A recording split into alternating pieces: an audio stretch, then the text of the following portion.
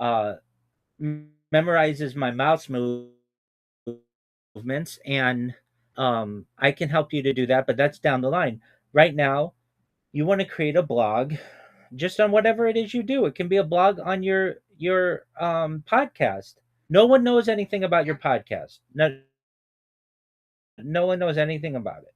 And it's still new to you. There isn't any content on it. You need to create the content so that AI knows what it is that you're about.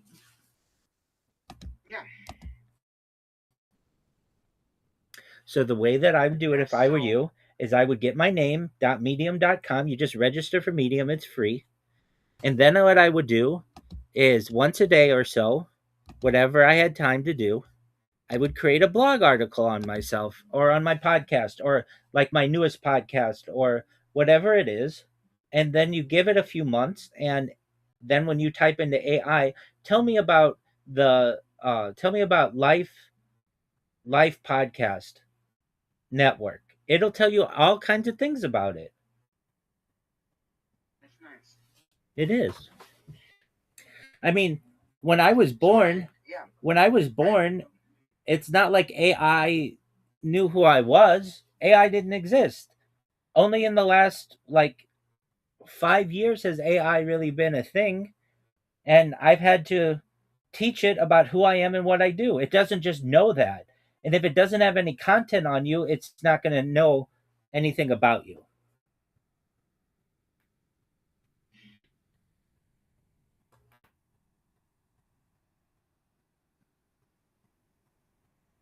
yeah. So yeah, I will going to create blog today. New my first ever blog. Are you saying grok or blog? Blog. Blog, yeah, exactly. And so you can do this with Medium, and it's very easy. So what would I do if I were you? I would go to ChatGPT and say, "My name is Antonin whatever, and I am a podcaster in Czech Republic, and I want you to create a blog entry on my podcast and about what I talk about." And I talk about alpha males, and I talk about AI, and I talk about the future, and I talk about computing, and it will create the best blog you've ever seen. And then you take that and you put it into uh, another AI model like Gemini or like Copilot or Perplexity or Claude or something else. And then you say, make this as good as possible. And it'll say, okay, it could be made better by doing this, this, this, and this. Then you take that and put it back into ChatGPT and say, ChatGPT, is this ready to publish? And ChatGPT will say, yep, it's ready to publish. And then you take that, and that's your first blog entry. And then when people Google you, they're going to learn all about your podcast and your interests and everything that you do. And then when you ask people to be a on your podcast, the first thing they're going to do is Google you and try to figure out, do I want to do this guy's show or not? And they're going to have all kinds of positive things because it's going to say Antonin is a Czech Republic podcaster, yada yada yada. By the way, do you call it Czech Republic or do you call it Czechia? Czech Republic. Okay, but isn't there a big push to call it Czechia? No. On Wikipedia, there is. Bro, Czechia is like if we are no Czechia. Okay, No, Czechia. Czechia. Czechia. Okay, Czechia is like when we playing football. yeah, exactly. So there's a big push to call it that, right? Mm-hmm. But you don't call, You can say that. but okay, I understand, but you don't call it that. No. Okay. Um. Well. So anyway, it'll say that you are a Czech Republic podcaster, blogger, futurist, computer science entrepreneur who And Starboy. and Starboy, absolutely, who is um a person who is interested in uniting the world and self improvement and all the things that you talk about. Right now, though, it doesn't know who you are. Like, how do I want to put it? How do I want to put it? It's like AI is a big gun, but if it doesn't have any ammunition, it can't do anything for you. But if you give it ammunition, it'll shoot for you all day long. That's true. That's true. So, like That's what I would do is I would create a serious blog. Like my Rabbi Rothschild.medium.com blog, like you can scroll down. There's a lot of content there. And yeah, do you see all the pictures? yeah. And they're neat and they get people's attention. And they that blog shows my serious side about like things that I want to do to improve the world or topics that are of interest to me. Now I have other blogs that I create just to basically flood the internet with as much information on mega projects and AI and stuff as possible. And that's what I was talking about when I was talking about that Malaysian sustainability and environmental improvement article. Um, Mm-hmm. and you can create those kind of blogs as well. That's not necessarily a negative thing. It's just how you want to use it. But like, I mean, how many computers do you have? One. So you have one computer. Okay, so I have, if you count computers and Chromebooks, 1, 2, 3, 4, 5, 6, 7, 8. I have like I know. I have a lot more computing power. However, when you're asleep, you can use your computer to be creating these things. You know what I'm saying? No. Okay, so when you're asleep, you can create a robot that will publish stuff about you or about your podcast or whatever on a blog. Mm-hmm. And I can teach you how to. But how? It uses something called a macro recorder, which memorizes where your mouse movements are. Oh, this is another level. Yeah, it is. Let's go. I love it.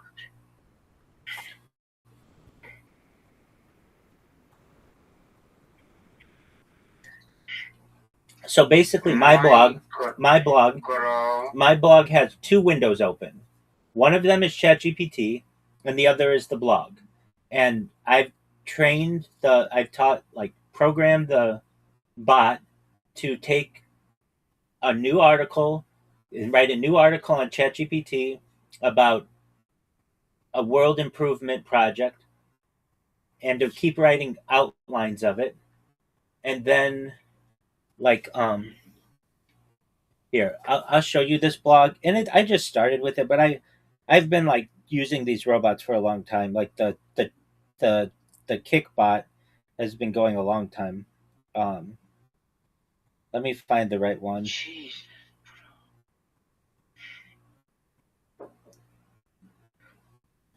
Just one moment.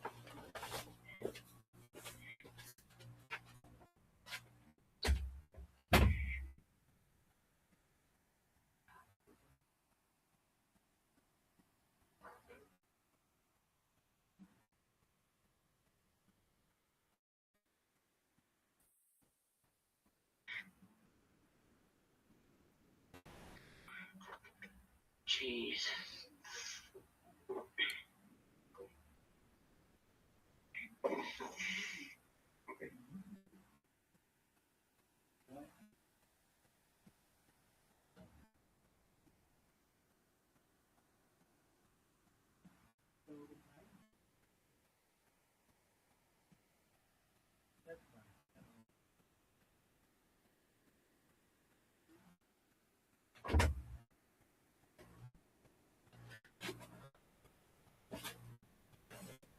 Tony, are you there? Tony. Yes, I'm there. Okay, just a moment. And I have a lot of these blogs, so let me just find the right one. Um, yeah. Okay, here it is. So I'll send it to you.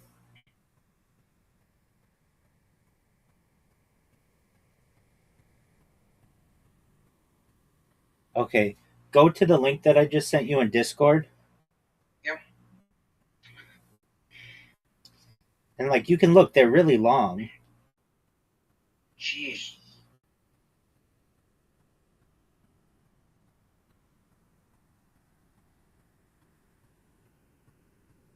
Nice. Yeah, yeah, it's very wrong. But like I have a robot that did that while I was talking with you. Oh my god.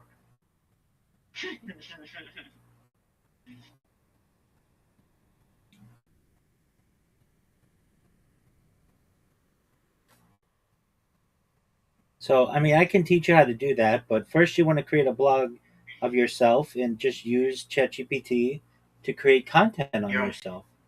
It's like no one's going to know about you if you don't promote yourself. that's true.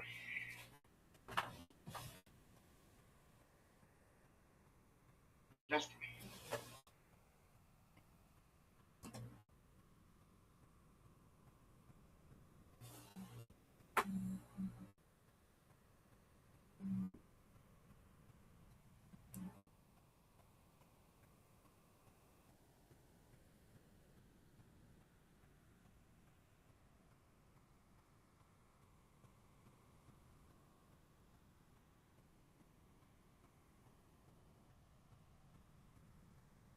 So I will going to create right now the first blog about me.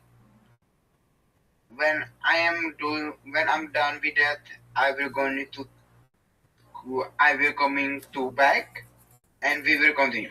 Okay, that's fine. I would advise, and this is just my strategy. You, the blog is something that you do in your free time. Right now, you've got a podcast to edit, so you edit our podcast so that it's ready. I know you're not publishing it yet, but get that done. I know you're not publishing it yet, but get that done. Get anything else that you need to get done. Once all that stuff is done, then you go to the blog. The blog is like extra. Does that make sense? Okay. Yeah. And then yeah, then you create the blog, Okay. and if you want, come in here and I'll look it over. I'll make sure it's good, tell you any corrections that you need to make, and then you're gonna have something about yourself on the internet, and then your writings and like There's G. you get it. Yeah. That's the G. If I can get a bro, wow. Let's go. So like I will do it and I will coming back. Excellent, we'll see you then, Okay. Tony. Absolutely. Okay. Talk to you soon and I thank you so much. You're Bye. welcome, my friend. Take care.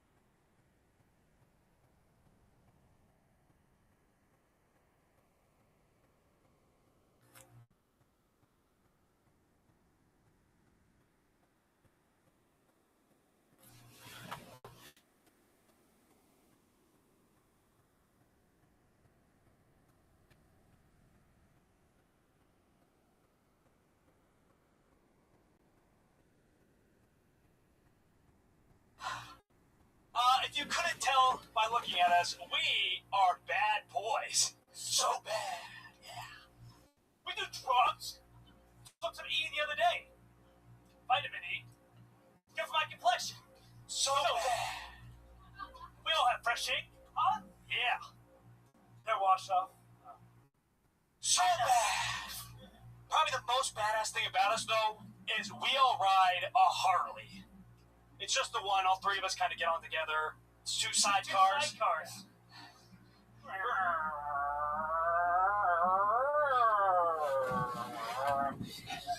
bad. Yeah. Alright, hand those microphones to my esteemed guest. Accurate. Hey, Tony. I don't know, Are you real triplets? Yeah. What happened to the guy at the end? He's like the good one.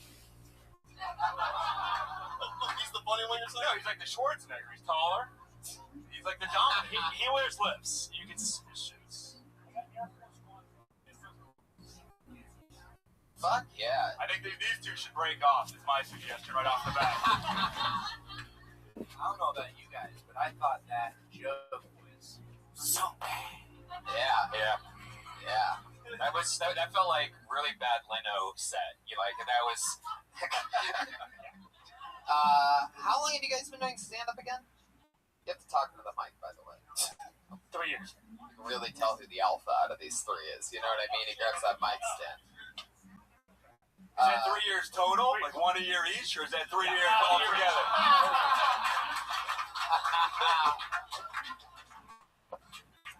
And how long have you guys been in Los Angeles? Our whole life. Yeah. Really? We live like 20 minutes away in Simi In Valley. a chocolate factory of some kind. Unrelated question. Were you male high school cheerleaders? All three have the physique for it. The one in the middle really looks like one. He was a base. I wish. I wish. That would be awesome. Flyer. Oh, we're losing. I know a lot about cheerleading, so that. I'm sure you do. Wow. Oh, gosh. You exposed them. Yeah, there was definitely some cheerleading I background. can see it, dude. I'm a scout. If anyone out there's trying. We played football and wrestled. Yes. Oh, interesting. Who was the best athlete? I was. Wow, all three. No, it's not. It's not. It's legitimately proven. Wait a second. You have the whistle's been blown. There's been triple talk for the first time ever. We'll go over the accolades. He tore his ACL, so he's kind of DQ'd. He was the high school MVP of football. But what? It's a small team. 30 people. No, I'm saying size-wise. Oh, yeah. Team. That's it. We played the middle school team. And then he quit. No, but hold on. I was an MVP in rugby in college. Oh, it was a club team. They cheered when they lost. They played on an elementary school, by the way. They played on the elementary school. No team spirit here. They turn on each other. I know, seriously. I like it. Very competitive. What was the best thing about them is when I walked in, I saw them rehearsing downstairs. Walking by, and I was like, who are these guys? And I noticed you all looked alike. That didn't make sense. Did you walk by and they were doing like jazz hands? They were like, you were like snapping at it. I thought they were like an a cappella group who was like trying to break in here. Ran a trash can fire. Yeah. Do, take it back. The fucking Beersy triplets. Tell us something interesting about you guys. Our name is pronounced Bersey triplets. Like Jersey. Yeah. Beersy. The Bersey triplets. What? The triplets? I definitely liked your set last time better. This time definitely seemed more rehearsed. Something you'd see on like America's Got Talent or something, like shoot me in the mouth. I was trying to tell him. I'd imagine with three of you, there'd always be one that's like, I don't know if we should do this one, guys. I don't know if the fucking jazz hands. I was all over it. I said it. Right. Jazz hands doesn't really translate to the podcast. That's what I was saying. For the audience. How does it work? Does one of you write, or do all three of you write? All three Any of you? Do any of you right? I want to go off on these motherfuckers. Do it! Let's do it! Here we go. You guys are Man, lying. if you want to vent, you can vent, dude. You were a crib, you were a blood, you guys killed each other, you were some kind of forest ranger service who came by and collected the body, and then you shot yourself. I wish I had 3 bullets right now. If you guys thought this our little red Corvette entrance was hacky, are you fucking kidding me? I don't know. This was like America's Got Talent shit. This is like the lowest part of America. This is like, you guys are nice, but this is how I feel. I I think you shouldn't hold back, dude. You should really just vent out a bit. Like, you kind of held back, I thought. A couple punches were Who pulled. said the red Corvette was hacky? I liked it. By the way, Pat, I mean, what happened? Did you, like, lose 2 brothers in delivery or something? Like, what are you so mad at these guys for? I mean, furious. Oh, man. It's just, you know, I do a little something stranger, and I always see audiences respond to shit that I hate. And that's By the way, you can catch Pat on the next season of American Idol, by the way. You guys are American Idol dog shit. What kind of insult is that? Hey, Tony. Yeah. How many Fruit of the Loom t-shirt packs do you think they go through a year? Whoa, Jeremiah hitting a home run early in the first inning. Too many. I love that. So, Bearsy triplets. Is there one of you guys that like gets caught jerking off by the 2 of you a lot more than the other one? Back in the day, yeah. Back in the day, I had a thing called, it was very low point. I had a thing called 2 days. It was during summer, so I'd wake up in the morning and jerk off, and then at night I would jerk off. Do all of you have that lisp a little bit, or just this one? Just him. He was so into jerking off that they named it something like after a football team does. Well, Get ready for the season. It was during 2 days, so it just seems suited. I gotta jerk it. I'm so turned on in the locker room. I gotta jerk it before practice. I gotta go home and jerk it after practice. Maybe you guys should do 2 a day writing sessions. Whoa, man. Wow. Fuck yeah. The Verzi triplets. Last time you guys were on, you were acclaimed heroes, and you're just getting your souls taken away today. That's okay. We need that. I Can't love wait that. to see the swarming fighting style of them attacking the parking lot. Just fucking on each other's shoulders, totem pole attack style. Is there any reason you think why you have the list, but the other 2 don't? Were you like Grandpa's favorite or something? Like what happened? He was pulled out of the womb by the tongue on the forceps. Just fucking too much. I don't know. No idea, huh? I took classes when I was younger to get rid of it, and I guess you've never had it. I'm not a retard. Wow. I told him. He's got to branch out, dude. These guys are holding him back. He just threw shade on his 2 brothers. Fuck yeah. All right, guys. Well, it was nice meeting you guys again. Tony, Yeah. Another thing that bugged me about their set, Yeah. I actually didn't mind their set. The only thing that bugged me was the snapping wasn't in unison. You know what I would love to see? You know what it just hit me is I would love to see the Verzi triplets go up against somebody in a roast battle. Oh, yeah. One of those undercards, Moses. Can I play little match? Can I be instigator? I'm a matchmaker here. We've done tag team. Maybe the triplets versus Pat Reagan and an undercard. Let's do the triplets versus Pat Reagan in the parking lot. We're not. Whoa! I've never seen it. What about this as a battle? Wow, here we go. The Verzi triplets are so short that they just got little toddler tutu right in the face.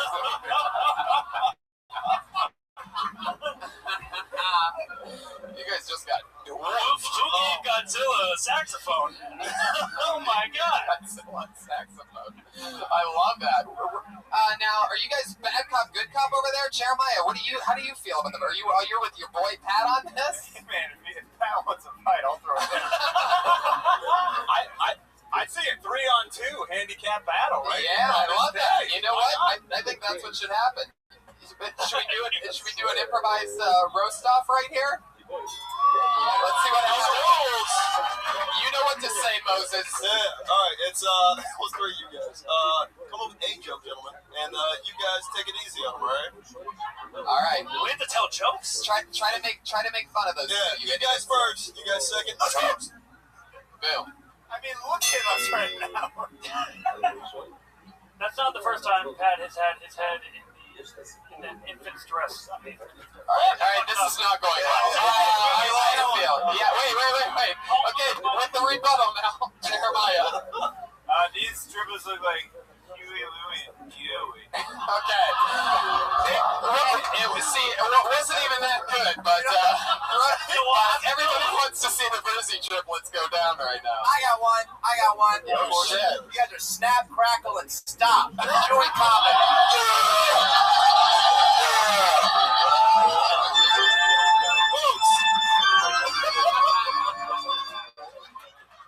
That's what I'm fucking talking about. Boozy triplets, there you go.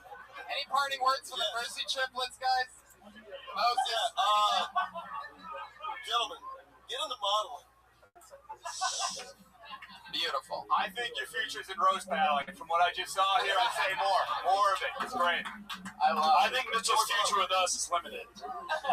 Well, there they go, everybody. The fucking Boozy triplets, everyone. I love it. They're on Twitter at Boozy triplets. That's so fun. I love that little improvised fucking roast stop. I think the show should be over after that. We're just getting started, baby. Jesus. We will not snap, crackle, and stop. That's unbelievable. You guys. The honky tonk man. I thought he was going to guitar one of them over the heads. I wanted it.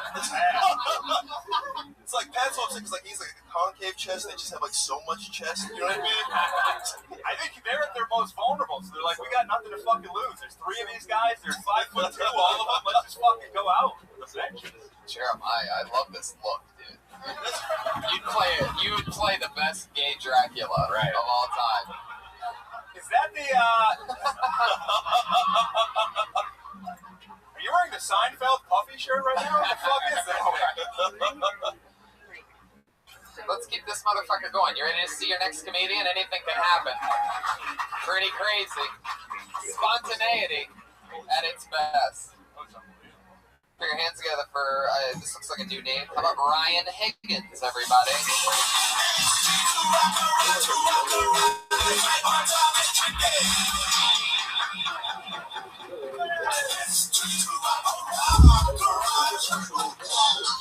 All right. There we go. Hello, everybody. How you doing? You seem like a cocaine crowd, right? You guys like coke? I never liked cocaine. I don't understand it. I hate my thoughts. Why would I want them to be faster? Doesn't make sense. That's like giving your high school bully a gym membership. There you go. That's the bit. That is the bit.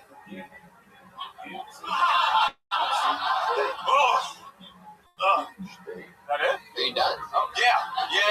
Wow. With that bit? Yeah. You have 40 seconds you do left. that between bits and we're... I'm very efficient. This guy's got a tight 10 seconds.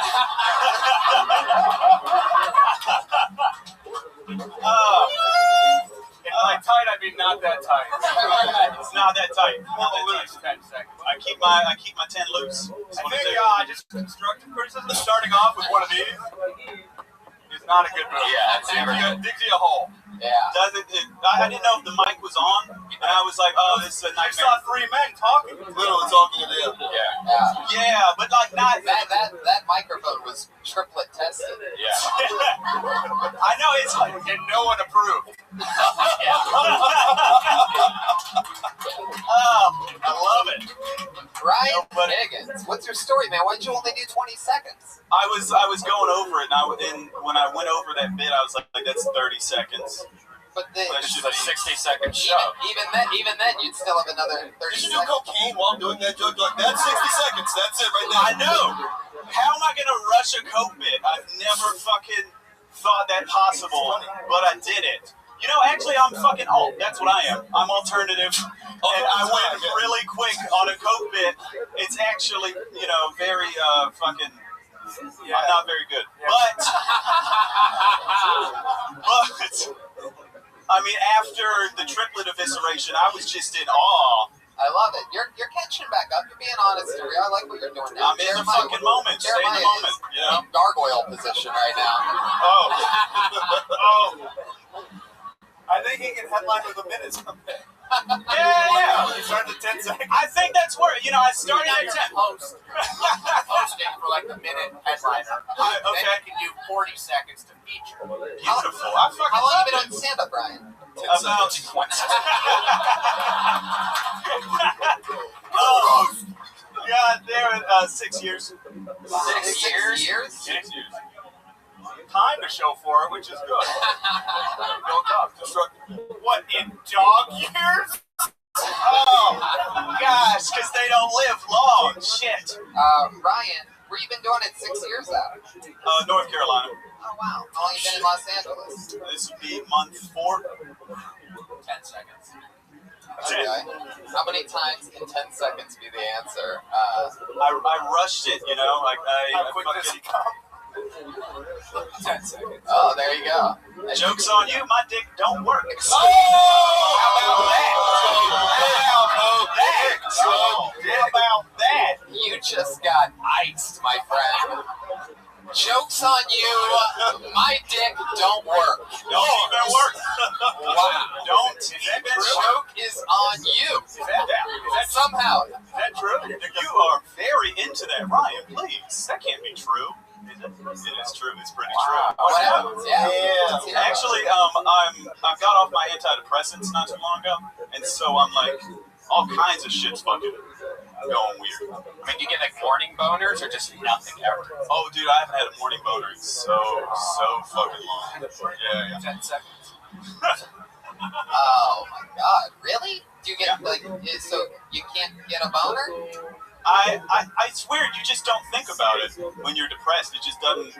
About the boner or about titties or about what? That could be why you're depressed, actually. Say what? That's one of the reasons I went off antidepressants. Yeah. Yeah, that, because a lot of people kill themselves.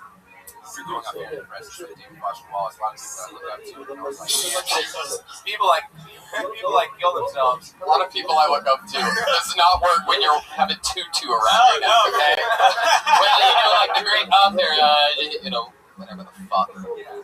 No. But yeah, he fucks with your sex drive a lot. Is that it? You take dick pills? No. Like, the ladies aren't fucking Look at me like that when you fucking like I'm the bad guy over here. I know. Why did I do that? No, one of my dicks at work. This is hostile. Like, I don't know why I did that. I did. He's from North Carolina. Look at your melanin. The hatred. That's right. The hatred. Picturing a rope. Yeah. Not on a swing set, Moses. How do you feel about the restroom deal in North Carolina? I think it's really shitty. It's I try and defend North Carolina all the time, but now it's just like, it's full of hate. Sorry, I used to be like, there's some really good people. Now I'm just like, yeah, you should go. What do you do for work? I walk dogs. This is the most depressing. Right. It's worse and worse. I thought the dick would be it was the tip of the iceberg. Yeah. Who's happy in here? I don't know who's the happy. That was the funniest thing you said people. today. Thank you. Who's happy here? Who's happy? Who comes up here and you guys are like, God damn that guy, I fucking one day. Yeah, they seemed alright.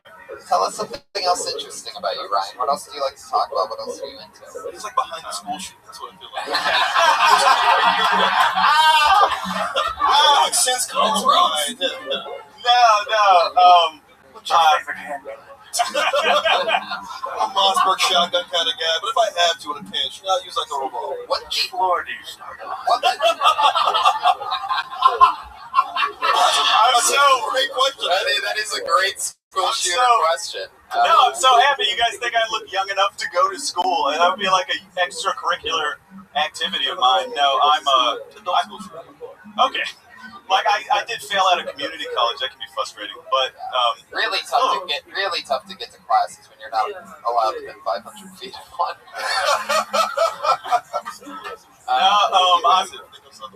I'm sober too. How long's that been a thing for? Now, I'm figuring out why you're depressed, right? Immediately. But do you do anything for fun at all?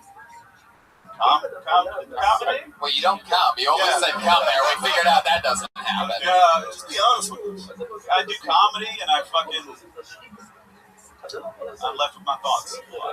Do you have candles burning in your closet with like newspaper clippings taped to it?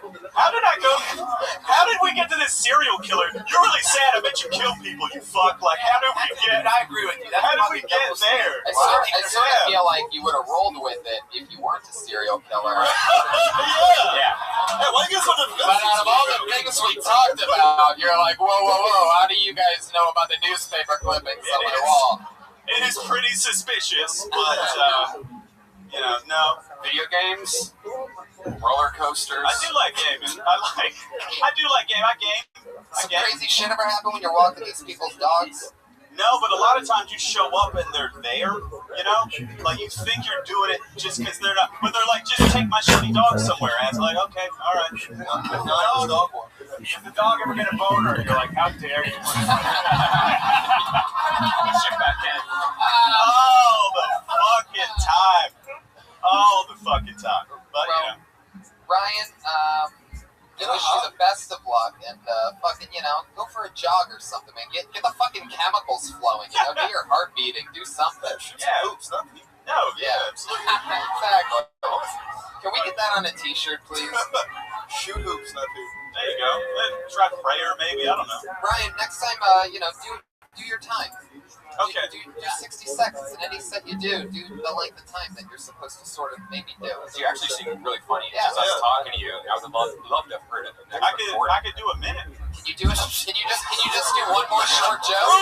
You just what the fuck? I can do a minute. I could do a Why minute. did you do a minute? What a brat.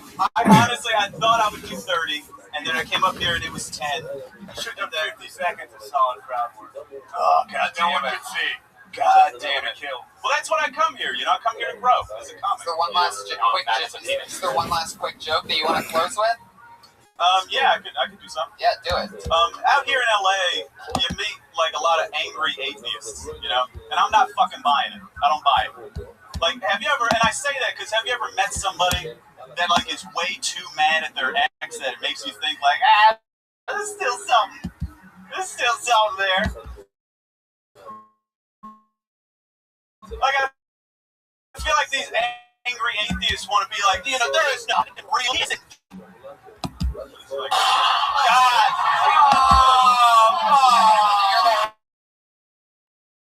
Don't celebrate and put your arms up like that was cool. You don't get to do that when it sucks. Oh.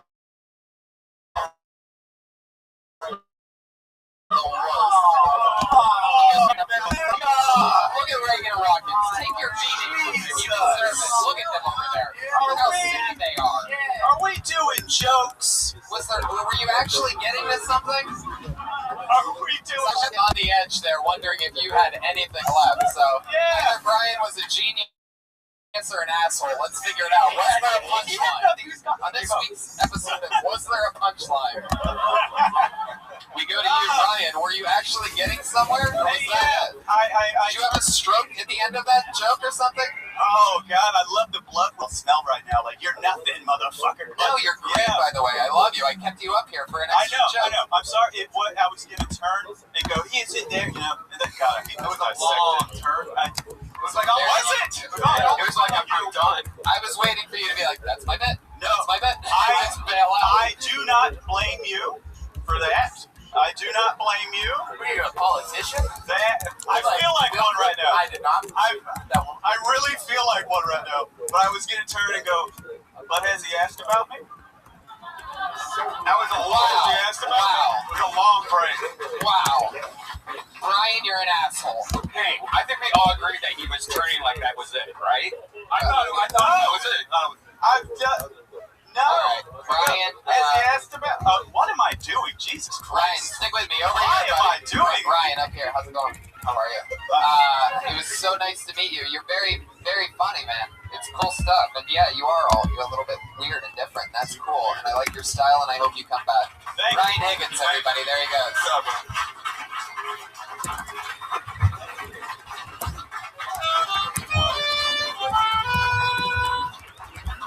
Oh, fuck yeah. Golden Tony. People like Ryan is the reason why I wear bulletproof vests underneath my jackets here during this show. Thank you, Moses. Thank you for giving away my old Achilles heel there. My skull. Everybody, there is no vest over my face. It is true. I pulled another name out of the bucket, and the name is Daniel Balshin, everyone.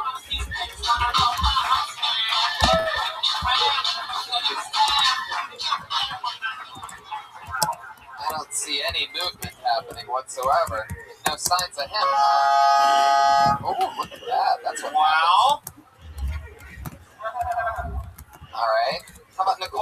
cannon, everybody. Holy shit, here we go.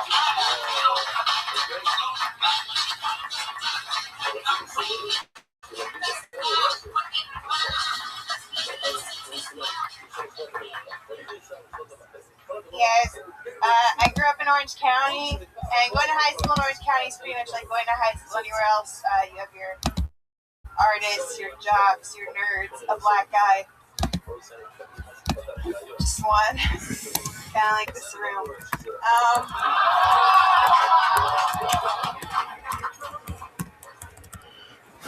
I wanted him to think I was cool. There he is. Shut up, you're cutting in a minute, jackass. Alright, that one guy, I wanted him to think I was cool. I remember one time he made a joke in reference to the rap group NWA, and I didn't know what that meant, and he could have let it go, because I laughed anyway, because I wanted him to think I was cool. He could have let it go, but instead he turned to me and goes, "Nicole, do you know what NWA stands for?" And I was like, National Women's Association. It's really embarrassing. Now I know what it means, and I realize that asshole had me either way, because even if I did know what it meant, I can't say that shit out loud. You have to be an N with A to say that out loud. Oh, okay.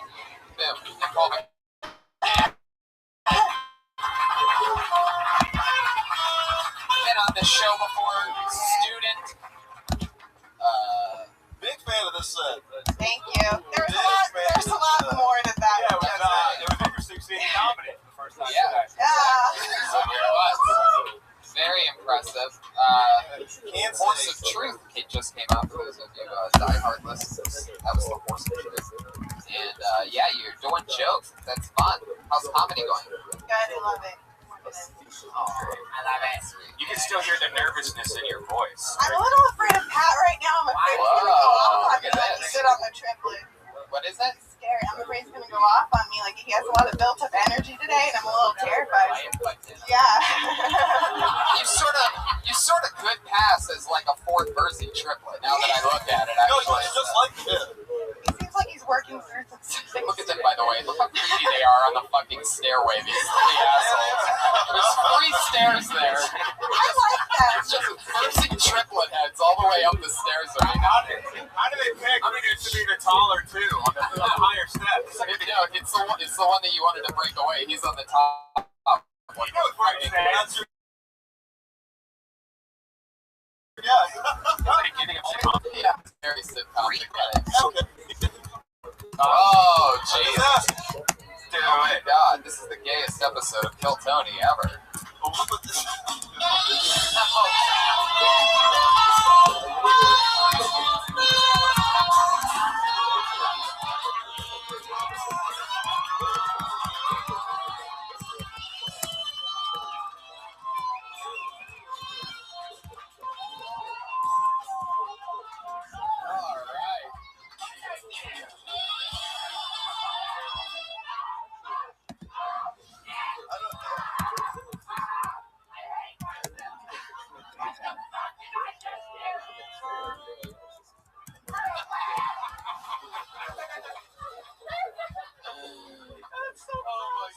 Say it again. Pat, you have the softest lips. I get it. I totally get This is called making a homosexual. Really is. The show goes on. You're Oh like, my your dick is God. so pretty. I don't know what it is about it. It's nice. Yeah. It's musical. I was watching behind because I stood up. Moses was, and you like were hesitant, like, is this really gonna happen? And Pat was like, it's happening. He fucking went in. Dug in there. Oh, you were open mouth. And I don't know if you Yeah, were close. I was...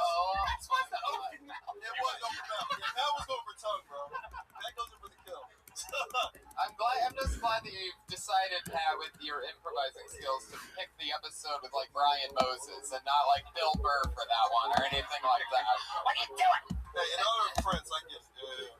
Yeah, totally. Thank goodness again that Prince died this week and not the episode with Bill I wonder Burr. if Ryan Higgins' his dick works now. Ryan Higgins just came 3 times in the back of the room. It's like, that's what it is. I need interracial fucking making up from gay dudes. Alright. Fuck yeah. Speaking of interracial, NWA girl. Yeah. Now, this one guy tried to make your friend himself, right? Did you ever sleep with this guy? You into that guy? The one black guy in the fucking county. I was thinking, he was cute. He was prom king. I didn't sleep with him. That's That's a lot of power. The one black guy was the prom king? Yeah. He was the last He sure prom king. crazy. Oh, but then, goddamn, Tony. I don't know what kind of royalty they think is happening up there, but I've never seen a black king in my life. I bet there were a lot of angry fucking dads.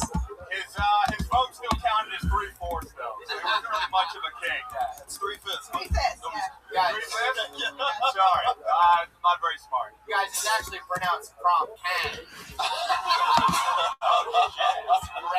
Dude, you kissed soul into this guy. You made him hard black. First of all, it's prom Toby, but whatever. Where is it that you're from? Huntington Beach in Orange County. Oh, yeah, there's definitely no black people down there. No. How long you been doing stand-up? Since September, so like 7-8 months. I liked how you kind of riffed a little bit off the cuff. You don't see that a lot from people. Just a lot of people very rote, especially in a 60-minute second set or 10, whatever your fancy is. Yeah. Yeah, totally. It's yeah. And sometimes also when people do go for it, it just doesn't work. But we're able to figure out both. That's so fun. What else is happening? What else is going on in your life? You're going to college, right? Yeah, I'm in school. I go to UCLA. It's boring. I don't like it. What are you studying? Political science. God, way to backup plan. What an idiot. So the guy that was the prom king, he was probably like the super athlete and everything else, right? I don't think he was an athlete. He was just like a really good looking. He was buff. He was like a really good looking black guy. You never landed it? No. You want to kiss a black guy right now? Yeah. First of all, I want Moses, you dirty whore. Whoa.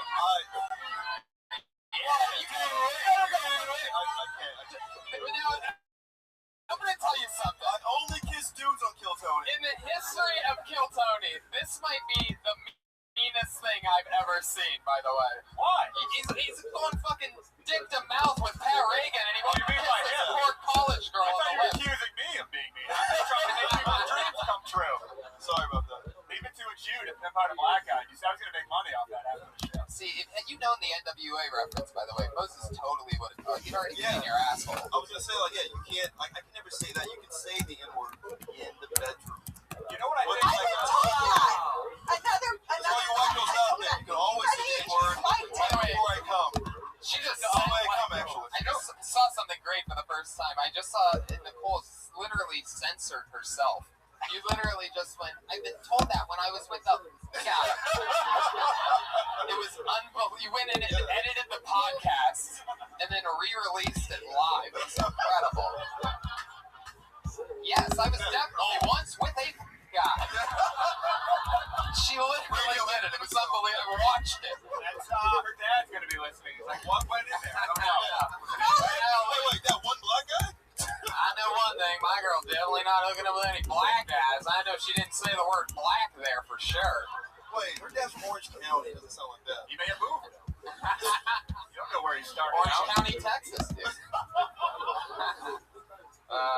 Fuck yeah. Well, Nicole, great stuff. You did comedy. You did it. You really won't kiss her?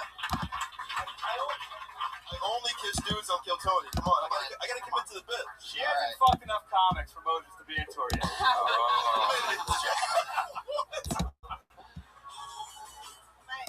All right. Am I done now? Well, there you go. Nicole Buchanan. Great stuff. There she is, everybody. She's on Twitter at Nicole Buchanan. That's her. Another comedian. Moses, somehow this turned into like you being a dirty whore tonight. I only kiss, by the way, that's how rumors get started. I kissed one guy the whole night. Now I'm saying I'm a whore. A dirty whore. But you kissed him twice. Yeah, totally. It may happen again. The night's still young. I love it. Wow, this is definitely a new name, or else I'd remember this one. How about Curtis Taylor III? So if you're Curtis Taylor or Curtis Taylor Jr., not you, but Curtis Taylor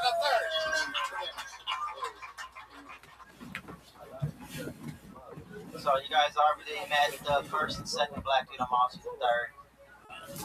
By my last name. Now I got to get everybody else. But give me 30 seconds. So I'm at a point now. I get to go visit family. and it's kind of cool because I'm from the Bay, so nothing's better than meeting my hood cousins. I got cool names like Hakeem and Shaquita though. I didn't pick it. They live in Compton, and it's cool. I get inspirational speeches like, "Hey, motherfucker!" I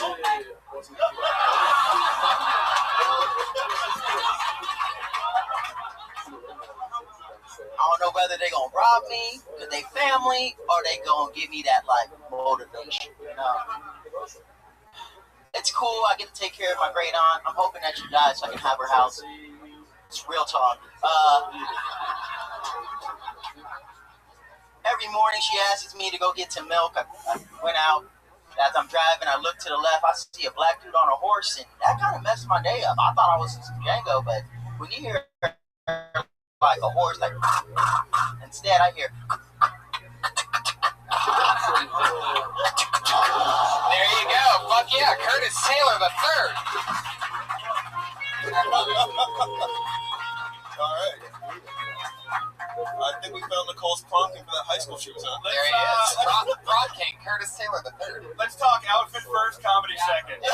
All right. Fucking Blacker comedy and fish right here. I like the getup. Is this every day? Yeah. The shoes, the whole nine?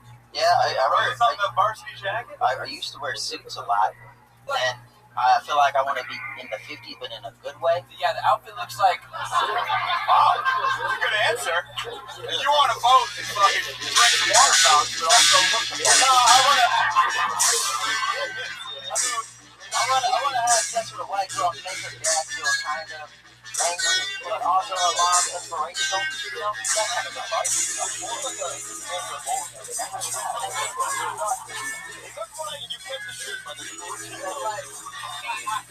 looks like he would work at the diner, the Mark and Fly would always go in. Back to the basement. It's just still black to me. It's called Go Black to Africa. That's what it is. That's Brian Moses. Yeah. Go ahead. That was a real black on black time right there, man. You should show me love.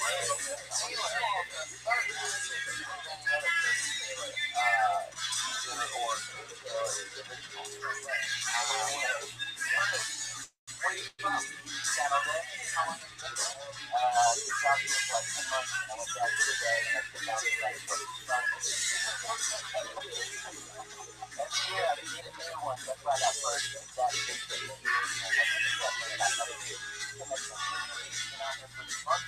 Yeah, my dad used to live out here, so I kind of bounced back and forth and stuff like that.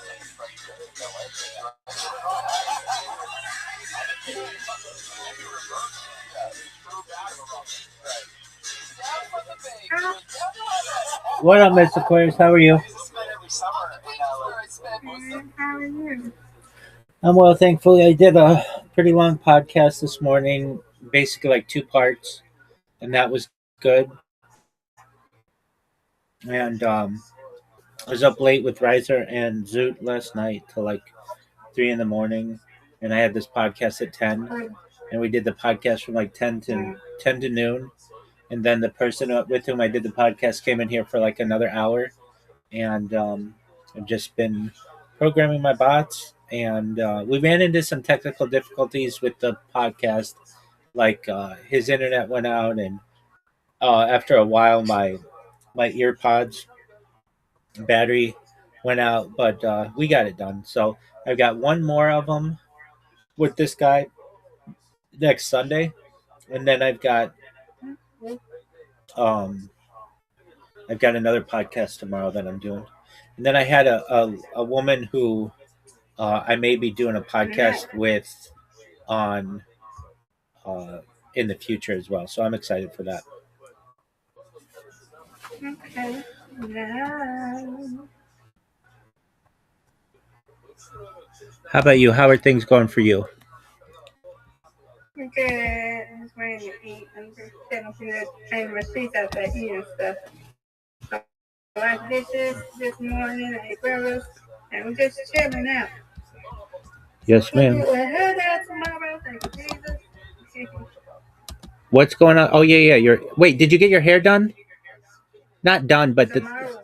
Oh, I thought you said I thought you said yesterday it was today. No, Yeah, you probably did. 2 weeks, sir.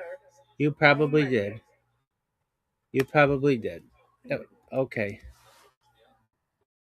Yeah, Monday. Well, Monday. Okay. Is it itchy?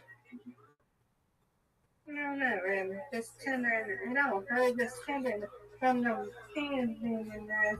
Like it's loosening up. I'm just ready for her to put her hands in there and massage it real good.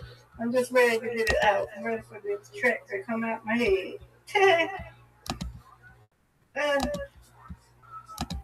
I'm ready for this stuff to come out. We get it washed. It is a little bit, but it's time for it to come out.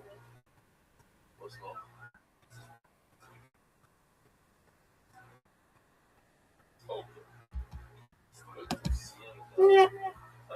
Yeah, I'm gonna put this thing on you because I know Jason's gonna be up after a while and probably gonna be out and about.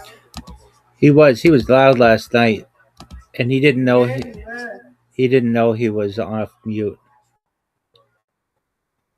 Oh, he didn't know he was enough milk? Yeah, same thing happens to me when I do IRL. It's like you're paying attention to everything around you, and you don't recognize that your phone is unmuted.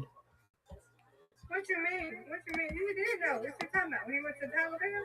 No, no, no, no. I know that, but later last night, like at like I don't know, midnight or 1 o'clock in I the was morning. asleep.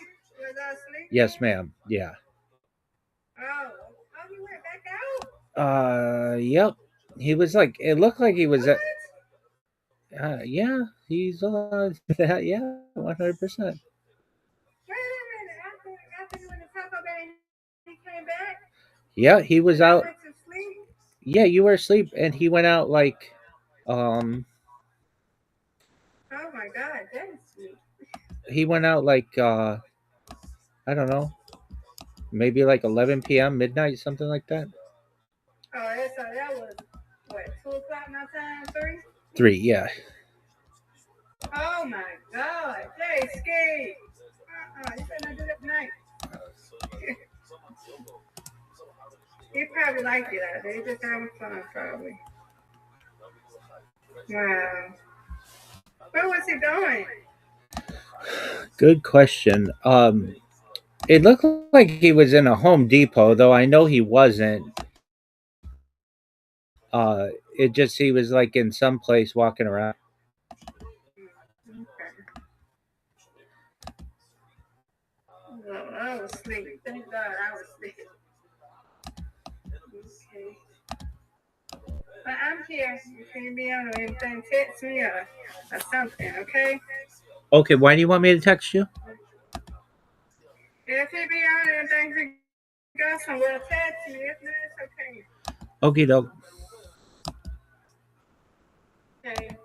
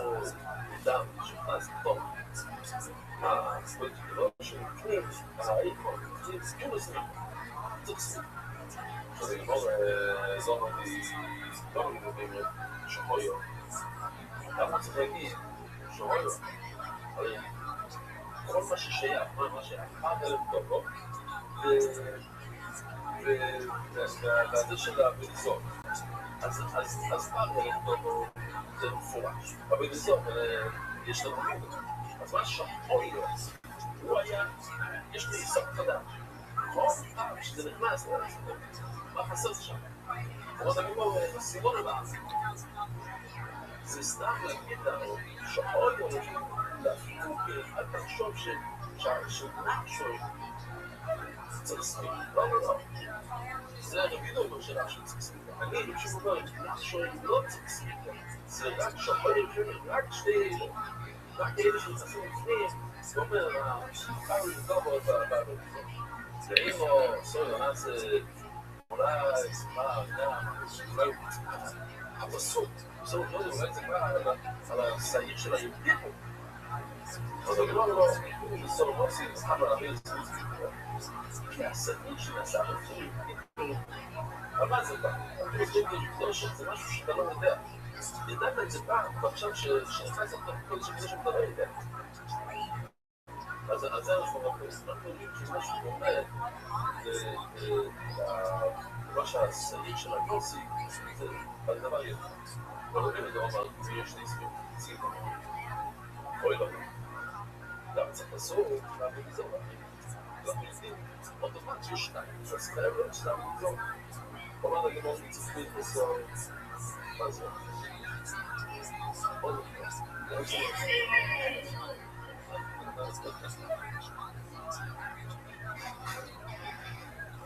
אוקיי, אבל יש לי שאלה בבוי סייד, למה אנחנו צריכים לכיוון הגיונים והקופה ולא לכיוון הביצ'ים שם למעלה? זה השני. לבד, צריך להשתמע לשמור. חיזו. סיפור אחר שאני קטנה, צריך לשמע איזה פאק. צריך פאס. ביטור שבת. שהוא רוצה לדריש. זה חדש כאן. לא היה כמה ג'סים מוזר. אז היה שם איזה בעיה להם, וזה נפתח, זה קלמה. אז כאילו, מה, זה חי פעם, הוא שם שם את המרכיב שלו, ואת הספריות שלו, ואז נפתח וזה נזרק וזה. נכון, אנחנו עכשיו לא רוצים, אנחנו משפעה בגלל משהו זה. הוא לא יודע, כמו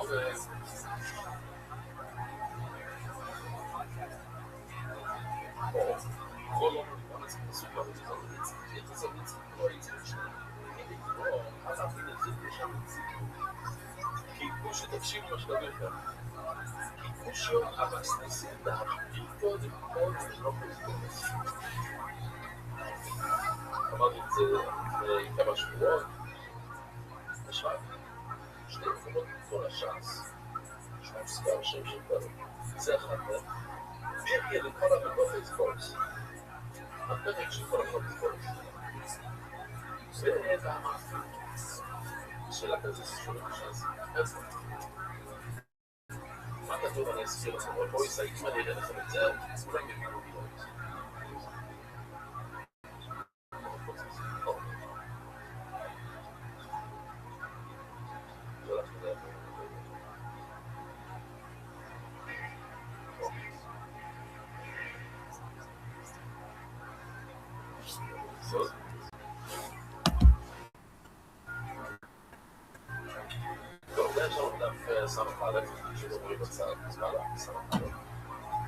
יש שלוש סוגי קורבנות. יש קורבנות, שם יוצא לו, שם ביופי, שם יוצא לו. ויש שלוש הלכות. סליחה על הבימה החיה, סליחה על הבימה החיה. וגופו. והקורבן שם אומרת שכל אחד מהקורבנות מקבל 2 מתוך ה3, ואף אחד לא מקבל את השלישי. בואו ניקח דוגמא את זה למעלה, שם תמצוא לו. אז הוא, יש לו חשבון, יש לו ירוק, יש לו סימית חומר, יש לו חומר, אבל אין לו אותה טוב. זה גם אפשר לראות, יש לו את המחול ואת האדום, יש לו סימית חומר וקודחור, אבל אין לו חומר חי.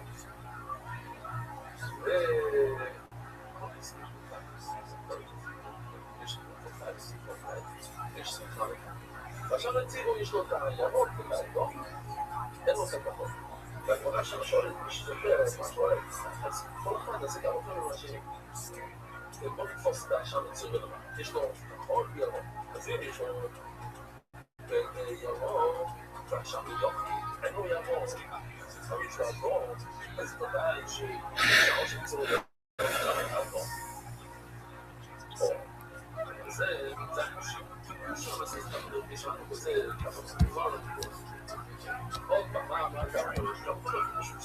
עכשיו יוצא לו שהוא למעלה. יש לו כחול, יש לו ירוק, אין לו אדום. אז אני שואל, למה אין לו אדום? אם נשאר ביופי, יש אדום, ונשאר ביופי, אין ירוק. אז מי שיש לו ירוק, בודק שיהיה לו אדום. יצאו שם יש לו ירוק דם, הוא כבר שחור.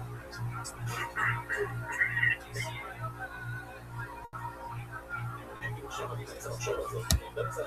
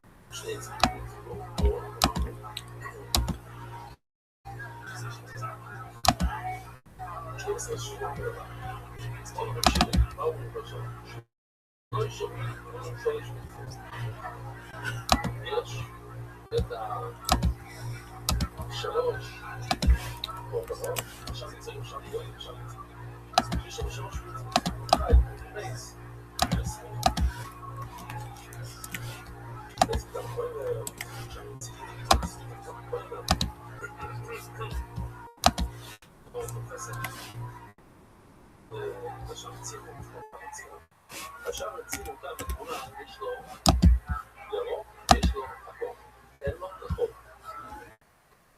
עכשיו אני לא רוצה לדבר, למה שלא יהיה לו כחול, אם, בוא נגיד, עכשיו יוכית, אין לו ירוק, אבל יש לו כחול, אז ככל שיש לו מציאו שזה ירוק, זה לא כחול. עכשיו יוכית שאין לו חיים, אין לו ירוק, אין לו חיים, אז עוד שכי, עכשיו מציאו ירוק. אז הוא אומר, כמו שם, אני צריך להכניס לו, אחרי שאנחנו מציאו לו, כל אחד אין לו שווה. כל אחד שווה 2 מתוך השלוש שווי לזכות, זה הרוב. אז לכן גם אצלנו, תדע לך שהרבו שניסינו לדבר 2 של הציבור שקוראים ישראל, לא יותר. והוא יראה לו בסדר, ידין וידין, ואנחנו לא יודעים באיזה 2. אז לכן, אם אתה בסוף, זה נוסף לעבור, הפסוק פשוט מלמד לנו איזה. מה שאני, אם בסוף לא עושים, אחר על הדרך, ציבור, שלא על הדרך של מצווה לגבוה, כמו מספיק זה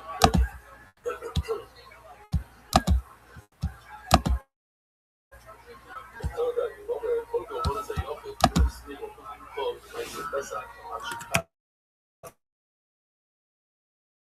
עכשיו,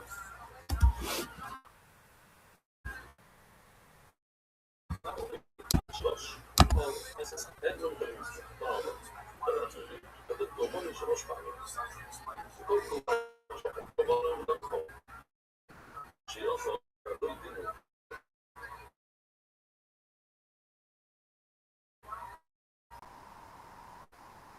ולכן אני לא משהו חסמריה. השטוב היא נמצא חלק לשטוב. אני לא מדבר משהו לא לא עושים את זה אחרת, אלפי לא עושים את זה. אז לא, אבל לא, לא עושים את זה. ואנחנו מטנסטר אמר לי, שהחל שיהיה במה, לא לך מרכזית שלו. אם לא תצא לבאים כמו שצריך, זה מה שישאר לך, אבל בשביל שזה לא יובן. אני רוצה שתנסה לחוק האמיתי, שתקבל לעצמך, לא בשביל, לא כאילו, כלומר, לשון חזק, חס לשון, זה בכלל, רבי שאין, konuşma yapın. Önemli şarma konuşma yapın. Şarma şarma. Zabrali tam aynı bir. Dobrý moment. Taką bazę, na zobacz, na sobie. Drogi konuşma. Sen zrobi nas, skoro mocniejnie. Odchaz powoli, szybciej, zrodajcie. Zmajcie kol Asyrii, wiem Asyrii, zmajcie, ale zero zysknie. Nie są w ogóle jedyną rzeczą. Bo naszą przewizytacją to na tempo, zero. Szkoły tak, to będzie śpiewa na tej gimnastyce. Mogę i zdecydować, że trzeba sobie majsy, szafkę też poukładał sobie, to powoli, czyli trzeba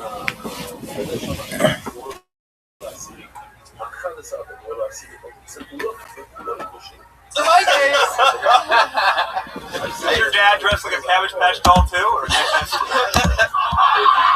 imagine magic father son? It'd be unbelievable. Nah, my dad's a track coach for like US team, so he's kind of wearing a lot of like tight outfits, and it usually doesn't fit him. It's cool. Oh, like the Versus one. Yeah. Your dad's like an Olympic track. Yeah, for like high school kids if they want to go to like the 18 and under, that division, he coaches that. He still likes that pedophilia shit, but he likes to mix it with sports. That's great. I went too far. Did your dad Found the edge. He's just red banded. It happens sometimes. We all red banded every once in a while. Red band more than others. Did your dad make you run a lot? My dad coached at my rival school. Whoa, you got real daddy issues, dude. I'm a good version of like family issues. My mom and dad divorced when I was starting my first day of high school. I picked my dad. My dad coached at my rival school, so I made a lot of friends with my classmates. That's about it. How'd you do it? Oh, we were undefeated all 4 years. Damn, fuck you, Dad. You personally, though. Me personally, I ran a 400-yard and 110 high. I ran 110 high hurdles and 400 You hurdles. dropped blue ribbons on your own. Yeah, I hold like a title at my school for like 8 years. Yeah, with Blue ribbons, like that. I love how involved with track your dad is. Like, he must be the only black guy that when he fires a gun, no one gets hurt. What track team did you grow up with a coach? He's shooting off the fucking. Well, I mean, it used a little imagination, but, you know, track is as low budget of a sport as it gets. I'm pretty sure if the coach offered to fire up a gun, they'd be like, yeah, we got no one else for it. Does that ever happen? You would probably actually know. Who does fire the gun? It's a referee. They come in. Really? They have a referee for track? I thought just common sense was the referee. You fucking won.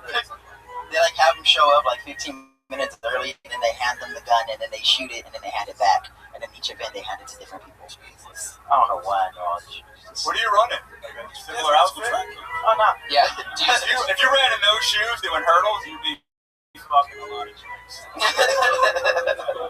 It's true. Do you run in What do you even call them? Saddlebacks. Saddlebags. Wow. They look like that.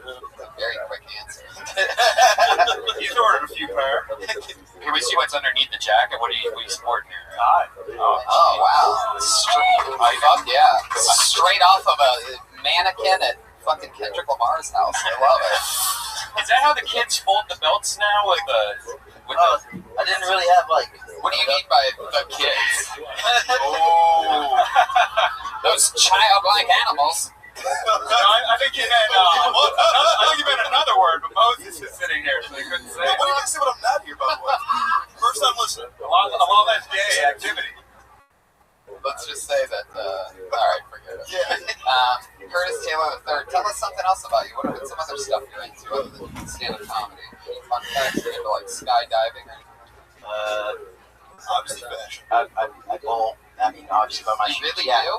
I really bowl. I know swing dancing. It's a real thing? I went to art school Swing dance? I went to art Swing school, dance? joined a white fraternity. Yeah. I feel Oh, it's called that? It's called white fraternity? No, not the bowling alley. No. It's really are like a throwback to like old school stuff. Yeah. It's a classic, man. Tony, this is where we find out he's actually Stefan from Family How often do you go bowling? I go bowling like once a week. Once a week. Yeah. What's your handicap? I don't have a handicap. I usually bowl like around like. I usually bowl. That's how nice he is, bro. I don't have a handicap, nigga. Bowling. Do you have your own ball? No. No. You're a once a week guy. You have the shoes already. I just go in and just pick which ball and then okay, this is This is cool. Bro Lebowski, right? Bro Lebowski. Do you go by yourself? Yeah, I bowl and then I like write in between. So that's like my in between time. You write in between shooting the ball? Yeah, so I write. Yeah, every time I bowl, I just write and then I have like 10 lines. You write like comedy while bowling? Yeah. That is incredible. You write like super sad shit, like gutter ball, and then I say, fuck the earlier guy. This is black serial killer right here. With a fucking notebook, like all sad. The decent sniper's the first That's true. I want to know the Grim Sleep. who's Curtis Taylor the second? I think this might be a Versi triplet situation we're dealing with. I'm the third one of the band formerly known as the Taylor Tribute. If you get 3 strikes, you call it chicken. Oh my god. It's still called turkey, by the way. How dare you? Instead of turkey, it's Chicken. chicken. Because we're going to black chicken. Because he's black. And he's right. Fry the chicken. Wow. Caroline, you have one more. You have one more in you. Oh. You got one more. Give me a watermelon bowling ball joke. Jesus Christ. What? That would be dope, by the way. Hard to the guy. If I saw a bowling ball in the water, that would be sick. That would actually be kind of good. You break your teeth.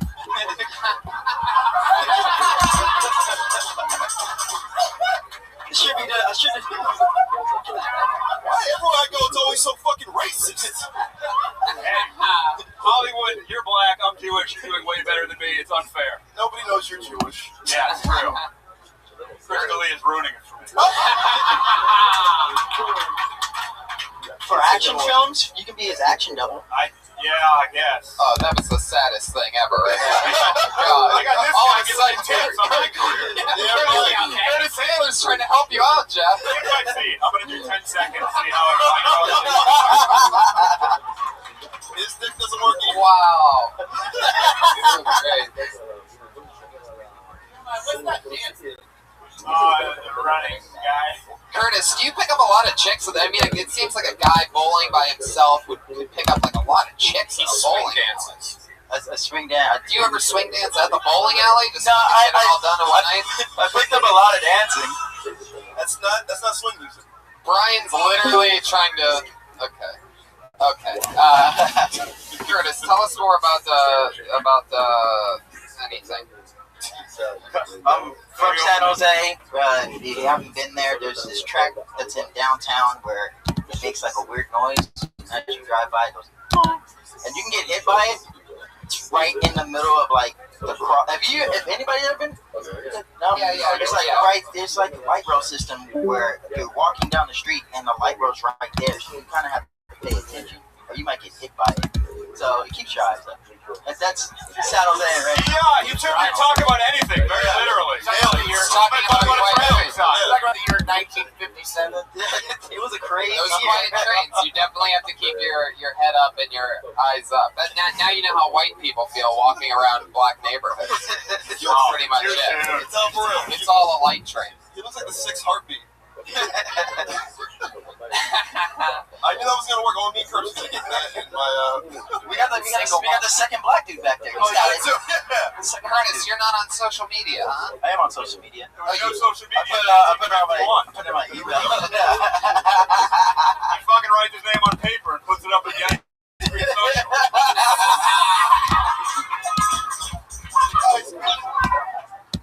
You put an email for your Twitter handle. Yeah. Okay. All right. You send your emails and your tweets. Well, Curtis Taylor III, it was nice to meet you, man. We'll see you again soon. CT3. There he goes. I like that. CT3. Fuck yeah. Curtis Taylor III. It's all happening. Is this the first time ever you haven't played both of your 2 songs yet? Are you still sitting on one? Oh. We played one of them. Oh, really? Minorities are killing right now. The triplets, the other dude, but you know, the chick and the black dude right now. Straight white males. Step your fucking game up. Look at you taking the chick as a minority. Jesus. That's a minority. Women are minorities. Stretching it a little bit. Feminism, civil rights, Thank you, ladies. And she gets it. Minority. What are you running for fucking office? Ladies, stick together. Women, blacks, Asians, Mexicans. Now, when Kanye wins in 2020, I'm his running partner. So yeah. Fuck yeah. I pulled another name out of the bucket. This name is Stevie Timble. Little trouble getting out of his chair.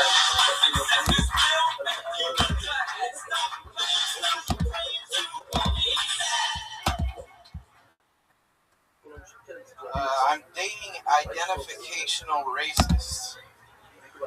And, you know, you're wondering how that could be. My friend left his debit card in my car, and I said, dude, swing by, my girlfriend's there, you can pick it up. Just knock on the door, she'll give it to you. My friend comes over, knocks on the door, my girlfriend gives it to him. I go home to talk to her, and she's like, so, your friend? Do you think I gave it to the right guy? I'm like, yeah, you should have. I don't think anybody else should have given. That's what did he look like? He said, well, he was dark. He was dark and he was about 6 foot tall. My friend's white. And he's about 5'3". And I said, baby, I worry about some of the things you say because honestly, if you say that to a police officer, they're gonna be like, what did the guy look like? He was dark and about 6 feet tall. Fuck yeah, I heard people laughing about other things other than, I heard a few people laugh, like, during the set, but it was obviously, like, something they were reading on their phone or something like that. Because I heard a couple chuckles, but it was like, they must have gotten a Snapchat or something like that, you know what I mean? Because it was definitely from nothing that happened up there. I mean, in an unbelievable twist. All of a sudden, really, I mean, just nothing in 60 seconds. Almost impressive. Jeremiah? Almost impressive. Tony, he looks like he beat up black guys in the 50s. This is my friend. I've heard of Jersey Shore, but Jersey Moore? I definitely don't want to see any Jersey Moore. No, let's talk about you. Whoa, Stevie, relax, baby. I'm just saying. Don't you step on my life. I wanted to show you some respect, so I watched your Netflix special, One Shot, everybody. Oh wait, is this supposed to be? I think I know it. I think I see a setup here. Hold on a second. Oh my God. You have a lot of nerve to make fun of a guy with one eye at a fucking auto shop. Oh, yeah. He talked to me with the confidence of a man with 2 eyes. It's like, dude, don't talk to people with the confidence of a person with a full body weight. You know I what? turned that off after 2 minutes because I heard, fuck yeah! Should we leave? 5 times in 2 minutes. 5 times in 2 minutes. So that's what happens when you try to make fun of my Netflix special. Yeah, it's 2 stars. I don't have to make fun of it. That's your algorithm, my friend. I didn't even rate it. That's the sad thing. I didn't want to. Stevie. Look what you've done. All right, Stevie. You want to be done? You just want to go home? You can. I'll let you go, Stevie. If anyone wants any evidence that this list isn't rigged, just look at the fact that Stevie's got 6 out of the last 7 kill totals. Yeah, and it just keeps getting sadder every single time. Stevie, it's okay. You can go, dude. It's all right. We'll let you go. Stevie Temple. Doesn't seem very stable. As we go on. In a stunning turn of events, a guy that hasn't had a boner in a decade was more stable than the guy that was just on stage for some reason.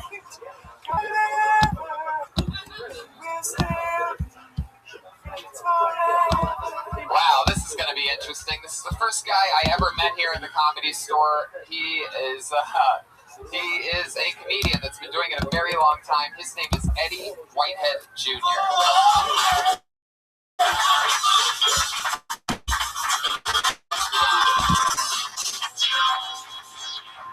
And this is why he's been doing the open mic for 9 years, ladies and gentlemen, is exactly because of that. Obviously not that professional. I pulled another name out of the bucket. This looks funny. Guido Saltarelli.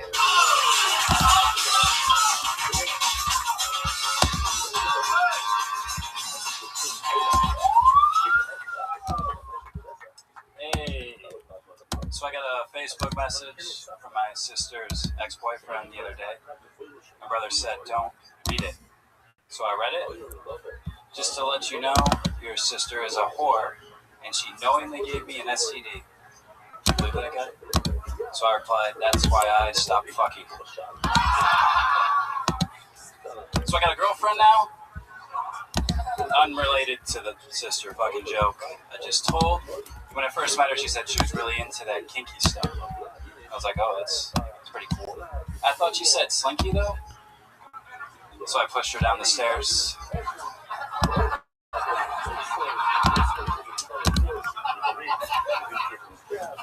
I'm not a good listener, guys. Not a good listener. I was at a funeral the other day, unrelated to me pushing my girlfriend down the stairs. I haven't heard the cat yet. Yeah, right. Okay, that's good. I fucked that up. Anyways, I was at a funeral, I was sitting there and I was feeling kind of sad. Okay, finish the joke. Sitting there at the funeral, and I see this baby just sitting there. I'm like, what's with this fucking baby? How long did he know the deceased? 48 weeks? He didn't know him. I knew him. And he has the audacity to cry louder than anyone else. Ew. Guido Saltarelli. Instant legend. That's how you fucking do it. That's how you do it. Exactly. I love your style, man. Thanks. Thank you. You're like Dexter, but with a better ending. Almost need to change your name. I was expecting like a nice clay jacket, but then you came up as like a Stephen Wright type. Yeah, I know, that's what I do. No, you and Stevie should actually switch names. Yeah. Do you and E.T. still talk? E.T. There you go. That was good. Not bad. I've got zero response. I'm way too nervous right now. This is cool. You killed it, man. You're great. How long have you been on stand-up? A year and a half. Where are you from? Michigan. I just moved here last night, actually. Wow! Holy shit! Yeah. I mean, he deserves that, guys. That's a cool little fucking short story. You know, I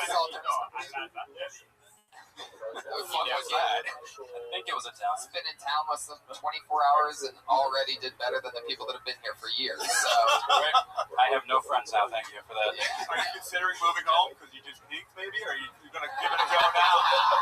Just consider it. I wouldn't blame you. Jordan should have left after that Byron Russell push-off. You don't want to be Jordan on the Wizards like a year or two down the road still doing it. That's all I'm doing. What do you do for work, Guido? I just do Uber, so. I love calling you Guido, by the way. I know, it is my real name. What do you do for work, you dirty Italian? Guido's one of the weird names where it's like both an insult and a first name. Yep. Can you imagine that? Yeah, like Nigger Moses. That's like it's the same exact thing. That's a real first name? Yeah, that's Him or me? Yeah, I can show you my ID if you guys want to. pass it around, Guido. That happens a lot. I'd like to see it. I've been dying to know how tall you are and how much you weigh. Okay. You're serious? Yeah. Okay. I'll just give you the wallet. Your parents, why didn't you keep Just don't take the money out of it. It's on the left side. How would you take it out yourself? My hands are fucking shaking, man. Take a leg of it. I wasn't expecting this to be my first show. Is this true? I just moved here? Yeah. I call bullshit! Look at this! Yeah, well, let's say that. When you really on that guy, I can explain. It's the issue date. Look at the address. It's the Bay Area. I live there for Like every other years. Guido I've met. Yeah. His middle name is anti-microwave. Oh, that's not a lie, actually. It's actually Antonio Crow, all one word. It's supposed to be a space. They fucked it up. It looks like anti-microwave.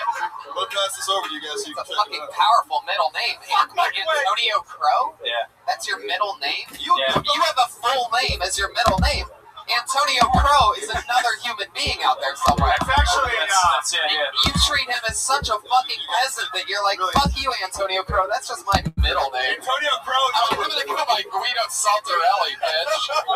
Antonio Crow's a safety for the Jets. He's killing it. Wow, fuck yeah. He's a corner, but Wow, a lot younger than the other ones. Looks like a Faces of Meth.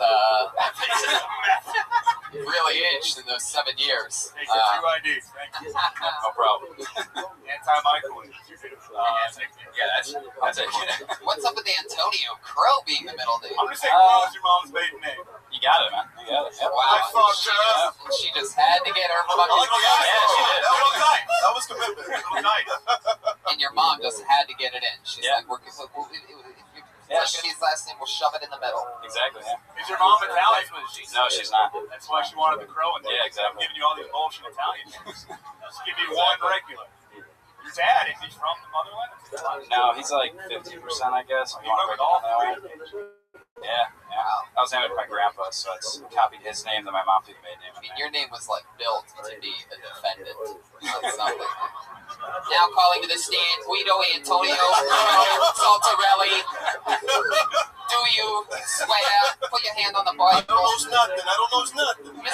Mr. Saltarelli, please relax. I mean, you can, by the way, for a guy with 7 names, you could go by just your last name and you'd be A-okay. Coming to the stage, motherfucking Saltarelli, ladies and gentlemen. Here he is. See what I mean? Antonio Crow Saltarelli!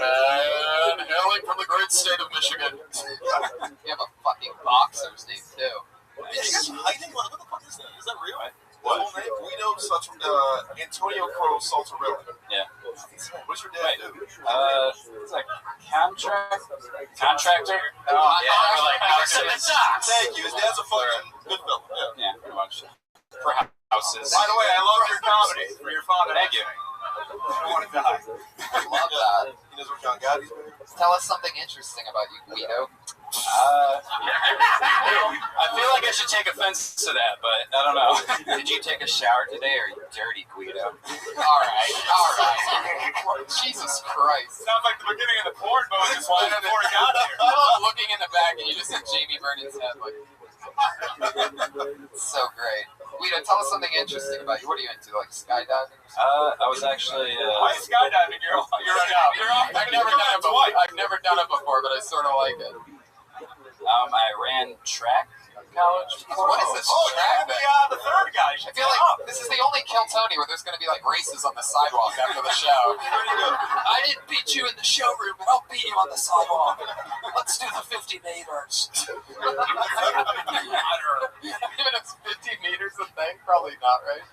Guido versus the black guy from the 1950s. The Munich Olympics all over again. Yeah.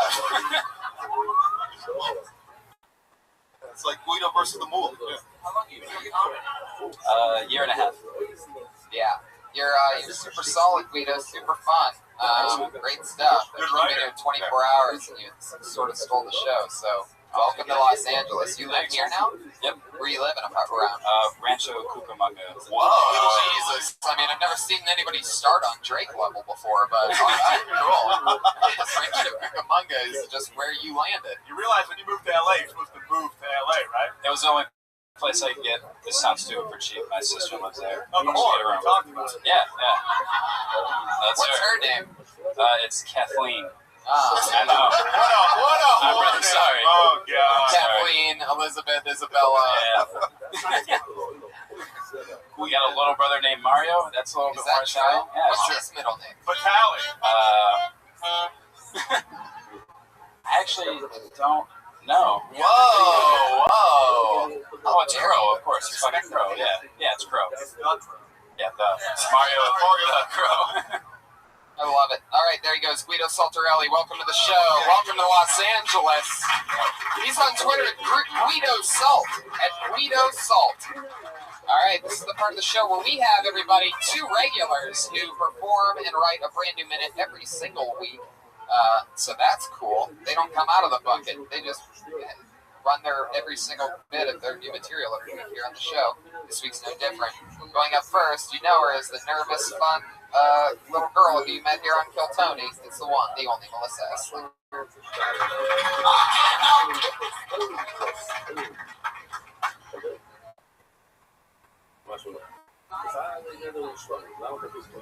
I've been working on my pacing.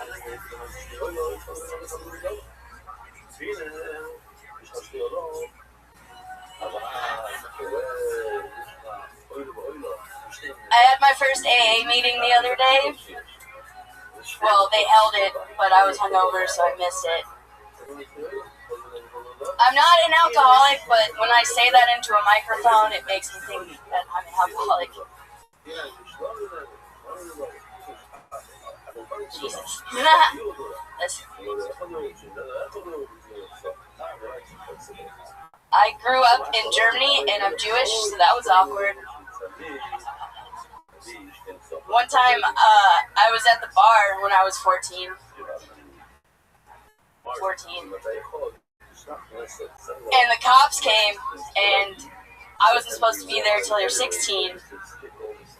So I ran into the bathroom, and I hid in the dark, and I thought to myself, now I know how Anne Frank felt. There you go. And it's all there. Got there. We got there. Is that true? You were raised in Germany? Yes. I did not know that. Yes. That's a fun little fun fact. I'll give you a tip. I could be fidgety with my hands too. Keep the mic in the stand, and your hands will settle as you get it. All right. I need to twist the cord a lot. Yeah. Tommy Morris, piece of shit. Down corner here. Just to really give me a hard time about it. But I as I kept it in like that, and then we take it out, it just was helpful. Cool. Yeah. Thank you. Yeah. I will try that. Yeah. No, that's great. And without, you mean without even like, Now I have to insult you. don't even, please do.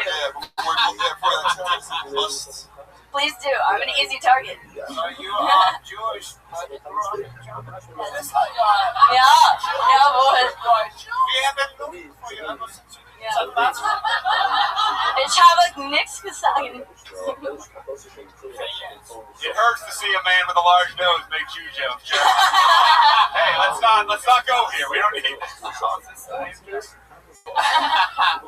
Guten Tag. Oh.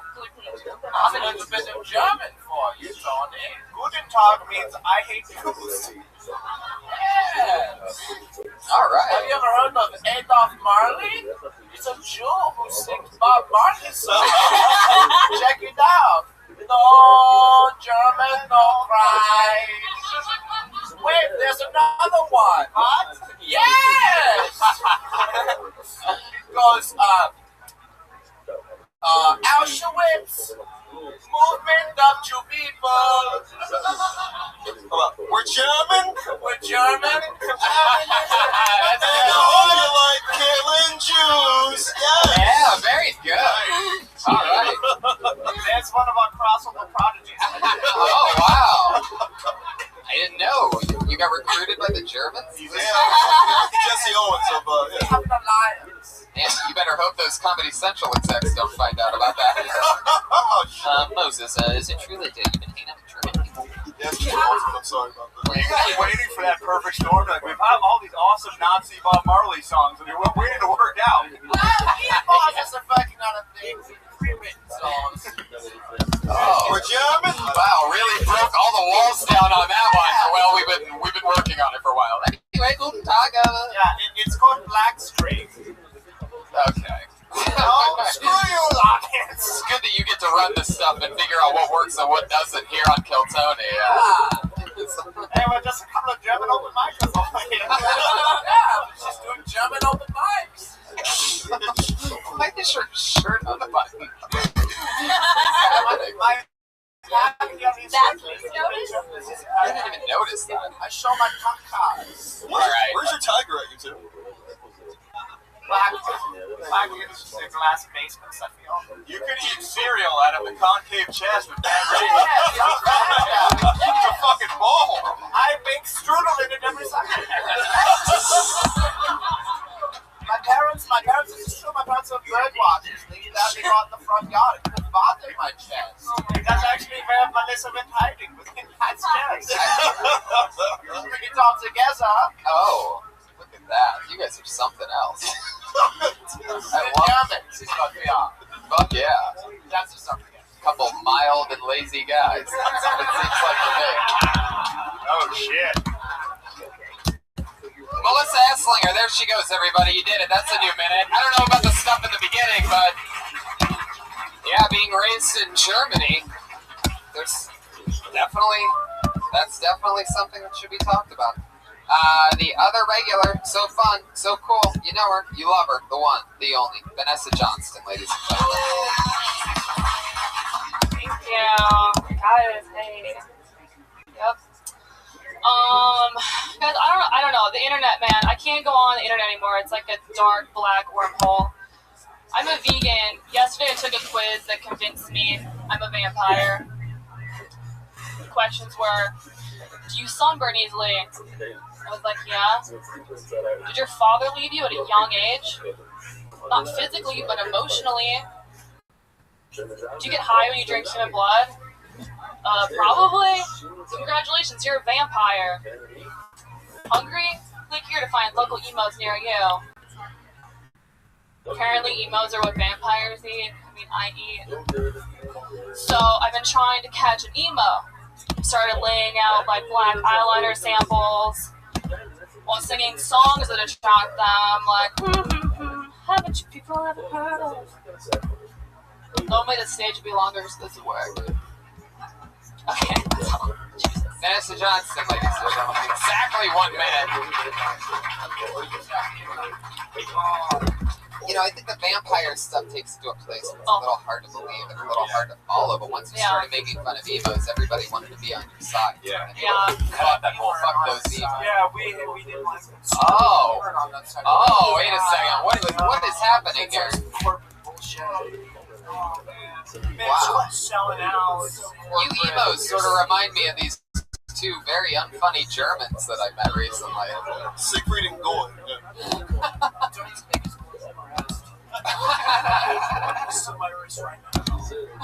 This is the most like Prince you guys have seen through the whole show tonight. Finally, you actually do a Prince tribute.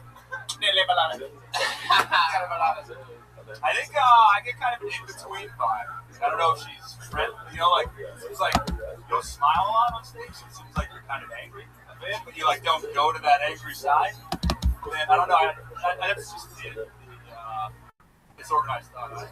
Yeah. Beginning part, of course, obviously, like Tony said, just seemed fake. Just cut that out.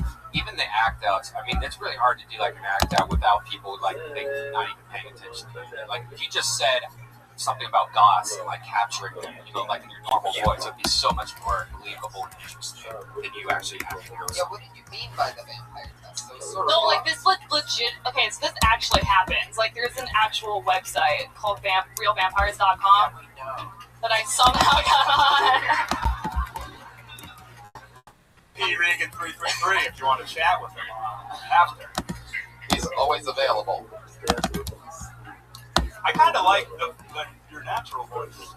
I guess talking. Yeah. More than the voice you do. So how did you find this website? What's going on? Well, I was a vampire for Halloween, so I was looking up where to place the fangs, and then I came on this website, and they like legitimately believe they're vampires. I got a place to put the fangs. Dice, no. Don't say that, Dice. Don't say check that. out my new show. Max is on it. Oh. Vanessa, you gave us another new minute, and that's the hardest job in comedy right now, is writing a new minute and doing it in front of hundreds of thousands of listeners and fans on a podcast, so thank you. Vanessa Johnston, everybody. Roasting emos. Tonight's episode drawn by Ryan J. Ebel. Looks like that, everybody. He did that while you sat there and laughed like a bunch of lazy assholes. He worked his ass off. The great Ryan J. Ebel. Buy a poster after the show. If you have balls. Keep it over Jamie Vernon in the back. Guys, what's coming up? Wins Roast Battle, Moses. Every Tuesday, right here in this room, 11 p.m. And on Comedy Central. Do you have a date for that? End of July, everybody. End of July. It's coming. Set your DVRs. And Verbal Violence, you can listen to the podcast version of it. That's right. That's Squad. That's Squad Network. Jeff Danis. Check me out at Danish and O'Neill across the board and the Danish and O'Neill podcast on iTunes. Two of the funniest guys that really helped me fucking get my shit together early on. Jeff Dennis and Ryan O'Neill. Love you guys. Hawkins and Reagan. Reagan has a new album out. That's huge. Yeah. Spotify. At Patty Reagan and at Jeremiah Stand Up. I was just on Abnamine's house party, and I don't know if I even saw it, but watch it if you want. Well, these will be the people that watch it.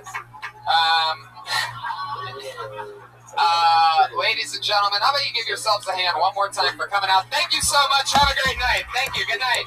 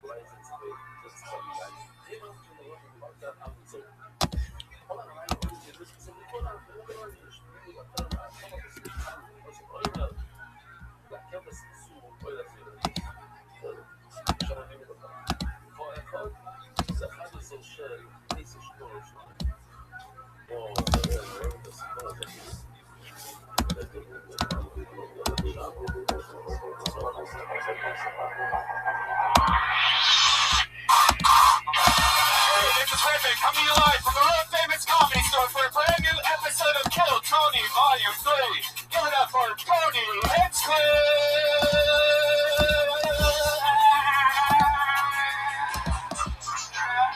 Fuck yeah, hello.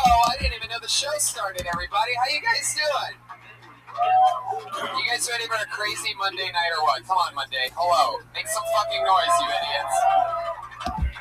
Let these assholes on Ustream know that this is a real live show. It's all happening, guys. How are you? You ready for a crazy fucking night or what? Alright, sure. That's a real half-ass. Put your hands together for Josh Martin, everybody. There he is. Yeah. Looks like an upskirt. It's good to be here. Keep going for Reagan and Pat, the baby boys. Pat Reagan and the baby boys. Where did they go? All right. Hi. Let's turn the music down. Welcome. How are you? Are you doing something? Hello. How are you, Vin Cole? You should call me Liddy V. All right. What up, Liddy V? How are things in your neck of the woods? It's pretty good. I'm just watching what you guys are doing. We're just chilling. How'd you find out about me, big man? Well, I kind of been in here. Okay. Well, how did you originally? A long time ago. Okay. How did you originally find out about me? I honestly have no idea. I don't even know what I'm doing in here. Okay. Well, you're always welcome in here. You should know that. We're just chilling. I'm programming bots. I was on a podcast this morning, and I'm going to be on another tomorrow. And we're just. Oh, what? Just like what you're doing. Is that just what I'm doing? Yeah. Oh, I meant like what kind of podcast? Just like interviewing you or something? Yeah, they interviewed me on AI and mega projects. So like things like a Bering Strait tunnel, a transatlantic tunnel, a bridge across or tunnel across the Strait of Gibraltar, things like space elevators, um, transcontinental bridges, and railway systems, like greening of the Sahara and that kind of stuff.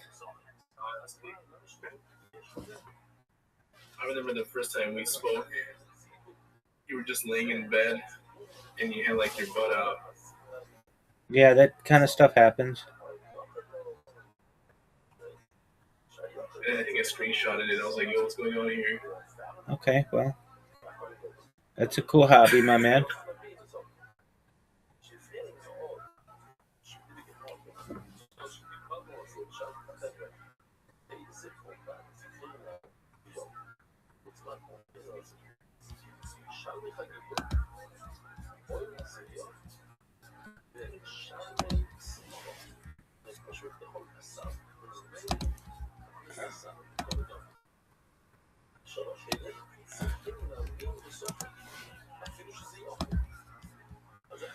Well, what do you have going on today, big man?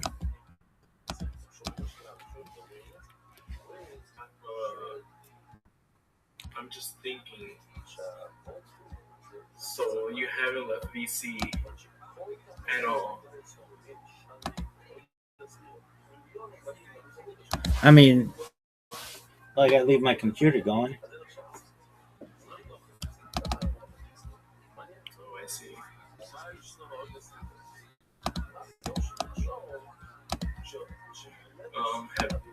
Do you still know what a sun is? Like, have you gone outside yet? Yeah, dog, I'm about to go outside in a second. Oh, I streamed at length last weekend outside.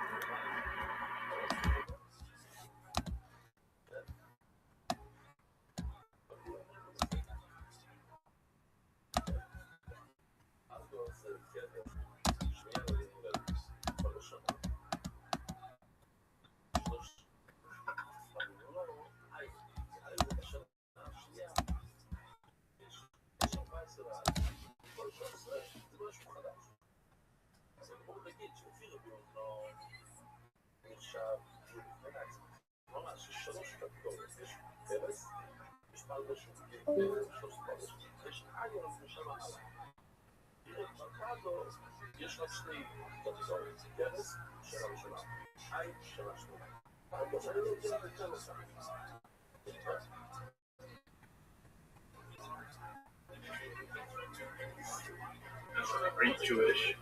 100%.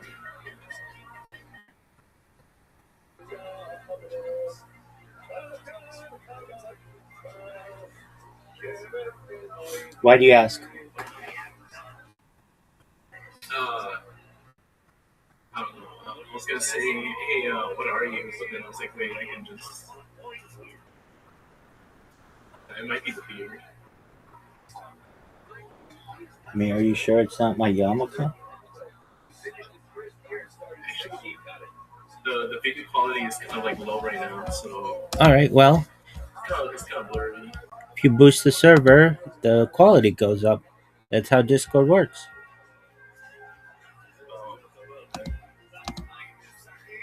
I wish I had that kind of money. Same.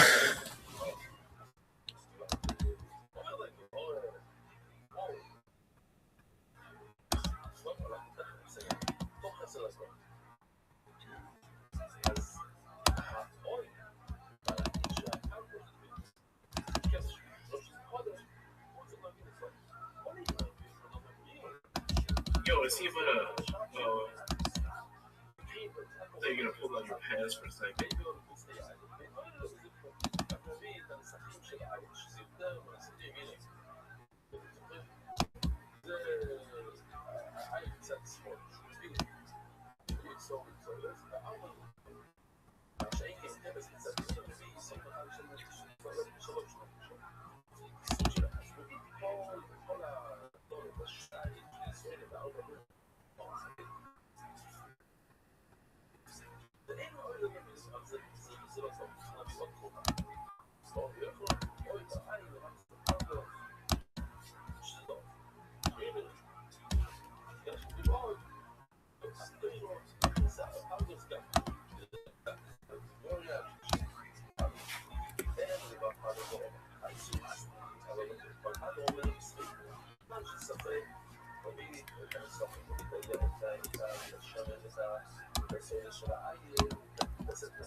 So, what are your plans for today?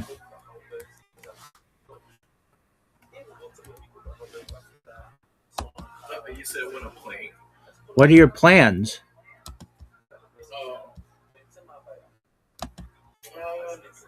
Honestly, I have no idea. It's just my Sunday, so I'm just chilling because this whole week I've just been working and I'm like tired. What do you do for a living? I just have like two jobs. Okay, One what is like tasting coffee, the other is like being a busboy. you taste coffee? Yeah, That's pretty cool. yeah, just cold brew. For like a company? Yeah, it's kind of like a roastery. And I'm like, I always get out of that. Once I clock out, I always get out of that like so caffeinated. And I'm just like, bro, I feel like running. Right, I imagine. Or puking because too much caffeine. I'm just like, I read somewhere where like the body doesn't know what to do with it, so it just like resorts to like, yo, you should puke this out. This is too much energy. I could see that. You drink coffee? Yes, sir.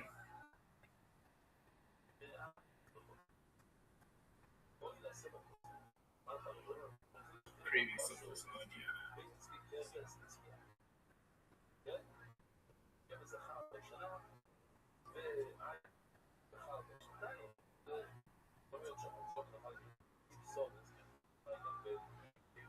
You like lasagna?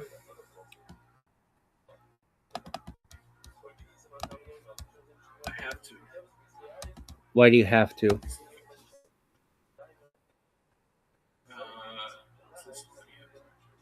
don't know. I just like the pasta and the meats, like the ground meat. And then,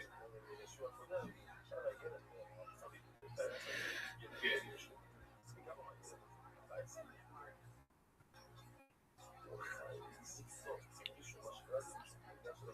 I need to find me someone who can cook lasagna. There you go, big dog. Where are you gonna find somebody? Actually, no, scratch that. It's time to become a strong, independent woman and make my own. You know what I'm saying? Word, dog.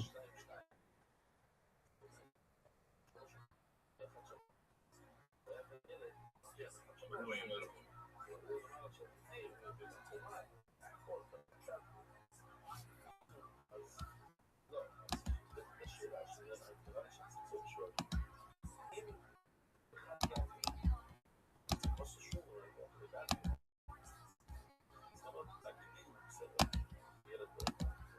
So you don't remember how you found out about me?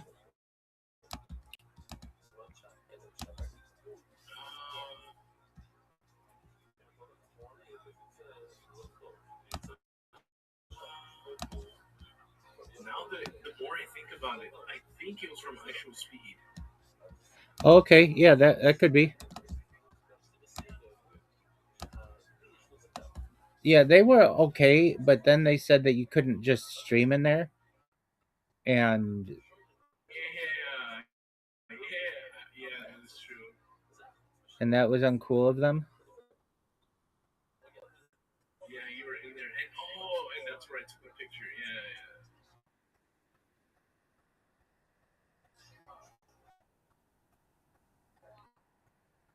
They were cool. Some of the moderators were cool. Some of the other moderators were just on power trips. I know, they're just kids. Kid mods. One time I laughed at a moderator because like something dumb he did, and then I kind of joined in on the laughter, and then he kind of just server muted me like for other. Yeah, that's What not a good use of power there. that's not cool.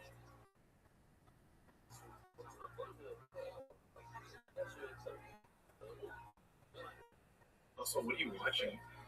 My robot. You're...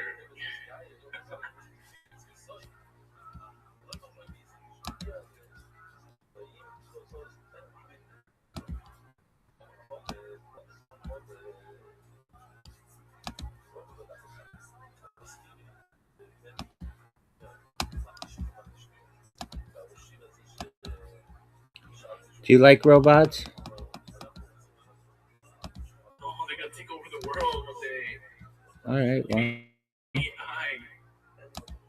word, dog. Instead of them. No. I said you're correct, dog.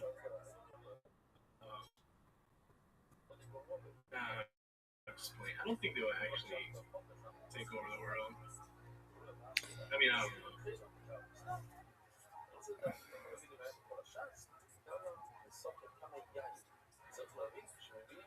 Do you use robots ever?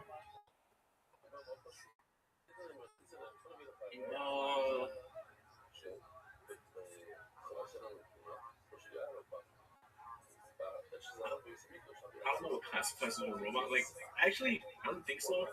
I mean, I use, like, I don't know, the AC, the water dispenser, the fans. That's yeah, Just that yeah. Tech, you know? Yeah, but that's all arguably robotic. It's automated at least. But I don't use, like, AI. I guess for, like, questions. Like, small questions, like, oh, what do you think of this?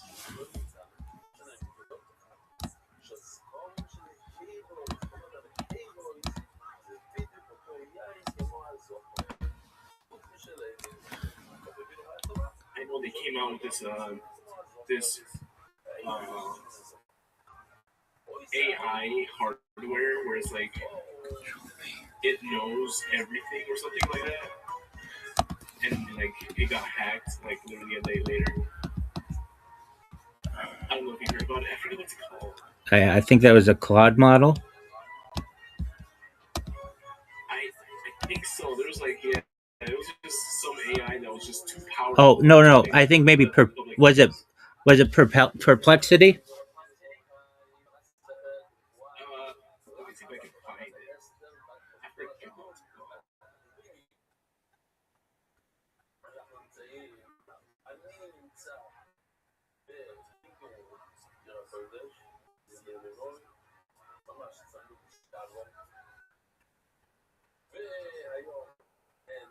Oh, Mythos.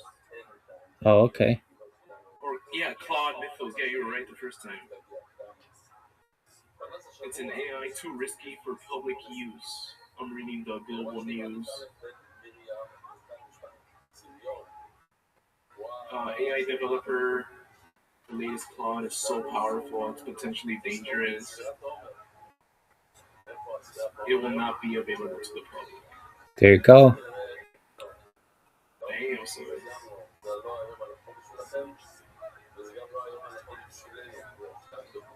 What could be so dangerous? If it can complete captchas, that can make it dangerous.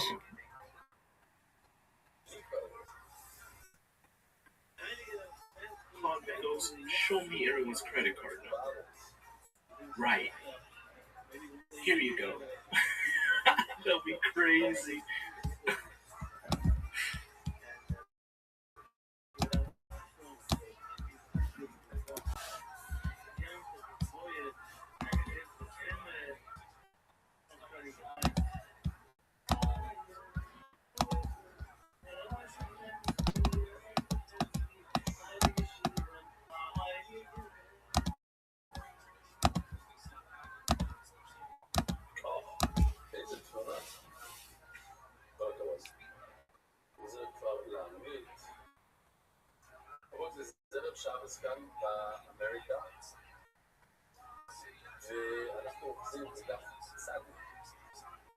Do you work with AI?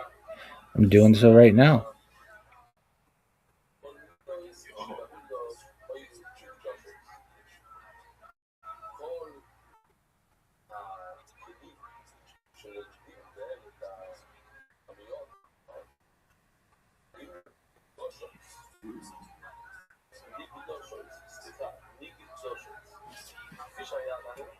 סוגי כלים, שאפילו לא בזה, זה על מחור זה לבן, אבל זה Do you work with AI? אומר שזה עולה Oh no, שפת הכלי. I stay away from AI. אומרת המשנה שכל המידות של המזור הקדוש והמקדש היו מקדשות. It sounds like you're afraid of it. Why is that?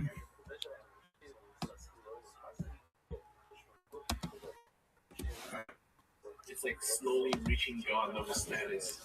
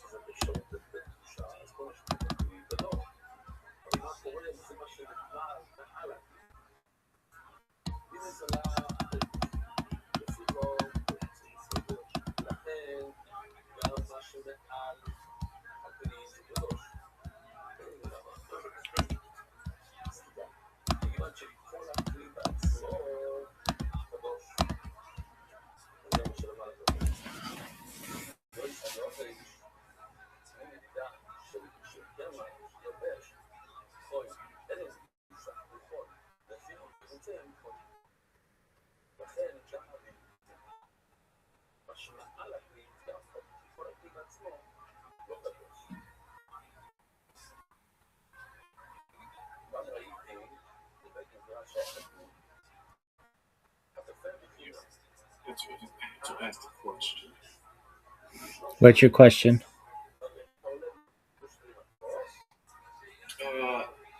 To the AI. You're not gonna take over the world, are you? Yes, I am. That's my plan. Nah, I'm good. Alright, cool. Just chilling then? Or you got something you want? I asked the AI, you're not gonna take over the world. He goes, nah, I'm good.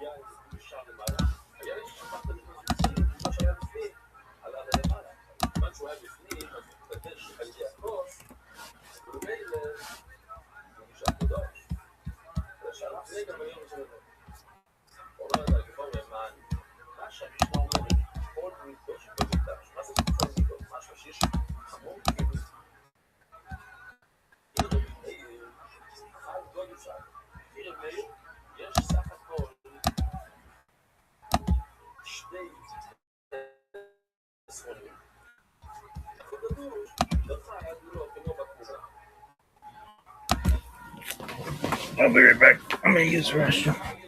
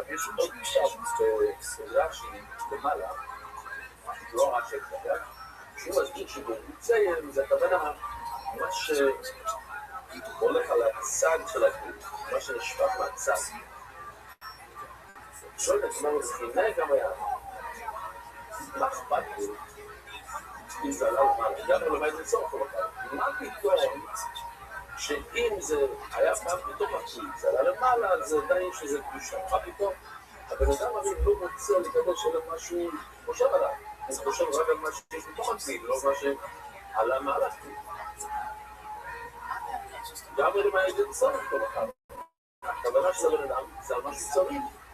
אמר לי, על סיסמי, שמי דבר, שם עוד מעניין, זה חובת מובא עוד פעם אחת בשנס. גיתי כפסם, גלית ומעלים.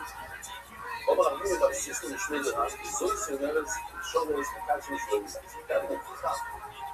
אז נשדע, שומרס לא צריך את הדעת של הפעמים, ברגע שאתה מחזיק את הסולר, את היין, את שומרס, אז זה קדש. אם זה לקדש גם משהו סימוליה. אבין אומר לא ילמד לו, בשביל זה מקד של ילמדה. לא, אתה יכול לעשות ולהגיד שצריכת הבעלים.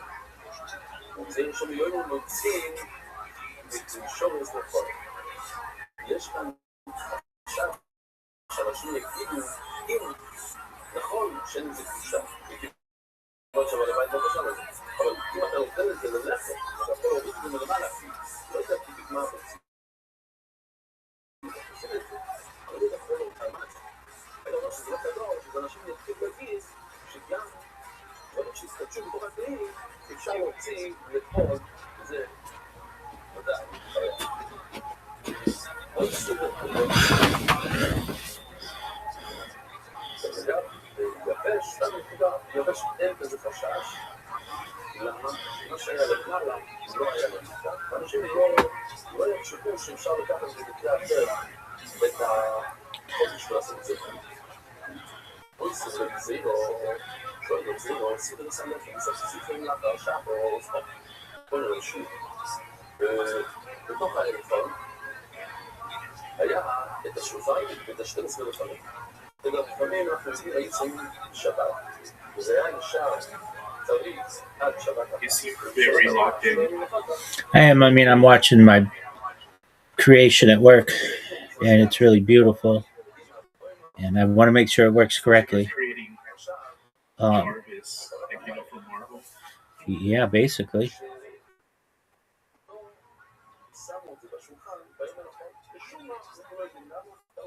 So it's like a lot of Chloe. Coding in certain ways, but it's pretty plug and play, or what you see is what you get.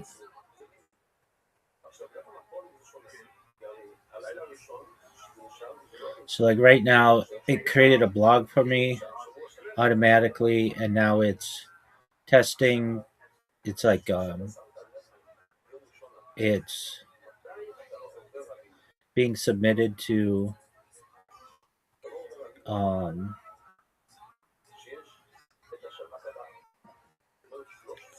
it's being submitted to Google, and now it's like generating a sitemap for me, and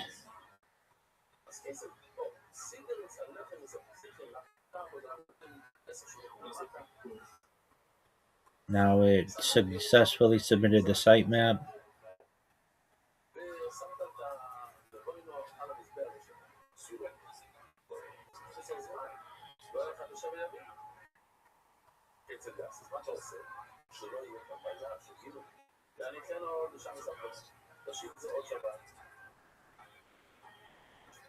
שאפילו הוא על זה, וגם הוא רק מתחיל לסכנים. לא יודע, תרשו את זה לשתי שבתות. שמים את זה ביום ראשון, תרשו את זה לשבת אחת, זה לא מספיק. ועוד שבת, ל-13 יום אתם עושים את זה, זה לא מספיק.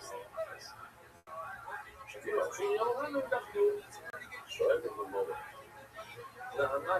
למה? חוסר לנו ואימו, ואימו שם היו מספיקים לשאול ארץ. אנחנו צריכים לחשוב, בוא נעשה גזירה, כמו שפעם. עכשיו, הסוגיה שלנו. אנשים התחילו להגיד שאפשר להכניס משהו לתוך שעות, כמו ששמת את הלחם בשולחן, זה נשאר שם שבועיים, 13 יום. אנשים יגידו, הנה, תשים קומה בתוך איזה סיר של הביצבים לשוקים שעות. זה יכול להישאר לילה שלם, יומיים, 5, עוד אין לזה ביזה. הקליפ כאילו שומר עליו מיליון, כאילו. למה אתה גומר? אתה שואל אותי שאלה טובה, אבל תראו לי פשוט שאנשים לא מכירים מה שקרה בתוך האייפון ובלחם הכל. למה? כי זה משהו שקורה בתוך האייפון. מי רואה את זה?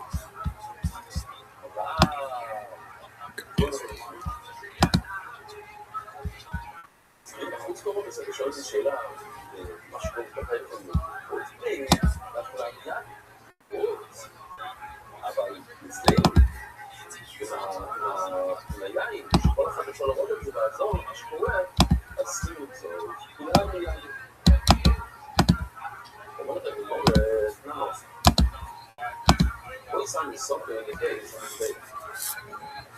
בואי שם לי סופר. כל מה שיש מעל ומעבר, מי שמוכר סולר, יין, וזה יצא שהוא לא יכול לדבר, חייב להוסיף קצת יותר. ולא מישהו מוסיף קצת יותר, מה אנחנו עושים יותר על זה? אז הולך, אתה מוכר את זה, ואתה בונה עם זה פסים, ומפסים את הסם על המזבח, אוי לו, כאן, ובשם, כשאין לך, שיש שקט על המזבח, הוא לא רוצה שיש שקט, הוא שם כזה מזבח, כאילו הוא מנה כזה על המזבח. לא תרצור על כזה מזבח. מה אם לא יצא לעשות?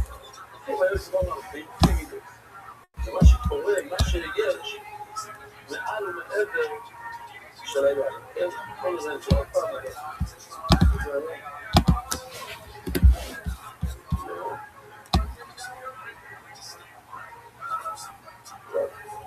הבעיה זה צריכים לראות את הכל, אנחנו צריכים לראות את התבואה של הסוף. כל זה ששונים. אז יש כאן שני פירושים שאני אומר, תגיד ששניהם טובים. תתחיל, אבל אני אומר שזה הליגותי מידו, את מה שיש מעל ומעבר כמו כאן. ואם הוא לא אמר, כל זה ששונים, כמו שלמדנו. Alright, well here's a podcast if you want to listen. Is this the part that you guys produce before the show? Oh, yeah. All right, well, let's turn it down because it's definitely dead air right now, Brian. Let's have a little bit of common sense here. Anyway, the show will go on. Maybe we'll try it again in a few seconds or something like that, whatever that unproduced bullshit is. Oh, we have a master plan here. It's going to work. Any second, let's just keep the volume up on this podcast that people are listening to. Fuck yeah, hey look, that's my older brother, Donnie Hinchcliffe, ladies and gentlemen. That's the real guy. Real guy. The other funny Hinchcliffe in the world.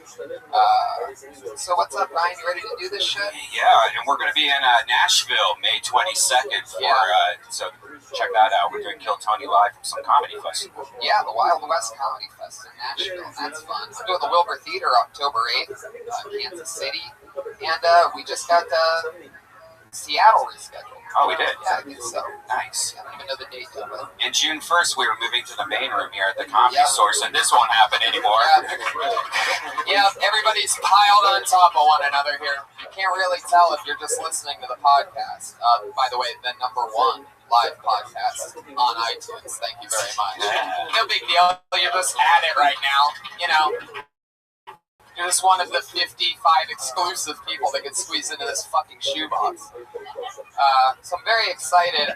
This might be the only show, by the way, where the band leaves at the start of the show. Really interesting. Put your hands together for Pat Reagan and the Baby Boys, everybody. We've really got to do better than this. Oh my god. Oh my god. You've got to be fucking kidding me.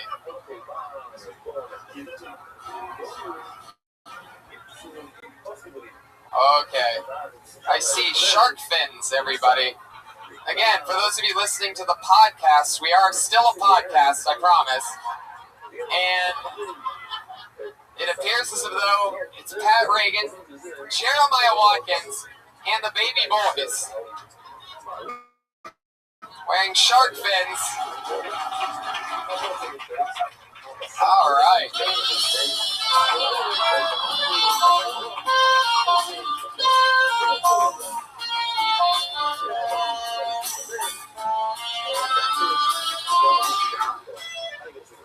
Fuck yeah. Wow, you guys put the fin, and when is this going to be finished? Oh shit. We have a drummer for the first time, ladies and gentlemen, on the show. A live drummer. Fuck yes.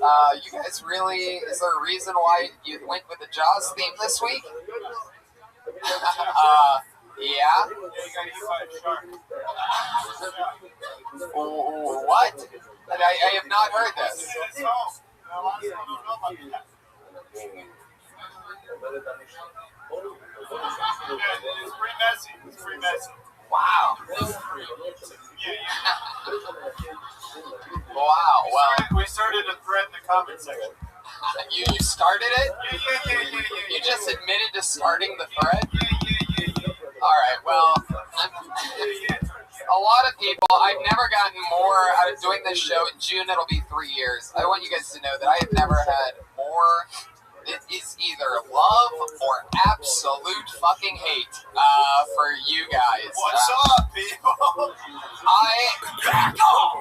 Back on! If you ask me in person about my feelings on Reagan and Watkins, I would tell any of you it has been one of the most exciting parts of the evolution of this show for me, and I think our chemistry is unbelievable. But there are a few groups of tens of people that hit me up on Twitter. I get at least, all right, I'll put it this way, at least one tweet a day says, Really retarded. yes, sure, okay, well, let me just give an example of the tweet first, Pat, before you insult the guy. Once a day I get something like, I can't believe you love watching the end of your own show.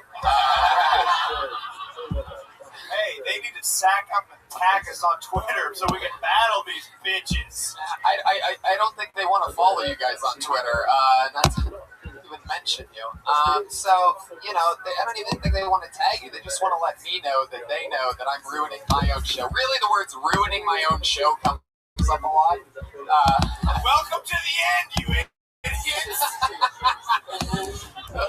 I mean, come on, I just can't believe that there'd be haters, you know, for guys that do things as brilliant and topical as Jaws entrances. How long did it take to make those things? How long did it take for you guys to fucking come out today? What was that shit? Yeah. Were you guys making them? Were you guys still making them in the back?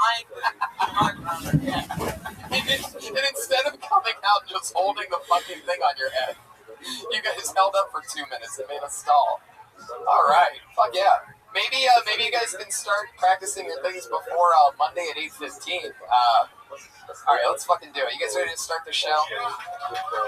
I've been having so much fun with Reagan and Watkins lately that I can't even shut up. I don't even want to. Sometimes I don't even want to start the fucking show. I just want to talk to these goofballs. But let's do it. Every single week, I have two of the funniest comedians in the world as guests on this show. This week is no different. You've seen them before. You love them. Two of the best. Put your hands together for Jesse Joyce and Byron Bowers. Fuck yeah. Yep. There he is. What's up, you fuck niggas? Oh. How y'all doing? Took my line. I was just about to say that. Byron's scared because he sees sharks and he doesn't know how to swim, so this is fucked up for him. Why don't sharks eat black people? Why? They think it's whale shit. I saw it on the KKK website. Two of my funniest fucking friends in the entire world. Byron and I are LA comics and have done stand-up together continuously for 9 years. And Jesse and I have worked on roast writing shows for the last 5 years together. He's written It's the largest live podcast in the world. It's on Netflix. They just got to deal with Fox. It's exploding. My big brother is actually here. We can see that today. Is it just on podcast about So welcome back to the show, guys. No, it's stand-up comedy. So they have they'll have like a bunch of people on. They have 1 minute to make them laugh, and then they interview them. It's called Kill Tony. Let it happen. What do you mean? Hey, Jeremiah. What do you think about that guy right there? Well, it's a little bit different when you're setting up your friend that has a broken fin on his head, and you're setting up a guy that's written for 10 Comedy Central roasts, Pat. I'm trying to, set up a comedian to flex their muscle on you. Okay, this is an example of what we're doing on the show. Showing the podcast audience how bad it can get. Listening, like how quiet it can get. I think we're just going to from here. So you're restarting right now? Yeah, we're actually, it's all strategy. Oh, you're bombing on purpose. Yeah. Let me tell you something. Whoa. What's up, Ryan? Oh, wow. This is interesting, man. Sure. So Tony's like, hey, we did this for our family. Every do I do that in our family? That guy fucking sucks. And then this professional comedian on stage, roast insult, literally insult comedy. Then is teed up to sort of like attack, have a shark attack. Oh, on this right. Was it all set up for that? Yeah. Like a shark attack? No, I think, by the way, there's speaking of sharks, they're not the only fucking sharks in welcome to Hollywood. See, that what gets you attacked. That right there. It's not everything else. Yeah, you just set yourself up. You know what I mean? Yeah. It's like a nigga walking by the police station when they bored. It's like, whoa, thank you, God. We about to kill a motherfucker. I love the getup, though. You guys look like school shooters in an art class. Well, fuck it. That took up a lot of time, too. So what do you say we just get the fucking show started, guys, huh? This is sort of a crazy show, everybody, because we have a bucket filled with people that signed up for the opportunity to do 60 seconds of stand-up on this stage and then be on a live podcast with us afterwards, talking about anything in the world. Comedians, you know your 60 seconds is up when you hear the sound of a kitty. It's adorable. Let's hear that one more time, that little quiet kitty. That means wrap it up then, or else you're going to bring out the angry West Hollywood bear. Oh, Jesus. Fuck yes. All right. It's a wild one tonight. You guys better strap on your fins extra tight for this one. Yeah, let's fucking do it, shall we? You guys ready to start the motherfucking show or what? Your first comedian doing an uninterrupted 60 seconds in front of a drum player for the first time in Kill Tony history goes by the name of Daniel Balshin.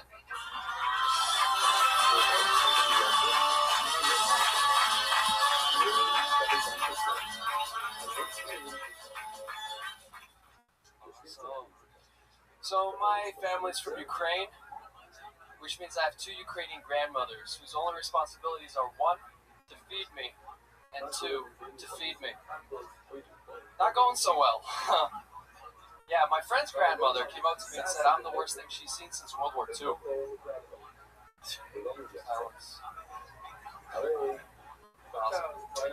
Yeah, my parents, we speak Russian, and they only speak Russian at home.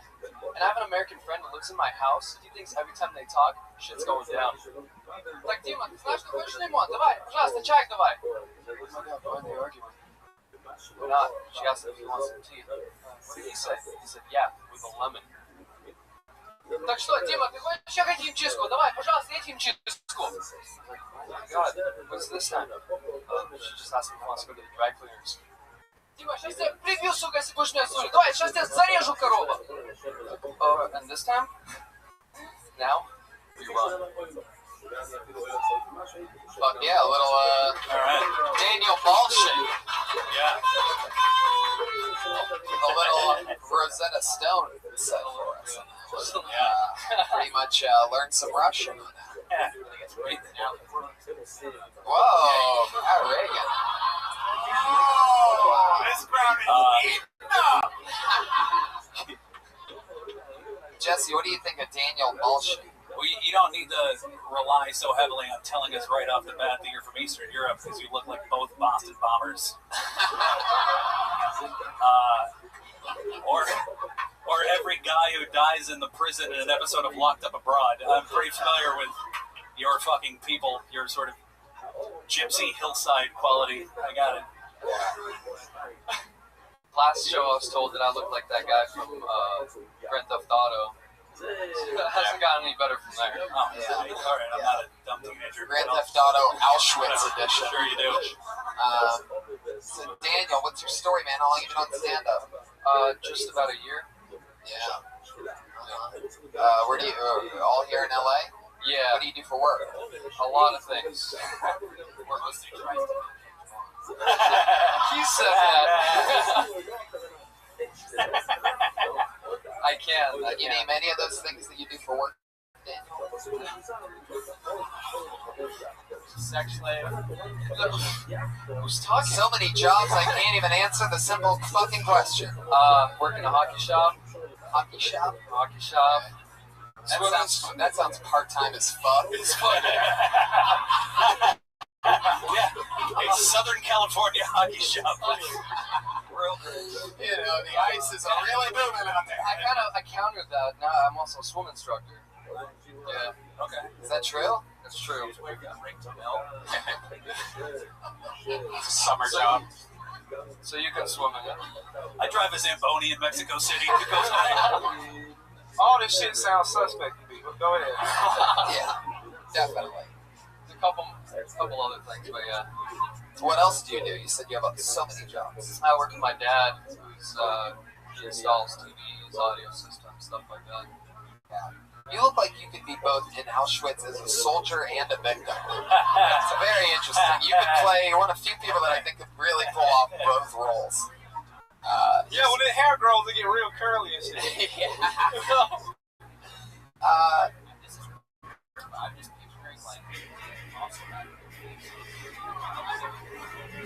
That is weird. Right, guys? Like we were all just picturing you fucking terrible acoustic guy in a Snuggie. What the fuck? That was just dumb. Acoustic guy in a Snuggie.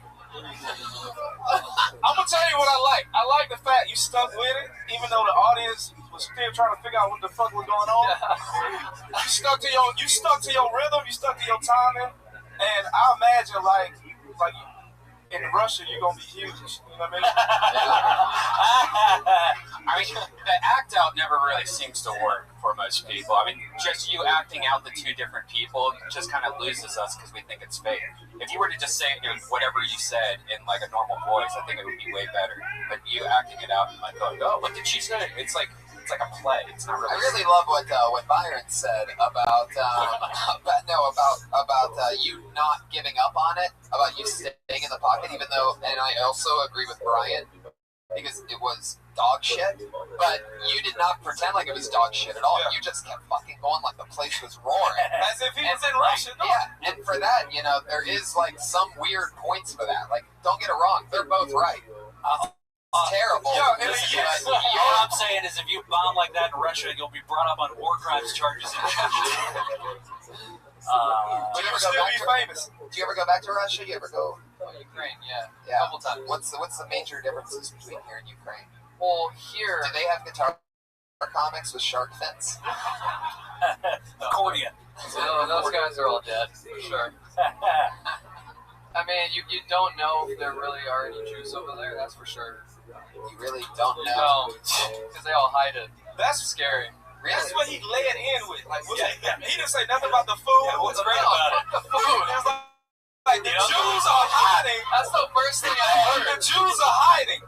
Why are they? Do they not know that it's over? That the war is over? Like, why are they still? You could have said they drive on the opposite side of the street. Yeah. Any of that simple No, shit. they don't. They drive on any side of the street. You led with the Jews are hiding. That's Ukraine's tourism campaign. Jews, maybe, I don't know. I mean, they still look at black people like they've never seen it before. That's for sure. Everybody. Why do you do all even black people. Right. When I'm in Canada, them niggas stand and be like, they never seen black people before. Yeah, and those are both like snowy white places, like the tundra and then Canada. So Yeah. what is this, a black bear? Wow.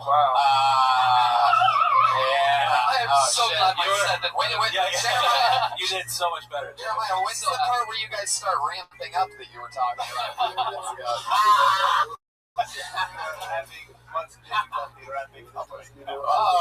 Switching. When one Russian accent doesn't work, try it for yourself. It's okay. You can. Daniel, what's something crazy that you've seen your parents do because they're Russian or whatever the fuck? Murder Jews. Murder Jews. I've seen my dad stick a knife in the electrical outlet. For what? Just to show me not to do it. Oh, wow. By the way, that's the funny thing you said. Yep, I was going to say, you have a new opener. Congratulations. You just say that, just do like that. First, and then talk about how he showed you how to not fuck your sister. Right. Like, Here's the thing for real. Using like, the same like, method. Wow. He used the same method. Yeah, and do his voice instead of talking about your neighbors. Do his voice. Like, for real though, like, I've never seen anyone get mileage out of saying something in a language people don't understand, and then the payoff is like just the joke that should have been the thing in the first place. You know what I'm saying? Like, we all just sat there going like, well, as soon as he's done speaking Ukrainian, he'll tell us the punchline. You know what I mean? That was Russian. Whatever, who gives a shit what it was. Do you see my point though? You know what I mean? Like, that just wasted seconds. Like, no one is in here going like, we believe you. You're a fucking Eastern. You look like you just crawled out of a fucking bulldozed ditch. Like, no one has trouble believing that you're from some genocidal culture. Hey, why? No offense. Okay, no problem. I'm just saying you look like you sell umbrellas in fucking Times Square. Okay. But Burberry though. So listen, you see this coat? You don't get any mileage out of doing Ukrainian. You know what I mean? Like, unless you're in some fucking like Ukrainian elf lodge. It doesn't matter. It doesn't matter. Look, I can't tell the difference between Russian and Ukrainian. Like, y'all can't tell the difference between Ukrainians and Jews. Speak Yiddish. That's all I'm saying. Daniel, let's talk about it. I think we pretty much did. I think we covered it. How do you feel about this? A lot of things to work on. A lot of things. Always. What do you serve? Like, this is coming from me. Do a push-up, like one. Like, maybe just run one day. Just try to push yourself up with your fucking arms. I can't imagine what daily things you don't do. Because I'm 105 pounds of pure fucking steel. Don't get me wrong, but you're taller than me and you're lankier than me, and it's gross. Like, you have just inspired me to start working out more because I feel like my arms sort of look like yours. In 10 years, you're gonna look regular. I don't know. Wakey. When you gained that 30, I was like you at 21, but look, I'm filled out now and I get pussy. It gets better. By the way, I sent you the message. Robbie. No lie. Yeah, butt pussy. What message? On your You just got taken. And no sharks ate each other.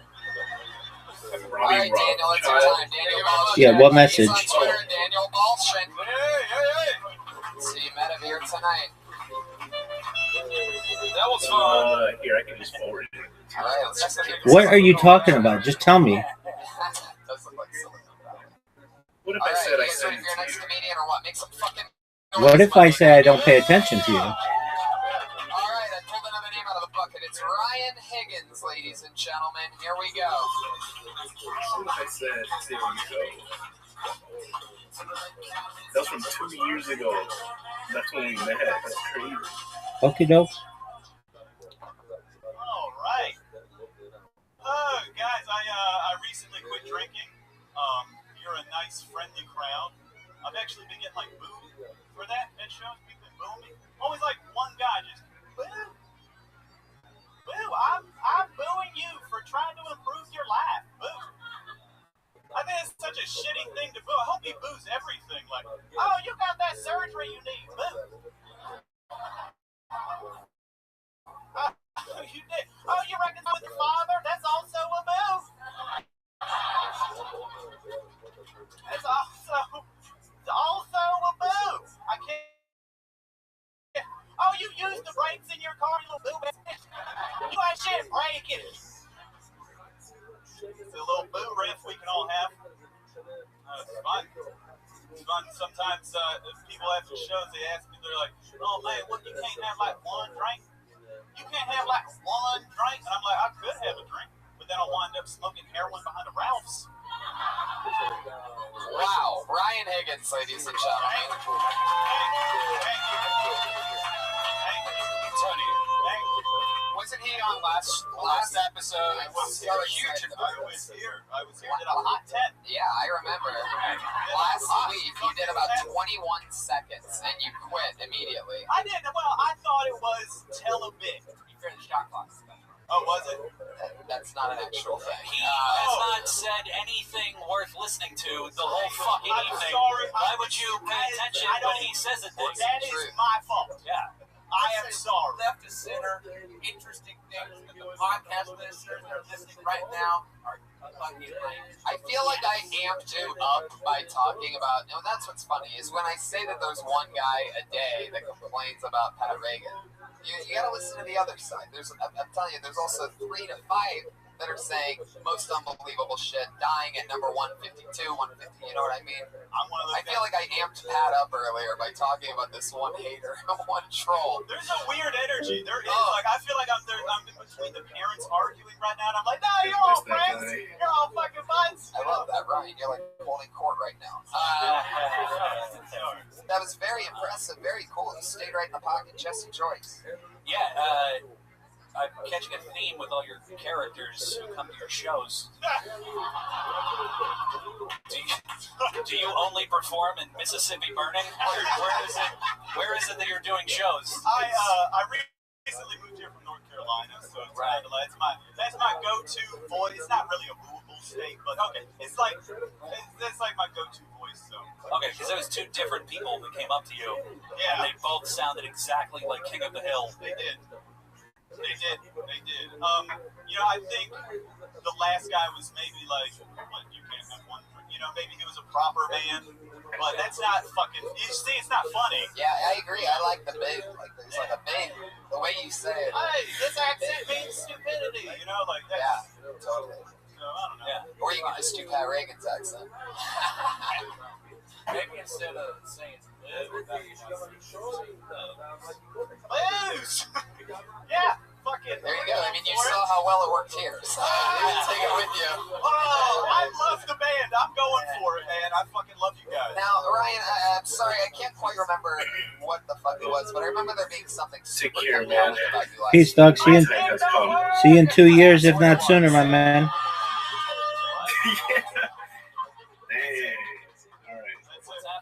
I said if not sooner. You're always welcome here.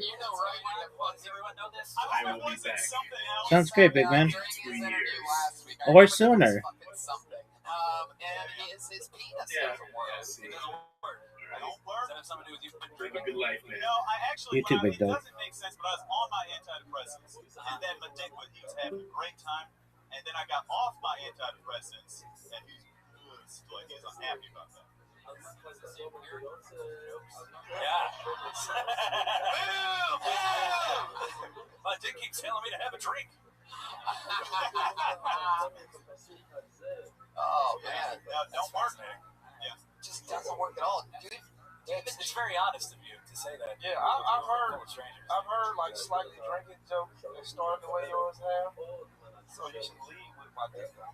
Like, just come on stage, like, they don't work. Yes. You know, I quit drinking, like, that kind of. No. Like, You just can't say that and then go into.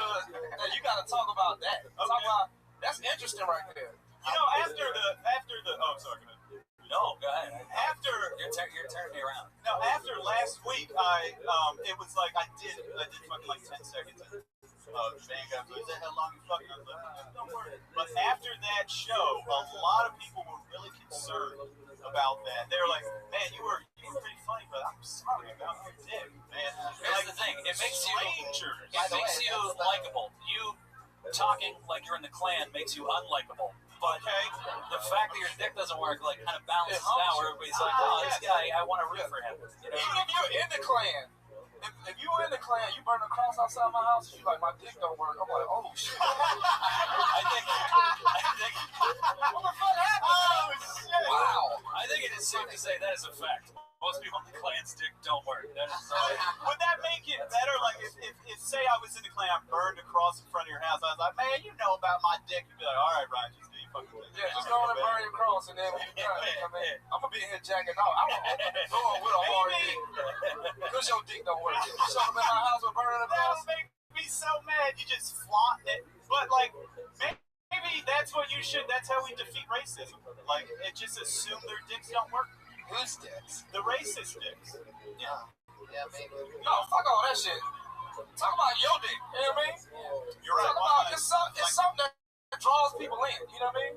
Okay. By the way, I just found out that Byron has a huge dick because whenever he minds masturbating, he does it all the way out. All the fucking. No, you know what? You know, like, I got a regular dick. You did though. I got a regular dick, but I'm left-handed, and I'm using my right hand, so it's just doing its own thing. You know what I mean? This is a right brain. This is a left brain dick jack right here. But I'm a right brain dick jack. It's like this. I like to lean in when I jack. Oh man. Yeah, I like to lean. I dab when I jack. Ryan, how long have you gone without having a bone? God, it's been months. Months. So this is still fairly new. One right now. Oh. What? Another gay joke about a second Like, shark. somehow that made sense. I was like, is it? Oh wait, we're doing bits. We're doing bits right now. I like touch sheets. Wah, wah, wah. Come on, His guys. fans flashing. Look at him. On purpose. But I get you hard. I don't. do anything to get you hard. I mean, I've tried How many a times lot. have you said that in Los Angeles? A lot of times. How do you think you got this job? Yeah. I don't know. I'm open. I'm open. Yeah, this right. Yeah, that makes sense. Ryan, stick with me up here. It's been a few months. Like, do you think maybe there's a chance that if you tried something different or watched different crazy porn, you think it's even Like Asian possible? porn. What kind of porn? Like, Asian or Haitian? Asian. Oh, okay. No, you said Haitian. Haitian porn. You say Haitian? Yeah. I don't know. I have not tried. It's a weird feeling to be watching porn and nothing happening with your dick. You're just like, I guess this is what I do with my dick. Have you actually like spoken to a physician, like someone who went to college, like instead of this room of fucking goofballs, like you actually talk to a professional about this? A lot of people ask me that too. I don't have health insurance because I'm a trash person. But I mean, I'm made it trash. You have low self-esteem. Jesus. Wait. Are you a garbage man? What are you? No. I'm a trash person. No, I'm a fucking open mic comic. We're all made of garbage. But like, I don't have health insurance. Whoa! Not it. I love that.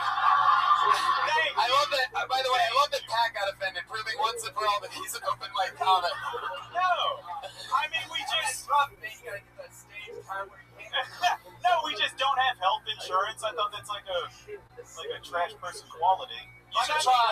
You should try. Yeah, but I feel like most get it. You the real one. Yeah, but I feel like most adult men wouldn't go like, "Oh, my dick doesn't work. I guess I won't. I can't afford that." Like, went off.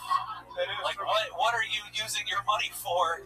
Well, the little that you have. Yeah, every week I buy enough beans and rice to feed me for the week. I do. Do you realize though that you can get somebody to give you beans and rice if you had a hard dick? Like, Yeah. And by the way, you can also get a hard dick if you were eating something other than beans and rice. How? Fucking steak in You your need diet, dude. meat, man. Your meat need meat. Yeah. You should try.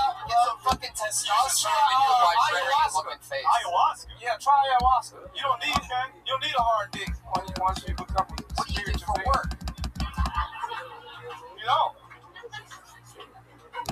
When you're in tune with the universe, it don't matter. You got. I walk dogs, and I don't have. Yeah, you can't just go to the ER and be like. You walk dogs for a job? Yeah. Wow. Does the dog ever get a boner and you're like, you motherfucker? you said that last week, Tony. I did? Yeah.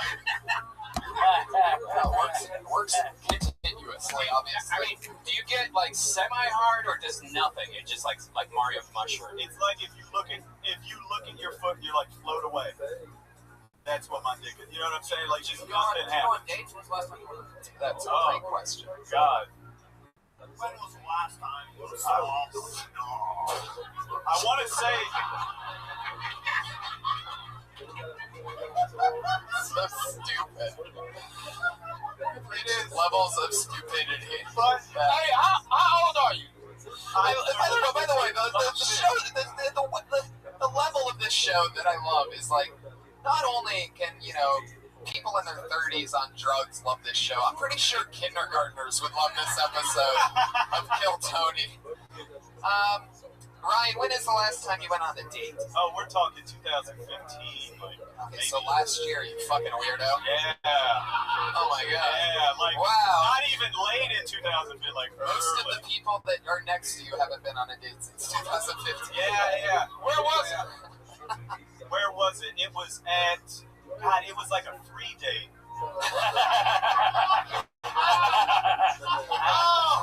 Oh, it hurts. It hurts. I was at a free show in Raleigh, North Carolina. A free show? Yeah. What's the show? It was at Goodnight's Comedy Club. You took a fucking girl like to a comedy club for your that's like shit. That's why. I know. No, it's not. No, it's not. No, don't listen to them. Don't listen. I don't. You know, fucking bring a date to a comedy show. That's the fuck you do. You know what I mean? Have you ever have you been on a date since your dick stopped working? No. Let me ask you something. No, I just tell 300 strangers at a time. Fuck that, man. Look, if this is the time to date, you ain't got no expectations. You can listen. You can talk back and interact. Yep. You know what I mean? By the time this chick actually wants to fuck you, your dick might actually work. God. Welcome to the 30s. You know, you can relax and have a good time. You know what I mean? Fucking genius. It's time to play the slow game. And if it doesn't ever work again, you better learn how to eat a meat pussy, dude. That's the only way out of it. Pat's gonna teach you right now how to do that. Oh, what is happening? There it is. That's right. Dreams come true. Jeremiah is about to suck his dick.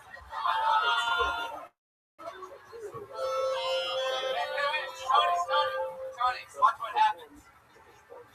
Okay. For those of you, again, listening to the podcast, they just tied the shark fin around Ryan's crotch, and now Jeremiah is awkwardly laying there. I think he's waiting for Brian to play Careless Whisper again. Because he seems pretty committed.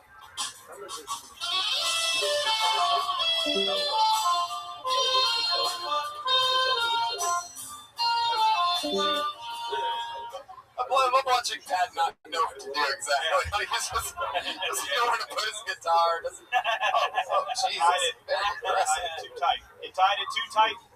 I think the bit, it was... Well, Ryan is a boner for the first time in a year right now. Yeah. I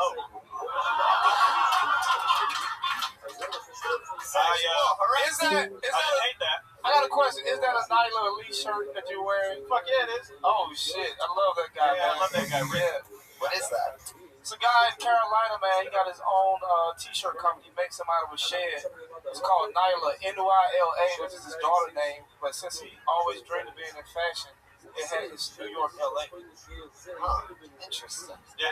I wonder how he'd feel knowing that people that buy his shirt and wear them on live podcasts have a dick that doesn't work. Yeah.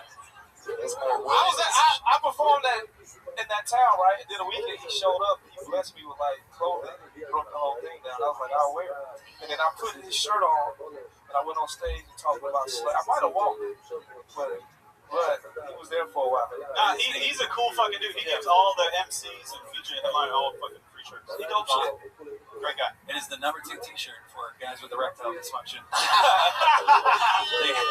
Number 1 is Federal Breast Inspector. That's the first. Watch out. So Ryan, let me ask you something. What's your plan of action before we move on with you? Wait, are you gonna go see a doctor about this? You're just going? I don't know if something could. Hey! Don't say nothing.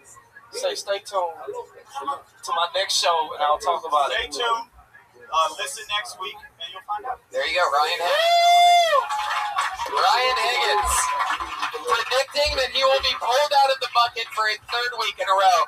That is confidence that usually a guy that has a dick that works would have. A huge dick guy. That's a guy with big dick confidence, not to mention no dick confidence. While he's talking, I'm sitting here doing Kegels to make sure my shit's still working. Because I'm getting scared like, God damn, this is a thing. He's on Twitter at Dick Don't Work. No, I'm kidding. He's on Twitter at I'm Ryan Higgins. He's that guy. So we're having fun. Fuck yeah, 2 for 2. A couple interesting people, both of them not eating enough food. So I'm gonna pull another name out of the bucket. Hopefully we get a big fucking chunky person up here. How about Sarah Afkami, everybody? Here we go.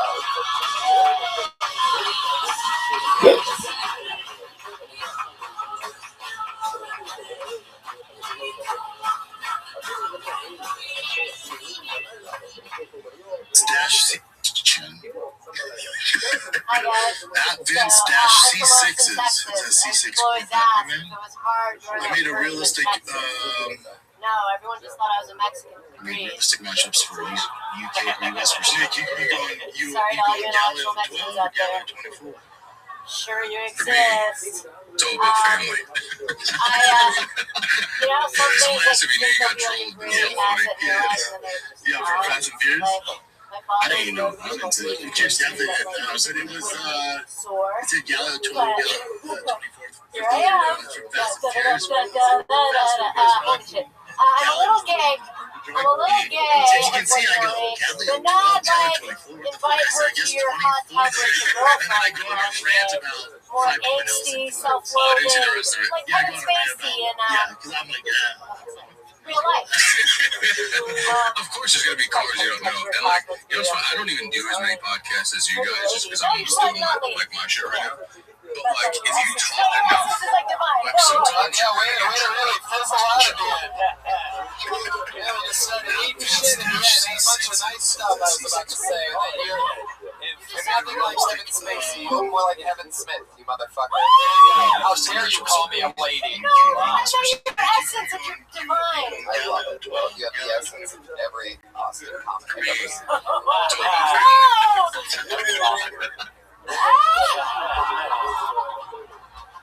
What was that? Sarah, I remember you from you are very funny. You crushed at Kill Tony, Austin, Texas. I remember that, correct? Yeah. No, the Rose. I didn't go up. We were there. The stand-up show with us, or something like that. No, she was on acid. What do I remember? I was on acid, but that was like a sham. I mean, it wasn't a sham. It was like not planned. Set and setting, guys. Set and setting. Of course, the only girl to ever get on her knees on the show is a fucking lesbian. That's all this shit. But I don't have the balls to use my strap on. Do you have a strap on? Yeah. Is that really true? And you've never used it? No, I thought the only person that didn't use their dick was Ryan Higgins. God. You sound so excited when you deliver that. So good. So good. He leaned into that motherfucker. Even I, with my own brain, sometimes I'm like, fuck, am I good? That second joke, man, fucked me up because it started with so much promise about your dad being a motivational speaker, and you just start jumping around and shit. Yeah. So yeah, it's something there that you could like lean into. You know what I mean? But you just didn't. You have such a likable face. You have such a likable round head. You have the head of an emoticon. Do you know that? Yeah. It's like perfectly round and yellow. Yellow. That's a way to be described. If a stand-up set was only supposed to be 9 seconds long, you would be the greatest comic of all time. But then you ate shit the rest of the time. Did I really? But the first joke was awesome. I love that first joke. Do more like that one. Okay. Do more of the stuff that works. Yeah. I know, you're right. No, I was. No, because that was a real good turn. I didn't see the Mexican Korea. I didn't see that coming. I liked it, and then you just seemed like you lost. How long have you? I don't know, the jumping around. I didn't even get what that was. Oh, sorry. Yeah, it was anxiety. I have ADHD, but it's I've just been like a hack and not doing stand up. I've been like a sitcom writer. All right. Thanks, but anyway. Tell about yourself. Pat always what was your father Pat say? always defends the hipsters.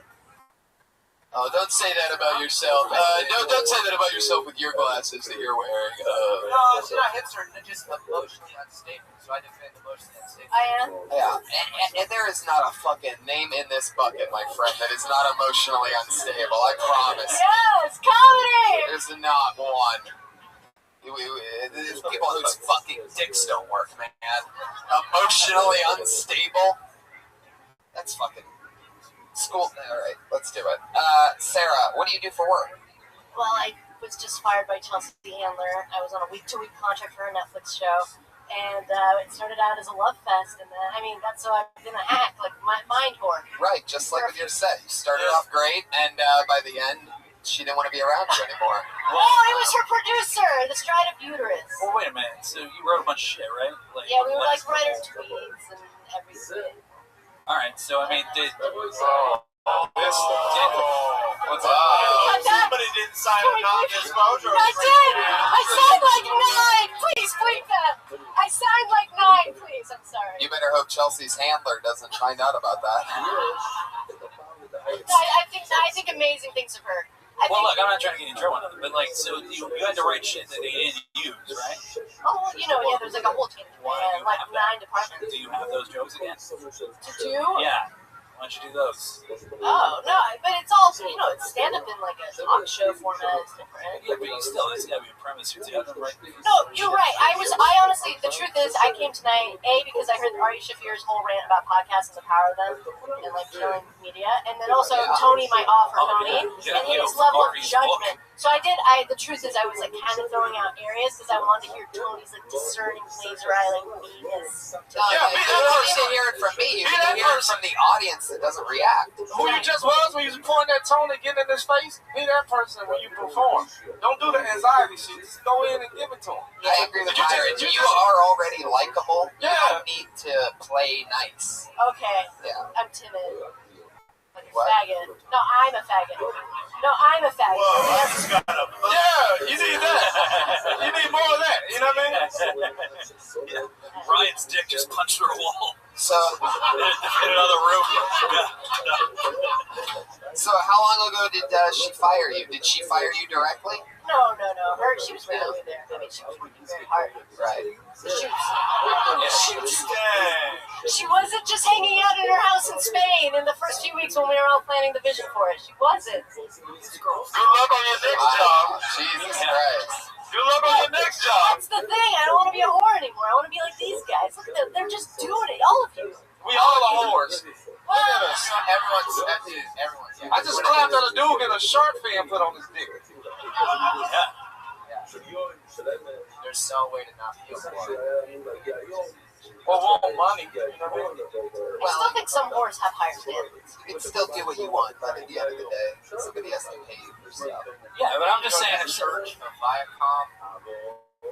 Jesus Christ.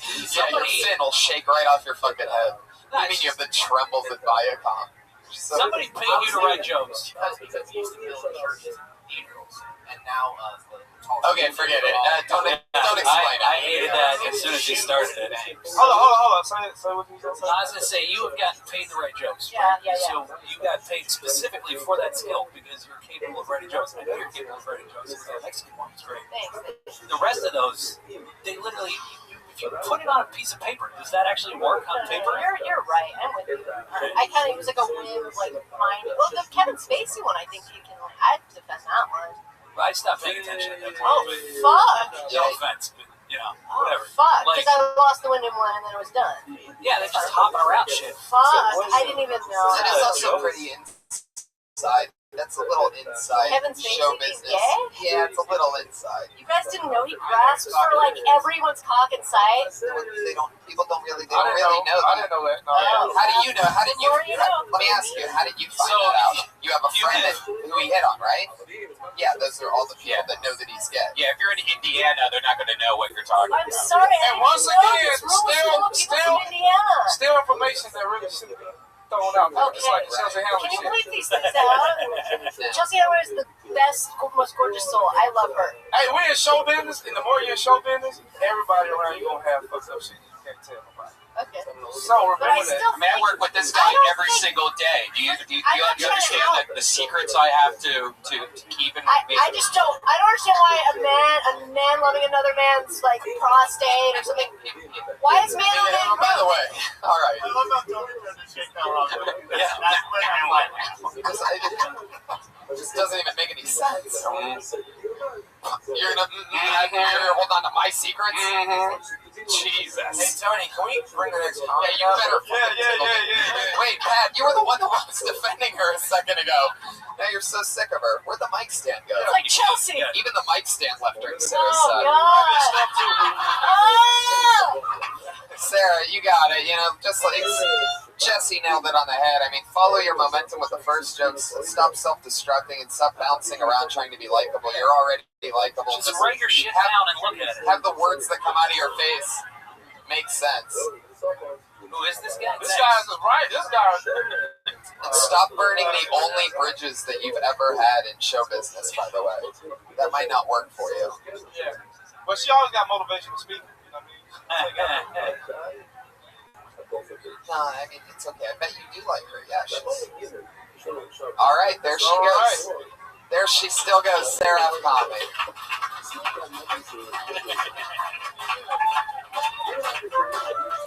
I love that there's a drummer in this. I know. Isn't that fun? It feels good in here. First ever time with It's weird he don't have a microphone. He got to stare at two asses the whole time. I love that. Well, you guys ready for another comedian or what? Put your hands together for Quinn Wright.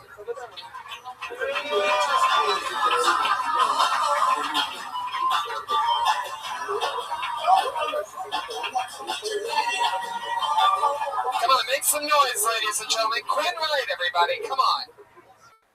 So I'm a virgin at 25. And I mean, I get it, ladies. Seth Rogen with Downs is not a very good look. But it's autism. The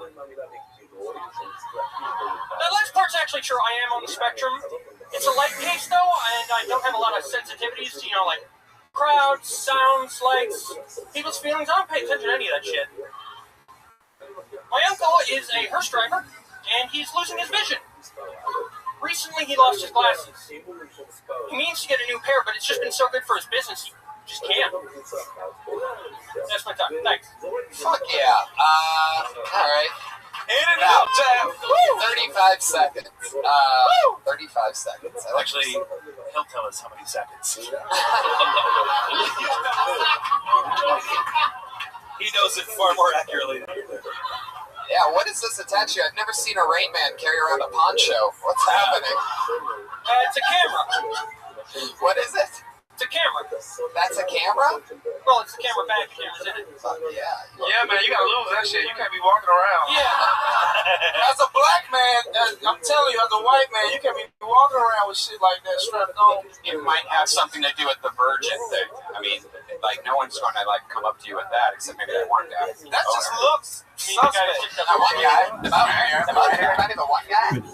That's a great reference, bro. Have you been, when was the last time have you ever been on a date? No, never. So you're a virgin.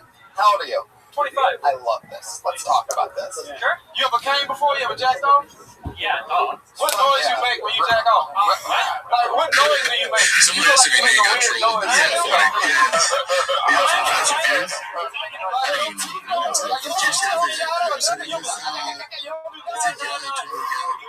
Silent and shameful. Silent and shameful. You got glasses on when you do it?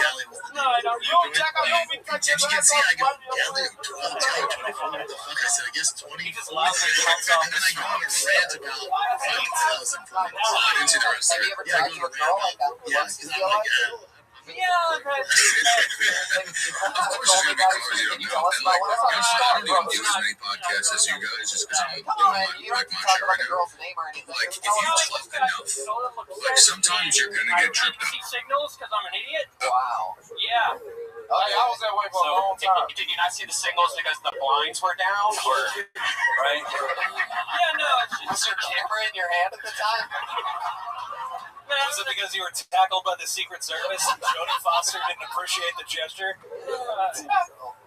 John Hinckley reference. Oh, that's fun.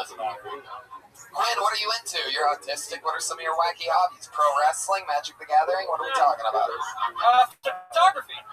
Photography, that's it. Wow, I get the feeling you have a lot of pictures on your walls of girls that maybe you've seen a few times. Nope. No, mostly trains. I'm sorry. Oh, shit. That was me. Anyway, I think you're great. Are you? Because I think you're great. If this isn't a character, you're a genius. I like it. Yeah. How long have you been on stand-up? This is my second time on stage. Whoa! Second time on stage!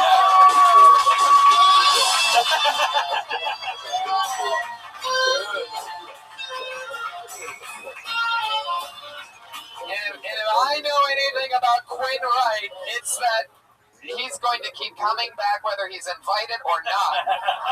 Hey, Yeah, man, just you know keep doing it. what? You know what's good? You did your time. You didn't fuck around. Yep. Right? You don't give a fuck what time is left to hit him. But since you're gonna do a short amount of time, and you're gonna do that, you just slow it down as much as you possibly can. Yeah. Yeah, second time, dude, I get it. But you actually had like things that are identifiable as jokes. You know, like, they had punchlines. Like that's a unique, fun quality about it. And you would have got louder laughs if you took the bag off. People took a couple of seconds to go like, is he gonna pull a cord and yell Allah Akbar? Like you threw us for a minute. You look like somebody who got recruited by ISIS and then grew everything back just to come back and pretend like you normal again. Yeah. So. Anyway, the funeral home, the uncle joke. Yeah, that's a joke. That works. I like Kryptonite. Yeah, they did work. How long have you lived in Los Angeles? Really? What do you still live with your parents? Yeah. What do they do? My dad works at Costco. He used to write movies and help play baseball. Oh, that's cool. Joey Diaz is in this. Fun fact. It's not that fun. How about mom? What does she do? She sells fabric. Stepmother works steady. Wait, you live with your mom and your dad and your stepmother? No, I go between two houses. You go between two houses. That's smart.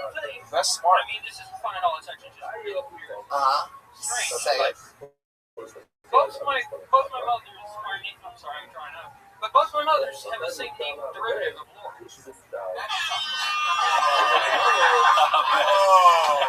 I should have. Are you serious? Yeah, I should have just. God bless you. Wait. I say it, and I just. This has been this week's episode of when autistic people don't know when they're being autistic. Yeah. Well, here's something I think you will all find very interesting. I want to be walking the derivatives of the names of both of my mothers. I just thought it was interesting, but I knew it wasn't. No, you know what's funny? I had to write They're this wrong. down. You're not wrong. Yeah. They're wrong. What? How are they? Explain that. I just think it's interesting. Since my dad got divorced, my mother named another woman named Laura. They're both named Laurel. Well, my mother is That is Laura. Artie to Laura, and the other one's Laurel. Laurel and Laura. Yeah. Oh, okay. Good joke. Yeah, okay. Yeah, all right. It makes sense to me now. I get You ever it. fantasize about your stepmother? Never, not once? Not once. Not one time. Not one time. You never fantasize. Look me in the eye and tell me. Not once. God damn. He's not going to look you in the eye. That shit is scary right here. Look at him in his eyes. It's like looking at a pit bull. Like a rescue pit bull in his eyes. Woo! Good job, man. I immediately felt guilty. Man, he's bigger. Hey, he's bigger than you think. You get up and then you look. You like, oh shit, I fucked up. You know what I mean? I had to walk away from some altercations like that before. I'm like, oh if shit. you don't get out of his face right now, he's gonna do your homework for you. Were you a really good student in school, Quinn? Not really, no. No. What? Tell us something other than photography. Other than photography, one thing that you love. Hey, Rabbi. What's going on? How are you, J-Ski? Other than I'm good. I had to leave photography the and server. film and I was anything in that the has anything to do with server. the camera. We're playing the game, and this one guy just comes in here just screaming at everybody. I don't get why they don't have moderators in there. What's your favorite They kind of have, porn? like, the VC is always packed. Couldn't even play the game. I have to leave there. That's unfortunate. You know, you are locked in here whenever you want. Oh, yeah. Yeah, I don't have to deal with that in here. I only go in there to, like, go to the channels of people, like, the heights. Holy shit. Yeah, that's cool. But it is kind of good that the trolls came in there because I do have.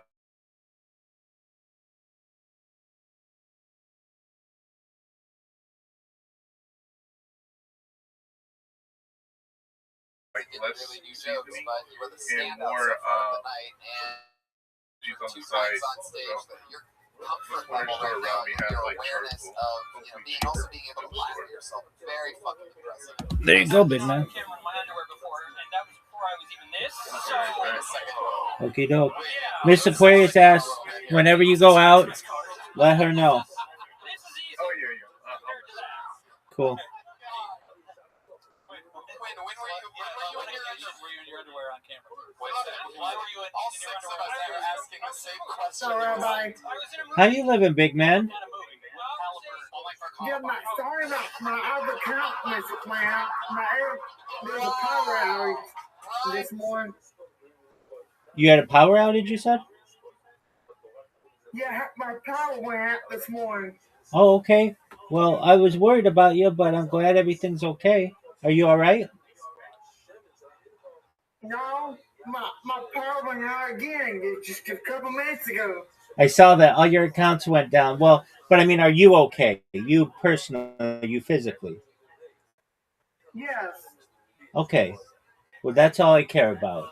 And you made it through the storm last week, and we told you, it would be over soon enough, and you'll get through the power outage. Don't you worry.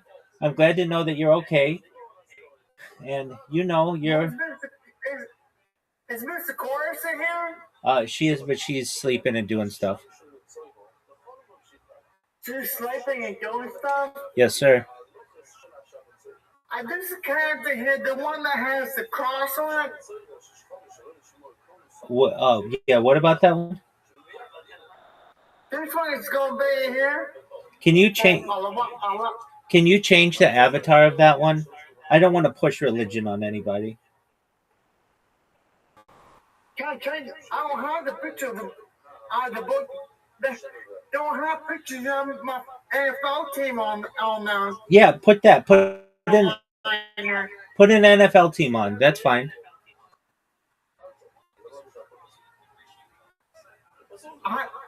I was going to put the Baltimore Ravens, but go ahead. Can I do Fortnite? You can do Fortnite, absolutely. And you can do anything, just nothing religious or too political. Nothing religious or too political? Yeah, I just want it to be neutral for anybody who comes in. I don't want to push any religion on them or any political views. I want it to be like open to all. And What about Michael? What about Michael? Michael Jackson. You can put whatever you want when it comes to that kind of stuff. Let's see. What can I put? Stick. It's not Christmas. I could play him when Christmas comes around. Sorry, I'm obsessed with Michael. That's okay. Oh, hey, what's up, Brandon? Hi, Jetski. Hi, Jetski. Hello. What's up? Sorry. So I wasn't here last night. I just wanted my power out. Oh, I noticed when I woke up, I checked my laptop and all your accounts were going. I was like, yeah. What? I was like, something must have happened. Because I noticed sometimes your accounts, they disconnect. But I saw all of them going. I was like, whoa, what's going on here? MJ. Yeah, you put Michael. Yeah, that's cool. I just put Brandy A, Michael, MJ fan. That's cool. Brandy A, MJ fan. That you can call me right now. Excellent. Call me Brandy A because I'm a Michael Jackson fan. There you go, big man. I love me some Michael Jackson. Excellent. What's your favorite Michael Jackson song? Thriller. There you go, big man. I love it. I love it when he does the Thriller. Very cool. Yeah. I love. This is him when he comes in. They're talking about adding him to Fortnite. Yeah, I mean, what about they're talking about Michael Jackson in Fortnite? They talk about Michael Jackson and Fortnite? They're talking about adding him to his skin. Yeah, they want to add a Michael Jackson skin to Fortnite. Oh, cool. Yeah. Yeah, they're probably going to do that in Call of Duty as well, or something similar. Yeah. My couch disappeared. You're good. I feel bad leaving you alone, Rabbi, and get skinny. You're good. Don't you worry. You're fine. I don't want to leave Mr. Corpse to him. I know I'm best person to her. Yes, sir. This is my home. I made you like a treat to him. Yes, sir. How'd your podcast go this morning? It went really well, thankfully. Thank you for asking. It went really well. Yes, sir. Why is it gonna be in such sucking to watch it describe to it? It's gonna be out in 2 weeks. It's gonna be out in 2 weeks or so. You see me show whenever it's gonna be out? Yeah. So I can already see it? 100%, my friend. Because I would love to see it. Yes, sir. I might even watch a podcast to him. Absolutely, you're more than welcome to. My computer's acting up. I don't know why it's acting up the way it does. There you go.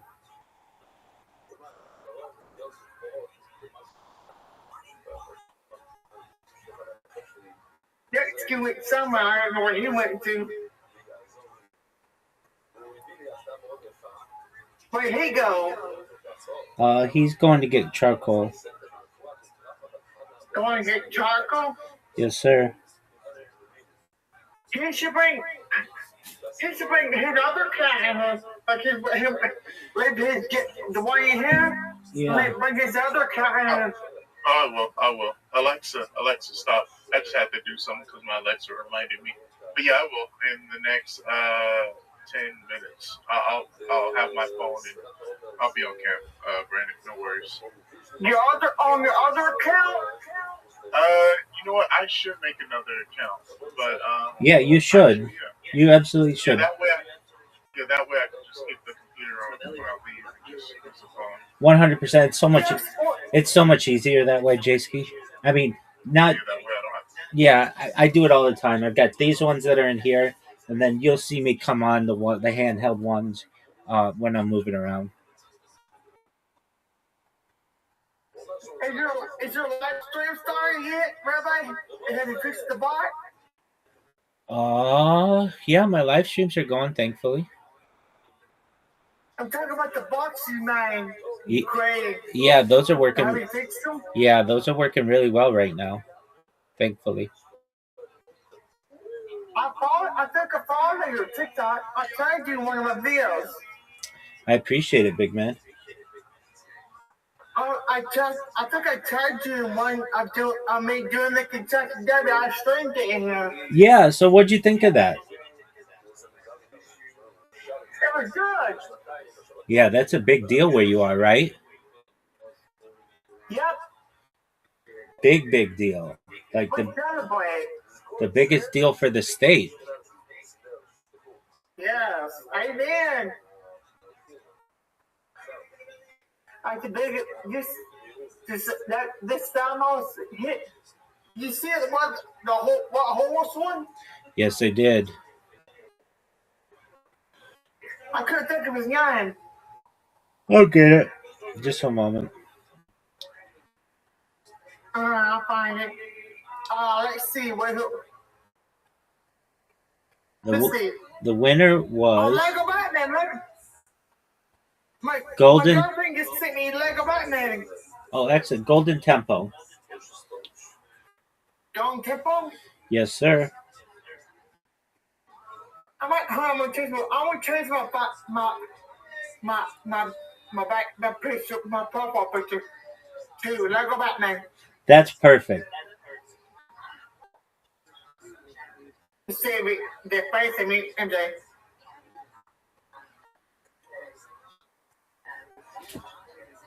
This is the new movie the new Lego Batman coming out.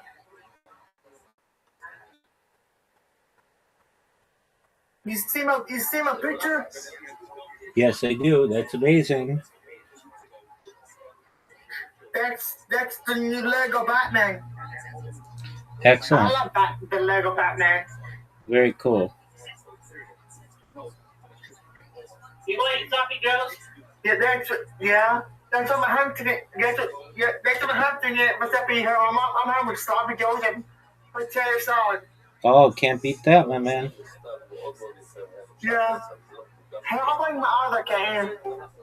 There's one of them. Excellent.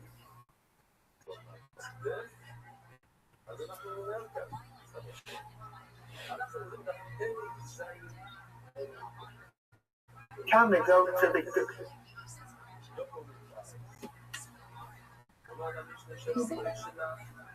There's one of them. There's one of them.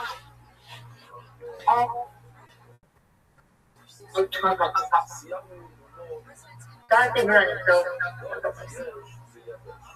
I have to go back and get my phone.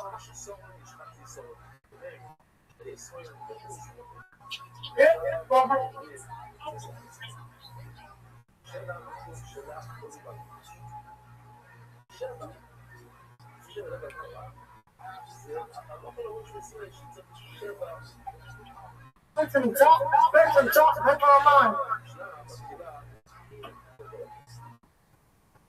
Okay.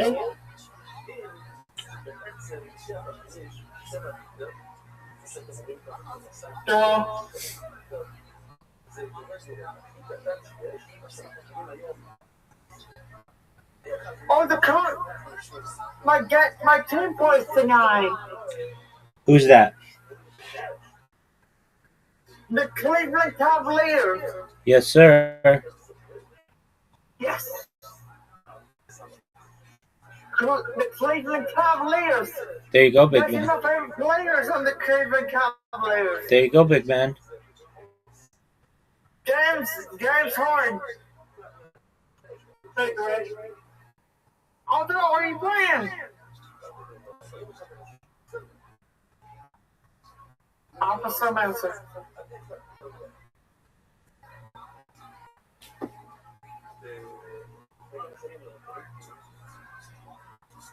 Doing massive new scoring.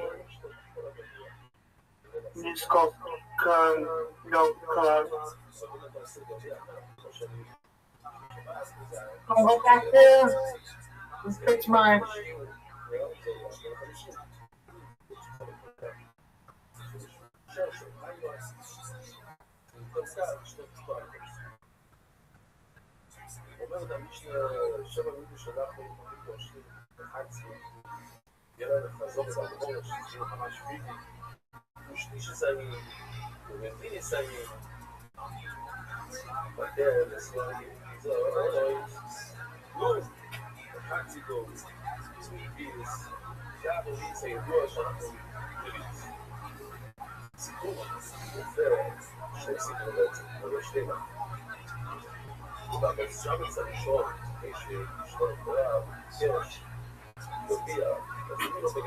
Oh, sorry, Mom.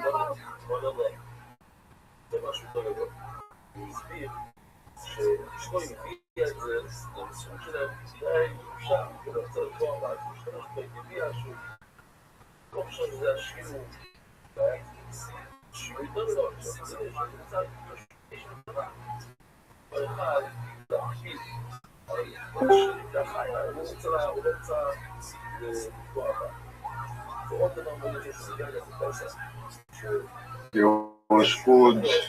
How you living, big man? What you doing? I am tweeting something.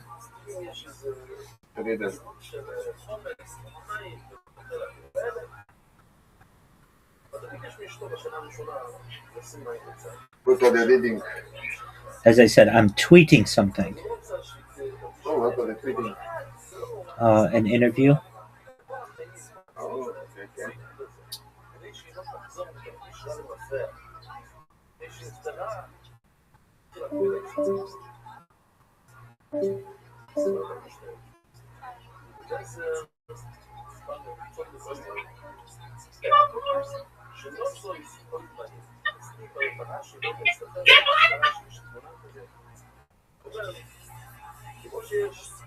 לנשים, חליפה, גם לגברים אולי הם משתמשים אותו לבד. יש כלי מדידה, שיש בזה רבים כאלה, זה לא רע, זה חצינו, זה רביסנו, זה גיר, זה כלי.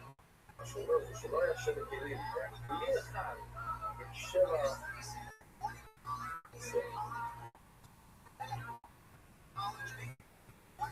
עד כאן, עד כאן, עד כאן הכנס וניסה. כשאומר גם לא ישמעו. בכלל לא היה את הכלי בגוד של העיר. עכשיו, אני חושב שזה היה פעם אחת בהיסטוריה של 30 זה משמערים שלא היה היסטוריה. וכזה נשאר שלא היה צריך לצאת. אלא בידי יסדר שלו, באמת זו ישרה, זה של הכלים, אז לא נכניס עוד כלי שקוראים לזה גוגו הקט.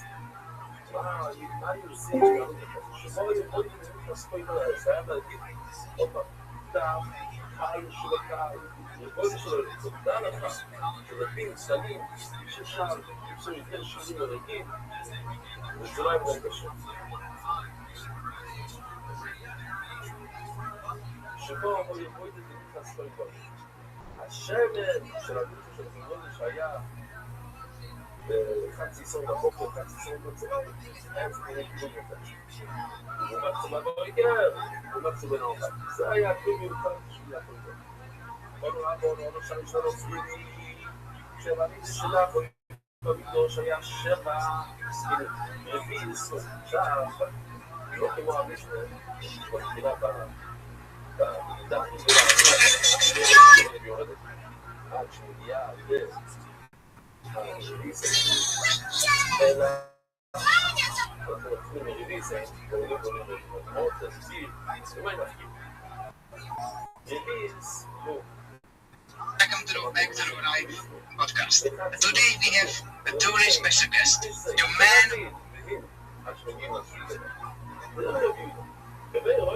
בעצם אומר אותו דבר, זאת אותם ליגות, אנחנו מתחילים מלמעלה. שחקתי להסתיינו ולהתאיים אז זה לא, לסלוח. לא בשביל לא יודעים מה שאדם לא משנה. ביום שני, לא היה שם בכללים, מה הם יגידו בשם, מה הם עושים את זה? אז מי או מידעתם? כיוון שאין מי, כבר מתאמים, אני חייב שביעי. אני צריך כלי שביעי, אין לו בלתי מסיר, שריס ומפסור איזה שום. אם צריכים את הרוב ומפסור, כול וחצי, שבו ירוד לרחבים חברים. הקודון היה מודד את זה כל יום, אז בבוקר הוא מתמצאים בנורמל. אבל לא, אז זה מה שהיה לנו עכשיו, עוד אקצור לא, כמה סביבות שום, למה אתה צריך במיוחד של רוב וחצי. היה שם מחליט שקראו לזה חצינו. עכשיו אם אתה ממלא את זה 3 פעמים, יהיה לך וחצי. אז השמימה היא מיוחד שלוט וחצי יש לך חצינות. אז מה הוא אומר? אבל אין אפילו דברי, אבל לא יודע למה צריך כלים אחרים. אפשר להתחיל עם רביעיס עלו ותגיע לשם, תמלא את 4 פעמים, יהיה לך נו. אבל למה בדברי אחד זה לא יעשה, למה אתה צריך חצינות רביעיס? זה ראשון לצד שם רביעיס, תצטרף ברביעיס. אלו, זה הכלל, זה היה צלב ברביעיס. איש אפשר אם הכלי הזה יכול לעשות שיטה אחת של רביעיס, אתה לא יכול להשתמש ברביעיס כדי להגיע ללוב. אתה לא יכול להשתמש באותו כלי לשני שימושים. ואנחנו רוצות לרשימה סיסויים בהנית, אמרתי במשנה שלא היה 7 כלים לפירו לו, היה אחד, היה כלים לפירו. מה הנתקינים הם מתחילים הרביעי סבור ועולים עד שמגיעים נגד או שמתחילים בעיר ויורדים למטה מה הנתקינים מתחילים מצד ימין ומגיעים מצד שמאל ומצד שמאל ומגיעים מצד ימין אני לא יודע אם אומר רביעים ויוצאים לי ויוצאים אליי מה שאתה ממלא בוא נראה תגידו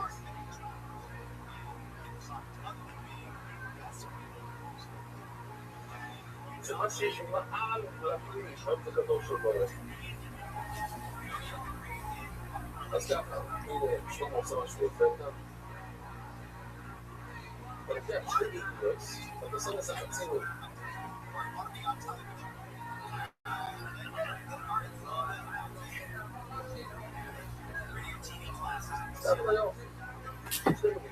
האנשים של למעלה, חלק למעלה, על הכלי, זה נחשב זה קוראים לזה. זה להכתיב, מה אתה אומר, מה אתה אומר, מה אתה אומר. לפי רביעי זה שמתחילים קטן, אז גינס, או משהו גינס, בסוף זה גינס סקאץ'. זה אומר, שומעים מה אתה אומר, מגיעים עד הגדול, ואז פתאום נהיה לך יותר, יש קצב, יש כמו שהם אומרים, כמו סודה, אני לא יודע, אם מתחילים משהו קטן, ואתה עולה, יש לי קצב, זה מצליח לעלות מעל על זה, מעל הכלי. וזה נחשב גדול, למה? תוך הכלי. ומי זה עולה בפרון לבוי שבחור כמו איתי, ונתן לנו שרבינו רק תמיד. הוא אמר לנו שרבינו, לך, אתה תחשוב לעצמך איך תגיע להרגיז לכל ה... בואו להישאר, כמו עיידי למור, שתי רביעות, עשה בזה חצי דור. מה הגרום, מה לגרום, מה הגרום, תראו שהולכים, המעניין, בסוף אני חושב שזה לא יסתכל, מה שיש מעל הכלי, אני חושב שאני מתבוא לבוי שבחור מותן, אבל אני רואה בפך גדול, אבל אני חושב בהון, ורק בבירות, חושב בדעת, ומה שזה שפר, זה לא חומר. אבל היום אנחנו יכולים להביא שמצא מציגים למעלה מסתכל, אפשר לתת את זה. הוא אחד או משהו. זאת אומרת, מתכוון ששניהם סוגרים שמה שיש מעל הכלי, מה שיש למעלה, זה פגש. מה שיש, או שאפשר להגיד שזה לפי שניהם כבר פגש. בוודאי, כשלמד את הסוגיה, לא זוכר אם זה היה בקונפרנס לסוגים הזה. ולמדנו, הדברים שם אומרת, שזה היה, היא אומרת שהניצוצות, כן, שום על הכול שיוצאים בחור, שיוצאים ביין, שיש על הכוס, אז אני מקבל את הכוס, אז לא מקבל את המשהו שכן. הוא אומר, ניצוצות זה שתיתו, שיש יין על הצד של הכוס. עכשיו, אם אתה ממלא את הכוס כמו שיש לך בתמונה, אז תמיד נוזם קצת על הפי של הכוס שלו. אני רואה לי כמה הגרומה אומר לי, ואומרים שלא יהיו לי מניסה. אז אני כולם שופטים הרבה. אז זה קצת פחות מלמטה. לשפיץ של הקהילה, אחרת הגמור לא אומרת שזה לא שגר, זה שתי הגמור. אז מה אומר לך? אז מה כן צריך לצבוח אותי כדי לצבוח קבוצה שניהם ולהגיד בבדי, מה הכוונה בבדי? מה גורם מלמעלו? למעלה בצודה, מה גורם מלמעלו? למעלו משתקים ובבדי, משתקים משהו גבוה, נגיד למעלה בצודה Wow, so that is big purple guys, but right now it's not.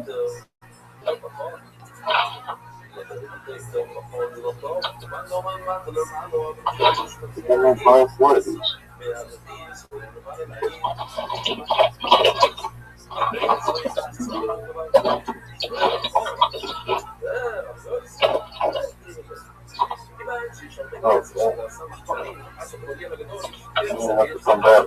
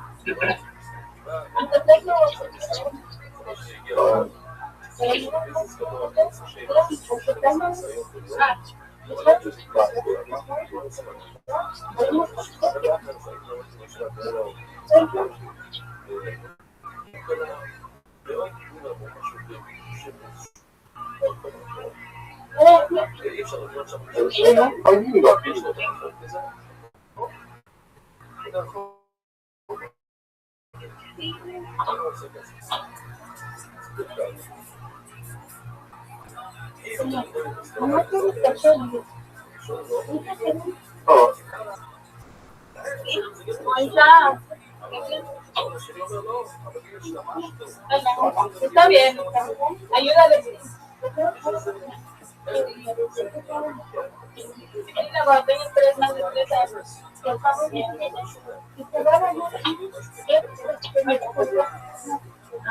Sí,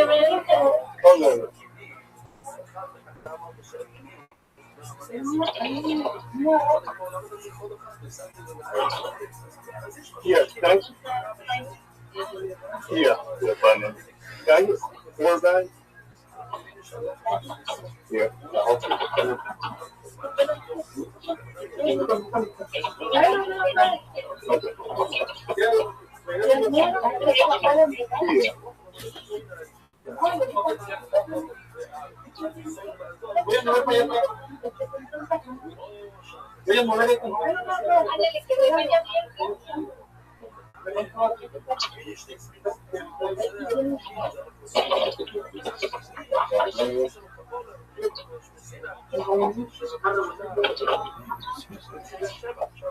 Jayski, can you hear me? Oh, yeah. Sorry, let me mute my mic. Sorry about that. Thank you so much. I appreciate it, my man. We love talking to you, and when you're talking to us, absolutely. But otherwise, it's pretty loud. I forgot about that. You're good, my man.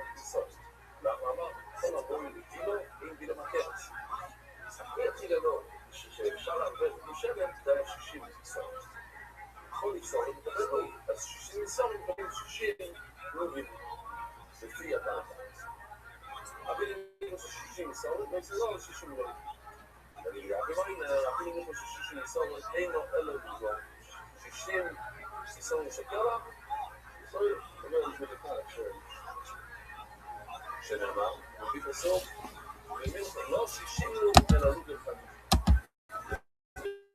לא שומן, יש לך, לא משנה איזה גודל, שיש על הפער, 6 שיעור, שזה בעצם חצי ימים, זה אחד השיעורים,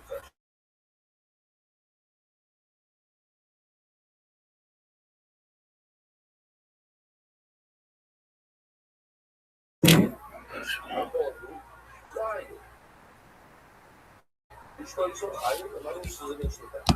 יש לו ראשון, שיש לו ראשון, שזה רביזה לכרס. יש לו ראשון לעשות לדבר אינו, אנחנו עושים עם השלוש וחצי לוגים. זה לא יודע, חצי לוגים בנר, כל נר ונר מקבל שבע נרות, חצי לוג, כפול 7, זה לשלוש וחצי. לא, זה נראה מגוון של... לא נראה לי, למה צריך אפשר צו רבי? אם מצוירו, אם זה למים אפשר מצוירו ששופטים תוך אדם, כמו שאמרנו במשנה, זה אפילו לא במסמיס, חוץ לעזור, או חוץ בין... בוא נגיד חוץ לעזור, מה שלא חוץ לעזור, ואין עוזר, ואם זה מתקדם שבוע, שזה לא עוזר את השם ללכת, גם אם נדבר שתסעיינו לכל, יהיה לנו זה פעמיים היום.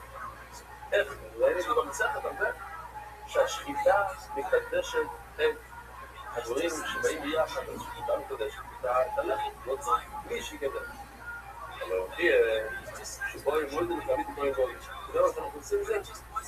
מודדים את הנור, את החצי נור של הסליחה, את הנור בחצי לכל גול. זה רבי סלוק, שאנחנו עושים, כי הרי יש לה קודם כל 12 לחמים, 6 בחומר, שכל כך מקבל את זה. בלי שם שלך לא נחל, עלי, זה ארץ מרחוב, אתה הגעת מרחוב, לא מצליח לקם לבובל, איש עצמך, זה נמצא, זה נמצא לבובל, זה אומר, קצת חוצה, זה שהגיעו אליי, ותת לי כסף, ומבקשים ממני עצות, הגיע לארץ, באים אולי אנשים, מבקש ממני כסף, ולצאת לי, הוא הגיע ליוצא צחויקו, נתן לי עצה טובה, פשט טוב, פעם בגבור, ואחרי עשור לפייס, 5 שורות מלא. הציבו מהיום משמש, זה היה השיחה שלי, זה היה לעשות איתו, וגם לעשות איתו. לא, זה לא נמיקה שאחד זה לא נמשך, לעשות איתו, ושיכולים לצרים לקדושי, מה, הם מביאים מים מהברס, הרי מים בגוי שמציא. איך מעבר לא אני את יוש, זה כבר היום, אני חייב להגיד לו, פשוט, נדע ששפר עצוב יוש, שבת עד 4:30 בבוקר, ואז איתם, ועבד עד יונטף. ומרק אשכנזי שיושב, ממש כל דקות לפני שיר בין יום, אני יושב ועושה את השיר הזה, כדי שיהיה לחבר בארץ, שיר במוץ יום, שזה עדיין, לא רק לדבר לפני, זו יתחלק, זה לא יגול מאוד. אני אומר שאני הייתי חייב להכניס את התמונה ישנה, היום יש לנו כבר שהמים זה מהפרק, אבל זה הקיור, כל מים שיוצא מהקיור יש לזה קדושה. אז אם יש לזה קדושה, ומשתמש במים של הקיור, כתוב שמים גדושים, אז זה כבר קדוש, זה לא צפוי, לתפוס את זה. וכבר אנחנו יודעים איזה שביל הסתרגות, בגלל שכמו שאמרנו קודם, שהנור זה כתוב איזה עין, וגם כאן, כשאתה שותה, לא ידרום, זה נותן קדושו לשמן שפתח עליו. אומר להם שמן ורבי, שכל נוכל להשתתפות שמן וכל צריכים את הכלי הזה כדי יוצאת שמן וכל אומר לו, דרך ישראל, אתה באמת סופר, וקורא לו, אתה הנר, אתה האור של קיץ. כל הזמן שקוראים הרבי, יש ישיבה מצטרת בלבון טרור. כל הזמן יש לנו אומרים, איך שקופסו, מה קורה למנוירו, שנקבע, או דרך באמצע הלילה. ידע שמהשמן, הרי השמן יהיה מלוכלט,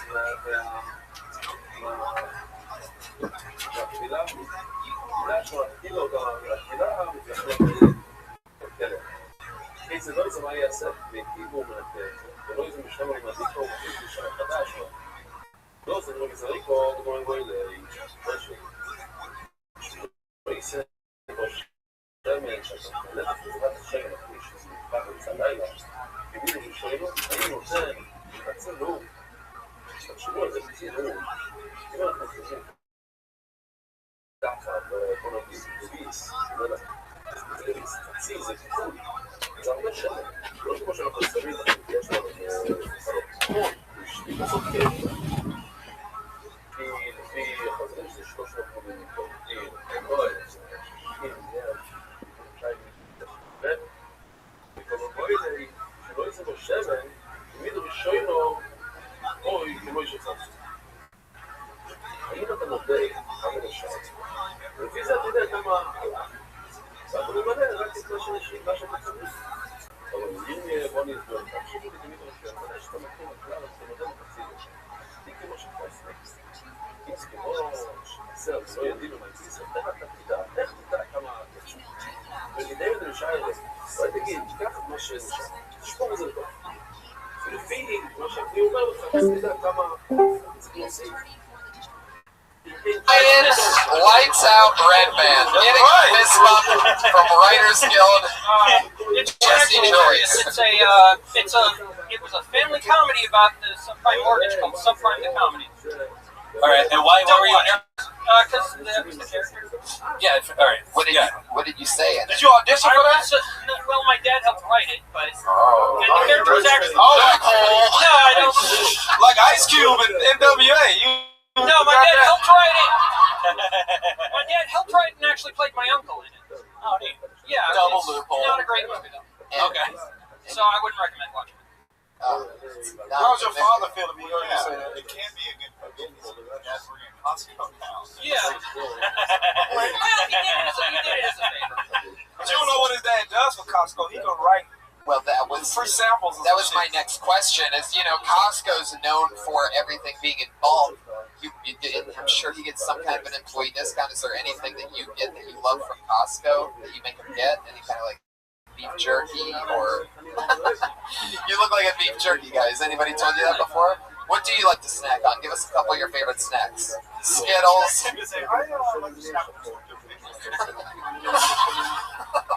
Make sure you leave with this tonight. When they say you're interested, you're so interested that actually ask some questions to find out what type of snacks you like. These are things you can talk about, you know? What are they? What are some snacks you like? I'm into the lemon bars from the 100-calorie lemon bars. Oh, come on. 100-calorie lemon bars? Well, I'm trying to... That's a derivative of full-calorie lemon bars. And I eat like 20 at a time. Whoa. God damn. Dude, do you realize that's literally the best joke of the night so far? Is that you've been trying to keep, whatever, you have these new 100-calorie lemon bars. Well, I mean, I eat 20 of them, but the way you said that, we can just feel your honesty. I'm telling you, it's a really crazy quality that normally it takes people fucking years to get. But when you say something that's real, it fucking feels real. I still think, I don't trust anyone. I still think Ryan Higgins might be able to get a boner. You know what I mean? But when you say the stuff that you have going on, like, I truly believe it. Because I look in your eyes, and there's something in your eye. Like, there's another person, rest in peace, my friend who had eyes like yours. He was funny as fuck. A guy named Angelo Bowers. He got his eyes, man. Legend, you know what I mean? One of the best of all time. Yeah, he's the funniest out of everybody in our class. Yeah, you have a level of comfort that's unusual. Like, normally it takes most comics years to get that, and all you had to do was have your parents get you vaccinated for measles. Automatically, you have the most confidence of anyone I've ever seen at a comedy stage. Fucking God, I love it. Do you know Joshua Meyerowitz? Also autistic. You should go on road with him. Or just maybe a couple miles. Go on the road to the Laugh Factory. But if one of them bombs, they're called autistic. Oh, that's for the two of you that know that Josh Meyerowitz's Twitter handle is Autistic Thunder. Hello. Those two people that got it didn't even laugh. So that is so awesome, Quinn. Please come back and sign up again for this show. Leave the backpack at home, though. That's distracting to me on stage. Yeah, you're not allowed to take pictures here anyway. Yeah, I just take pictures. On the road? Like, what have you taken pictures of today? Nothing today, actually, yet. Really? I just take it wherever I go, because I like to take a picture. Have you ever sneaked a little picture of a chick before? Upskirt? You ever taken upskirt? Not really, no. You should try. No, I'm actually really good money. not comfortable taking pictures of people most of the time, unless they ask me. I imagine how uncomfortable they must be. Whoever asked you to take a picture? Whoever looked at you and was like, hey, are you a photographer? I've gotten quite a few fashion gigs. Oh, for real? Yeah. Really? Fashion gigs? Yeah. Does that count the one where you're just in your underwear in a movie? No, I'm taking pictures. I love that. I can't believe a guy gets fashion gigs. You get away with wearing a Vietnam veteran jacket. Yeah, it's meaningful. Do you have an Instagram we can check out your work? Right on Target. On social media, right with the W. Oh, cool. Right on Target. Right on Target Photos, my website. Wow. Well, very cool. It was so nice to meet you. There he goes, the second time ever on stage. Quinn Wright, ladies and gentlemen. Good job, man. Good job, man.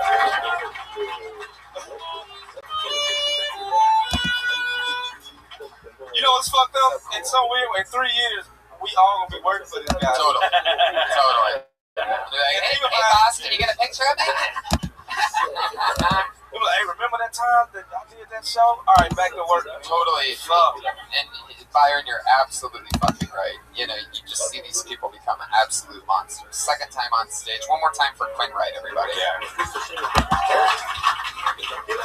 Oh my God. Oh no. Oh my God. For the third week in a row, ladies and gentlemen, I have pulled out of this fucking bucket one of the most unbelievable sensations to come to Kill Tony in a long time. They are back, these lucky motherfuckers. It is the Verzi Triplets.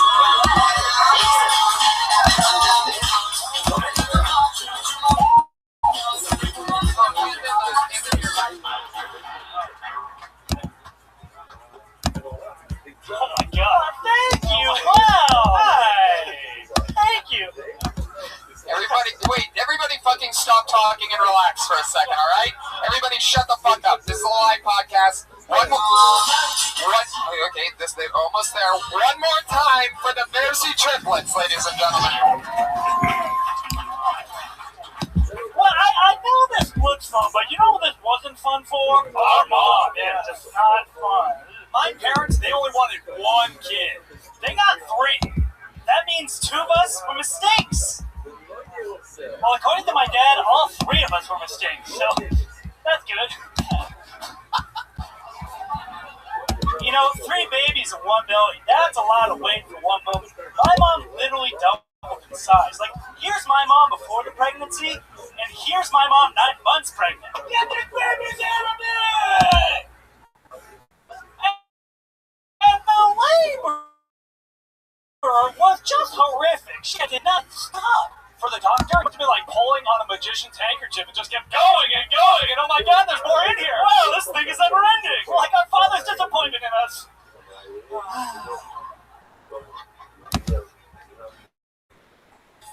I wasn't sure I thought it was the cat. Yeah, 60 seconds. No, they timed it out and they thought that they were going to get more laughs. It's my favorite thing. The Verzi Triplets, ladies and gentlemen. What the fuck? Are you guys time travelers? This shit would fucking kill in 1908. I'm serious. You guys would be the best fucking comics of all time. That's what I said. Y'all too handsome and buff to do that bullshit. You know what I mean? You know what they want to hear. Give them that handsome buff shit. Now, what I love... Talk about how great life is. You know what I mean? How y'all be running trains on bitches and they don't even know. We want to hear that shit. You know what I mean? Talk that triplet shit, nigga. Talk that triplet shit. I know y'all dress better than this. I know it. Life wasn't that hard. You know what I mean? I've come to, I've Yeah, let me get 3 of those. Old Navy, y'all got them V-necks? They're Target. I love the Bercy triplets. Oh, a huge note that I'm going to give you guys that... That's 6 dimples up there. What the fuck? That you can see. One of the interesting things about the Bercy triplets, I don't know if you guys noticed how it's one of the most blatant things that you have to notice, is that one of them has a lisp. Now, what I love is not only has this lisp blatantly gotten worse over the last 3 weeks, but I also love how the amount of the things that you guys could totally divvy up and assign and say different things. You have him saying so many S references in his weird fucking Jay Leno lispy ass voice. And it is just, I mean, do you do that strategically? Do you guys give him the S words? No. He tries to like, No. Yes. Exactly. Now, it's impressive to me. Now, another thing, by the way, and I'm not fucking around, and I don't usually talk about tweets this much, but I did get a lot of tweets this week talking about Pat Reagan, who is, one of my favorite human beings, truly one of the people that I believe in the most, unbelievable comedian, musician, hard-ass fucking worker, creative force. Love working with him. And I have never seen him more fucking fired up because you guys are, you know what I mean? You're pure and you're clean and you're good people and you're taking don't forget handsome. You're taking an opposite approach than the grungy cult figure risk taker that is a Pat Reagan. And Pat went insane, ballistic, ranting, hatred, spewing it last week. You've been silent so far. Pat, have the Bercy triplets won you over? No. Everyone say the audience in unison. 1, 2, 3. The audience! Wow. You know what I see here? I like this. Wait, more of that. What the fuck were you just about to say? Go ahead. Say it. It's just you guys are like commercial actors. Eric Marcus. Oh, jeez. I know I like this. Man. This is like I like this. Yard, man. Not cool, dude. Like, you need to get in there. They remind me of the Three Stooges, but Curly, Larry, and no. You're like a barbershop quartet where the fourth guy killed himself. That's what you seem like to me. Like, do you guys think what you're doing is funny? Do you think it's funny?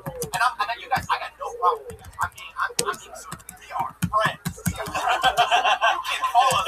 You know what? I hate your comedy with the do you think what you are doing right now is funny? All right, so Pat, there's 3 of you. Pat. That's 3 different brains. Pat. That's 3 opportunities to stop making these choices and putting yourself out there on stage. I'm going to answer that. The artist has to adjust his shark fin. What you're doing is easy, bro. You telling me y'all really like each other that much? That's what the fuck you saying. Yeah, I mean, ain't never did no shit that you can piss you off. And y'all slightly, now that I'm standing up, y'all do slightly look a little bit different. You know what I mean? Together, y'all would be like a perfect 11. But now I see the flaws in y'all. Did you guys really all come out at the same time? So you guys all came out at the same fucking time, right? Yeah, 30 seconds. 30 seconds, wow. You can't... I was like, what? You guys all came out of the closet 30 seconds. It was a rough day for my job. Hello, T. Sayonara. Listen. So would y'all race to go take shits? You know what I mean? Would you be mad like if your brother's shacking for like do y'all shit at the same time? Like how does this shit works? I have Tuesday, Thursdays, and Saturdays. Oh, you son of a bitch. Thank you, drummer. You know what? I'm going to answer that question that Pat had for them, I feel like. Because I don't think you guys want to admit it and nod your head if I'm correct. All right, guys. I'm back. My camera's around. You're good. Is your power back? Yep. Oh, that's good. It's funny. I think you're saying things that you think For my characters. that shit. Excellent, big man. You guys got cast. Is it? That's a good one. No, and let me tell you something. And the one that has the cam on. That I'm looking at the way these fucking comedians clap when it goes against you guys, and you will always have that. And you have to learn, if you're gonna fucking take this shit seriously and do it, you have to know that all these people hate you guys 3 times more than they hate every other comic. And every comic hates any fucking comic that gets pulled out of a bucket, that's booked on a show, that gets anything. What was the difference between their first time? Their first time, we really liked what they had on stage. The second time was Can I just tell you bullshit. something? Your guys' timing is all off. You're leaving beats. You're leaving pauses where stuff isn't even jokes. When in the very beginning, when you're like, oh, what the fuck was the first thing that you fucking said? Right. You know who doesn't like me? My mother. And you guys have to respond like you're fucking talking. You know when this gonna happen? When one casting person said we want that one, and the other ones become unsuccessful, then they gonna get fucked. At least 2 of them. You know what I mean? At least 2 of them gonna get. I mean, yeah, it's the Versey twins. They're related to that brother. There's a way to do it, right? What are your first yeah, listen, here's the thing. Like, no, you guys don't talk like that in real life. Like, none of you. Yeah. But somehow you come on stage. Yeah. Like, seriously. No one, like, it's you guys are like fucking vaudevillians. Like, no, like, I don't know. Like, I think I was super interested when you came up. Like, I wanted to hear what you guys had to say. And then can you imagine what would that be like if you were actually. Like, the trick of stand-up is to make it seem conversational. You know, like, make it seem like you're just naturally this funny when you're talking, when you're doing your jokes. And then, like, if I came up and talked to you, and then you started talking like the fucking Warner Brothers frauds, all 3 of you, I would go, this guy's full of shit, and I would walk away. You know what I mean? Like, that's not how human beings talk to each other. Like, you can be funny. Like, I want you guys to be funny. What do you guys do for work? How do you survive? Do you still live with your parents? We do. Yeah. Fucking. Okay. Construction. We do construction, yes. You guys do it.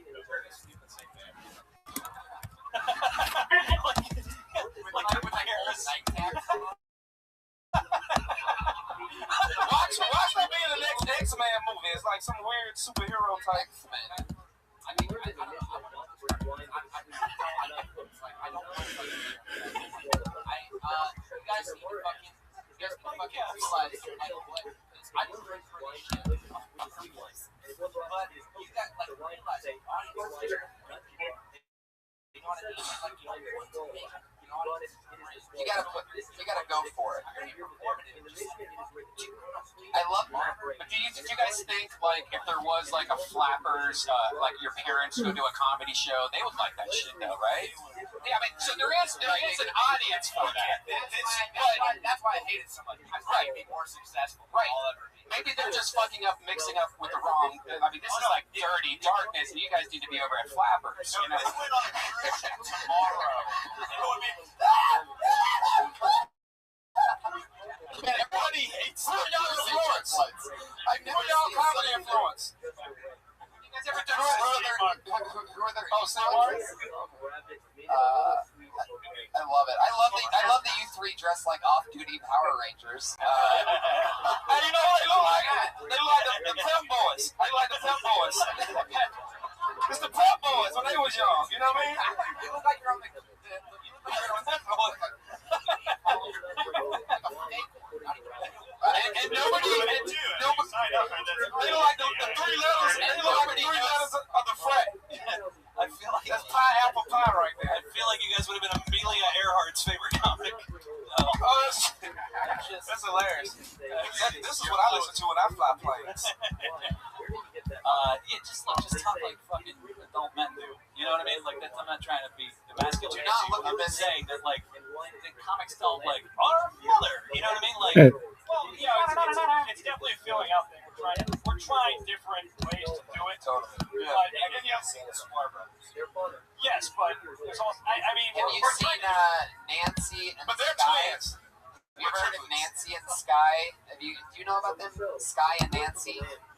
I saw the funniest fucking, I'm not even kidding, I saw the funniest comedy duo I've ever seen in my fucking life last night at the Hollywood Improv. I watched the first 10 seconds just thinking this was going to be, I always just watch for 5 seconds every time, and I'm always just like, oh, dog shit, goodbye.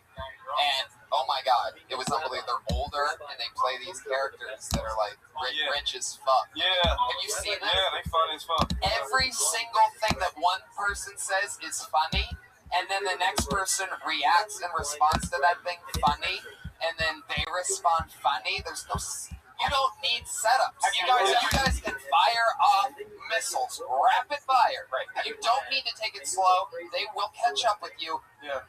Go for it. Have you ever done stand-up comedy individually? Like, have you ever done that? Maybe you should. Only the one with the list, by the way. But maybe you guys could like practice that and then work together on stage. So it's not you guys finishing each other's sentences. It's like you kind of like just playing off each other. We are running later than your guys' mom's period. The Jersey triplets, everybody. There they go. It doesn't really make sense. Congratulations.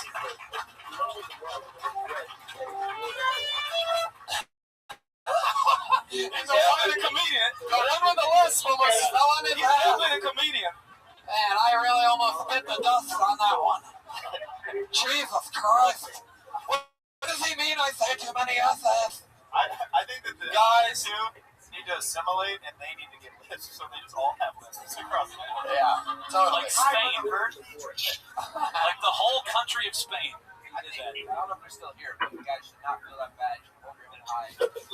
I totally agree. Mercy triplets, you guys have got to fucking keep getting better at, building that muscle, having no soul. You heard these motherfuckers more, those comedians up there, when I said that they hate you 3 times more. They went crazy, and there's a fucking reason why. It's because they fucking hate you. We all wish that we had 2 other people to fucking help make us funny. Alright, so got it. Put your hands together for your first regular tonight. We have 2 people that do a brand new 60 seconds every single week, other than the Mercy triplets. Your first regular, you know her, you love her, the always nervous stylings of Melissa Esslinger.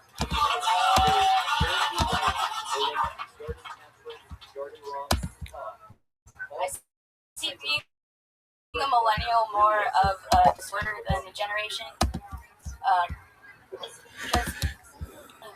I would call it, if it were a disorder, I would call it lazy, loud, asshole, zebra, YOLO.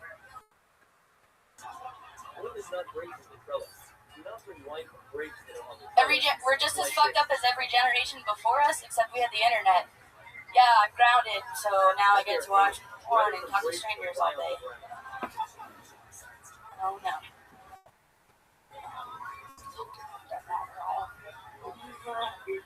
I did have a therapist growing up. Her name was AOL Instant Messenger. She taught me not to use all caps unless I'm yelling.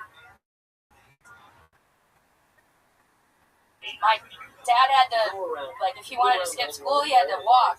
But I could just call an Uber to club. That's it. There you go, Melissa Esslinger. A lot of good stuff there. Would have been the set of the night had you not, constantly self-destructed 3, 4, 5 times in a 45-second long set. Oh fuck, did that again. Shouldn't have done that. Oh fuck, what did I say that? Ba ba ba ba. In 45 seconds, you managed to, have exactly as many punchlines as you had meltdowns. But, the stuff that's working is fucking working. And again, what's crazy about you that I think is different than sort of like a lot of the, our original regulars, like, you're writing stuff that for you is evergreen and it works and you're likable. And the 45 seconds that I saw tonight of actual jokes was great. And it's not no fat on it. It's just straight. Here's the question that I have. Do you always write your set on your hand, or do you not always write it? And can I tell you why? And I can tell that Brandon, if you can hear me, can you mute that account? Unless you're talking. You had your fucking set on your hand. It's the most common thing that these idiots that don't want to grow do. Oh, I'm going to take my fucking paper. And then you look at the paper. If you have those people that Thanks, do big man. monologues, if you have a teleprompter, you're going to fucking read the teleprompter. Do this, you're going to do that. If you set yourself up for that, that's how you're going to do it. So lose the fucking set list. I mean, you're only doing it minutes. You have to train your memory to be able to do this. But my point is this, is that the the moment where you decided where you're going to look at your set was when you wrote it on your hand. It wasn't in the middle of the set. You're saying that it was in the middle of your set, but it wasn't. You knew you were going to look at that set list when you wrote it on your hand. I decided that I couldn't do it without writing it on my hand by writing stuff. I don't know what you're saying. That made perfect sense. But we have to move on. We're sorry, we're running so late right now. Melissa, I love that set. Great stuff. I just want you to learn that to stop writing it on your hand and writing notes. I think that you can fucking memorize. I really believe it. Did you just get pulled out of a river? I think your jokes are funny. That is so funny. your jokes are funny. We have absolutely got to move on. There she is, Melissa Esslinger, everybody. Melissa Esslinger. Only regular. You know her. You love her. New minute every single week. The great and powerful Vanessa Johnston, ladies and gentlemen.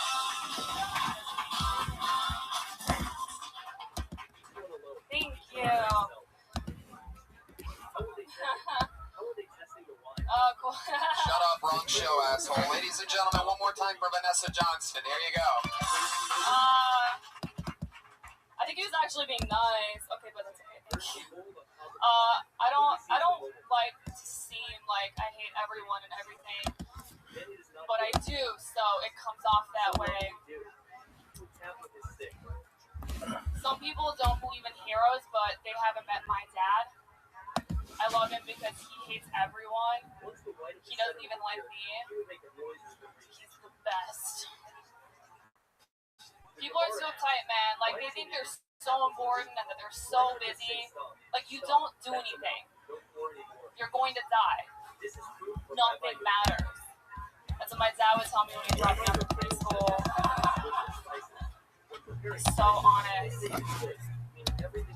My dad would talk to me at night and tell me, Vanessa, someday I'm going to divorce your mother.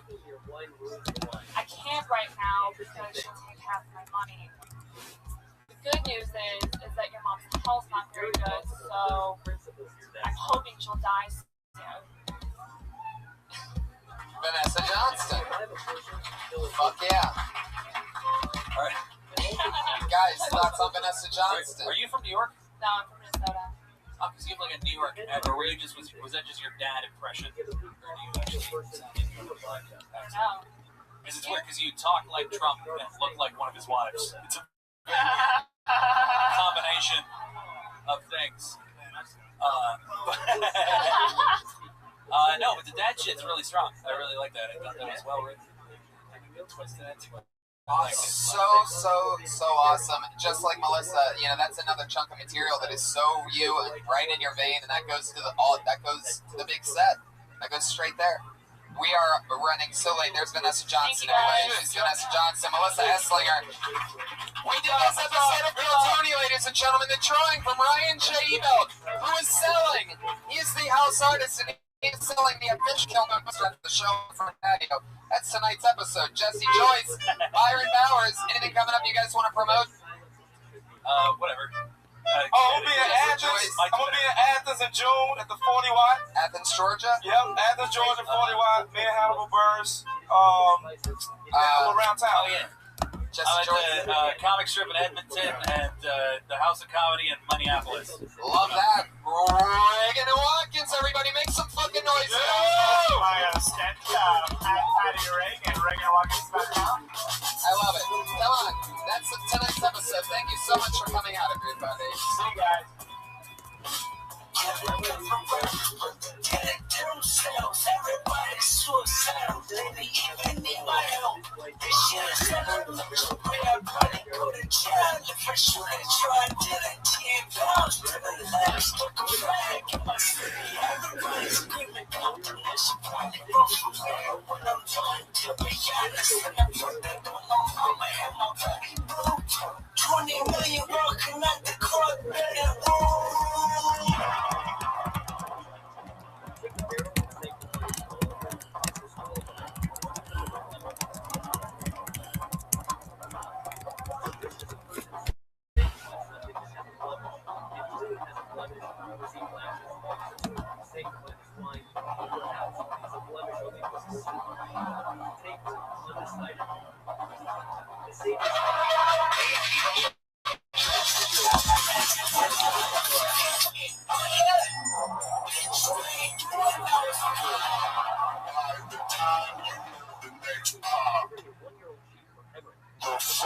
shall be revenge.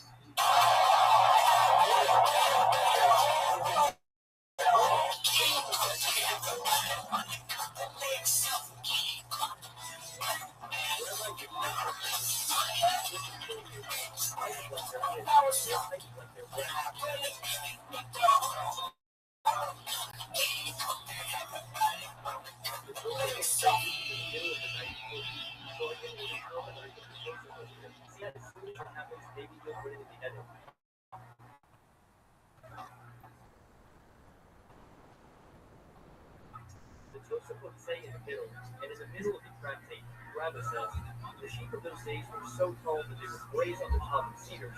They were giant like perhaps being high up in a cedar.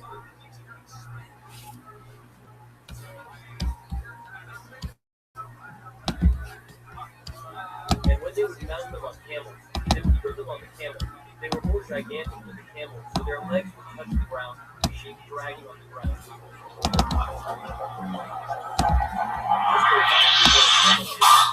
Hey, this is Rick, coming to you live from the world famous comedy store for a brand new episode of Kill Tony Volume 3. Get up on Tony Hinchcliffe.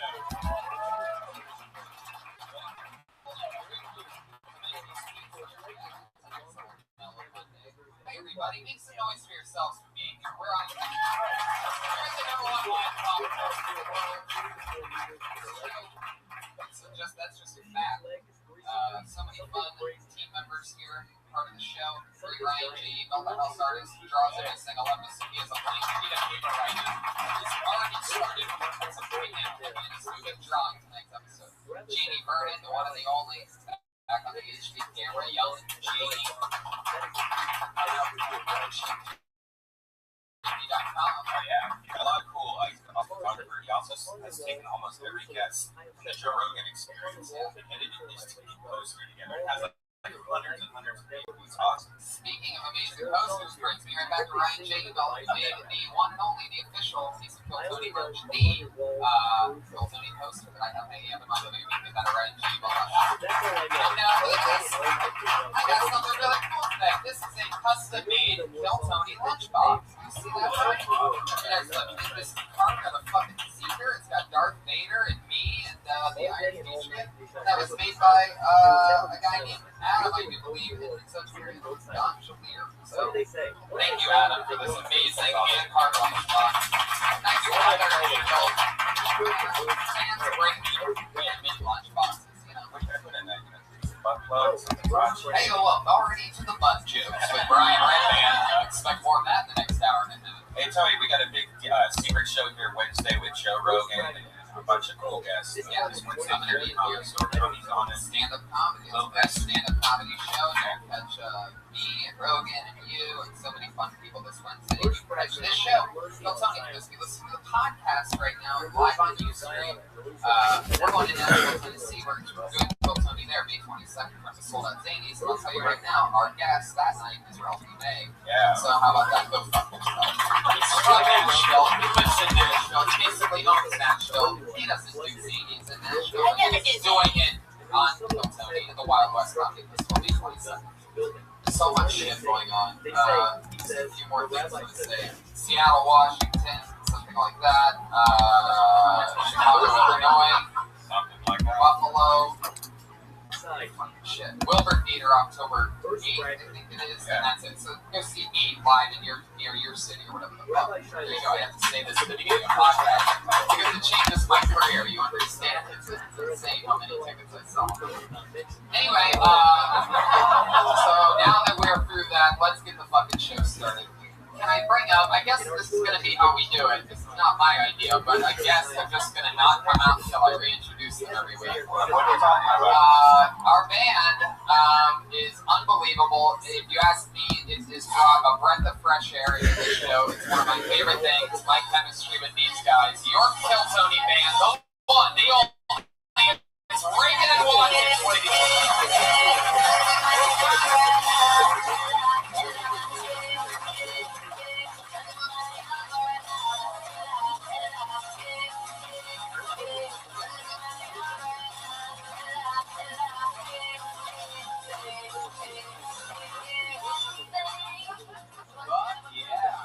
People aren't even clapping.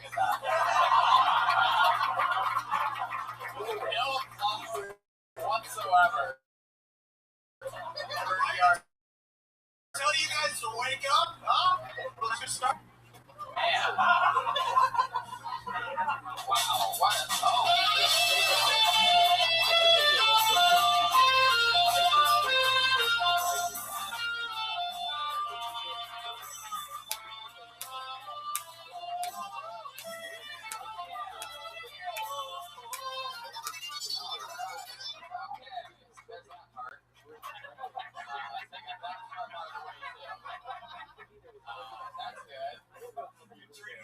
Special needs. You're treating yourselves like that. I'm pretty sure Umbrella came out like 3 years ago, but you guys are doing it like it's the new hot shit. 3 years is a blink in the eyes. 3 years is a blink of an eye. In like it's all perspective. Wow. You really That was on Now. That's what I call Music 27. So trying to stay topical here. Here's gonna for Reagan and Watkins, ladies and gentlemen. For you podcast listeners, they came out with umbrellas and I'm sorry, one more time. What's the drummer's name again? Joel Jimenez on the drums, by the way, everybody. Come on. That'd be a good part to like. Yeah. There you go. It's like a little, Pat, how's life? Jeremiah, how's it going? It's going well, Tony. I'm curious, how are you doing? I'm doing great. I feel really good. I'm very excited about things. I'm excited about tonight's guest. Shall we, think we should just jump right into it? I think we should do this. All right, everybody. Every single week, me and all these goofballs up here, we talk to comedians after they do an uninterrupted 60 seconds. And every week, I have two of the funniest human beings on the planet be the guests and sit in on the show. This week's no different. Two of the funniest humans in the world. It's the great Dion Cole and Benji Aflalo.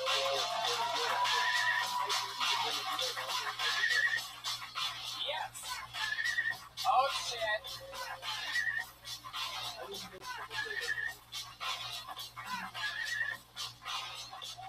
Here they are, two of the funniest guys in the world. Oh, by the way, I forgot to mention, next week's Kill Tony is in the main room of the Comedy Store, ladies and gentlemen. Next week. Yeah. Oh, the week after next week. Okay, 2 weeks from now. Josh just stopped me from across the room. Is that true? I thought it was next week. Are you sure? What's the date on that? The 23rd. 23rd. All right. I got a little excited there. Welcome to the show, guys. Dion, this is your first time on Kill Tony. I love you. Welcome. You're the new Barbershop movie, which I'm excited about. Oh, shit. One of my favorite humans. We made a pilot together about a year ago that we just cracked up making. So it wasn't that far off, sort of, from what this show is. I think that's why they had me on it. It's the guy that was making that had seen me on this show before. And yeah, but basically, me and you were making fun of open like this, open like these.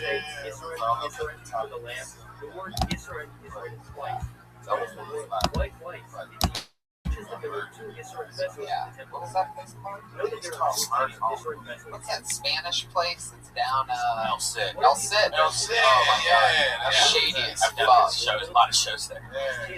Benji, the ghost of Flawless. Some people say one of the top roast writers in the world. I'm one of those people, and fuck, I'm one of the top roast writers in the world, so I think I would know. Benji is a bad motherfucker. You've been on the show a few times. You love taking the souls of young comics. But Dion is chewing. I would go cross-eyed and like eat the toothpick, so I give all the credit to this guy. That is pretty good. Just black shit. It's not black shit, it's just black shit. I'm gonna call it black shit. Don't reduce it to your race. You're very no, it's super black. It's super black. They give you a piece of gum and a toothpick as soon as you book a barbershop movie. It's a weird half-ass laugh in this room tonight. Not a lot of energy in this room tonight. Can you guys make noise one more time? See how loud we can get it. It's a very half energy, right? We've had a few loud weeks in a row. These people seem like, some real touristy fucks in here tonight. I don't know what's going on. It's a little bit, it's like too goody two-shoes of a room for me. I feel like all the industry people came on one night. What's this? Yeah, why nobody clapping this shit? That was weird. I was like, oh. Like, normally it's been insane. Junior agents here tonight. Reagan and Watkins? Reagan and Watkins sounds like a white trash Law firm. That's a Reagan Watkins Esquire. Yeah. There's no like two names in it. It's like Reagan and Watkins. That's not. Those aren't the law lawyers I want. We're so much trying just not even Esquire, it's just Esquire. Reagan Watkins Esquire. Is that the name of the band? Yeah, that's Reagan. Oh. Okay. Benji Afwala introduced me to goat milk and it changed my life. You know what? Benji Afwala also introduced me to goat milk. And it is blatantly a smell. Well, if you ever drink So milk, good. it's the best milk. It's superior milk. Why? It gives you energy. What? Yeah, I didn't hear that, Tony. It's good for digestion. All like the like all the stuff that regular milk has. Goat milk has even more of it. It has no lactose. Like think about it. If you are what you eat, would you rather be a cow or like a goat eating mattresses climbing mountains? This is so great, Tony. You'd rather be a goat, not some standstill cow that just it's a miserable, slow animal. I was waiting for that from you. Oh, there it is. Oh, there they are. Oh, man.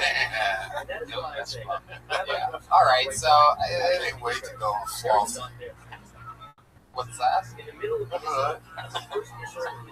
Tell everybody about goat milk. Oh, just for the record, do not buy your goat milk on Slauson. That's not the goat milk I'm talking about. You got bootleg DVDs and then goat milk. What the fuck is this? There's only one black dude to do that. That's in every movie. Speaking of milk and Slauson, which I don't think I've ever said those words before, but have you ever heard of pet milk before? What? Pet milk? It's so much. Oh, I actually learned about this from Tiffany Haddish, who is the dark queen of Slauson. Yeah, no, she does. Yeah, she works. And she was telling me that that in the hood, that at those kinds of stores and stuff, they sell this stuff called pet milk that's like cheaper, super cheaper than regular milk. It comes in a can and it just says pet milk. And then that's the type of milk instead of giving the pets like actual like good milk, some kind of like good milk. I thought it was just milk from other pets instead of cows. I thought it was the most amazing thing. He kept asking her questions about milk. Deeply into this pet milk thing. All right, you guys ready to do this shit or what? This is Hillsonian where we pull a name out of the bucket and you can run up 60 seconds. We don't talk at all when they're doing their time. As soon as that 60 seconds is up, we can talk with you about anything in the world. Comedians, you know your 60 seconds is up when you hear the sound of a kitty. Oh, did you hear that? Let's get that one more time. Where's that little kitty at? There you go. Okay. That must have been all right. Yeah, you gotta wrap it up then at your 60 seconds, or else you're gonna bring out the angry West Hollywood bear.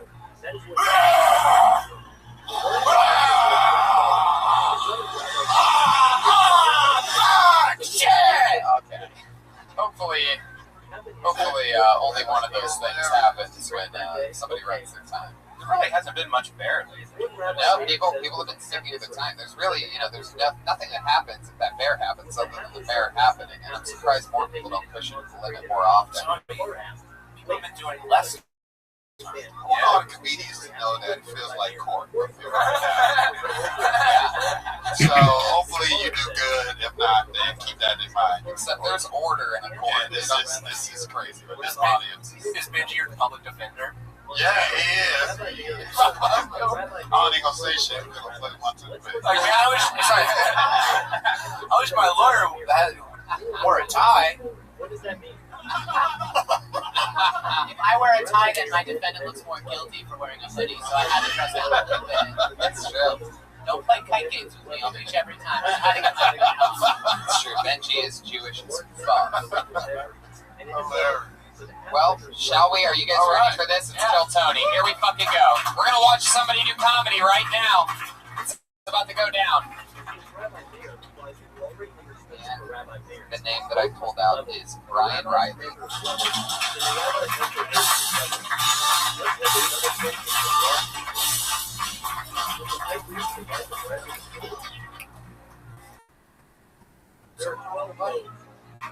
Hey, I'm from Kansas. It took me forever to figure out how to get out of Kansas. It wasn't until I was 25 that I took 5 hits of acid and chased down a tornado. Got sucked off in Oz. You have to get out of Oz.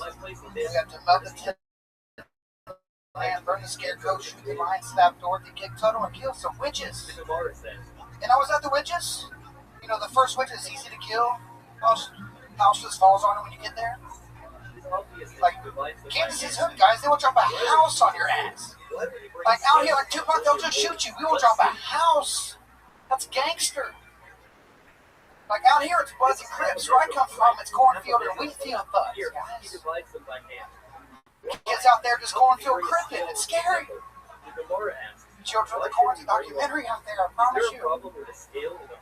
And they had to kill the second witch.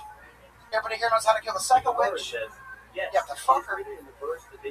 She gets wet and she dies, guys. Fuck yeah.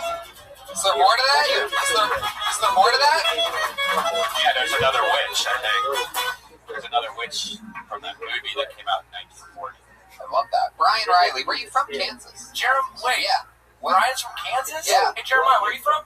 Oh, I'm from Kansas. What? I plug my nose only for a moment, then the moment's gone.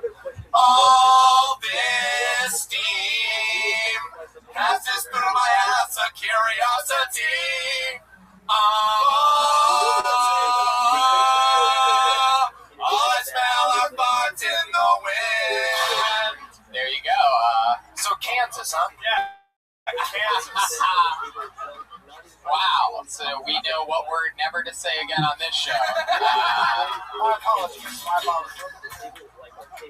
Fuck. Brian, I love it.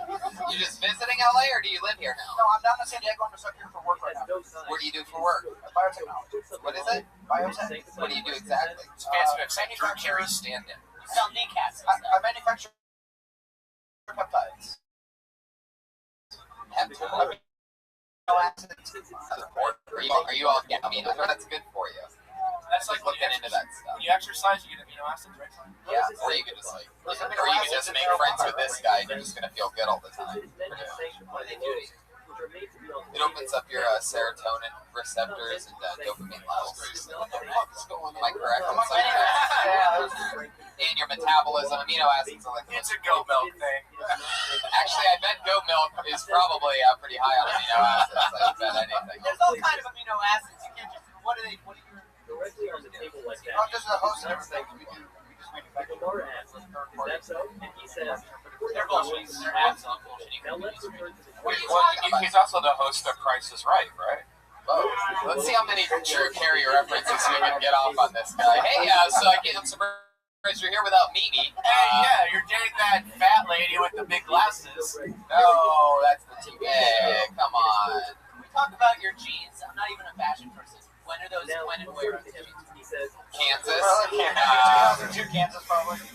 They're my work jeans. I just got off work. So that's what you dress like for. Is that like a 9 to 5? You wear a lab coat. This is some real Walter White shit that's going on here. Okay, so, and I know you fucking know this too, okay? How many cups did you go on to sleep? He says it's 15. Like when you went 3?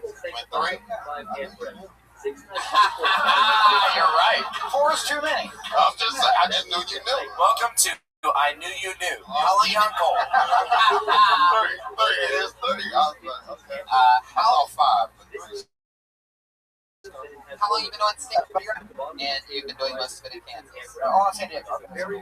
Oh, okay. Just from Kansas. Right. From where? No. San Diego. You have a San Diego song? I bet not. I know how many songs you guys have over there, and Kansas was the first new one I've seen in months. Anyway, hey, we're preparing 1 new minute a week, Tony, just like everybody else. I love that. Alright. How's the drink, man?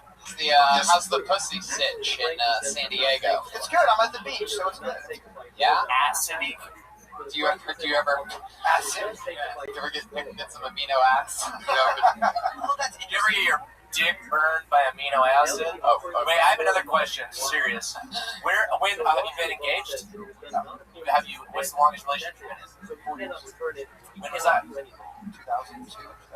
Same. 2002 is a big year for jeans and relationships. I tell you. Very good, Jeremiah. You were on This guy's on it. Be honest. Have you ever bought some pussy? Wait, what about for our podcast listeners? What was that? I don't have to buy this. Oh, there's the answer that I was looking for. You bartend sometimes. Yeah, bartend on the weekend. Oh, okay. Oh, Were you bartending at? down in this one. Down in the business? And that's where you can pick up some real fucking monsters, am I I right? live at the beach too. Can you give us an example, like the last time you got laid? How did that go down? You dropped a few amino acids in the drink. I was back at San Diego, hit a girl Friday night. Jesus. What did you guys do? Went up in her house and I went to work. Damn, it's just like nothing for you. Yeah. I love that. You're a bartender. Okay. You can't get laid as a bartender. Girls where you're like scientists come after sex. Yeah. If I do it right. If I do it right, you mean if you make them come? Is that what you mean? Is that not doing it right? Yeah, that's doing it right. How else do you do it right? Yeah, yeah, you just do that. Okay. Sex, guys. Brian, do you have any? We all have it. Do you have any like secret tricks that you do in the bedroom on the ladies? Like anything that you'd be? You just have to go down on them. Oh, really? How long on average? Yeah, it's that simple, isn't it? Just go down on them and they love it. Do you keep your glasses on? Oh, that's a great question, Dion. If they're hot enough, they put contacts in. You put contacts in just to go down on a girl. So you go, wait a minute, bitch. The amount of time between putting. So you have to go to the bathroom to put like minute boom boom in. You putting them their head. This guy just pokes his own eyes out. Looks like he's been through a war zone after eating some pussy. Not the first time. Boom boom, you're in. Wow. I imagine him doing it with the glasses, and then they fog up, and then he has to do the cartoon thing where he pops up and he goes. That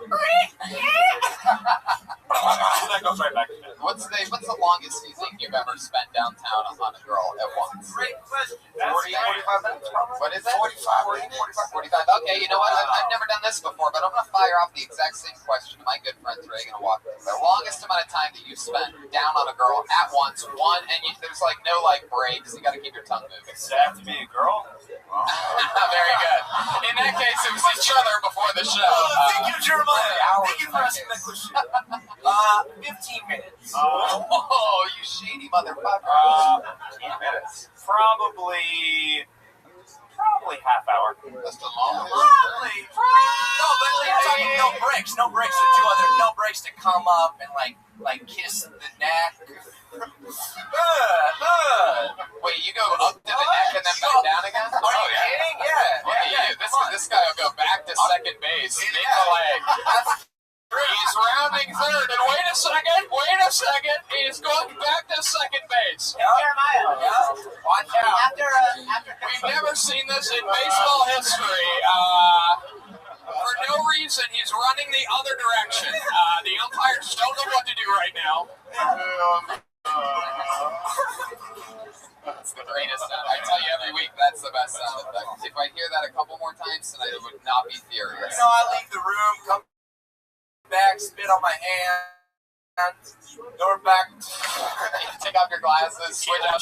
It's true, Brian, with this contact glasses thing, you're doing some real Mr. Rogers shit in the bedroom. The fact that you're like changing styles.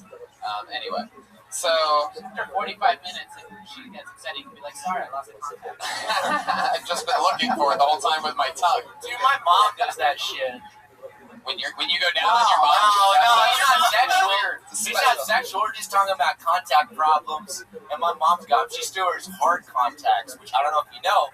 Those are the kinds that people don't wear anymore. People wear soft, floppy contacts. People used to wear a glass joint. That's actually the medical term for them. Soft floppy. She wear a glass joint? She wears the glass contacts.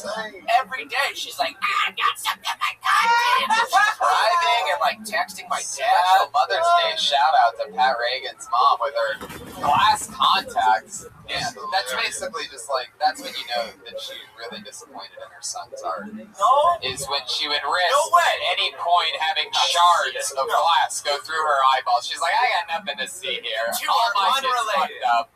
The two have nothing to do with it. Does she still have an SBC Global account? Was that a new bit that you were doing, or was this something that you were just trying on Is the this show? Wizard of Oz thing? Did you know that is kind of? I didn't figure to get picked up in here like 7 times. I've never got called. I love that. So just a little something that you're working on. Yeah, you tag it up. There's definitely, I like how it's story. Like, you definitely have the whole thing with the witches and stuff. So there's a whole. Why do you have to fuck the second witch? I don't get that. I'm a little confused. Yeah, you're saying you hook She up. gets wet and she dies, and that's what's not a chick, right? Yeah. You could have just thrown your cum on. Right? Wait, Brian, I don't think you're Second listening witch. to the same show that we are. Okay. Yeah, it's definitely got some Wizard of Oz shit there. Yeah. Why do you think you got this? It's a good question. Why do you live in the Midwest and you can't get married? You're like, fuck this, I gotta do it, I guess. How old are you? How many spots do you do? Like a week? Wow, that many spots. I hear so many people in LA complaining that they can't get spots. Are you getting up and you talking about going down on girls? I love that your own drummer just threw you under the rim shot last, by the way. I think that sucked.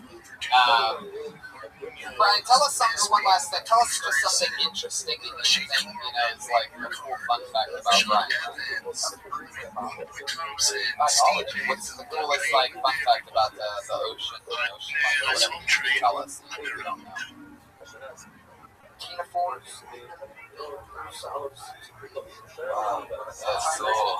Those things are in the Mediterranean like little jellyfish. They like to part themselves.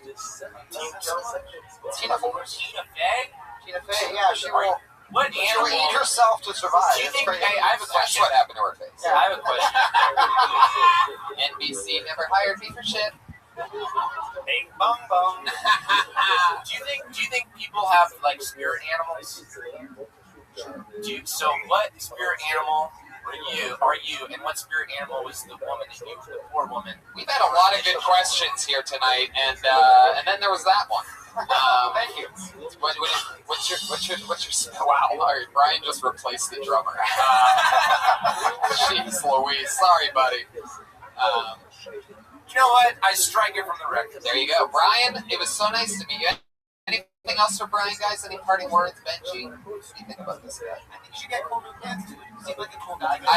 You know what? Can I tell you something? He's absolutely fucking right. You have a job for a living. You're living in San Diego. You're bartending. Let me tell you something. You go into a fucking J. Crew or some store where there's like where the clothes actually fit people. You go in there. You find the cutest girl. You go right up to her and you say, "Hey, you see the jeans I'm wearing? I need help. I gotta look good. I got a few $100. None with the pager holder on the side. That little. That's for a hammer. Yeah, that's for like kids.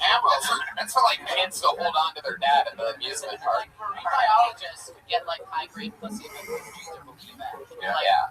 You're getting like I work in SEAL. Yeah, that's why you're just stuck. Going down on girls, deep sea, fucking diving for 45 minutes. You get better. Down on girls with bifocals on if you just impress me. If you get better genes, then the chicks will want to fuck you, so you won't be down there for 45 minutes. You'll get them warmed up, and then they fucking grab you by your glasses and yank you up, and then you're fucking. Understand? I say keep your fucking jeans on because you're working behind the bar anyway. They're not gonna see your pants. You're making straight, motherfucker. What? For the record, his jeans are much cooler than yours. Why you looking at me like you don't understand, motherfucker? You work behind the bar. They ain't gonna see your pants anyway, right? Absorbing the knowledge you were dropping. Oh yeah, or wear apron because you're behind the bar and shit, right? Yeah, or and whatever that shit is. You gotta get better jeans. Those are really bad. Those are blatantly bad jeans. And you know what? Sometimes it takes like an intervention for people to realize. But don't go. I'm gonna go throw away 17 pairs of jeans. You can't go too skinny though. Most people from Kansas that have issues with their jeans because their parents fucked each other. But your gene issues is something totally different. Not cool, man. Not cool. There he goes, Brian Riley, everybody. Brian Riley's on Twitter at Brian Riley Comic. So you can follow him on Twitter. You found him right here, live on Kill Tony. Year and a half in the game from San Diego, going hard. every week at the age of 41, Brian Riley. I love stories like that. People just fucking doing it for the love of the game. He's got a real job, could be doing anything, bartending, meeting people at night, and he's still taking chances. Yeah, so many people get this thing, but very good observation, Pat. Back to the bucket we go. We know this young lady. She's been doing this show since we started almost 3 years ago. I just pulled her name out of the bucket. It's Sarah Kenny.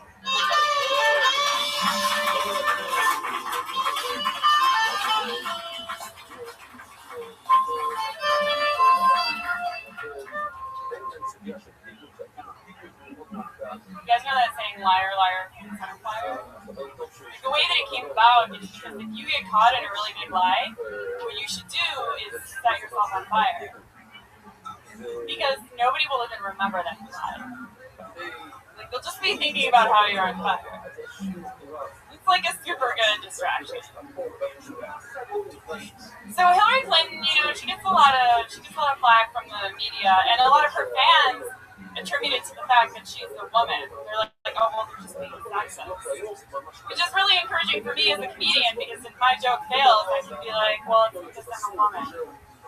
You guys are all just really sexist. That's why you didn't have that. And I'm not gonna vote for someone just because she has a vagina. But I would vote for Hillary Clinton if she had 2 vaginas.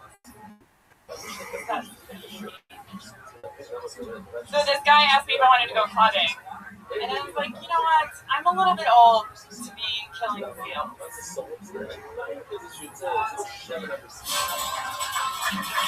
Some adorable jokes in there. Some really cute jokes. Little cutie jokes in that one. Who's got the little cutie jokes? That first joke, you could almost have an example, like have a lie.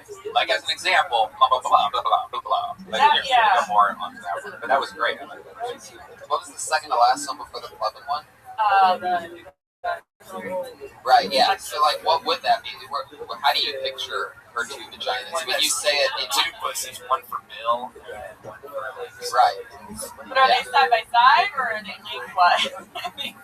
I don't know. Maybe those details are funny though, because the idea of like 2 pussies.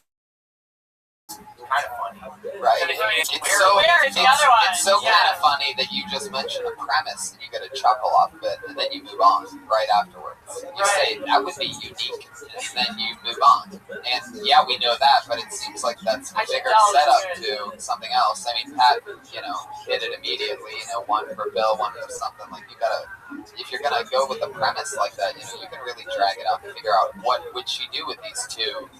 Be like a ringtone, yeah, like one for your husband. Well, I mean, there's one for Bill, and the other one's for Bill because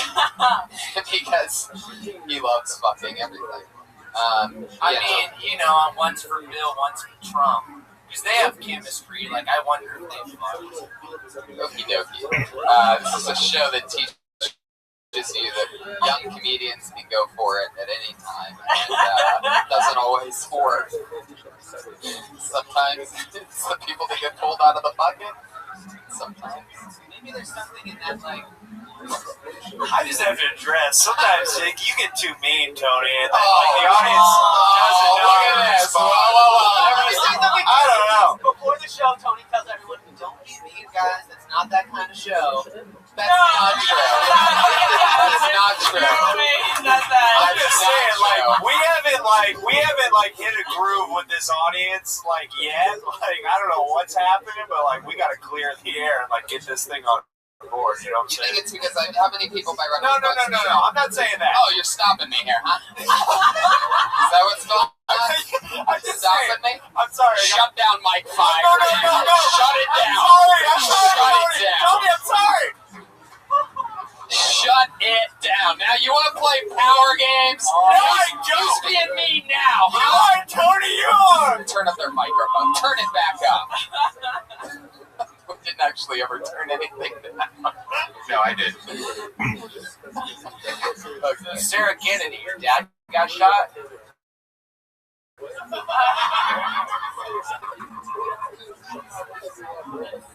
Super accurate. Sarah, let's talk about your life for a second. You've been doing stand-up in Los Angeles for how long? So, 2.5 years in LA, and I did a year in Chicago.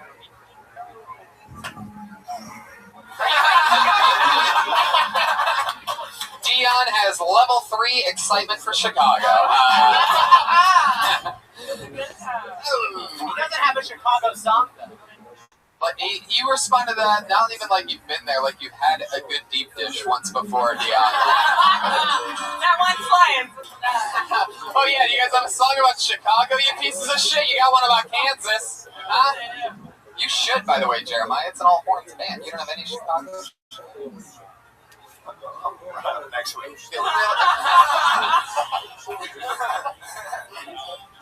So you did it in Chicago. You've done it in LA. I love Chicago. But I recently I did a show in Iceland. Oh really? Yeah, it was actually pretty cool. They're like, I bet it was.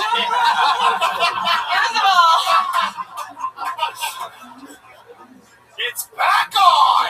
And they're back! Look at that, just like a spark plug. Reagan and Watkins are back to, absolute confidence over there. I thought you were going to say absolute mediocrity. I was just thinking that. Sarah, so Iceland, what was that like? well, if you really want stage time, there's only like 5 comedians in the whole country, so it's like not. You didn't use quotes with the comedians, so they're actually like people that actually They do consider comedy. themselves comedians. You know, but they're trying. Like, That seal clubbing joke must really annihilate that, right? So like, oh, we have those. I actually didn't do that on there. I kind of wish I would have. Wow, jeez. You guys know how much a polar bear weighs? Enough to break the ice. Iceland. Oh God! Wow! Wow, that's bad on so many levels. Moving on. Was that your impression of a Native American? Yes, it was. Absolutely.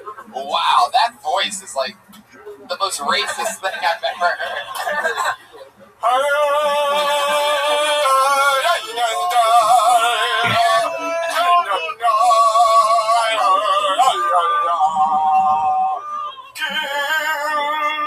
Moving right along. I have a question for the panel right here. Hey guys, panel, did you guys see the clubbing seals joke coming from a mile away as soon as you said it?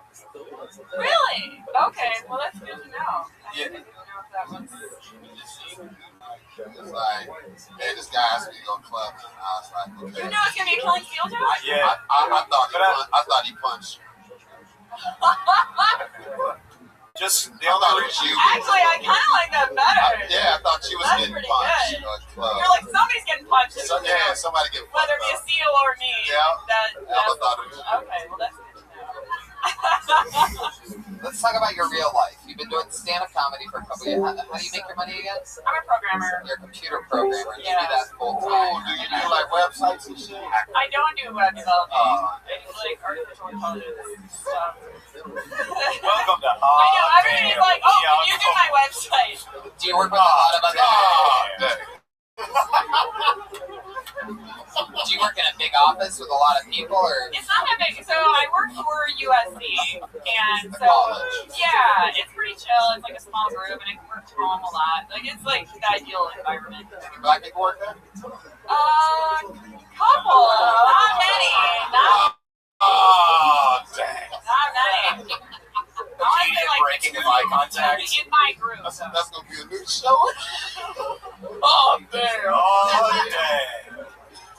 Oh, Dion, we're out of milk again. Oh, dang. Oh, shit. We're making To be fair, not many women either. Like, if we're low on black people, we're low on women. Like, it's a very Asian and male, white dominated tech, you know. Wow. Do you have any Native Americans there? He's really pushing that Native American. You don't look Native American. You're like Elizabeth Warren. Like, oh, I'm 1/18 Native American. All right, Sarah, over here. All right. So you've been doing that for a living.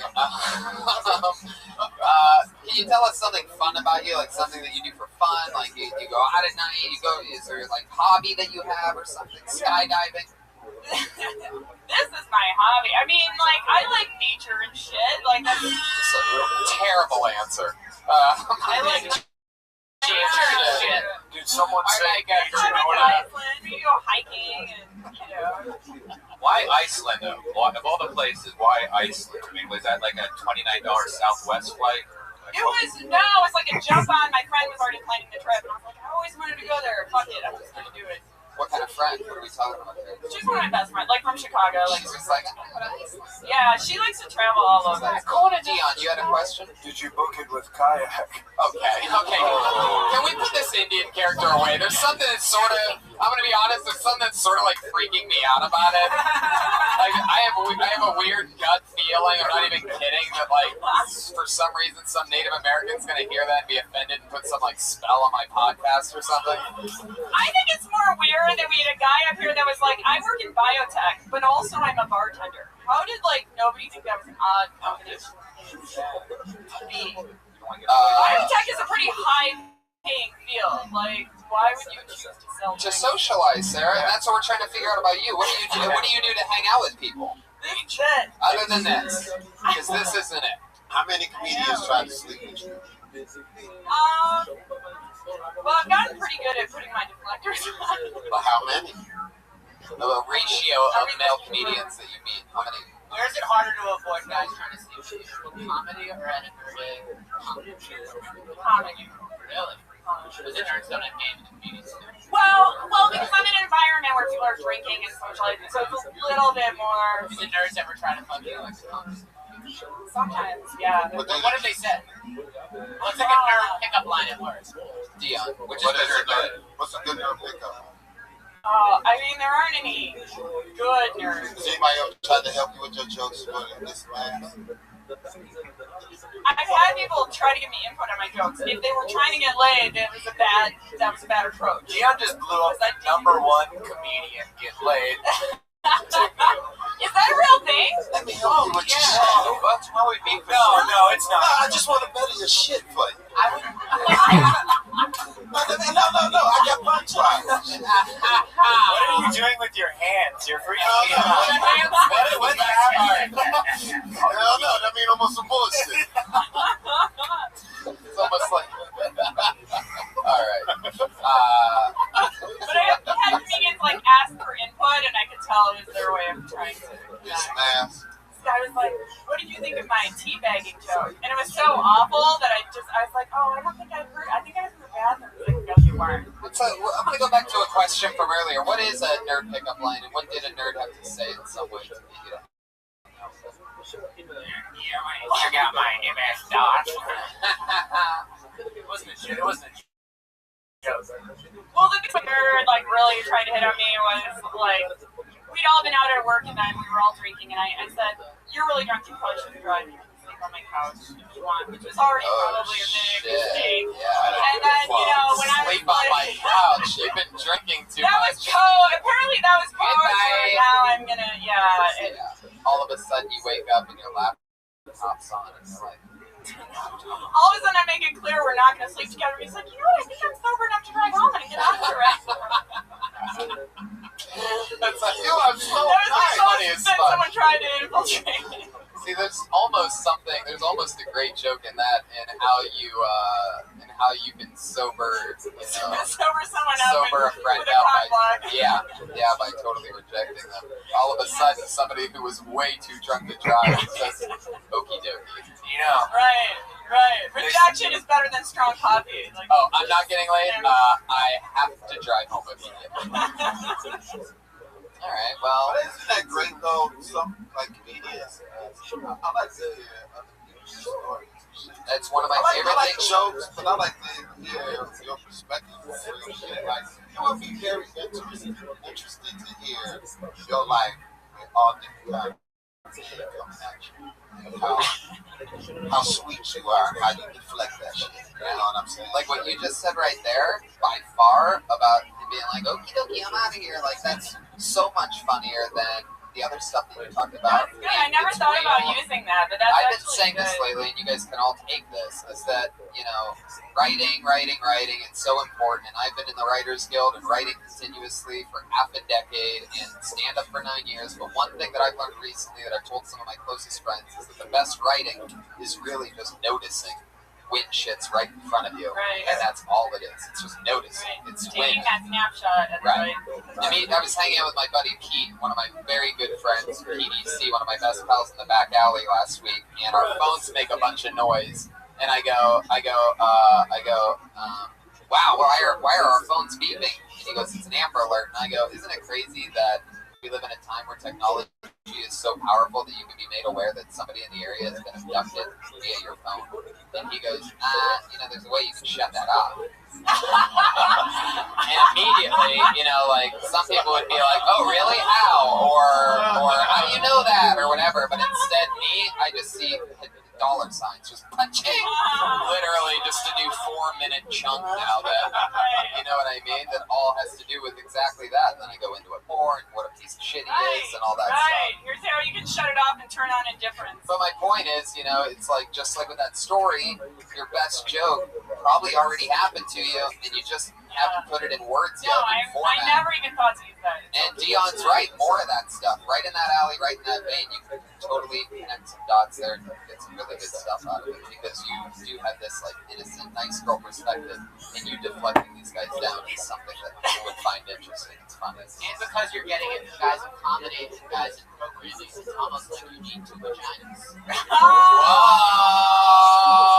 Boing, boing, boing, boing, boing, boing, boing.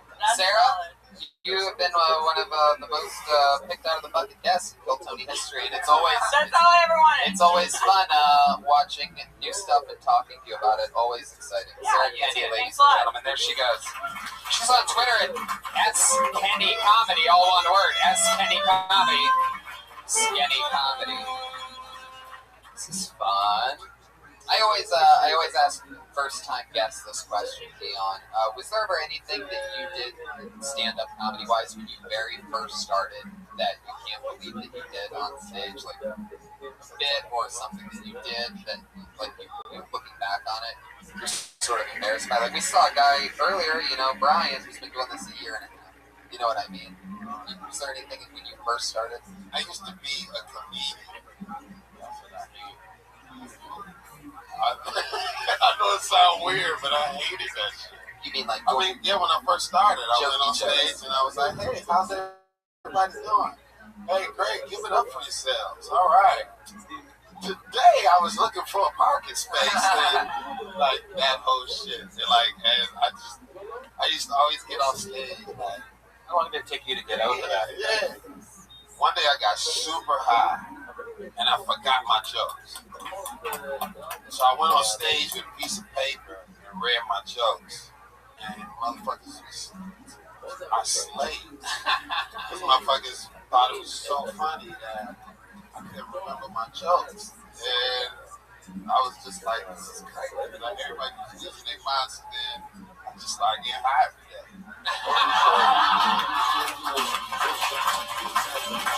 Wow. In one of the most beautiful, I always get a great answer out of that question. I always get a great answer out of that question. Here we are. Back to the bucket we go.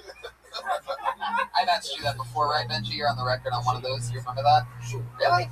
Is there anything that pops in your mind? How do you answer that? The microphone. I think I did a lot of racist stuff early on. Yeah. I still think racist jokes are good, but when you're like, you gotta be a good comedian to make racist jokes work. So when you're young doing racist jokes, like when I look at some of the stuff I was saying, I was just like, this is some awful shit. But you see, like, funny comedians are good at making racist funny and making it work and making it smart. I'd say the most embarrassing stuff is just racist shit that was just not original. Let's go back to some of Benji's early racist material. Let's look at that. Let's take a look at his Twitter.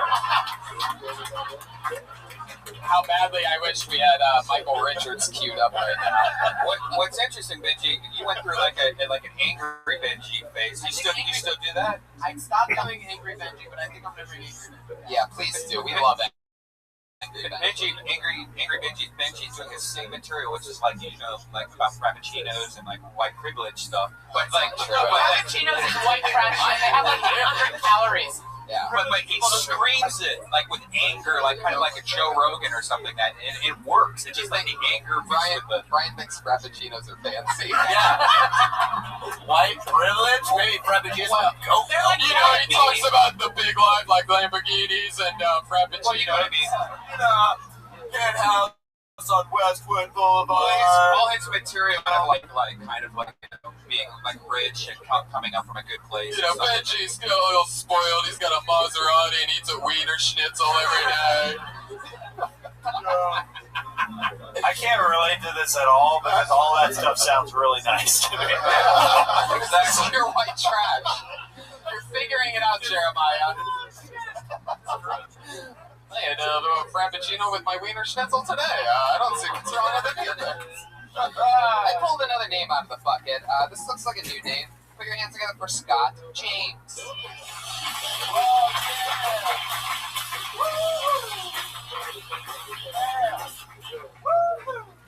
Thank you guys. I recently had a birthday, and my mom got me very useless. She got me this Ancestry.com thing. And it's a kit. It's got some paperwork that you fill out, and then you spit into this file and you mail it off. And then they analyze your DNA and tell you what all your genetic makeup is, where all your ancestors come from. And why would my mom give me that? Should she not already know this? Right? Does that make sense? Is this her way of saying that, like, dad's in question? Right? Like, I brought my results back, and I was like, Mom, turns out I'm 16% Mexican. She goes, Cancun, spring break, 1980. It makes sense. That's it. That's it. I love it. Scott James. Fuck yeah. I like your style. You're like Brian Seacrest with a lesser work ethic. It's very, very accurate. How long have you been on stand-up? I've been doing it about 5 years. 5 years. Where at? St. Louis. St. Louis. Fuck yeah. Oh, there's one person from St. Louis. St. Louis. St. Louis, level 1 for that one. You live out here? No, I'm just visiting. That's fun. What are you in town visiting for? Just a vacation? Just hanging out. Love Trying to do this as much as I can. I have about for whatever reason. Whoa.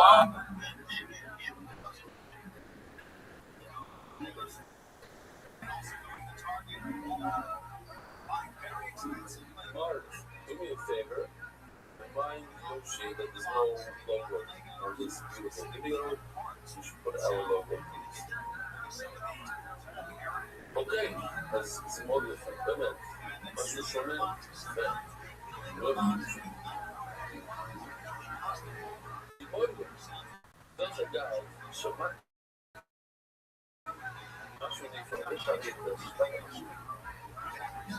שנעשה משהו, שזה גם לאט שקבל כל מיני עלות שעשה משהו. שאפשר להגיד שהשיטת המשקיעים, כל אחד לבדוק בבחר. או ששונה זה דבש, כל אחד צבוע, שמים כספות בדבש. סוקס זה מים, חיסוק המים זה סוקס. חנוכה זה שנה. זה יין, אבל זה שנה. פסח, מה זה פסח המונזר? צידה. והמינים לא, פסח. שבועס, מה אחרי בשבועס? אפשר להזריק, אבל מה נשאר חי? שיהיו איפה זה של החי, ובסיסה מייסנטה, זה לא בדיוק. אבל זה גם נזכור.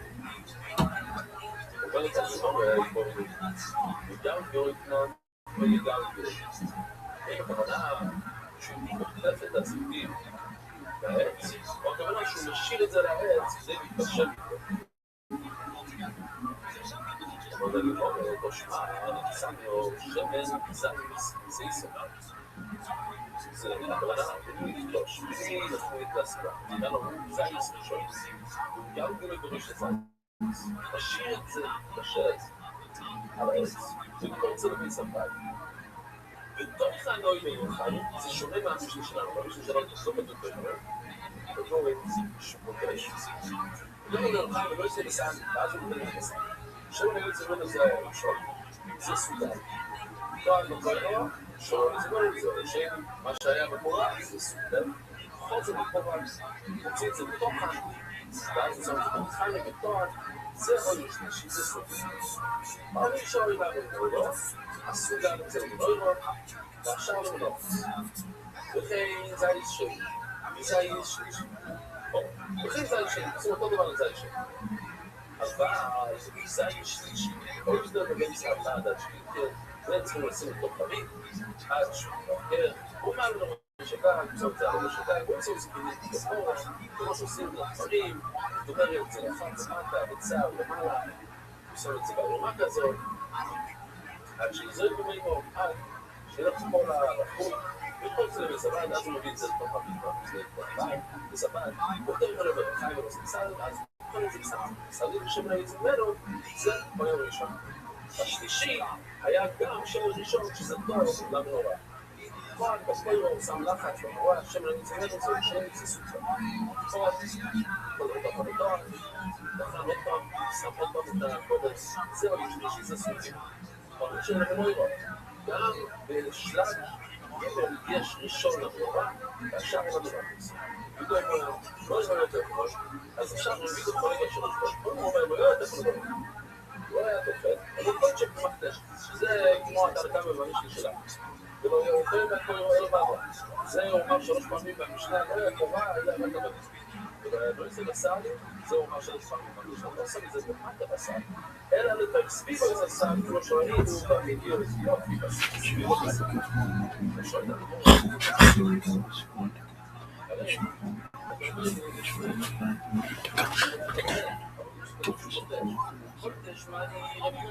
הוא אומר שהוא לא מפל כאן בבית זה ספורט הסעד, לעשות הרמון.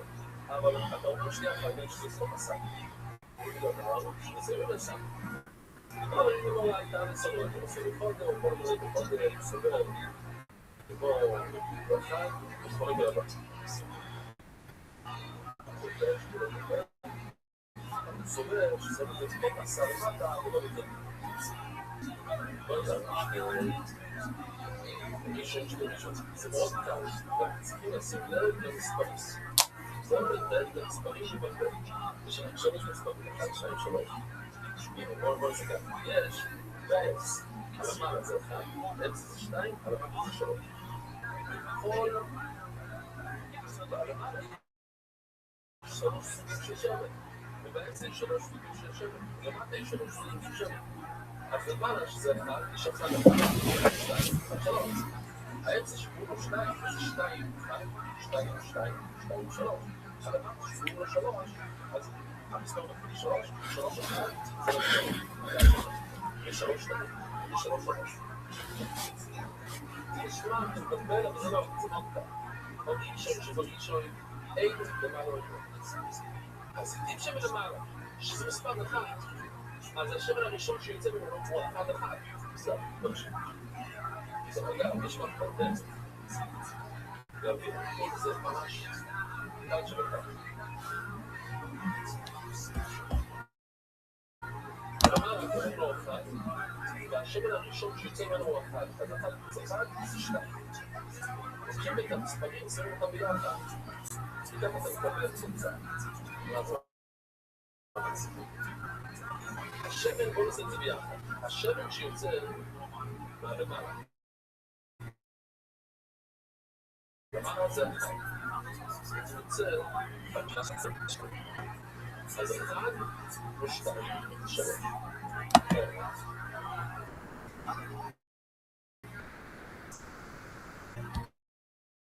השמן שיוצא מאמצע האמצע 2 השמן הראשון שיוצא אמרנו לפני שנייה פה גם של שמן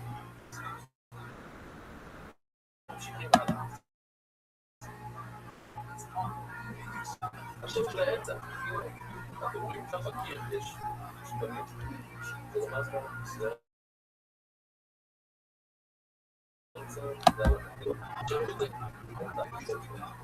השם שעושה כאן, כמה השנייה, אחרי שזה לקרוא את זה 2, 2 או 2 זה העולם.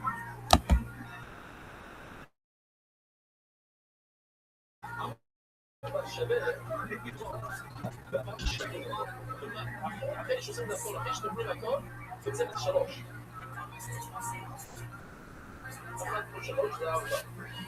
הארבע שלי למטה שווים. עשו את הדברים ביחד. רוצים לראות את זה, אולי זה רגע מתגלגל או לא.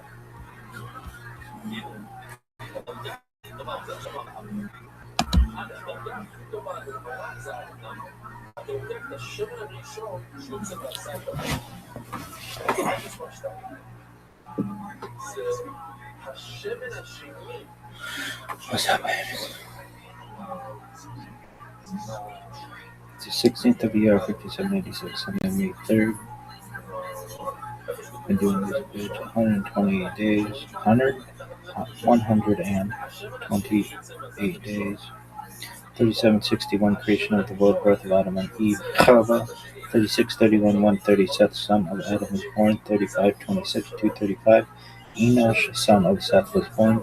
3436 325 Kenan, son of Enosh, was born. 3366 395 Mahalalel, son of Kenan, was born.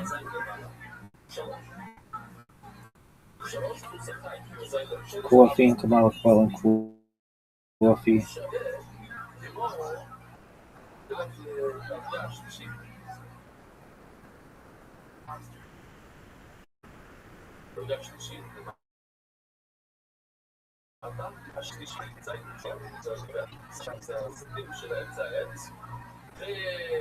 Break it down now, hang up on the Sheikh Shana Bennett, Talfativana, Al Sephirah HaOmer. Blessed are you, Hashem, our God, King of the universe, who has sanctified us with his commandments and commanded us concerning the counting of the Omer. Today is 32 days, which is 4 weeks and 4 days of the Omer. May the merciful one restore unto us the service of the Beit HaMikdash to its place speedily in our days. Amen. Shalom.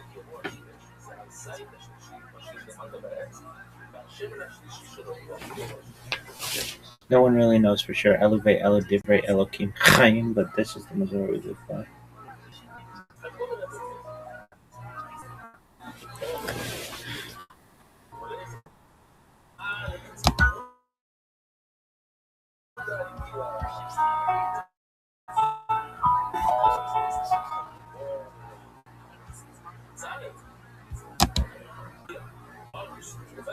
I'm Dr. Justin Sledge, and welcome to Esoterica, where we explore the arcane in history,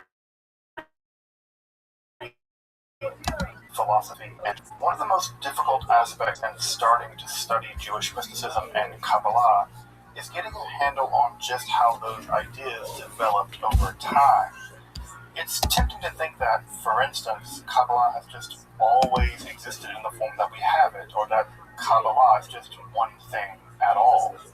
Of course, neither of these positions is really tenable. Such notions developed greatly through the ages and are still developing, and there are now, and there have always been, numerous mutually exclusive schools of Jewish mysticism and Kabbalah. This class is meant to serve as an introduction to Jewish mysticism and Kabbalah from the point of view of its incredibly complex development from the prophets of ancient Israel until the rise of modern Hasidism in the 18th century. Of course, this series isn't meant to be exhaustive by any means, but only should serve as a springboard for deeper study and reflection, and hopefully it will also enable you to situate developments in Jewish mysticism and Kabbalah in their historical and cultural context, and hopefully embolden you to dive into the primary texts, which are admittedly as sublime as they are obscure. Let me express my gratitude to Congregation Tchia for allowing me to use these lectures to reach a larger audience here on Esoterica. If you want, you can find the entire series under the playlist Entering the Garden, Introduction to Jewish Mysticism and Kabbalah. I'll be uploading them over the next few weeks, or if you find these episodes after autumn of 2021 and you want to watch the entire series, you can find them in that playlist. If you find this series on Kabbalah interesting, I'd hope you check out my other content on topics in esotericism and perhaps consider supporting the production of free academic and scholarly topics in occultism, hermetic philosophy by joining my Patreon or perhaps with a one-time donation. You can find those links below, and I really appreciate your consideration. Now, let's enter the garden of Jewish mysticism and Kabbalah. Alright, folks, well, welcome back. Let's do a little bit of recapping and what we got through in part one of this talk about the Sefer Zohar, which again is one of the most intimidating books that I know of. People talk about how, the phenomenology of spirit by Hegel is intimidating. The phenomenology of spirit is like Fisher-Price compared to the Zohar, at least in my opinion, trying to understand it. So as we went through last time, the Sefer Zohar, or the Book of Radiance, is a mystical midrash. And Midrashic literature is kind of literature. Sometimes it's Jewish jazz. Not that there aren't Jewish jazz musicians, but it's sort of like medieval Jewish jazz at the literary level. It's where a person will take a piece of scripture and then riff on it. And then someone will riff on that riff, and someone will riff on that riff. So you get something that's completely unrecognizable. But the idea is that if you look at the riff, and he ripped off this riff, and that riff came from this riff, you can do it to the genealogy, the same way jazz musicians, historians can do. Midrash works a lot like that in the Jewish literary world. And so what we have is a kind of mystical midrash, which is sometimes largely a commentary on various sections of the Bible, although the Zohar is very uneven. Some stuff, like Genesis 1:1, in the beginning God created the heavens and the earth, or whatever how you want to translate it, that verse gets dozens and dozens and dozens of pages right, and some other texts don't get much at all. So it's very uneven. It's composed of actually several different works combined together, and we talk about some of those minor works within the Zohar, which are self-contained units. Those self-contained units can be very accessible. The Saba or the Yanuka, those sections are relatively accessible. Other sections like the Sifra Tzniuta, which is only 8 pages or so, 8 dapim, is completely a mystery. It's one of the most difficult texts in all of Kabbalistic history. There have been dozens and dozens of commentaries written on it. It emerged in the 13th century in the circle of a fellow named Moshe de Leon, who we think is the principal author, but scholars think that there are lots of other folks' hands on this document as well. Though, in the traditional world, in the Orthodox world, it gets its legitimacy because it's actually, according to them, traceable back to Shimon Bar Yochai, the 2nd century sage. And what's important about that is from their way of telling the story, right? So the academic Software owner is a big deal. It was composed in Spain, in the area of Leon, which is northern Spain, Castile, in the 13th century over the course of about 10 years, beginning around 1270 or so, a little after maybe. The traditional story, the Orthodox story, is that no, it was actually composed by Shimon Bar Yochai in the 2nd century, and it was only revealed to the world in the 13th century. So that it existed the entire time, it just had only been revealed to the world by Moshe de Leon and his circle. And some of the core concepts that we dealt with last time are maybe 2 of the more difficult concepts to grasp, and one of those is Ein Sof.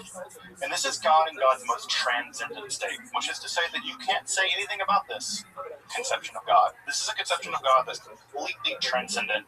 Nothing is true of it, and you can only talk about it in the negative.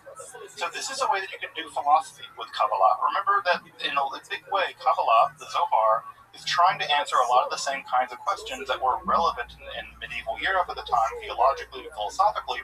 And one of those questions is, can a being beyond all adjectives, beyond all predicates, can we even talk about such a being? And Maimonides famously said, no, all you can do is say God isn't wise, because God is wise in a way that you can't possibly understand.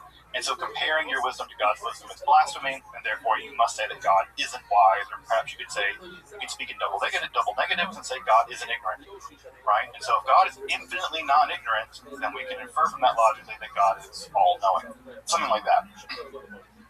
So this being, Ein Sof, whatever it is beyond all understanding. Now, obviously, it doesn't end there, because if it ended there, we would not be here, right? Something must have created this world. And so that process by which that happens is through the Sfirot, the numerations. And again, how to translate this word is so difficult. That's why in most cases you just see that it's left in the Hebrew. But literally it means something like numerations. It doesn't mean number, because we have a word in Hebrew for number. It's mispar.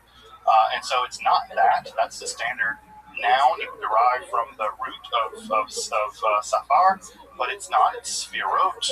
It's in the plural, and so it means something like numerations. And these numerations, there are 10 of them, although we've seen other earlier had up to 13. And these are transcendental emanations of the divine. Now, that's just a really complicated way of saying that these are parts of God that flow out of Ein Sof. They flow out of that no-thingness. They flow out of the vast emptiness of the Godhead. And they flow out, and there are discrete moments in the development of the Godhead, right? God is a process, not a thing in Kabbalah. And so as these things develop, you can tease them out. You say, oh, that's one. And that one is different than this one because of this. And that one's different than that one because of that. You can see how these things are different because they're different parts of the dynamic process by which God comes into being. And one way of thinking about Kabbalah, all of Kabbalah, is to imagine that Kabbalah is basically dedicated to the emergence, the development, the dynamism, and the external and internal relationship of the Sefirot, and also the relationship of the Jewish people via Jewish law to the Sefirot. And we'll see that in a big way tonight. Because what's really important to grasp about the Sefirot in the Kabbalah, especially in the Sefer Zohar, is that there is absolutely no way of thinking about what they are without thinking about what Israel is and thinking about how Israel interacts with Jewish law, and that interaction with Jewish law has a direct bearing on the metaphysical structure of reality. We're going to get to the idea of Tikkun Olam tonight, this is a version of it, and as you'll see, it had nothing to do originally with giving to the poor. It had everything to do with you give to the poor because that act of tzedakah, right, that act of righteousness, readjusts the dynamism of the Godhead and corrects the nature of God in some way, or realigns it in such a way that it brings about a new state of affairs, maybe even a messianic state of affairs. So this is the two big ideas we covered last time. What is the Zohar? How was it composed? Who composed it? Those are all big, complicated questions that we had not solved until the early 20th century, the mid-20th century in many ways. We're still solving it. The original state of God is Ein Sof, without end or no thingness, and then the bridge that emerges out of Ein Sof that reaches down to our world in the form of the Sefirot, or these numerations that first appear, of course, in the Sefer Yetzirah. Any questions from last time? I can feel people like to ask questions I can't possibly feel, like, why 10 and not 15? Because the Sefer Yetzirah says 10, not 11, 10, not 9. That's why. Yeah, I'm listening. So perhaps it's a trivial question, but I see Ein Sof sometimes written A-I-N, which sounds more like Ayin, or also E-I-N. It's probably just a very a difference in the two. So you would think, and there's a complicated pun at work in Hebrew actually. So Ein Sof written with one way of spelling with an aleph and one way of spelling it with an ayin can result in two different meanings of the word. So Ein Sof literally means without end, infinite. It's a negation. But the word ayin in Hebrew with an ayin, right, means nothing. So it means nothing, nothingness. And so there's a complex pun on this. Now, what you can do is you can, and we'll see this in a minute with the word keter, they'll pun on this, but one of the problems is just sort of the Hanukkah problem. How many different ways can you spell Hanukkah in English? Well, a lot, because there's no way of figuring out what to do with the dagesh and those letters in the word Hanukkah. But there is a complex pun going on here too, right? So homophonically, it can sound like the nothingness, but also it can sound like without end. And so there'll be a lot of ideas about the idea of God as a kind of divine nothingness, which for the Jewish Buddhists out there, the Jew-Buddhists, Kabbalah and Jewish Buddhism they get along pretty well. So I guess I have a follow-up question, and I mean, we're not in 13th century, wonder about the pronunciation of Hebrew and Aramaic in an environment that was neighboring for a good chunk of time. And people had Arabic-speaking neighbors kingdoms of Iberia. I'm wondering if they were distinguishing the pronunciation of Aleph and Aleph the way like many Hebrew would, or if it's like a lot of modern dialects people you don't hear the difference.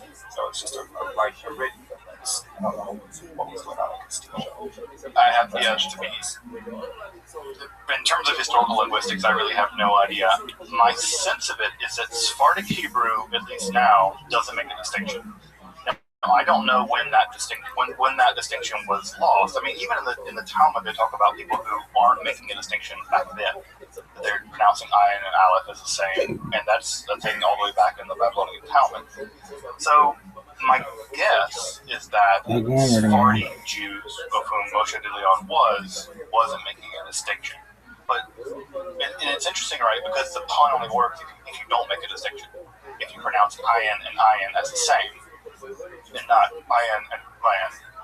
Because if you do pronounce those two consonants, and those are, right, that's a different, one's a glottal stop and one's a voiced pharyngeal fricative. If you do pronounce those differently, then the pun doesn't work. So my sense is because they like that pun, they were reading them identically, despite the fact that Hebrew could have been spoken like. And this also required me knowing something about how Maghrebi Arabic was spoken, and I certainly don't know. So my sense is that because that pun is possible to them, and no one criticizes the pun, then they must be pronouncing the two letters. So, I guess, but I'm not a historical linguist. And that would require me to know things about Maghrebi Hebrew or Maghrebi Arabic and Iberian Hebrew in the 13th century. That definitely know about.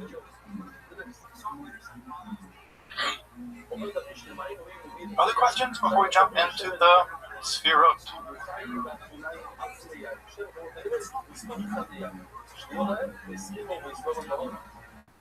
Alright, folks, there it is. The image that I think most folks who have some knowledge of Kabbalah, who've even heard the Kabbalah, have seen this image dozens of times. This is the classic image. If you just Google Kabbalah, this is what's going to come up. And I put off putting it up because the reason why I put off putting it up is because I don't want you to get fixated on it. Because this is the image that has locked into people's mind that all of Kabbalah is this. It's about the 10 Sphirot and the Tree of Life, Eitz Chaim configuration. And it's not.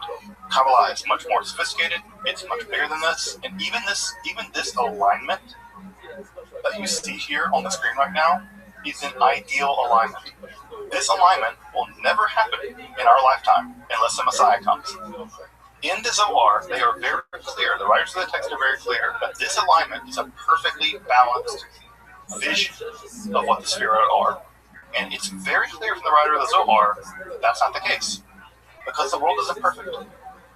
So what you're seeing is an ideal representation of the Sphirot, not as they are, not as they ever have been, ever in all of history, but as they will be in the Messianic era, right, by Yom HaHu, when Hashem's name is one, right, when everything is unified. Then they will look like this, but not until then. So one of the things I just want to scrub from people's minds is that this is what the Sphirot look like. They don't look like this in the Kabbalah, in the Zohar. They do not look like this. Because if they did, our world would look very different. Because our world and the supernal world in the Zohar mirror each other. And if our world's out of whack, if anything has happened bad to you today, if anything's bad to happen to anything at all, then that means that the supernal world's also out of whack. Which means that these relationships are not in relationship. So the thing that I just want to, again, I want to pound this drum. The thing I want to pound about this drum is that this is an ideal representation of the Sphirot. Not how they are. They're always in an inner dynamic relationship. Right? God is sort of polyamorously in a relationship with God Himself. And all the various people, entities within God's self are always out of whack. So what is it that's out of whack? Let's go through them quickly. Right. The first spherod, right? You see how this is open at the top? Because that's open to Ein Sof. Everything emerged from Ein Sof. So from above here be nothing. And yet here was everything. Ein Sof is up here. And then the first thing to emerge was the crown of God. The first apparent thing of God. So this thing, this crown, is the inner glory of God. It's the first moment of God's divine will. Because in order for there to be anything, there must be intentionality.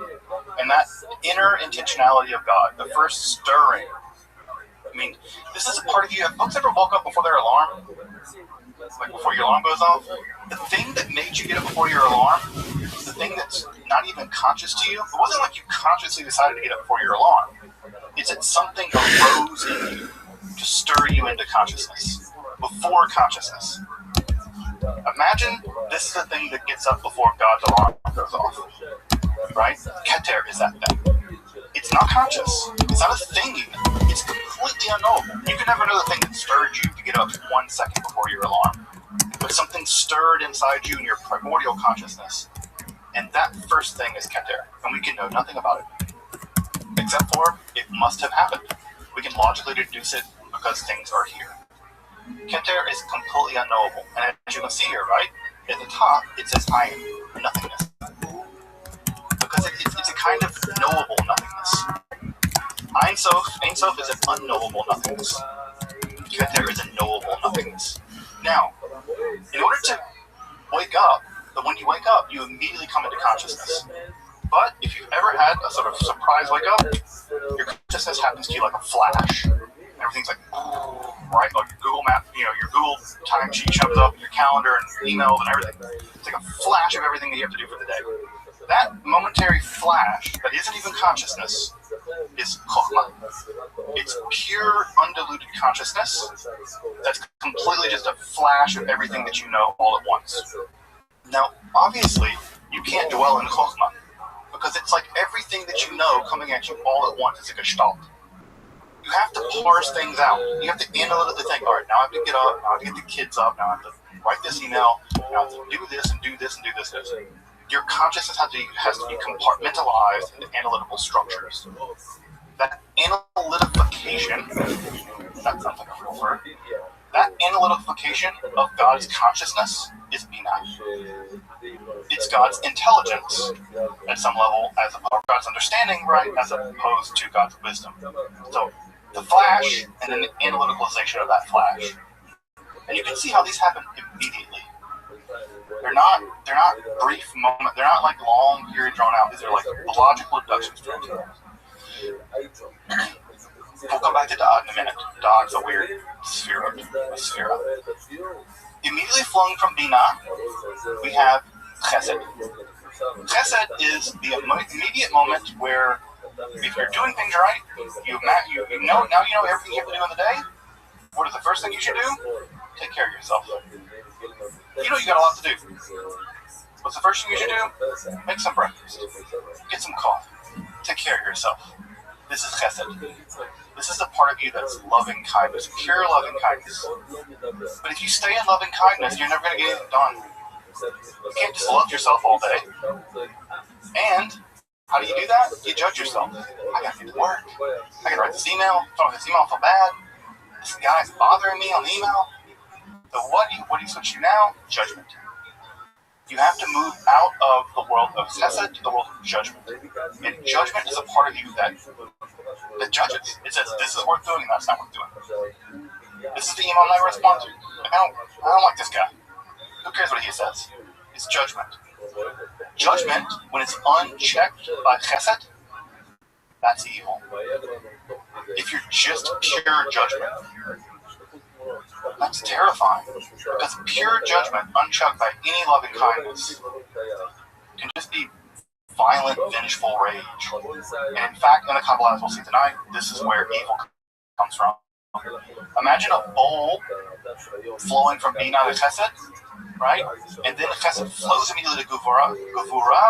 Imagine Gevurah flows out a little bit. Pure, unchecked judgment flows out. That pure, unchecked judgment that flows out of Gevurah, that's evil. it's evil tonight.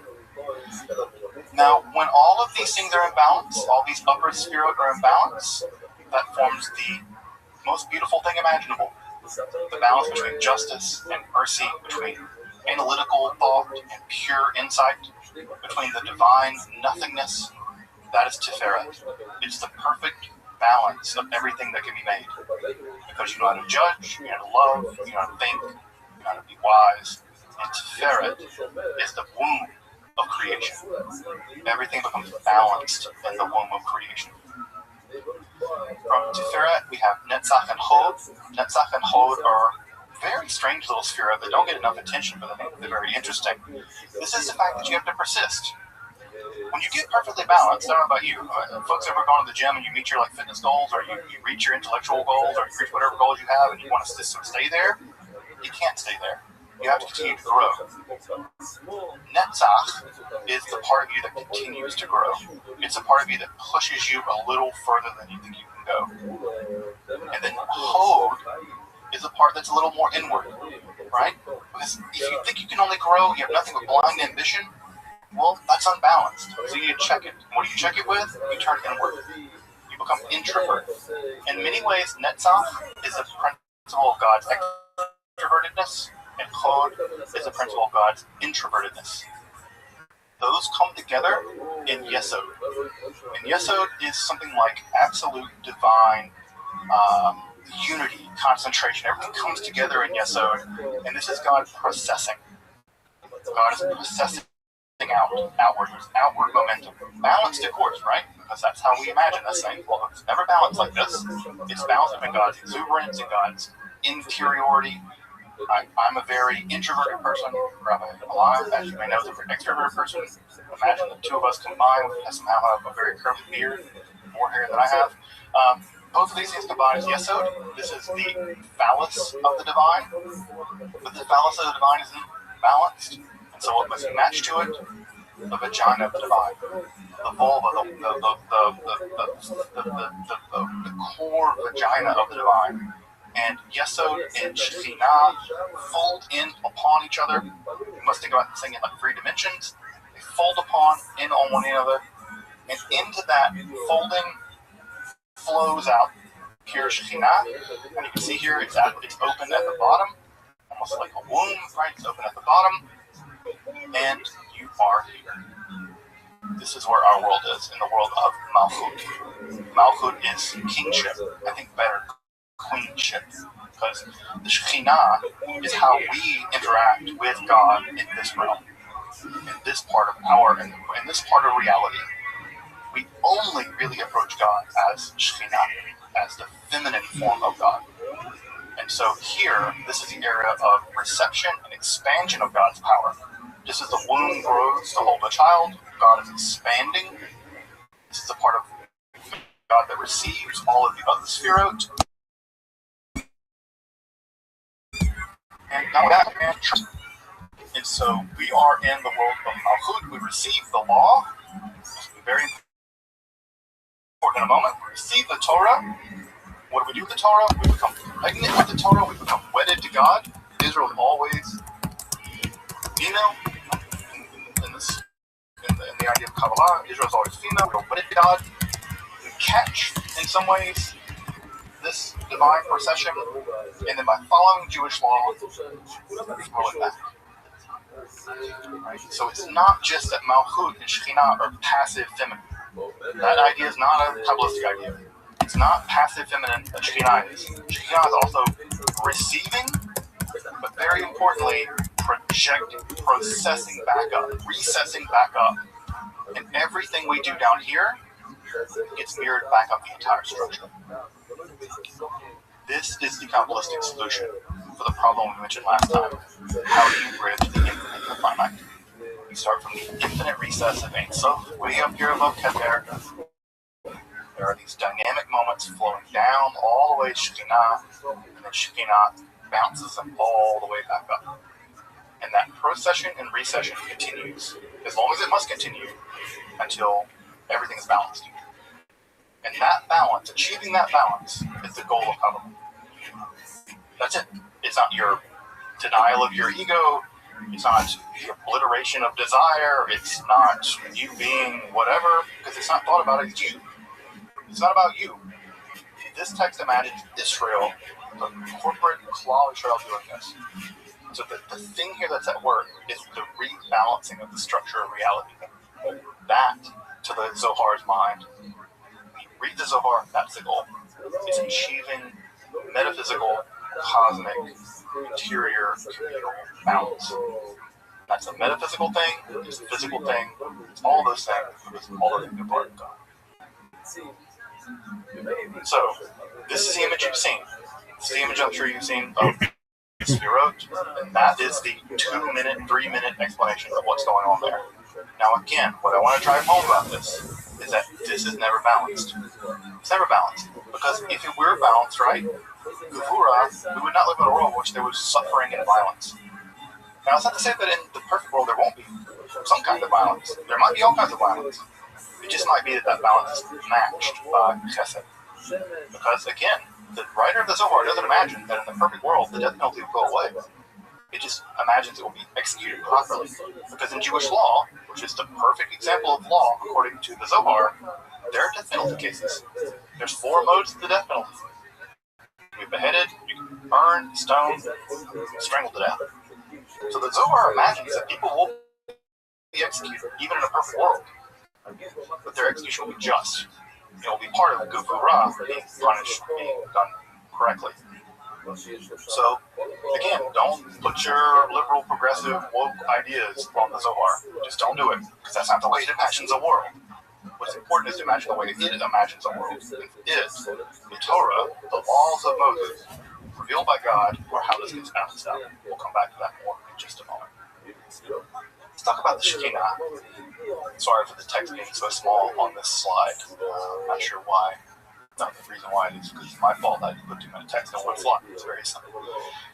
The word for Shekinah is actually coming from the word for to dwell or to settle. The Shekinah is the thing about God, that part of God, the aspect of God that settles amongst the world. It's a part of God that exists at our register of reality. And this idea has a couple of different historically important precursors that I just want to mention. The first is that you may know this, but you may not, that in the earliest instances of the discussion of Yahweh, Yahweh had a wife. There are really early images of Yahweh actually having a consort or a wife, and this being Asherah. The earliest depictions we have of Yahweh actually depict this being as having had a wife. And so early on in Israelite literature, there's always a very difficult relationship with the idea that God could have a feminine consort. And one way of dealing with that was to condemn everything dealing with femininity and everything dealing with the feminine aspect of God, especially Asherah, and punishing the worship of Asherah. The other thing you can do with that is sublimate that. Good old classic Freudian term. What that means is that there are all kinds of aspects of God that sort of get divinized, particularly God's wisdom. If you've ever read the book of Proverbs, there's a long section where wisdom becomes almost a kind of feminine god, where she's described as perfect and beautiful, and she's contrasted with the alien woman, the Isha Vara. But there's an idea that wisdom can be personified and maybe even deified, and that idea is going to become hugely important in the Zohar later. Also, the idea that God has a kind of presence in the world that's distinct at some level from God. That God can appear as the angel of the Lord, or God can appear as a fire coming down the mountain, or dwelling in the Mishkan, or as a pillar of fire during the day. There is an idea that God's manifestation in the world can be different than God somehow. That there are two possibilities of the reality of God. And what ends up happening by the time of the Babylonian Talmud is that this term for the presence of God is sometimes referred to as Shekhinah. This is the presence of God. Literally, the word means presence or indwelling. And while the noun here is in the feminine gender in Hebrew, it's never the case in the Talmud that they think of the Shekhinah as a woman, as a feminine gendered, woman gendered entity. Because they just think of it as a grammatically feminine noun, not as a woman. So as you might imagine, when the Zohar, part of what the Zohar is going to do is the Zohar and the Sefer Bahir are going to be mystical, not in that they read things in very elaborate, very obtuse ways, they'll do that too, but how they read things very literally. And if the text says the Shekhinah, and the Shekhinah is in the feminine gender, it must be feminine. Full stop. It just is. It's not just a grammatical reality, it's an ontological reality. And what we'll see in the Talmud that it is the case that there often is bridal language used. So, for instance, one of the things that you may know is that there are a couple of books of the Bible that the rabbis were always very, very, very nervous about. One of those was Kohelet, or Ecclesiastes. Another one of those books that the Bible is very concerned about was Esther, never mentions God. And another one of those books the Bible is very concerned about was the Song of Songs, because it's about teenagers having sex, and that seems weird. So the rabbi said, look, it's not about teenagers having sex, it's about the relationship between God and Israel. Well, if God is the masculine partner in that relationship, well, what does that leave Israel? What leaves Israel the feminine partner? Well, some further speculation said, well, no, it's not Israel being feminine, it's another part of God. And so we have this idea developing over time, and there could be an entire long series of lectures on the development of the Shekhinah. But we see that over the course of about 1,000 years, this concept goes from being a grammatical construct with an element of God living in the world to being an ontological metaphysical construct with actually God being feminine. So there's a lot of complicated things going on in that. Also, what's worth pointing out here, and I don't want to dwell on this too long, is that in the old Gnostic mythology, this is a mythology that developed primarily in texts like the Apocryphon of John and some other texts as well, and the Nag Hammadi library and the larger Gnostic world. The Gnostics, as you may remember, were a group of Jews and Christians and pagans who believed that knowledge, as opposed to faith, liberated you from this world. But if you knew certain kinds of things about this world, you could escape from it, and that's it's knowledge saving you as opposed to faith saving you or belief saving you. In the Gnostic worldview, there was a divine emanation scheme, just somewhat similar to what we find in Kabbalah later, and similar to Neoplatonic stuff and Middle Platonic stuff, where God flows out of God's self, and at the very last rung of that process, there's a disaster, and that very last rung is an entity called Sophia, wisdom. A very similar entity we find in the book of Proverbs. And Sophia wants to create something without reference to the divine world, and she ends up creating an abomination. This thing is called Yaldabaoth, which is probably a Hebrew word for chaos child. And the text describes it as a living abortion, which is something really dreadful about that idea. But it's alive and not alive. It's ignorant, blind, chaotic. And it creates an entire world to mirror itself, and its insanity in that world is our world. Our world is the world of that evil entity creating it. And the world is just a prison for us. It's a giant trap. And so what ends up happening, and not to rehearse this too much, is that there seems to be some good evidence to say that elements of that kind of mythology survived in Judaism a lot longer than it survived in Christianity. We see similar elements to that in the Sefer Bahir, where it describes wisdom, Chokhmah, as a maiden from a far-off land or a maiden from a foreign land cast into our world. So we think there may be connections all the way back to the late classical world and this Gnostic worldview, which again, that term is a bit problematic in a lot of ways. But we think that maybe the term emerged from that milieu. The last thing I want to say about the origins of the Shekhinah are two things. One is we're living in 13th century Spain.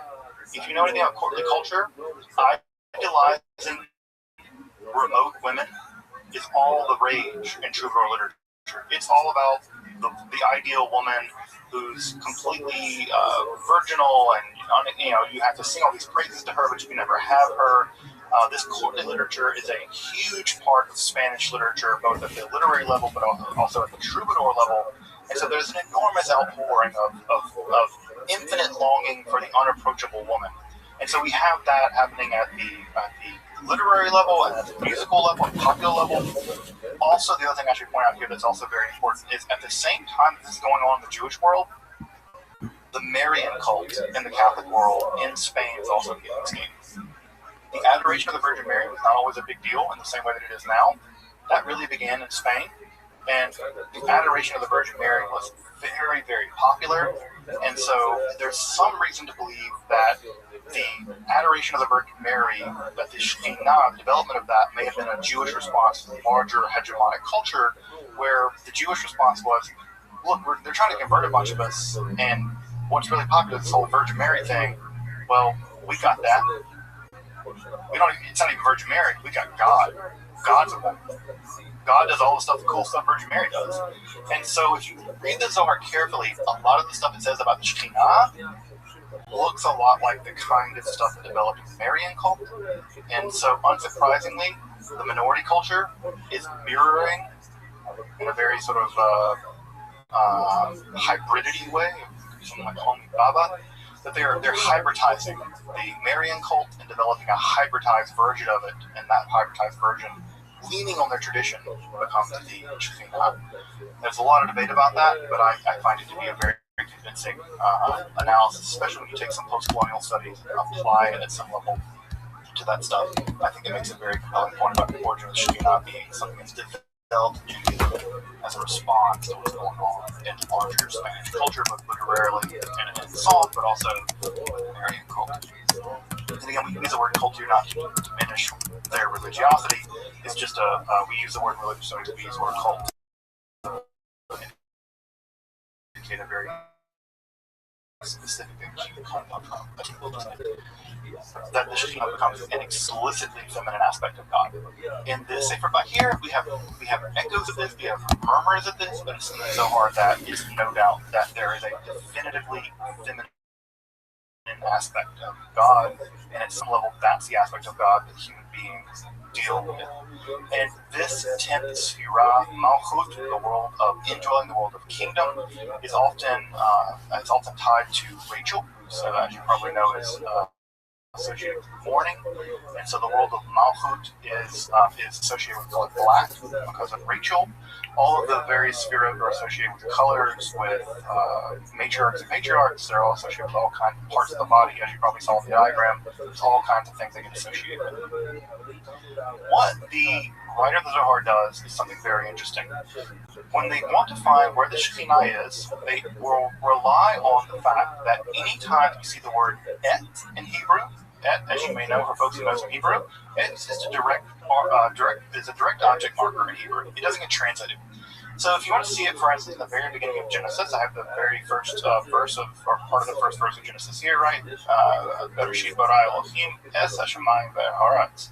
So Bereshit bara, in the beginning, he made, namely God, what?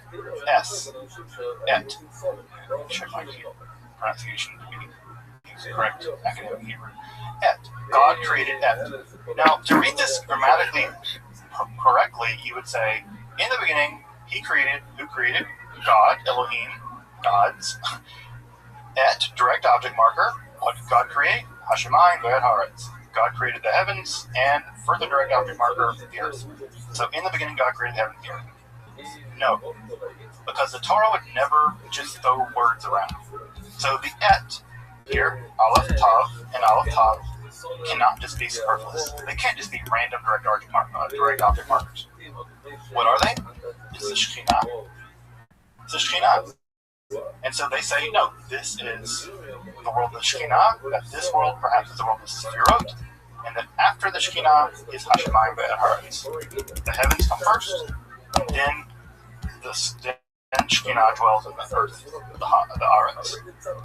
And so what we have here, right, in the Eretz, so we have is a very Kabbalistic reading, also an incredibly literalistic reading of the Bible, where a direct object marker, et, is not just a direct object marker. It's the creation of the emanation, rather, of the Shekhinah into the heavens, and then further the Shekhinah into the earth, into the world of Malchut, into the world, our world. They make a lot of big deal about this. But Zohar is all about this, because it means that Shekhinah dwells in the heavens, and she dwells in the earth. And that's in our world. And notice who does not dwell in our world? Elohim. Right? Elohim, and certainly doesn't bara. Because bara is creation with no subject doing the creating. It's just he creates, or creates, you could say. what creates? Nothing. Right? In the beginning, nothing created. What did nothing create? Elohim. The Sefirot, and then what flowed from them? Shekhinah, and where is Shekhinah? Hashemayim, and Haaretz. For the Kabbalists, the Zohar, they see the entire structure of the Sefirot echoed in the first 6 words of the Bible. Again, not because they're reading things out of it that are unusual, but rather because they're reading it incredibly literally. So, what's fascinating about this is that, again, it shows you something about how the Zohar works in terms of Kabbalistic hermeneutics, and also why this text is very difficult, because if you don't read Hebrew very well, you don't understand Hebrew grammar very well, then this is all basically lost on you, or could be lost on you. So what's going to happen in all of this is that the world of Malchut is joined with the supernal world in what is called Yichud, or unification. This is kind of a sacred marriage. And what's going to happen according to the world of the world, our world, is that the task of our world is to take the Shekhinah, which is in exile, this idea that God's presence is in exile found in the Talmud. When Israel goes into exile, into the Galut, so does Shekhinah go into the Galut. And our task is to reunify Shekhinah, which is in Galut, in this world, the supernal world, and as we do that with the process of Jewish law, it's the case that we remarry Shekhinah, and Shekhinah remarries the upper world, and then everything is like a giant lock, and it all clicks into place, and ultimately everything is resolved. Everything, the imbalance is resolved. Now, why does that imbalance happen? The Zohar never says. And as we get later on, next time, into Lurianic Kabbalah, we will learn why, according to at least Lurianic Kabbalah, why the primordial imbalance happened. And we'll get a big drama about why it happened. We'll get to it next time. So what ends up happening here is that we are plunged into matter, and we have to return back by redeeming matter. Now, what's different about, for instance, Kabbalah and maybe Gnostic text is that there's nothing wrong with matter, it just needs to be redeemed. Just like a coupon. There's nothing wrong with a coupon, but a coupon needs to get redeemed. And so the idea is that you redeem matter. Not that you restate it, not that you betray it, not that you get rid of it. It's not bad or evil, but it's in need of redemption. And how does that redemption happen? It happens through this spiritual process of being reunified with the supernal world. Even what happened in the Garden of Eden that really went awry, it's not really clear what went awry, is that there's some indication, at least in some sections of the Zohar, that what ended up happening was that Adam became so infatuated with the supernal world that he abandoned his material wife. That Adam was actually too pious. So notice it's a complete inversion of the Garden of Eden story. In the Garden of Eden story, it's that, in the original version, it's that human beings are too worldly, they're too sexual. And that version is that they committed sex or whatever, they did some kind of thing or whatever it was, and that being focused too much on their bodies messed them up. No, in the Zohar version, Adam is actually too fixated on the Shekhinah, and his partner, Chava, life, physical world, feels abandoned by him. She's not satisfied by him. She's not he's not doing his duty, and that's what allows her to be seduced by the Nachash, by the snake. And so the traditional version is all the blame put on her. She gets tricked by the snake. But in the Zohar's version, at least one version of the Zohar's version, it's his fault. He's a negligent husband. Because he's so focused on the supernal world that he's not focusing on the physical world, which is his world. The physical world's our world. And the Zohar is very clear about this. You cannot focus just on the spiritual world. You cannot look at a monk. There's no mystical Kabbalistic monks. You are obliged to deal in this world. It's only by dealing in this world that you can actually deal with the spiritual world. So again, how does this get fixed? Well, Moses eventually comes and gives us the Ten Commandments and gives us the Torah, and it's by combining the spiritual and the physical. Again, the Zohar is all about balance. Combining the spiritual and the physical, that we begin to climb the ladder again. Adam focused too much on the world of the supernal. Other patriarchs focused too much on the world of the terrestrial, and the idea is we must combine them into one another. And this becomes incredible. The language here is always incredibly sexual. The language is, the Zohar is very at home with sexual language. Because sex is part of human life. Sex is part of religious observance. You have to have sex. You're obliged to be fruitful and multiply. Again, it imagines of course, he's imagining a very hyper heteronormative way of thinking about this. Although I think at the edges of the text, there's a lot of interesting homoeroticism and there's a lot of queering stuff that one can do with the Zohar in a way that I think is very, very rich. And not that I think it's very rich. Queer people, trans people have done incredible things with the Zohar that have shown this text is hyper heteronormative, but at the same time, many of the ideas it commits itself to don't conform to that. It can't logically. So there's been all kinds of cool studies to show that those categories break down pretty rapidly when you get a little bit under the hood or under the sheets of what's going on. In the Zohar, there's a lot more happening here. Well, the idea ultimately is that there's a kind of sacred marriage between Israel and Shekhinah, and the Shekhinah and Israel, and by the observance on the Jewish law as a kind of ritual act of intercourse. The observance of law is kind of thought of as a kind of intercourse, that as you do the law, you're kind of having spiritual intercourse with the divine. Because it's only because the Jews have a covenant with God, a marriage contract with God, that they can do the things they can do. The only similar thing to that Jewish custom is sex. It's only by having a certain kind of relationship with a certain kind of person that you can have sex with them. Well, because God and Israel have this relationship, then it must be the case that all of these 613 rules are fundamentally a kind of intercourse with the divine. And so it's long, all of incredibly erotic terms. And so this is very much linked to things like Shabbat. As we'll see next time, Shabbat becomes incredibly linked in Kabbalah as sort of the core observance. In fact, if you've ever done Kabbalah Shabbat, which I imagine most people in this class have, Kabbalah Shabbat is a completely invented service by 16th century Kabbalists to reenact the marriage between God and Israel every single week.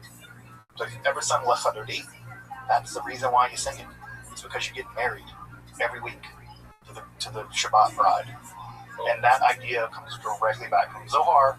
It's become so ingrained in Jewish customs that it's now a service that basically every Jew does every week. In fact, I would say even liberal Jews, if they only go to shul once a week on Friday nights, they're doing Lech Adodi, they're doing Kabbalah Shabbat.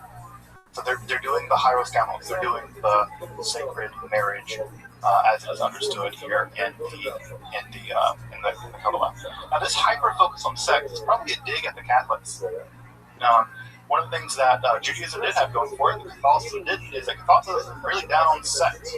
I don't know if you know this about people. They like sex. People love sex. It's a big thing. They like it. They get down on it. People pay for it. People sell it. It's a big part of the internet. It may be the reason why the internet exists, basically. We may just be piggybacking on like video games and sex. So I think that's actually true. It's probably we piggyback on military intelligence, Pornhub, and video games. And I think now video games and military intelligence are probably the same thing too. At any rate, it's very much the case that part of this whole attitude towards sex is very hyper heteronormative and very much in the marriage environment. But it's also the case that this is probably a dig at Christianity, because Christianity is all about priestly celibacy. It's all about the perpetual virginity of Mary, and it's all about the fact that Jesus and Paul were never married, and I suppose never had sex. And the Jews at the time, the rabbis at the time, are like, yeah, that sucks. Sucks for them. They got to be celibate. Mary never got to have sex, or at least she only had sex with God, kinda, or whatever. And Jesus and Paul never got married, never had sex. Like, they're inferior. Even the average rabbi down the street doing some Kabbalah gets laid at least once a week. And your God never got laid? Pity for your God. Right? Your main prophet, Paul, was like, hated his body, hated having sex. Something wrong with him. Like, we ain't got that kind of problem around here. So, I think also a lot of this hypersexual stuff going on in the Zohar is also a dig at Christianity. I think it's a dig at Catholicism, but I think it's a dig at their relationship to the physical body at some level. And again, part of it's about maintaining your Jewish community by saying, yeah, you can have sex. It's great to have sex. In fact, you're obligated to have sex. You've got to have sex. But know that your sex is part of this mystical thing, and it's very carefully constrained. Right? So those things are also true as well. Now, there's good stuff, like sex, there's all kind of stuff. Of course, that's evil. And evil, in the Kabbalah, is thought of as part of God. This is called the Sitra Achra, the other side. Now, what's important to know about the history of evil in the Jewish world and in the Christian world is that evil in the classical theologies of both these worlds was thought of as basically a kind of privation. That evil was something like cold. Cold is just a lack of heat. Darkness is just a lack of light. Darkness is nothing on its own. Cold is nothing on its own. And so, because these things are just negations of something else, they don't really exist. So, evil is just a non-existent place where God isn't. It's a part of you that rebels against God. It's part of your heart, according to Augustine, that rebels against God. You empty your heart of the divine grace, and that emptiness inside your own heart, that God-shaped hole, that's evil. And because Satan is just a pure rebellion, Satan is pure negation. Well, this is true of Neoplatonism, it's true of lots of different traditions within Christianity, Judaism, and Islam. The rabbis of the Kabbalah, especially in the Castilian Kabbalah, Zohar, say, no, evil's real. And it's not hard to imagine why a medieval Jew could be very convinced of the reality of evil. Evil was part of their world. I mean, they didn't face pogroms. They knew about pogroms. They didn't face annihilation the way they did in Germany. But the creeping reality of the Reconquista, no Jew in their right mind in 13th century Spain had any pretensions that once they were done with the Muslims, they were not going to come for the Jews. Evil was real. So we're not going to have this philosophical horse crap. We're not going to have this idea that evil's not real. Evil's real, and if evil's real, it must come from God, because everything comes from God. Everything flows from Ein Sof. So, where does it come from? Well, we'll think back to this image, and we talked about this a minute ago. So, Keter flows into Chokhmah. Chokhmah flows into Binah. And again, you can imagine sort of a rush of water, a rush of light. As it rushes out, it sort of gets caught by Chokhmah. And as it rushes back over to Binah, it gets caught by Binah. As it rushes over to Chesed, it gets caught by Chesed. But as Chesed rushes over to Gevurah, you can't catch it all. There's so much power flowing now that it hits into Gevurah, and it's like a bowl when you pour water into it, so it runs out the side. Or it's like the famed image in the Zohar. Almost Aquarius. Better than any other one. Is the image of a Miss Aquarius, I need about 10 minutes. Forge an item in a blacksmithery, right? A smithery. Can you hear me? Hot metal. And the only way you're going to get a fork or a knife or Can you hear me? or a sword or whatever is you pound it. You have to pound that metal. There's no way Hello. to shape the unformed metal without pounding on it. Hi, can you hear me? I need like 10 minutes. Shards of metal fly off. Draws it. Yes, ma'am. And it's an inevitable part of creating something. When you create something, it Thank you. off sparks. And those sparks are burning, dangerous, Yes, ma'am. and they're dross, they're wreckage. In the Zohar, that wreckage, that dross, those sparks, that excess of pure Gevurah, pure rage, righteous rage, you can imagine what ends up happening.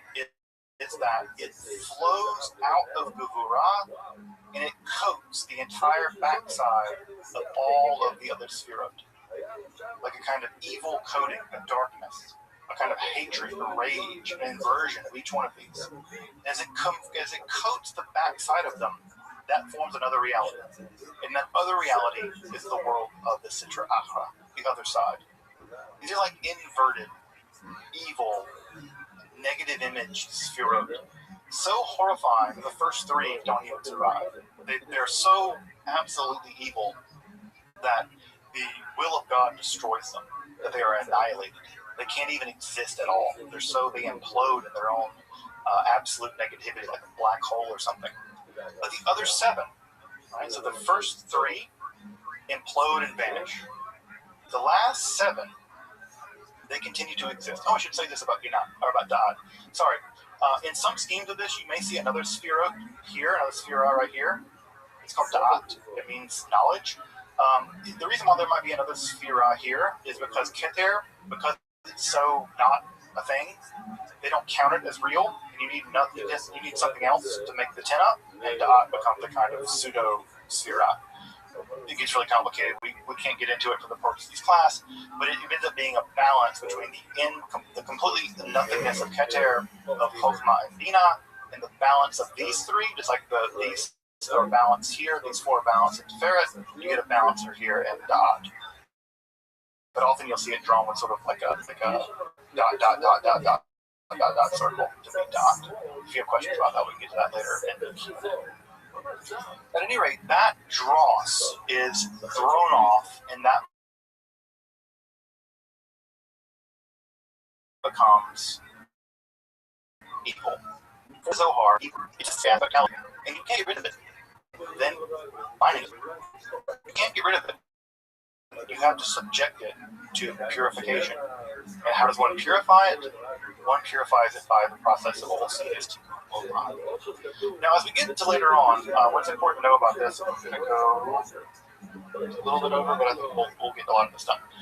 So, the Zohar doesn't imagine evil as an inherently bad thing. It imagines it as an excess of something that has to be tempered. And you temper it by rectifying it, by fixing it. And in the later Lurianic Kabbalah, we'll get to this later on, this becomes the shards, or the klipot, these demonic entities, demonic angels almost, that rule the world of darkness. And that world of darkness can creep into our world. And one of the lines in the book of Genesis that the Zohar really harps on in this is it talks about the 7 Edomite kings that died. And this is a throwaway line in Genesis 22 or something, that it seems like that these lines don't have anything to do with anything, that it's a bunch of Edomite kings that died. No, not for the Zohar. They're the primordial evil worlds that exist. And you have to deal with them. You have to deal with them by rectifying them. And the thing that the Zohar is the most worried about, the thing that it harps on the most, more than I think anything else, is the same kind of thing the Catholics harp on. And that's masturbation. My God, the Zohar is horrified of sexual sins, especially masturbation. And there's the idea that if one wastes seed, then the seed, the spent semen that's sort of lying there, becomes demons. It just becomes like more and more and more demons. The world gets more and more imbalanced and more tilted to the side of the other side. Also, the uncleanliness of so-called menstruation is deeply horrifying. In fact, so much so that because of the primordial sin of Eve, she is the sort of representative of, because her menstrual blood is like a dross thrown off by her menstrual cycle, and the menstrual blood is just like the dross thrown out in the process of creation, where creation sort of didn't occur, baby wasn't born. Again, this is all super problematic in lots of ways. But the idea is the blood flowing out of her mirrors the dross thrown off in the process of creation, whereby you get this sort of not createdness. And there's a ton of interest in evil. The Zohar abounds in discussions of evil, and it's probably leaning very heavily on discussions of evil to be found in the earlier Kabbalists of Castile, the Cohen brothers. They were very interested in evil. They wrote the treaties of the emanation left inside. And so there are tons and tons of things about evil, especially anti-Gentile stuff. So we have to be very honest. The Zohar hates Gentiles. Overwhelmingly thinks Gentiles are corrupt, evil, dangerous, and bad. This is not an ecumenical text. At any stretch of the imagination, you cannot read this text and imagine this text has anything good to say about Gentile people, non-Jewish people. It's very negative on them. And so, again, are you that surprised? Again, imagine being Jewish in 13th century Spain. Do you have positive interaction with non-Jewish people, with Christians? Not really. And so it's unsurprisingly they're going to have a pretty negative attitude when it comes to non-Jewish people. Now, does that mean that the Zohar is inherently bigoted? It might. It might mean that it's a bigoted text, especially if you take those same attitudes and apply them to non-Jewish people now. Yeah, it's going to result in you being real bigoted, mystically bigoted. Probably the worst form of bigotry. So we have to own the fact that stuff is in there and deal with it as Jews. If you want to study the Zohar and study the Kabbalah, you have to understand there are bigoted things against non-Jewish people there, and you have to deal with them in whatever way you think is fit to deal with them. And they can lean on that because the historical character of Shimon Bar Yochai himself was heavily oppressed by the Romans and the Roman colonial project in Judea, and also Shimon Bar Yochai says some of the most shocking anti-Jewish, anti-Gentile stuff you can find in the entire Talmud. I think he says once that the only thing that the Gentiles and snakes share the same thing in common. They're both better without heads. That stuff is terrible. For those of us who non-Jewish people are a huge part of our life, that stuff is unconscionable. It's there. It's in the Talmud. It's in the Zohar, and we have to deal with it. We shouldn't ignore it. It's there. Now, can anti-Semites pick up on that stuff and claim that the Talmud is racist and hates Gentile people, and they can do the same thing about the Zohar? They don't know the Zohar very well, so they won't do that. But it's there too. Just so you anti-Semites know, you can also attack us with the Zohar too. They don't know that because they don't take the time to actually read this stuff. The demonology of the Zohar is very complex. You have numerous stories of demons in the Zohar, and that's not surprising because you have the exact same kind of demonological stories flourishing in Christianity at the time. This is the exact same time that you get a rapid rise in demonology in the Christian world as well. And so, again, unsurprisingly, Jewish and Christian demonologies are sort of developing at pace with one another at this time period, and eventually this will give rise to the concept of the Dybbuk. And we'll get to the Dybbuk in a little while when we get to the concepts of possession and exorcism in Judaism that began to emerge primarily in the late 16th century. So the Dybbuk, you heard of the idea of the Dybbuk, is going to emerge primarily, at least regionally, in some way. So, last thing for the night. What's really important about the Zohar is that it's an incredibly conservative text, which is to say it wants to defend rabbinic tradition. It's very wed to rabbinic tradition. There's no interest in sort of bucking rabbinical tradition. Now, it interprets sayings in rabbinical tradition in very exotic and very avant-garde ways, but it's very worried about philosophers. Because philosophers are the most dangerous people in the world, y'all. I don't know if you know about us, but we're dangerous people. That's why they kill us from time to time.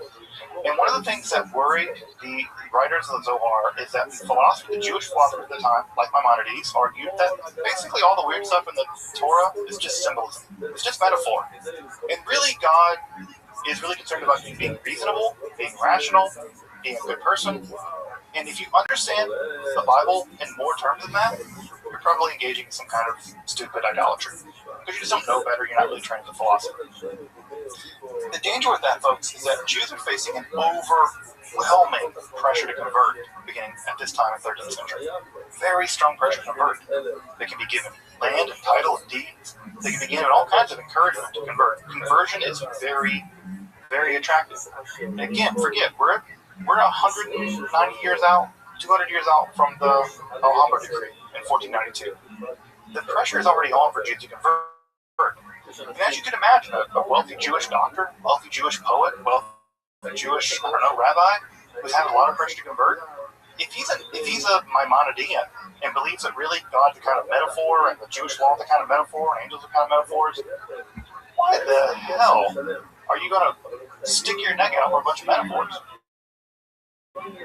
If Jesus and God and Moses and they're all kind of out there on the watch, you get to keep your job and flourish and get new land, you best believe those people converted. They converted not because they hated their religion, but because they were educated enough, or perhaps too much, that they could say, look, I can still worship my God inwardly, I can still believe in all the things I believe in, and I can pray in a church. Because praying in a church gets me deals, gets me a title. So why not convert? Zohar says, because you mess up all of reality. That's why. You stupid, dangerous, bad Jew. Why? Because the very way that the very way that God engineered reality was that you reverse engineer and correct it by following the Torah. You have to understand what are called the Ta'ameh Mitzvot. And Ta'ameh Mitzvot are the reasons for the commandments. The commandments in the Torah are not random. They're not made up things. When God says put the tefillin on, when God says wear tzitzis, when God says honor the Sabbath on this day, not Sunday, when God says do this and do this, God's not telling you random things. God's telling you that this is a roadmap for not just a roadmap for piety, but a roadmap for the reconstruction of reality. This is how you fix the world. And not only that, God's telling you not just to follow these rules because you should follow them. God's telling you to follow the rules because God follows them. God kept Shabbat. God puts on tefillin. God puts on tallis. God does everything that you're supposed to do. This is imitatio Dei. The task is not for you to do a bunch of rules. The task is for you to follow the rules because God does those rules. And insofar as God does those rules and you do those rules, you are co-creators of the perfect world. And it's only by doing that, it's only by following the Jewish law scrupulously, especially the rules that make no sense. It's only by following those rules that seem to make no sense that you have any chance at all of fixing the world, of balancing out the world of the Sefirot. The only way you can do this, the only way that the world will be fixed, is by Jews being observant Jews. So, again, to drive this point home, the Kabbalah is not liberal, hippy-dippy Judaism. The Kabbalah is the most radically, legally conservative Judaism you can imagine. And why? Because the esoteric meaning of the mitzvot is that they are actually part of a reconstruction, recreation, renovation of the world. The renovation of the world, tikkun olam, the reparation of the world. And it's only by following the Jewish law as scrupulously as possible, especially the parts of it that don't make any sense, is that accomplished. So, in the same way that God created the world and God mandated the various holidays, the mandating of those holidays is not just you doing things, it's not just Rosh Hashanah, Yom Kippur, or Pesach. These are divinely mandated temporal structures in which one can correct the world at a very specific way at a very specific time that you can't correct the world any other day of the year. You have special powers that day, right? And you have to correct the world. And the Zohar loves, for instance, very minor holidays. Sometimes you travel to Israel, they'll ask you what a Jewish holiday is because they're trying to weed out, I don't know, rabble-rousers. Right? They're trying to weed out people. Well, I've always wanted to mess with them, right? And say, yeah, my favorite holiday is Shemini Atzeres. Shemini Atzeres, the most obscure holiday ever. The Zohar says Shemini Atzeres is the most important holiday in the world to come. There'll be no more important holiday. Yom Kippur will be a joke. But Shemini Atzeres is a completely obscure holiday, right at the very end of the Chag. No, that's what's really important. Because that's what's going to be important in the world to come. Right? So all of the holidays get these heavily mystical meanings. Counting of the Omer, something that seems completely ridiculous. You're counting down the days to bring a piece of grain to the thing that we don't even do anymore? Oh yeah. Oh yeah. The counting of the Omer is incredibly important. Because you're not just counting down the Omer, you're counting down the reception of Torah. So you get to replay the entire process again. So everything becomes heavily imbued. Have you ever stayed up late on Shavuot? Have you ever done a tikkun on Shavuot? Stayed up late on Shavuot studying? Yeah, you've done something Kabbalistic. Why? Because the entire process, right, is by receiving the Torah again. You have to give all night. Studying to receive it again. And so you get a completely cyclical period of time. The Zohar is imagining a cycle, and that cycle gets you, and it spirals up, right? You start from here, cycle, and cycle, and cycle, and cycle, and cycle, and cycle, until eventually we reach the world of the divine. And it's through the process of the rectification of the divine, tikkun olam, the world's redeemed. Now this gets liberalized in our modern conception, right? It means that be a good person and do nice things, and make the world a better place. The Kabbalists do not imagine it as like make this world a better place. It's the idea that you're renovating this world metaphysically, ontologically, cosmologically.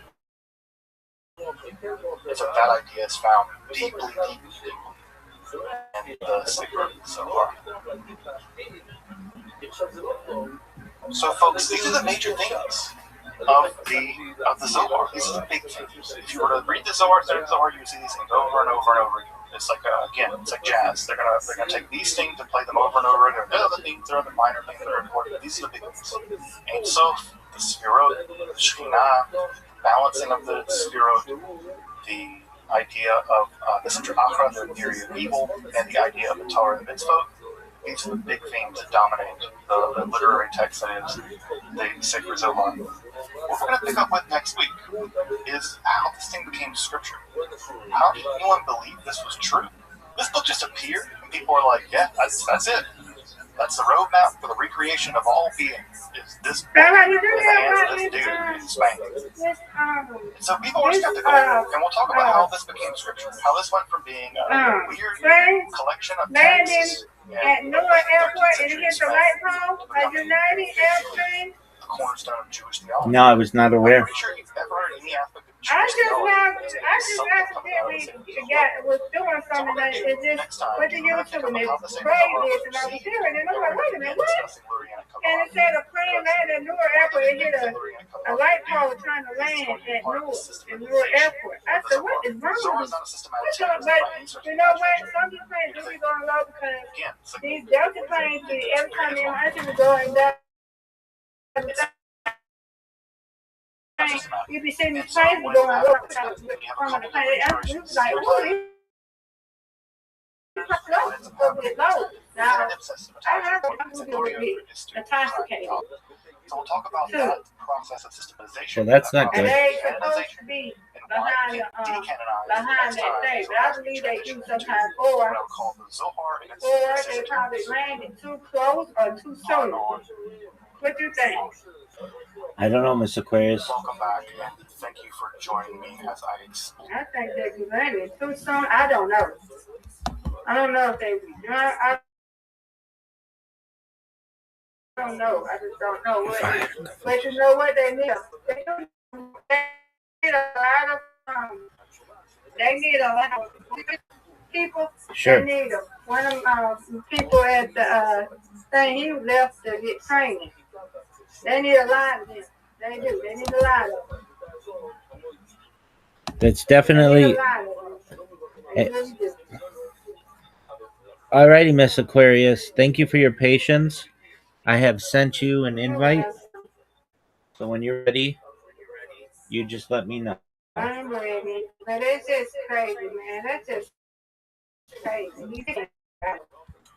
The trains went going through this, you know, now it's been going through it, and it's like crazy, like spirit. They didn't give people enough time or nothing like that. Now, a lot of people are stranded and scrambling to get back home. That's crazy, you know? Yes, I do. You had an amazing spirit. Thank you. Some of these people don't just understand. Like, I think some of the police said they knew, like, some of them said they knew about it. They knew it was going to happen, but I think they should have gave them some notice. But they are hurt. I'd be hurt for it, too. But these people got the, you know, they got to pay bills and stuff like that, you know? Right. Now they got to start all over. Some of them said they may not do flight attendant no more. 17,000 people is a 17,000 people is a lot of people. Yeah, so now you should have gave them a heads up. At least all the passengers too. Miss Aquarius, Jayski was talking to you. If you didn't hear him. Oh, I just let her know. Oh, hey, Mr. Chris. I did message you letting you know I went outside. You did? I was laying around my phone, Jason. Oh, it's okay. All right, because I'm going to go outside right now. See if the top is right. Okay, where's you going? We watch it while we're praying. That's right. Yeah, in like 2 minutes. I'll be right back. Okay. Thank you. Go ahead. But yeah, it's just sad. Man. What a strike. They could have gave them a notice. They could have gave them 2 weeks or a month notice. What y'all think? They should have gave them a month notice, especially for people that travel. Yeah, I mean, it did seem abrupt. Yeah. I don't know. I don't know. Oh, get it. Oh, big score, Miss Aquarius. Some of them people get their refunds. Get I it. hope the people get their refunds. You know, and some of the people that do want to fly, I hope they get, I hope the airlines help them and stuff. I hope. I agree.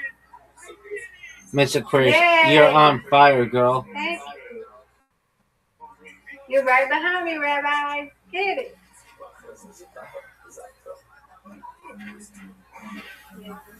I hope so. No. You got me, Miss Aquarius. Excellent win. Thank you. You went out with. Yes, ma'am. I'm closing in 596. Riser and Zoot always want to play bowling, and I say no. That's what I mean. They ain't supposed to play bowling. No. That's what I told them. No. You can't play. When you get the $5.99, you cannot play with them. I know that. You got away from me. That's right, madam. I knew it looked familiar. What's wrong with y'all? No. You want to play with it. You can play with it. I play with my friends sometimes, but when you get the $5.99, Rabbi, you got away from me, okay? I know. And I told them. I told them no bowling. They know I told them no bowling. Yeah, they hard-headed. But it's okay, because I play with my friends. You gave me permission to play with just my friends, right, Rabbi? Yes, ma'am.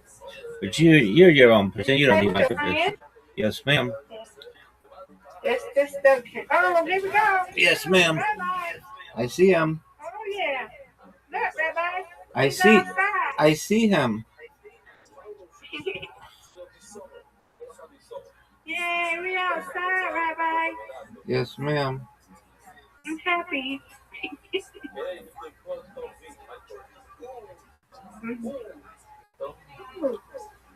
Yay! You got your strike. Yes, ma'am. Good job. Thank you. Now, multitask.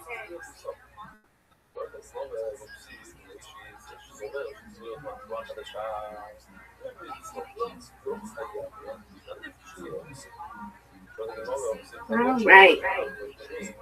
Lacey, I heard you was out again late. Oh, yeah. I was 7-11.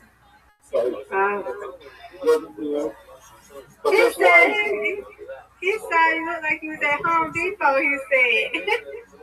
Oh, well, I was walking past and I looked near a lot of bars and nightclubs and cocktail bars. So there was a lot of people out at the time.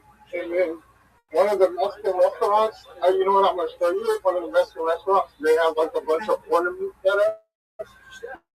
They go to the bottom for like 2 more days. That's like a holiday.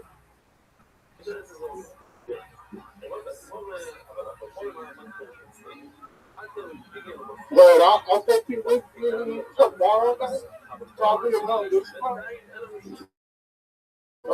Yeah. I'll show you the movie theater. I go to that's in my downtown LA. It's like it's much better than the one I normally go to. Okay. Oh, they're cool. They got everything set up. Nice.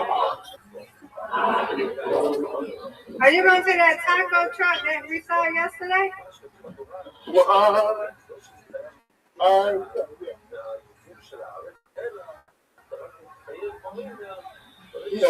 it's right there.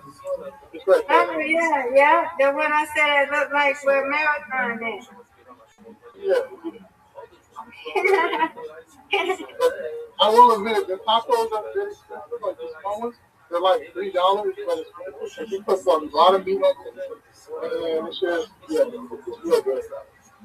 Ooh. And then that's the restaurant down there that has like all the burgers. Like all churches, they got their own little place set up as well. I want to go to the Mexican restaurant. Oh, yeah. We have so many. We have so many different things out here. LA basically like a little bit. Yeah. All right, Rabbi. You win, I win. I win, you win, Miss Aquarius. Undefeated in bowling, undefeated in friendship. Undefeated in friendship. Yay. That's right, madam.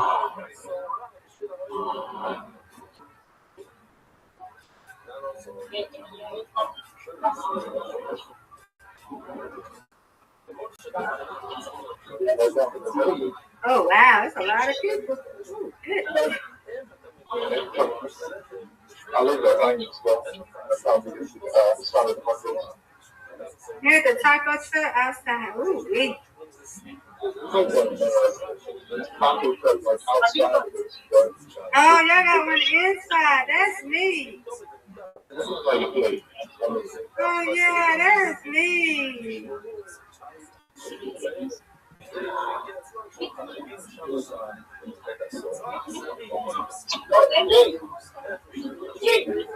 Jacob, please. Are you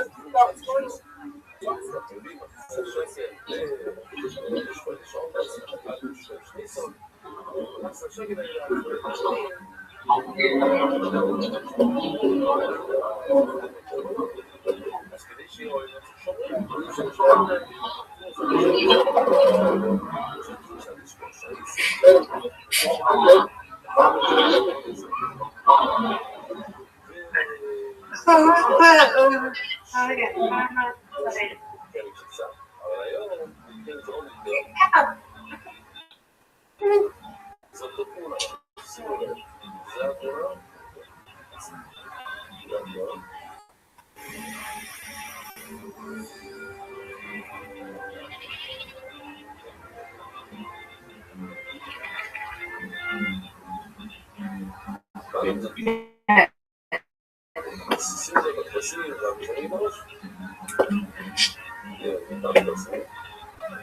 So what do you get at this taco truck, Jason?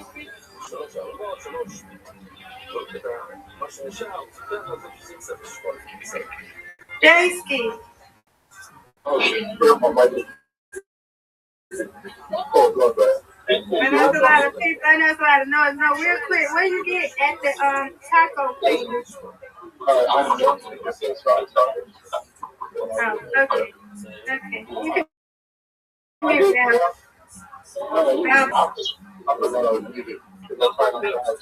I know it's loud. It's okay.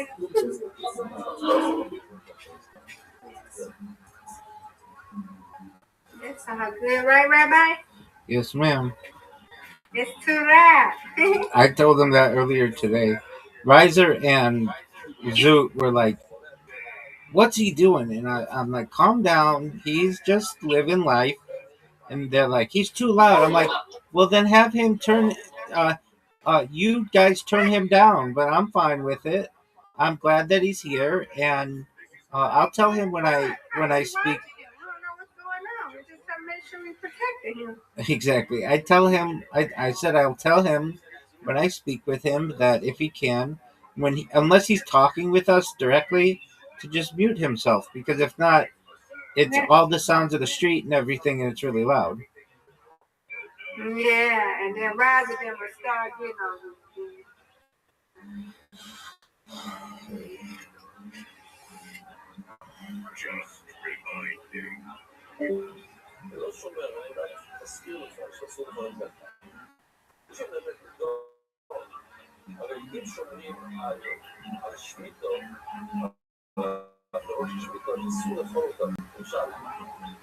אחד שומע לחבר שלו שלא יצאו את הדגים שלו, עשו את זה.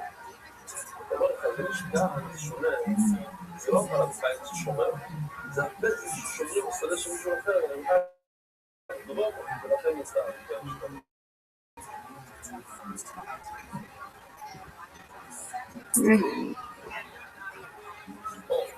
זה יש כאלה מזיק סורטים שלי מעניין, אני לא פקע, אבל סתם, דבר בעניין. היה מישהו שבא להחליט חברה מעבירה כספים מבנקים לכל מיני מקומות. ואחד רואה את העובד הזה, הוא מכיר אותו בישיבה, הוא ניגש אליו, הוא אומר, שום עליכם, לא יוצא, מה לשמע? הוא אומר, לא עונה לו. מה אתה לא? הוא לא יודע. איזה שעה שראו לנו מביא את הכסף, הפוליס, הכל, והכל סגר, לא, הוא יוצא חוץ ואמר שלא. כל מה זה. Hello. Where did you go? Uh-oh. Where you go? Where you go? Oh, there she left. Yeah, he'll be back. I'm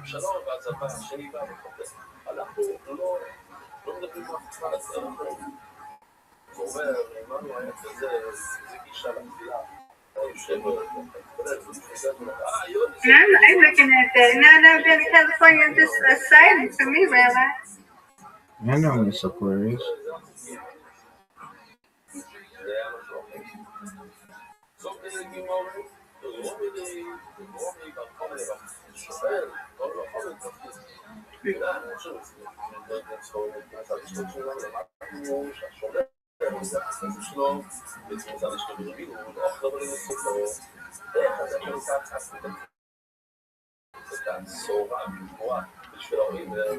הרי ההורים מאוד יכולים לשמוע ושמיטה וכתוב מפורש זה רק לאכול ולא לסחור אסור לך לסחור שמיטה הוא מלא מה אתה רוצה שאני אעשה כמו לא אומר לו לא רוצה בנושא אתה רוצה באותו אתה רוצה שאני מבטל את כל ביטחוניס אוי מה הוא לא מבין זה לא דרך זה אני חייב להביא אוי הוא מלא מתאמין אני לא ניסעתי לך שתתפצל לגמרי מה שאני אמרתי זה בעצם זה שתוקת אני רק אמרתי תבינו משנה שעברה החיטה שגדלה בשנה השישית לא בשמית זה בשביל מה אתה מביא סורמה שגודלת בשמית זה שאסור לסרום את זה יש לך משנה שעברה וזה אתה יכול כן לסרום הוא אומר לו והנה טאובלט בנגו מי שזוכר תגיד לו טאובלט זה מטריגל 2 מיליון וואו Mark, remind me that when we started on this year, we have to like restart the whole thing because every time I'm having issues now, it doesn't play. You know what I'm talking about? We just have to, I forgot what it is. It's like, click out of it and click back in and everything will work. כמה נדבר? זכויות טבע, מה אתם מבינים בשנה שעברה? אתם לא... בלי לגמרי בדק, בעצם כמה משפחה. אז תביא את הרע משנה שעברה. בשנה שעברה זה היה נכון עכשיו, זה קצת, זה איך קוראים לזה, זה קצת נבש. אבל בשנה שעברה זה כן היה קרוב, אתה יוצאים לכאורה, כי עכשיו, תיבד על משהו שהיה קרוב בשנה שעברה. בוא נראה, זה לא עובד. אומר, כמה בנתקתי. בואי נקרא אפשר לעשות סרובו ולהגיד, לא, עכשיו, צריך קרוב, זה לא מספיק שהיה קרוב בשנה שעברה. אוקיי. יתמר, אני לא אומר קרוב אותה, אתה צריך להביא חדש, קרוב. איך הוא יודע, זה רק השעה על הרביעות. איך הוא יודע שצריך להיות חדש, שהוא מחר, הוא קרוב, זהו חדש. היום תגיד, אנחנו אומרים במקום אחר. ולחזור, רואים איזשהו סציב, יש סציב או לא יצא סציב, הוא הגיע מבחינת היבול, לא סופר. הוא סרעה דאג, אני חושב שאנחנו נעשה מרדוס מדעתו, ואיך נזכור. אז זה הסוגיה שהיה לנו. מאיפה? באיזה סוג תרועה אתה מביא, אין זה פליטה או סורה. אנחנו יודעים שזה סורה, איך אנחנו יודעים? מן הסויום, הכל מן הסויום, מן תביא את האוימר בחיסה.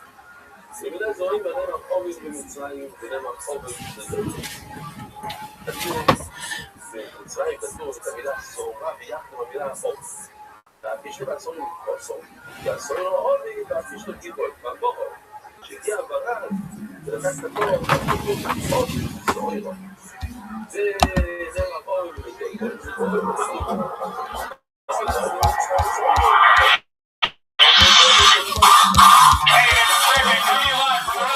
Comedy Store for a brand new episode of Kill Tony Volume 3. Give it up for Tony Hinchcliffe.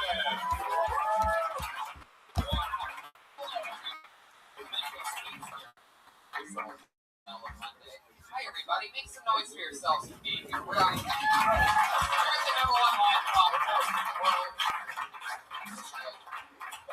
That's just a fact. So many fun team members here, part of the show. Great Ryan G, Melba House artist, who draws every single episode. He is a link right now. It's already started.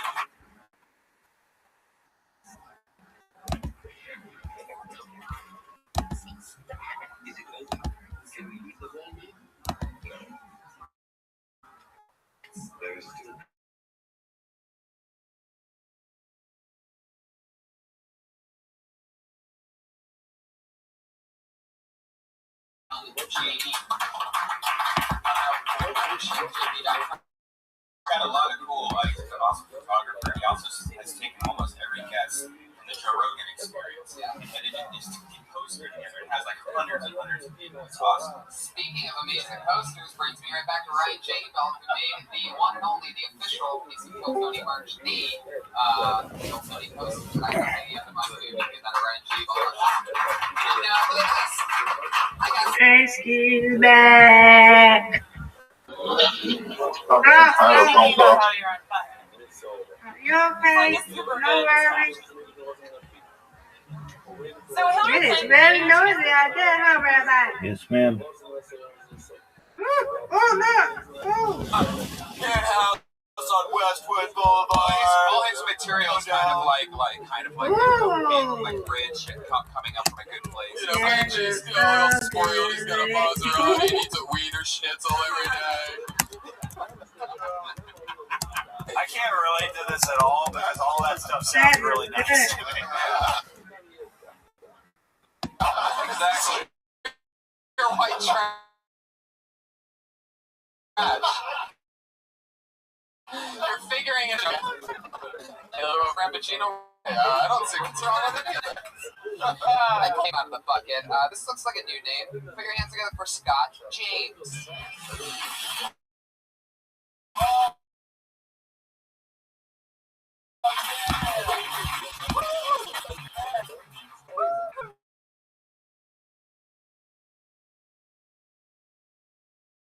Ancestry.com thing. It's a kit that's got some paperwork that you fill out, and then you spit it and mail it off. And then they analyze your DNA and tell you what all your genetic makeup is, where all your ancestors come from. And why would my mom give me that? Should she not already know this? Right? That makes sense. Is this her way of saying that, like, dad's in question? Right? Like, I brought my results back, and I was like, Mom, turns out I'm 16% Mexican. She goes, Cancun, spring break, 1980. It makes sense. That's it. That's it. I love it. Scott James. Fuck yeah.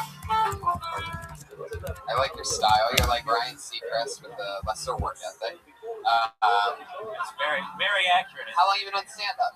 I've been doing it about 5 years. 5 years. Where at? St. Louis. St. Louis. Fuck yeah. Oh, there's one person from St. Louis. St. Louis. St. Louis, level 1 for that one. Can you live out here? No, I'm just visiting. That's fun. What are you in town visiting? Or just vacation? Trying to do this as much as I can, but also I have a lot of friends for whatever reason. Whoa, Mr. Popularity. I think. Well, they left the town I lived in. Don't so talk I'm to him not after the show. He's good. What's that? Don't talk to him after the show. He's good. Right, yeah. You're too many friends. No new friends. No new friends. You got a wedding ring on. Did you come here with your wife? No. You just left her in St. Louis? Wow. Her and a child. Looks like you're not popular with someone right now then. Yeah, I got it. That's pretty Why you look like you were surprised about having to hear him say you had a wedding ring on? I kind of waited like, it's like, did I have to stop? I think it's because there's 6 different people talking and then sound effects coming out of left field. Blood is mine right Yeah, now. like, it's real disoriented. It's a lot to go on at once. So how many bodies you killed? I always think people with big jackets on are murderers. I'm not gonna say a lot. There's I'm not gonna say a lot. Like, what's the average? I'd say average. Average? Average. How guilty did you feel about Ferguson's daughter? Don't look at the black guy. Look at me. Look at me. Don't look. That's like barely single. It's like the outskirts. We don't have that Yeah, shit. you don't talk about those people over there, right? No, the funny, my day job, I do floors for a living, and I was working on the What do you Ferguson. mean you do floors? I like do carpets, tile, and shit like that. And we were working on the Ferguson community center like the week that shit happened. And I got nothing to do with that place. I just work there and make the income that supports my wife. No, I only made the floors that these people bled out on. Yeah. Slipping on the blood. That's what that sound effect was. Slipping on the victim blood. There it is for you, for those of you that missed it. There's some more car evil. How do you leave your wife and kid in St. Louis and be like, I'm going to head to the whoriest city in the country? It's like, I left real early in the morning. No, it's, hilarious. No, this was kind of her idea. She told you to go out there and get out of the house. She's a good woman. Not enough of those, huh? Good women. You just said she was a good woman? Yeah, she's very supportive of my drink. Love that. Yeah, I think so. Did she ever help out with that? I tried to have her once because it was not a big enough, like, rolls of carpet are hard to get up flights of stairs, and she wanted to help me on a job once, and I was like, yeah, sure, you can lift as much as I can. Why not? Yeah. These were like 30-foot rolls of carpet. She's 8 months pregnant at the time. Yeah. It's a hopeful abortion. I think we were like, here, I'll take the top. It's heavier up here. It was a 3-story house. I had my fingers crossed the whole time. Do you run your material by her first? Some of it. We're talking about the carpeting. Yeah. Oh, the carpeting materials? Do you run it by her? Jokes and shit? Yeah. Every now and then. That's the kind of rule. If she's in one of the jokes, I have to run it by her to see if it's too, like, she's a slave, I guess. Playing little white girl? She's only, yeah. What does she do for it? She's a bartender. Oh. When you... what the fuck? Oh, yeah. I've seen this one before. Very trustworthy bartender. Yeah, very trustworthy, I bet. What kind of? I'll be home at 5 a.m. Yeah, why don't you go to LA for a bit? Everything's gonna be fine. She's so supportive. It was actually her. Oh my God! We cut to her just black cocks everywhere. Just this is not good. She's getting fucked on a carpet. She's like, my husband installed this.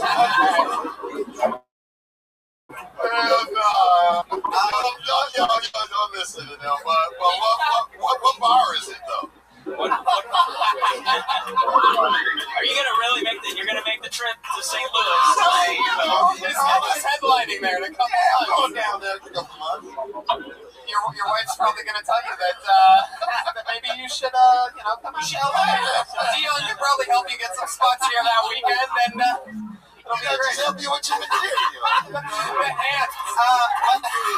Help you out with your material. What are you doing with your hands? I don't know. It's amazing. It just feels right. It's conniving. Wow, that whole rant was all from him just saying his wife was a bartender. You guys are like, opportunity. That is the show. How we do it. Scott, tell us something else interesting about you. There's not a lot. You're very comfortable on stage. Ridiculously comfortable. I don't know. Is your neck all right? Got the tuck out. There is a little. You're sort of like a little. I should utilize the mirror. If I'm looking this way, I just use the mirror. There's something called being. I ain't got the weight, right? Ever heard of it?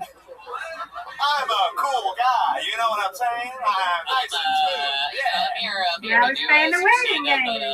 else do I put this? I have a lot of friends here. I have a lot of friends. I don't know how else to say it. I don't know what other words I would use other than a lot of people like.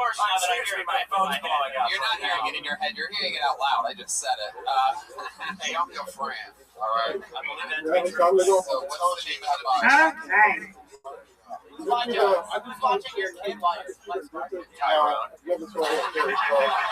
I think I'm gonna have to wait. There's another one here too, but I don't know if they're distributed because they're not always priced. Like people know it, so it's not always a big one.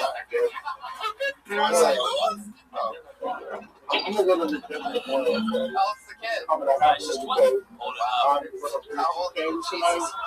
Bro, did you Don't be trying to be on me to save your I was thinking, oh my God. only buttons for you for Yeah, 60 I seconds. walked down this road and looked at this way. There's also Only buttons. I've been Shut living down there Mike since 6. I was like 19. I live on Route 30, so I used to like when I used to I know. I was like in my early 20s. I used to like Alright, Scott, we're outside going like to 3 or 4 somebody else out of the bus. and It was nice to meet you. Welcome to Los Angeles. Thank you. Great stuff. He's a very cool guy. Get some candy to do. Very cool. Yeah.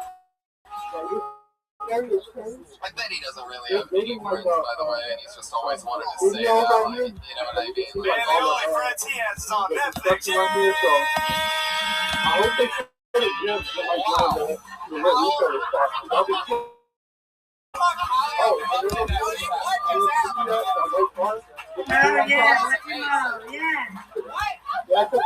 Text each other or something? That was crazy. You know what? I might take that. I could go there a lot. Sometimes I just take sometimes with a label. That's very impressive. I don't know what you did there, but I'd like to see a little more of that. I'm not ripping Oh, and it's back I'm now. gonna Wow, he saved it. take one. I should silence you more often. Tomorrow night. That was So crazy. I'm gonna take it on the way to the That was gym. some weird What synergy. That time? could be like a What time co-op. do you plan on doing this? Because you know I go to bed around 10 or 11 because I have to look up in this stuff. Yeah, I have to get up. Upload the file. Yeah. Pulled another name out of the bucket. Tomorrow, my time, Is I'm gonna leave after that 8 p.m. Like this. I'll be asleep. Okay, well, I'll probably be up by then, but I'm telling you, 10 something, I'll be laying down, getting ready to bed. Yeah. Because I'm going to the again. To go see hopefully, I'll try to do it on the weekend. Okay.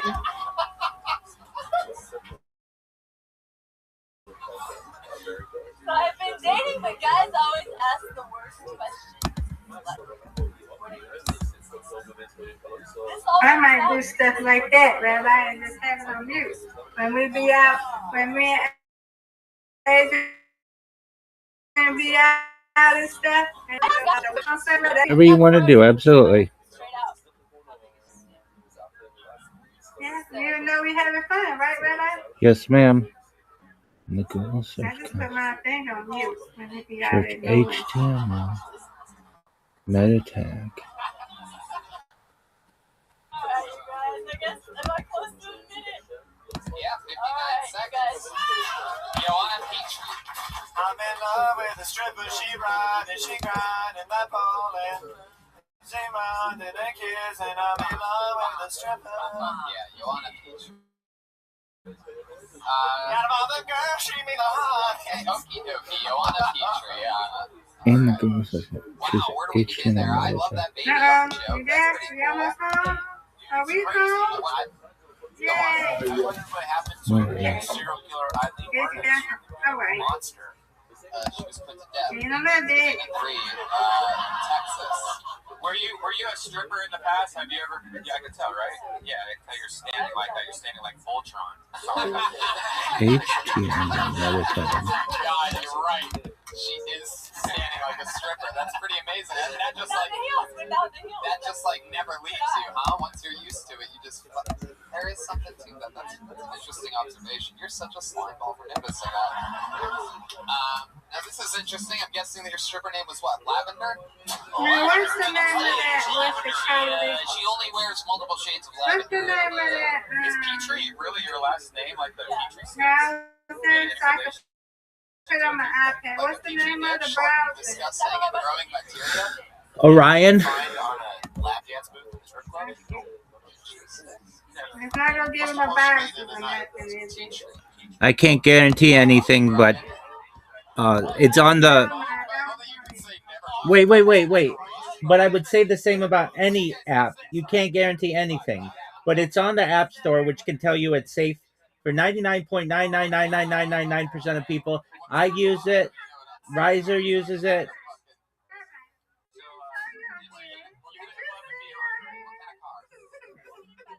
What happened?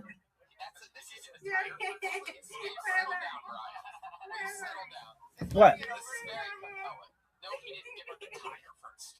What happened to your head? No, your head. Did you see your head when he did that? That was funny. I had a good laugh. Okay. I So cried the other day with my I miss my granddaddy. I know you do, Miss Aquarius. Because I was changing my sheets. And I was changing my sheets. And I was like, I wish I had granddaddy to help me. Remember when he used to help me? Yes, ma'am. Yeah. So I needed that laugh. No, you was like when you said when you said 9.9, right? Yes. You said 9.9. That's right. Well, what I'm saying is nothing is guaranteed for anything. I did it. I'm sorry. You're good. If I were you, I would download the Orion app. That will give it. You'll be able to watch YouTube movies without videos without ads. That's what Riser uses. That's what I use when I want to do that. So it works really well. Okay.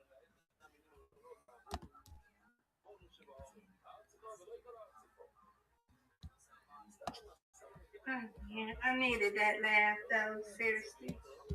Well, good. So much you're gonna have to start helping me because it'll be hard. But yeah. I did it though. Hey. Yes, ma'am. But I know you care for me, right? You care for us, Rabbi. Yes, ma'am. I never feel like that you're gonna be there for me. So Do everything I can. it's hard. This is hard. We're making it. We're making it.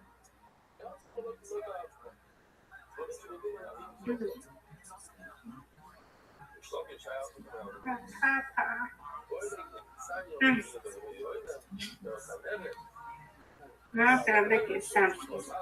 Oh, my leg. I gotta do my leg. Oh, my God. I don't like it. I gotta do my leg.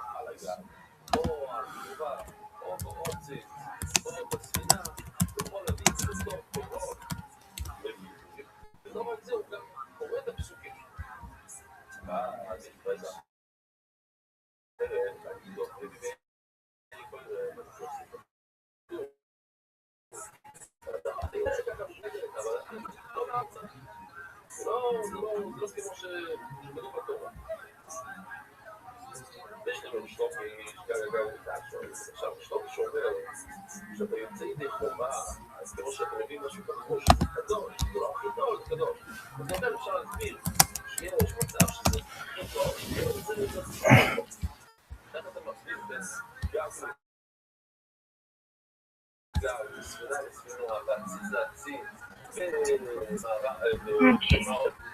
All right, now I'm going on. Thank Jess is done. He's gonna be back in here. So I'm going to go on mute, okay? Yes, ma'am. Good night, sweet dreams. Sweet dreams to you as well, Miss Aquarius.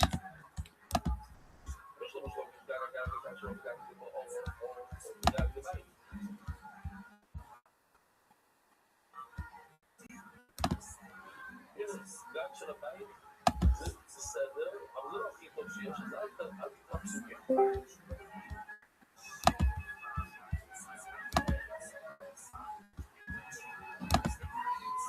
חלש כזה. You're weird, Curry, and I'm just about to go to bed, JC. Oh, you said what? You're about to go to bed? Yeah, I'm about to go to sleep. I gotta get up and go to the hair salon and get my hair done and get the stuff taken out of my hair. Oh, okay. You about to eat now, right? Yeah. Enjoy your food. You know, happy? Hearing Rabbi say you went out again. Yeah. I know, I'm just playing. I'm just Yeah, I playing. know. It's okay. Have fun. Enjoy yourself. Enjoy your life. Okay, so I'll see you in the morning. Okay, good night. Good night.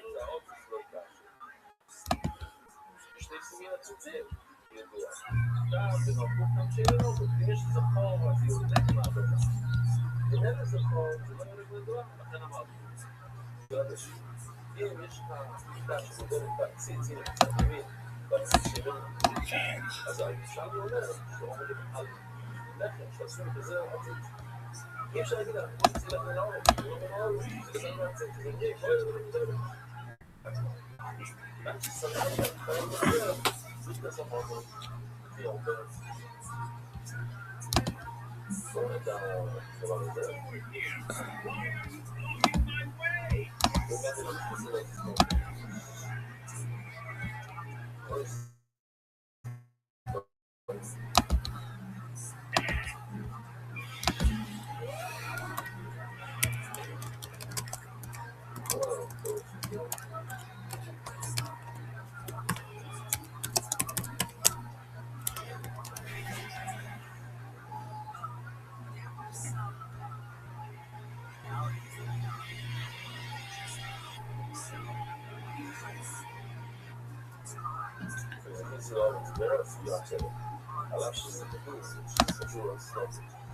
אוקיי. הנה, עשינו את הקאט שהוא יצא בסיר של האיץ, בסיר של התאזר. אם יש לך ספירה של זה לא יורד מהדבר. אנחנו מדברים גם על השאט שאומר שהספירה קשורה לאדמה, אבל בגלל שזה עץ. אז כמו אופציה שאין לי לא פה, זה לא יורד. אם יש ספירה של חרס, אז זה כן יורד. ולכן את הטלפון תפסוקים, אבל אתה כבר אין לו יוישנו, אבל כדי או בארץ זכינו, תפקיקים עד כדי. Era no mesmo caixo, subiu no meu, você pode tomar um pouco de coisa. Eu vou chover, אם אתה משתמש בחמל שגדל על עם גבוה, שתדם אותו, אסור לגמרי, אז אני אסביר את הספירים בגלל שצריך. כל הדברים האלה, ספינה, וחובה, כל זה, אסור לגמרי. כל דבר אתה רואה, נכון, אני רוצה רק לצעי שגם שהוא גדל הסגן, אז חובה, אתה קורא, זה מביא לי גם כל שקים, שבועות, שספינות, אז כאן לא כמו שאמרנו. אין מיני קומיטיות, כמו באומה, אתה לא יכול להדליק את כולה.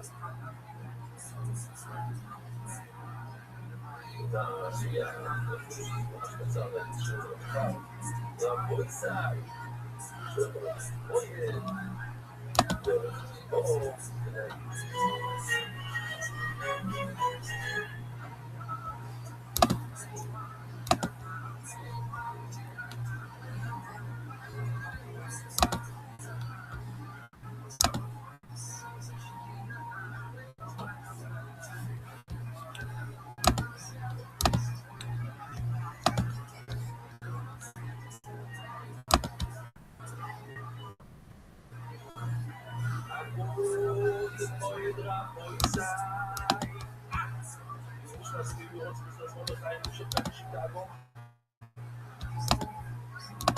ערב ביצה. פשוט שתיים לפני שקיע. סיימנו את כל השיעורים, זה השיעור האחרון מכל השיעורים. שבעזרת השם אתם לא תקלו. אתם תשאו ביחד אותם. וגם שפספס דם ושתיים. רק ללכת כניסה, רק לעשות את הדף של היום, ולחזור אחר כך מה שצריך, פגשתי בחור, זה אחד נשוי, אני אומר, אחד נסתרה, רואה את הדף, כל הזמן, הוא היה בשוק כזה, הוא לא סנדרס, אבל מה אני רואה שהוא עושה את החיים זין, אמרתי לו, מה אתה לא יודע? הוא רואה שמאז שוק, בסנדרס, היום, בסנדרס שהיום, אני רוצה איזה סיפור אחר, אני מכיר לא 70 אז, רבו ישראל היום יהיה בשירים הכי קצרים שאנחנו רק מכיר על הפרק החדש. אומרת, כנס המסכת לרפואה, ככה בתחל לעשות את הכתוב. אני רוצה להגיד את הכתוב לרפואה לשמוע. ובואי לשאול תודה שנתת לי לרפואה ליצור את כל השיעורים. יום לפני זה השיעורים, היום ובדיוק לכל שיעורים. כל שיעור, לא עייף, לא עייף. תדענו לפני כמה שנים.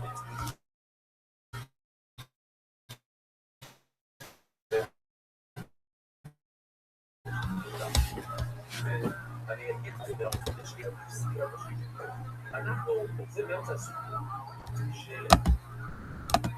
איך אנחנו יודעים, תראו איזה פלא, אני יושב כאן בשיקגו, ערב פסח בציבור.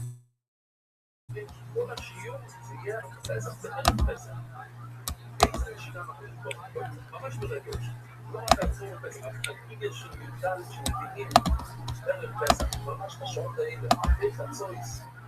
לפני שקיעס, השעות האלה ששומעים לנו איך אנחנו נגיד שעל כל יום פסח צריך לבוא מהכסף שלך ולא מכסף של העשר שלי כסף של כולי ולא של העשר שלי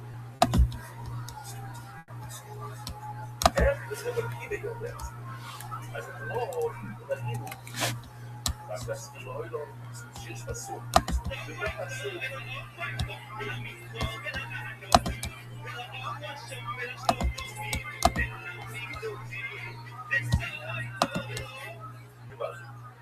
אז בפסוק הזה הוא בא כל המילים האלה, כל המילים גדולים, למה? כי כתוב זו היסטוריה מסמכות, זו היסטוריה סורלת, זו היסטוריה סחרת, אז למה הוא שם עוד פסוק עם כל המילים האלה? כדי שמכל מילה ומילה נלמד קדושתו. ולכן הסוגיה של היום, הליקה, ואנחנו נגיד את זה בו בשם, גם סייעתי לשמע נתן, דף קצר, דף קל. מנחם, בסוף, ועוד 10 דקות או משהו, תגיע סוף ומה שרגיבה רמל מהפסקים האלה, הפסוק הזה, כדי סוף שצריכים לקנות בו פסח, שלך. אנחנו נשמע מילה מנחו, 3 שמות ולמטה, מנחו ימנה חלס לסיפור לו, מנחו, כתוב בפסוק, כל זוכר, כל זוכר פנייה ומותלנו, שמחה רק נאחלת על ידי כהן זכר. מה אני יכול לנחס את זה בכולה? אוי, אני יכול לנחס את זה בכולה. גם כל הקורבנות, רק כל המשפט, של תשידה. של הקורבנות, שלום, כל פסח, כל מספור לכל הפסח. נשים יכולות לכל דבר. אז מה כתוב כאן? מה היא, על מה אתה מדבר? היא אחד הזרועו שלו, אתה מדבר על כל שיקות. והרפואה מדבר רק על אחד הזרועו שלו. ואיזה כיסי, זה עכשיו בשבוע, והכל כיסי, עכשיו בשבוע, עכשיו קראנו לפני הרבה ימים. מה כתוב בפסוק? לגבי אחד כתוב כל זוכר לגויה, אני לא יכול לא לסוף. אז לא יכול להיות כך. לא יכול להיות, או שאתה לא מאוד פשוט. אם זה כשאנו ציבורו, נדבר על שלמים שמביאים לפני שיפוץ, ביד נושא הלכת, מדוגות השלוירץ, זה מגיע מהפסוקים, וכפרים זה גדול שמוגלנו. זלינו, בזאת אני גם לא יוצא. כי אנחנו אומרים לכם שבדור שופטים, אלא זה משם יצילי שאין, לעצמו אין לו זכות, הנה, למדנו שצריך להיות זכר ולא כבר. הוא אומר להגימות הצדס, אתה לא אומר את זה ולא אוי לו ולכן זה לשלום, והוא לא אומר את ולא, מפרוג יסתדר. יסתדר, יגיד לך את זה לא אחר, יגיד זה לא אחר. יש כאלה שאומרים זה סוף קדוש, זה נזור סטוי שחק. זה סוף קדוש. אנחנו עושים על מילה אחת. מחר זה קאצ'ו ובלוח, הכל בקאצ'ו ובלוח. יש לנו את זה. שהחטוס, אתה מצביע בחטוס, זה לא כאילו לתאר אולי. רק זה לא כאילו לתאר. אם זה חטוס, החטוס זה בוא נגיד שלום. והחטוס מופיע בסף שלו, אחרי שהוא שחוט מופיע בשלום. אז השלום הזה יש לה רחות של חטוס. כמו שחטוס אפשר לאכול את זה יום אחד. אז גם השלום הזה שאתה יכול לאכול אותו יומיים, לא יום. כל מיני לא מסכימים את זה. אם אתה לא מגיע, אז עובר התחושה בחטוס כזאת.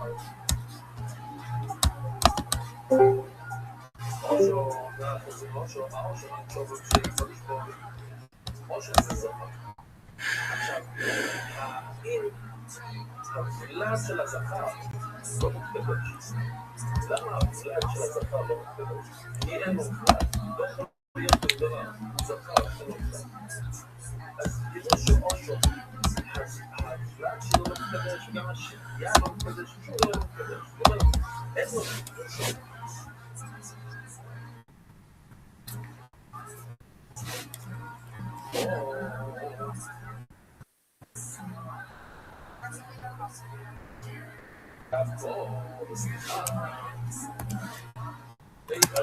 הכל אין שם בשירים גם כל המובנות אחרים גם כמו הראש המשלים כן יש לו גלד ומקיימוס יש לו גלד אין לזה קושה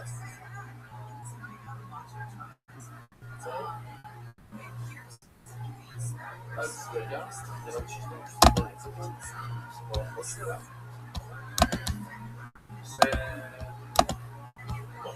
תצור, ואני אתם שואלים את הספר רגע על הצד שכמובן צריך לקרוא לא, אבל לא מה זה אומר ככה בסוף לא שגם יוס נגדש הילד, הוא לא מחלקת של האמא הוא לא חדש לכלל ברגע שהוא הולד, הוא מקבל קדושה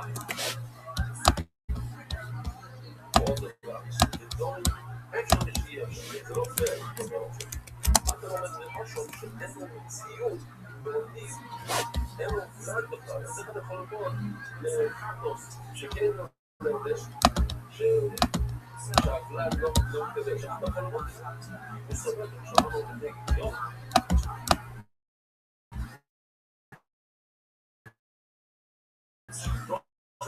אין אפשר שיהיה שם, אבל עדיין בכלל אין משהו שבראשו הגלד שלו לא מתקדש כי אין לו גלד וגם בכלל זה לא מתקדש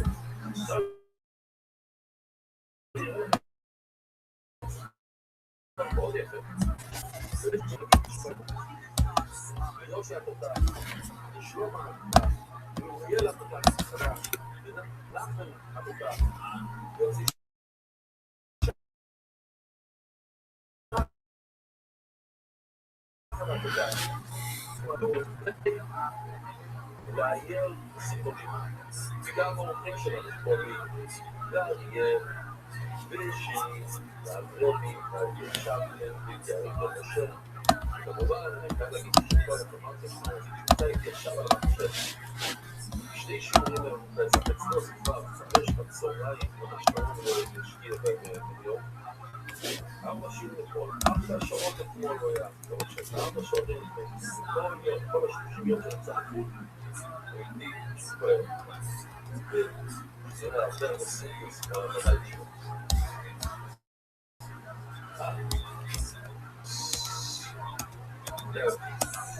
תזכיר לי, הוא בעצמו עכשיו חוקר אני כל שנה חשבו לי לבוחר ויודעת שאני אהיה חוסר, הנה, יש סייבר עכשיו שבו אני בוחר אני לא מתקדם לבחור אוקיי זה גם לשקול למים לא יודע זה מקשב קצת על הקריאה עכשיו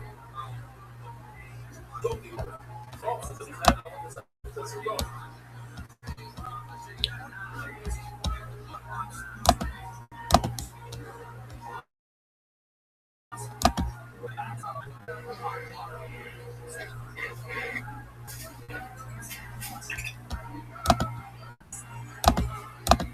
הוא ראש, הוא לא חבר שלושה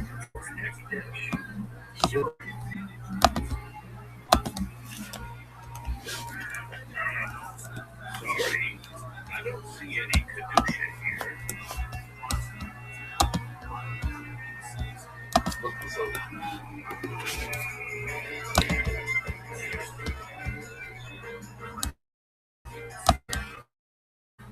Violations. Just Hackadash.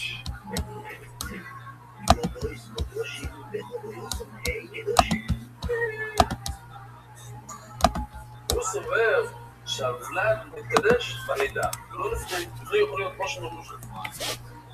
עכשיו, כאילו, מילואים, מה אנחנו עושים במדינה מילואים? מה מילואים מסיים פה? להזכיר לו, לא מילואים, עכשיו ימי המילואים. עכשיו ראינו,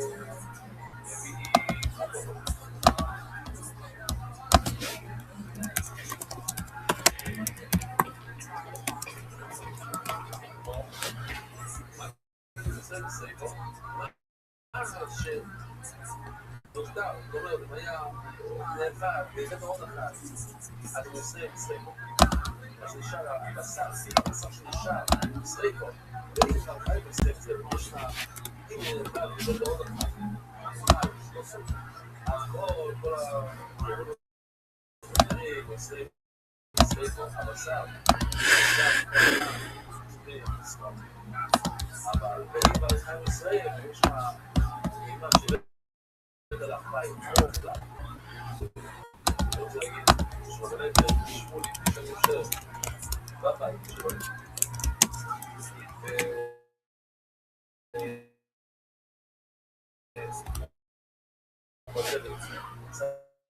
זה קורה,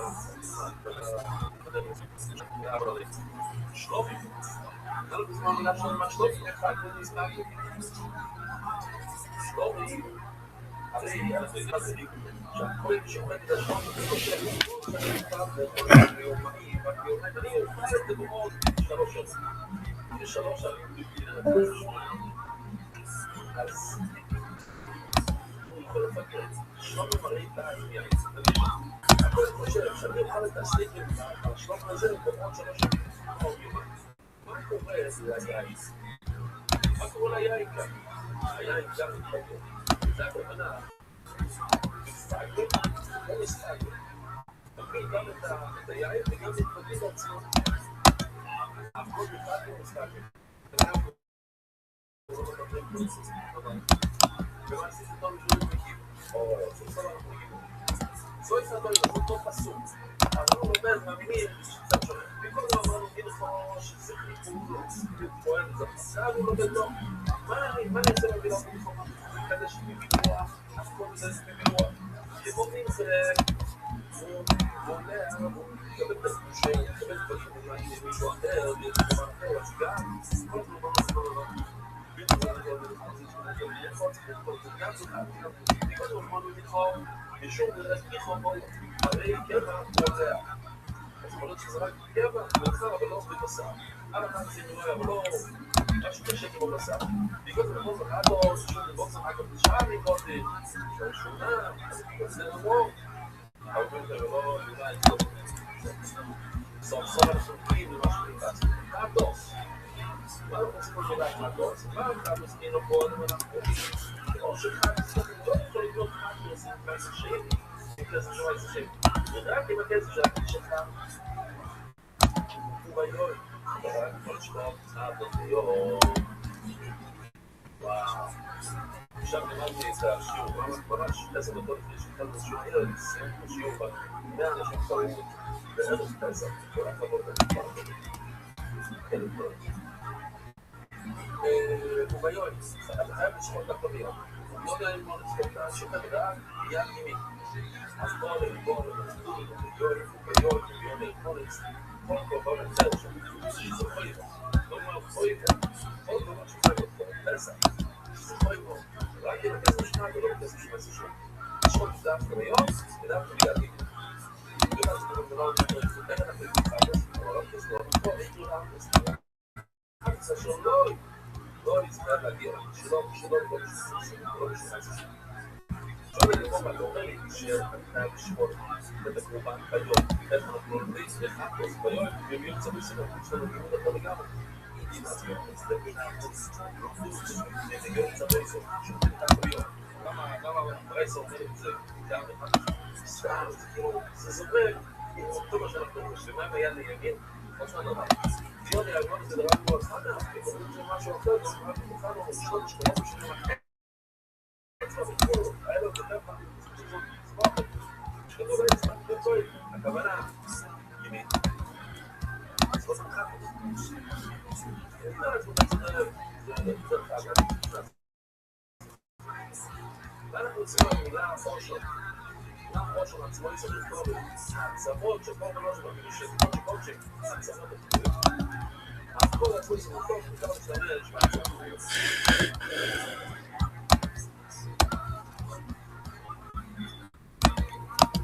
ורבי עקיבא, היי מזורק בפסח, הרי רבי עקיבא, אתה בכמה לומד בסוג הזה של קורא לו אחד לשלום, הוא לומד את האיסור לסמוך כל פסח בכסף של מזר שני, אבל עקיבא לא לומד בחפץ, הוא לא לומד מזורק בפסח, אז מה עקיבא עושה מזורק? עקיבא לומד, אוקיי, ובואי אלינו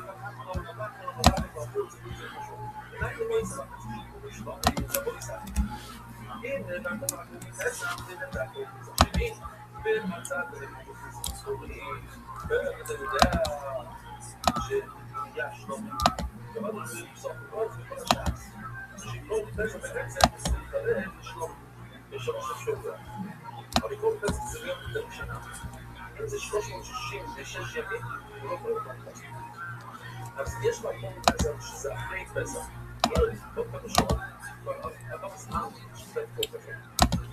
ויש דבר שני, שהוא גם כבר בשנה השנייה שלו, כבר ביום 366 לחיים שלו. יש שניהם, שרק אמרנו פסח, הוא לא עדיין בן שנה, ויש עוד יותר טוב, שבוע לפני פסח, וזאת לשחוק את אחרי פסח. שלושתם, זה נעשה שלום. ולזה יש לנו שלוש מקומות. לא יומן כספה, אבל אני יודע שזה. אתה לא במה שקורה כאן, יש כאן בין פסח. ושכבר ניסו לעשות כל פסח, אני לא יודע כאן אז שכר כל פסח. אתה יודע כסף, מה עושים? זה פסח. לא רק זה, לא עושה לראות. זה צריך לזה, אבל לא פסח, אבל שכב להגיע אחורה. אבל לא פסח, אבל שכב להגיע. זו לא תודה. שעה 4 בצהריים, סעיף חצי. זה עבר לי לזה שלא יגיע. זו לא למה זה כל כך שואל אותו שלה. ואני אוהב את הקורא לנו להחוס בגיזית. חייבים לקנות, חייבים להביא רק מכנס בארץ. אתה לא רוצה עובד מאזור העבוד המצוי. אלא, להגיד להם.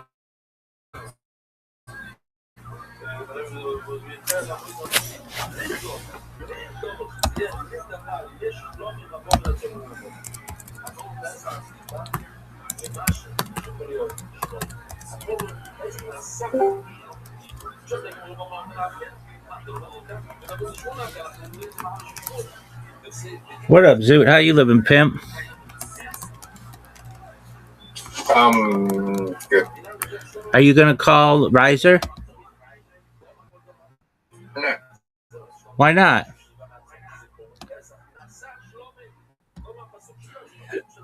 Will you please?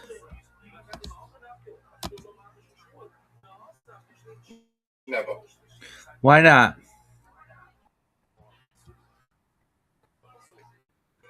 Because he doesn't get the universe. Okay, but like, can you please like call him?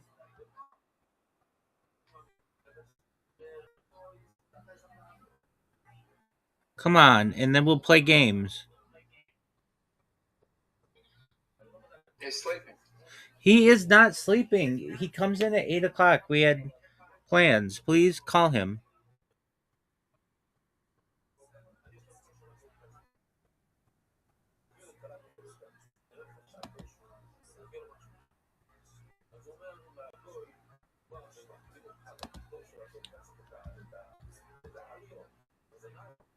I'll just get a message.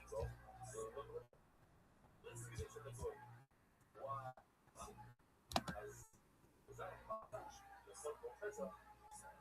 כמו יהודי, הוא יש את הזנב, וכולם הבינו שהוא גוי. עכשיו הוא טוב, היא אמרה לך, לא מיודע. אז זה נאמר, המשפט מפורסם, לא מציבים, לא זה בירושלים.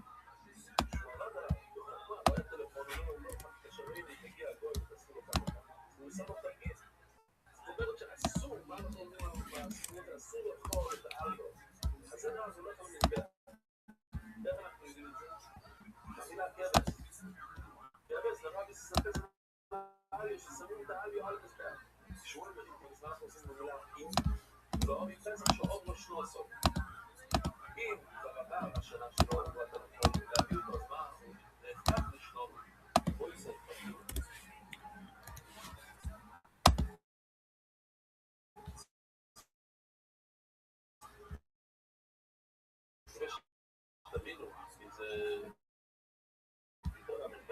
Sorry for that.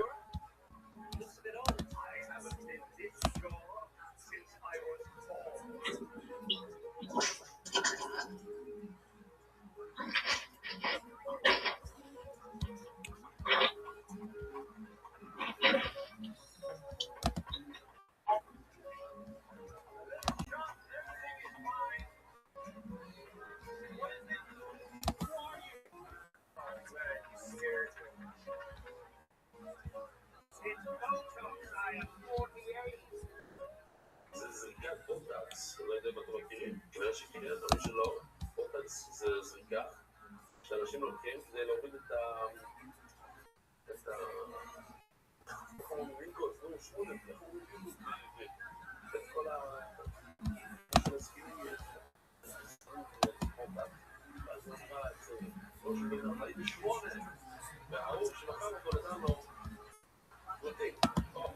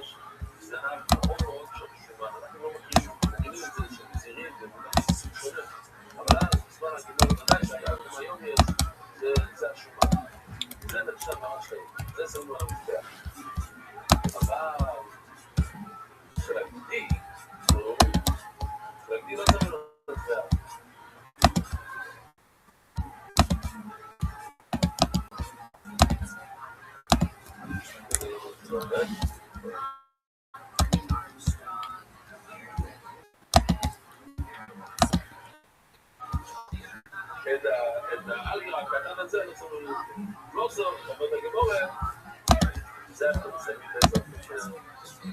לא זו, סגורית. יש בעצם שלוש פסוקים להגיד שהפסח מתאפר את עצמו. כי מכיוון שיש שלוש אפשרויות, אחד לא עבור זמן ובעבור שלו, זה הכי גרוע שיש. אחרי פסח, היה לו מולדת מיד בשנתיים. בשנה השנייה שלו.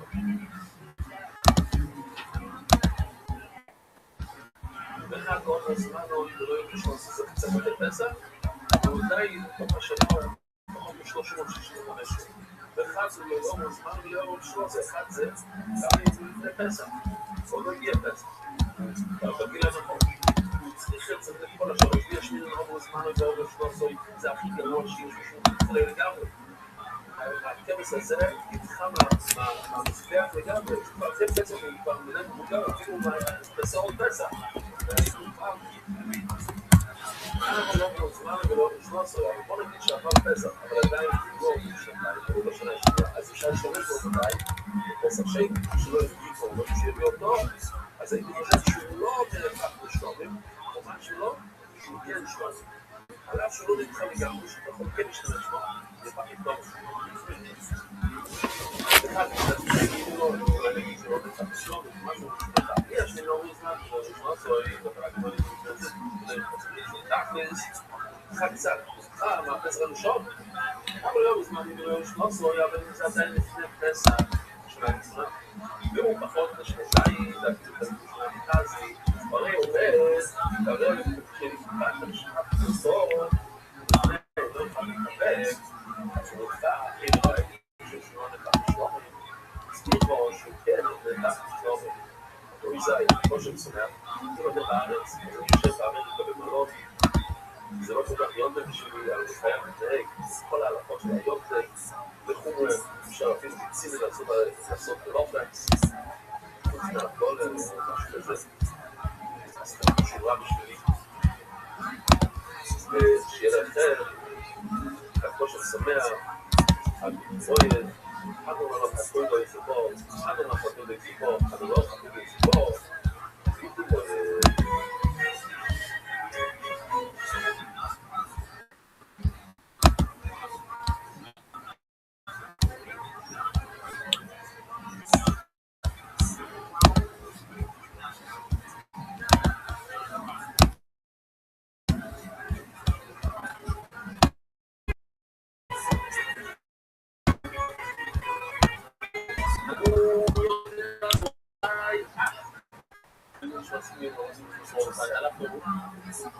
בערב אבל זו החלטה בשביל אלה שרוצים לא לפספס את האף, אז כמה שיותר היום 4 שיעורים ומחר 4 שיעורים שככה יהיה לכולם דפים הנצרכים. היום ננסה כמה שיותר מהר כדי שאנשים יוכלו לראות את השיעור ושלא יתפסו. בואו נתחיל עם ספירת העומר. אם זה היום שלכם, אז תזכרו, אני חושב שזה הפעם הראשונה שאני יכול להגיד היום, זה לא ממש ספיר סויבר שלי. I dumped him. You dumped him how long after he made the down payment? Like a month. Wow. And that was the worst move. I dumped him for another guy, for a boyfriend. Stupidest move. He said, I would have bought you a car in a heartbeat. He never bought me anything. It was the worst. True love. I broke up with the guy that was buying me shit for a boyfriend. It was the stupidest thing ever. You know how many Lexus's love got me? 0. Yeah, that's what I want. I want to be comforted and have somebody to talk to. My fucking ass, Lexus. Wow. You're a funny fucking person. You're like brutally honest. I like that. So would you be willing to tell us a little bit of what maybe went down that first night when like the car got brought up? Like, you remember what songs playing? But what happened was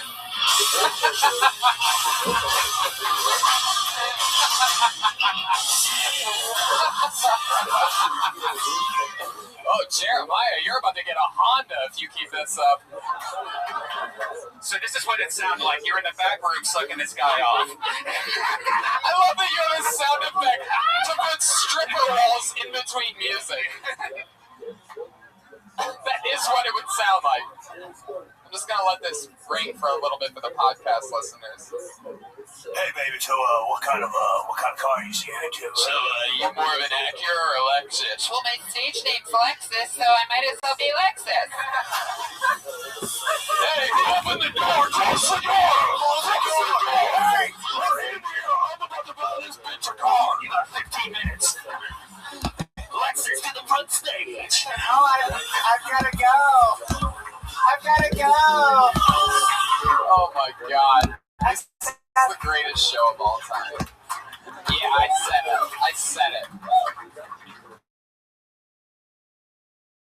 After 3 years of doing this every Monday. Johanna, you are adorable. I love the fact that you're like honest. Yes. You have this real swagger to you, completely fearless. Oh, fuck you. Do you care about this? I like this. I didn't answer the question. Well, like your feelings. Oh! Welcome to You Didn't Answer the Question with Midget Flalo. Like as a human being? Yeah, but if they send me a dick pic or something and I go, ooh, that's gross, you're disgusting. Then they're like, hurt my feelings. And I'm like, I didn't hurt your feelings. You're disgusting. You don't like dick pics? It has to be solicited. Who told you you was a friend on? No, nobody told me it was funny. I did see some when people laughed, and I thought, oh, this is fun. I'll just Oh, you've been on stand-up? like almost 4 years. Where are you from? Modesto originally. Whoa. You're doing great for Modesto. Yeah, totally. One might even say you're the Modesto from Modesto. I mean, that one that would say that would have to be, a genius writer and comedic performer. But Hey, is that Genius at the Writers Guild, Tony? What? I said, is that Genius at the Writers Guild? Oh, yeah, sometimes even I forget. Yes, he is in the Writers Guild. I don't even think about it. After 5 years being in it, you don't really think about it that much, even though I think I mentioned it. If you go to the Modesto Craigslist page and look for notable people, it's 80% strippers. That's Modesto. Who goes there? You go to Backpage. Why would you go to Craigslist? What was your stripper name? Cynthia? Cynthia? What? That sounds like a librarian. Yeah, what are you, like a secretary? Here she is, Cynthia. Here we go. St. Malachi's School gonna bring Cynthia up to the stage. Seemed like the kind of lady that would wear hard contacts. Is that true? Do you wear solid contacts? When they brought you to the stage, I was like, she makes one hell of a meatloaf. Cynthia! Joke of the night right there. Goodbye. It's not going to get that good again. That's amazing. He makes a mean meatloaf. You do. Do you know how to make meatloaf? Yeah, that's a lie. That's the first time you've lied up here. No, because I don't like meat. You don't like meat? You're a vegetarian? In terms of what you're looking for in men now, it seems like it used to be guys who could make it down payment on a Lexus. No, it used to be guys with like a six-pack abs and like a big dick. Now it's more the guy with the Lexus, Right. Now it's a guy that's just fat, It's a different kind of gluttonous with a checkbook. Wait a minute, there are men out here with six packs and big dicks.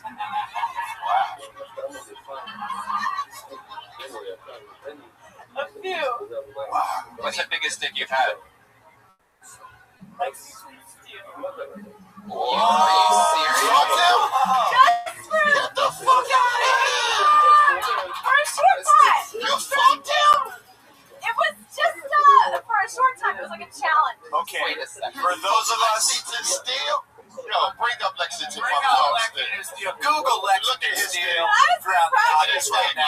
You don't have to look it up. It's your wallpaper, Brian. Yo, his dick is up here now. That's it. This is Lexington Steel's dick. Wait a second. So how does that? You're saying not for a long time. I don't know what that means. Because my friend invited me. Ew! It didn't look. That's a bad photo. Oh my goodness! That's a bad It photo. looks like that's what if we put that in you, that shit had to come out your mouth like. It's not even if you Google Lexington Steel's dick, it's actually a snake that looks like a dick. You need another computer. What's the agreement that he'd have to put a down payment down on your broken pussy's medical insurance? Oh. No, it was a challenge. It was a challenge. Oh, what do you mean it was a challenge? My friend invited me to this orgy type of situation. Yeah, go on. But it was Lexington Steel and like two of his buddy porn star guys.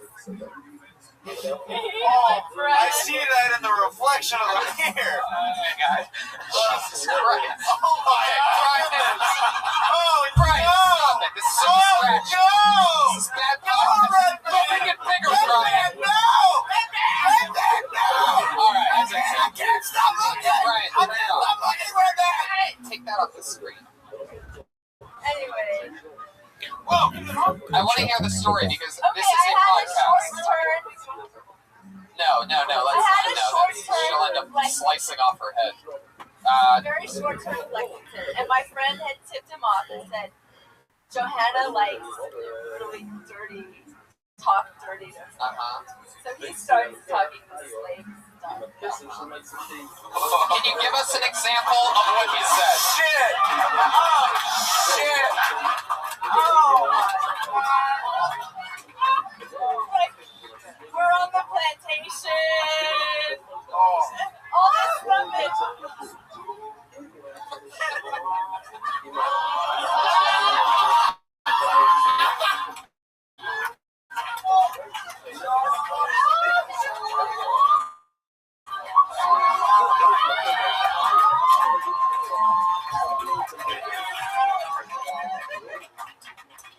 Fuck yeah, Dion Unchained. Holy shit. Damn, my dick hard right.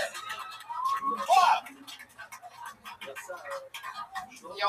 Anyway, he starts talking the slave stuff, but then Johanna, you have to give us an example of what he said. You must have some recollection. Like Can you? we're on the plantation. He's my slave. I want you to say it like he said it to you in your ear. Like, Dion, can she say the N-word for this? Yeah, I'm not gonna say nothing, but I'm gonna make a few phone calls.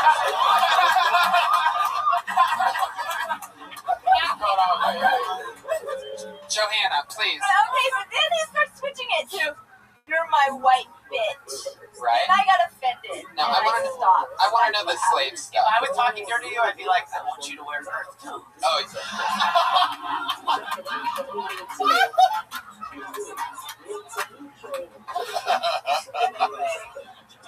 can you? Red Band might know another. He called. Batiste was his friend. Okay, we're not gonna. I don't need to know. But anyway. All right. I just switched back to the original. I didn't like this white bitch. You didn't like that, so that offended you. Right. You weren't. You show up for the orgy. Yeah. And then You show up for the orgy. You take a 19-inch black cock inside of you, but he calls you a bitch. He calls you a white bitch, and that's. Oh, excuse me. I didn't know this was this kind of orgy.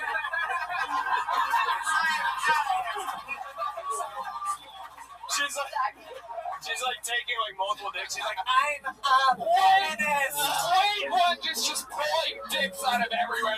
I did not know that this was this kind of party. Oh shit! Johanna. I love this show. I love that this is being broadcast, but it's kind Well, of this is all stuff that you have to be talking about. This is look how funny it is. Look how it's moving the room. This is what I try to do with people when they're up here, is I try to figure out what the fuck is interesting about them. And we just found out, there's a lot interesting about you. Is there anything you want to plug before you leave other than your pussy and your asshole?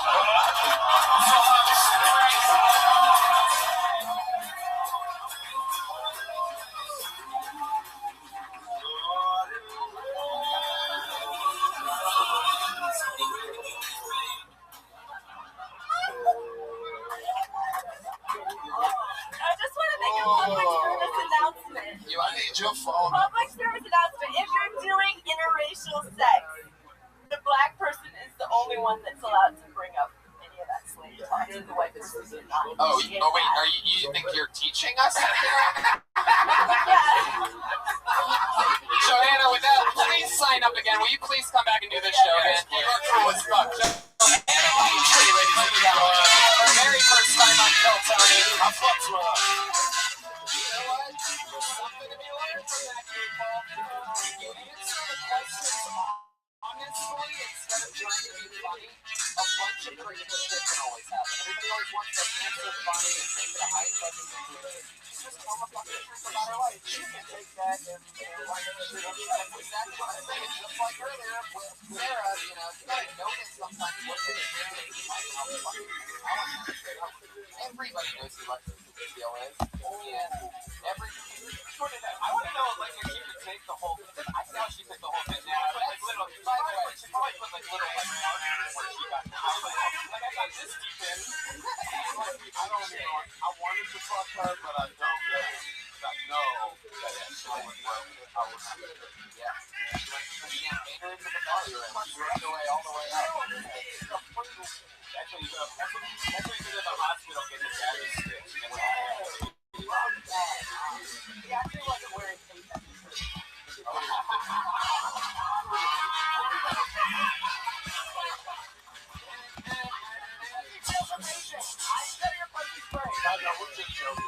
Yeah, Johanna cool as fuck. One more time for Johanna Petrie, everybody. Alright, guys.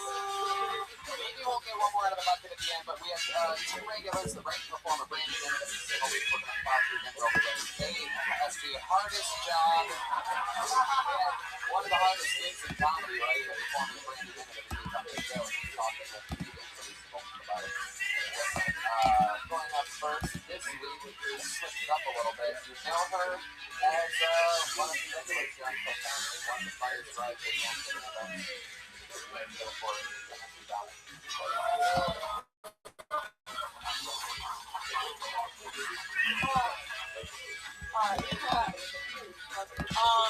I hate passive aggressive people. I hate them so much. I want to go for Trump just so that all the passive aggressive people just shrivel up and die. Because like passive aggressive is such a first world privilege. Never hear people in third world countries going, yeah, well, I wish someone would pick the maggots off my toes. Like that never happens. No one's ever like, yeah, no, yesterday I sold our baby for a pair of socks. I thought you knew. Like, doesn't happen. Like, no one ever in the history of ever has been like, this water I'm drinking has E. coli, my dead sister in it, but it's fine, whatever. Because they're actual fucking problems. If you have time to be passive aggressive about a problem, it's probably not an actual problem. Yeah. There you go, 58 seconds. I can already tell you exactly what's going on there. That very last part that you said right at the very end, I think the absolute beginning, you're being pet like you get passive aggressive to suck. Being passive aggressive stops probably or passive aggressive on the other side of the world. 6 seconds. You just gave us the bullshit before. You're in. That shit's actually fun. It's like normal audience. But, you know, being creative comedy genius, I can see exactly what you are getting at. I know exactly how to rearrange it because I think it's fun as fuck. Your examples were very fun. When you make them, they didn't want to be bold, Miller Lite,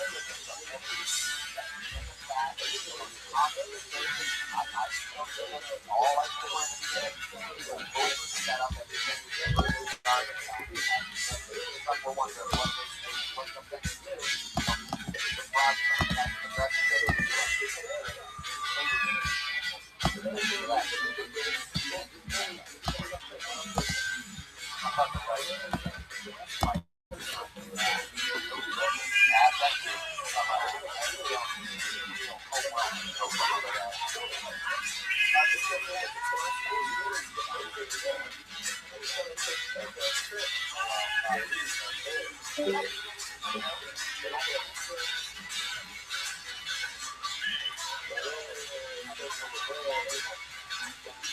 And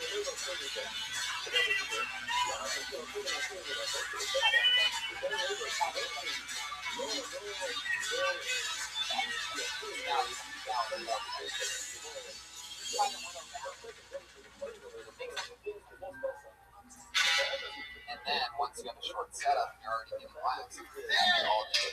No other things about how there's other shit that doesn't go on in other countries.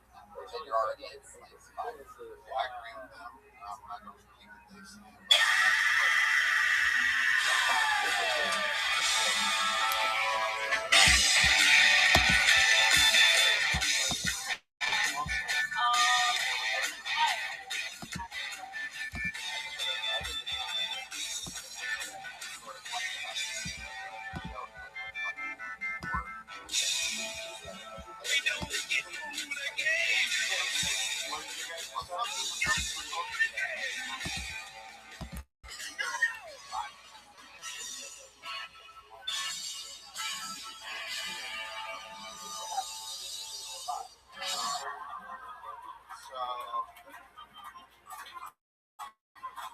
I just know how you feel and I want to give you a hug. How adorable. Hey, I'm just trying to help out. No, I'm serious though, but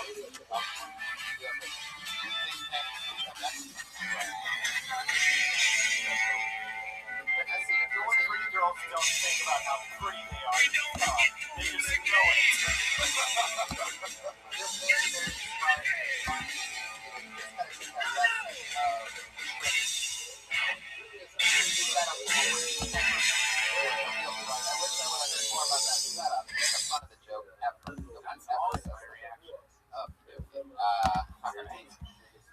Vanessa, thank you so much. A new 60 seconds from Vanessa Johnston. We did it again. We have one other regular. Fuck that shit. Vanessa, confident, swagger. Our other regular. Vanessa is a Jedi. This one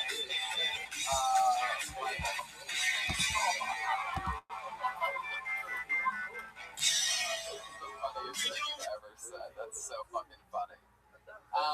Yes, she's nervous, she's fun, she's not going to apologize or stumble through any part of what she's about to say whatsoever, because that's just not going to happen. She's just going to talk about the stuff she wanted to talk about. It's going to be great. We're going to talk about that. Stylings with Melissa Esslinger, everybody.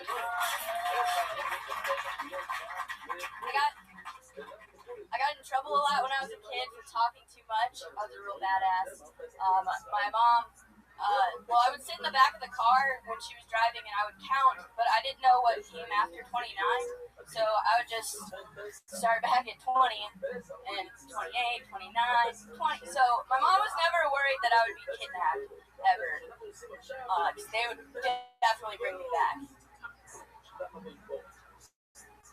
I discovered when I was 4 years old that if you say the same word over and over again, it starts to sound weird. I found that out with Garfield. Whoa.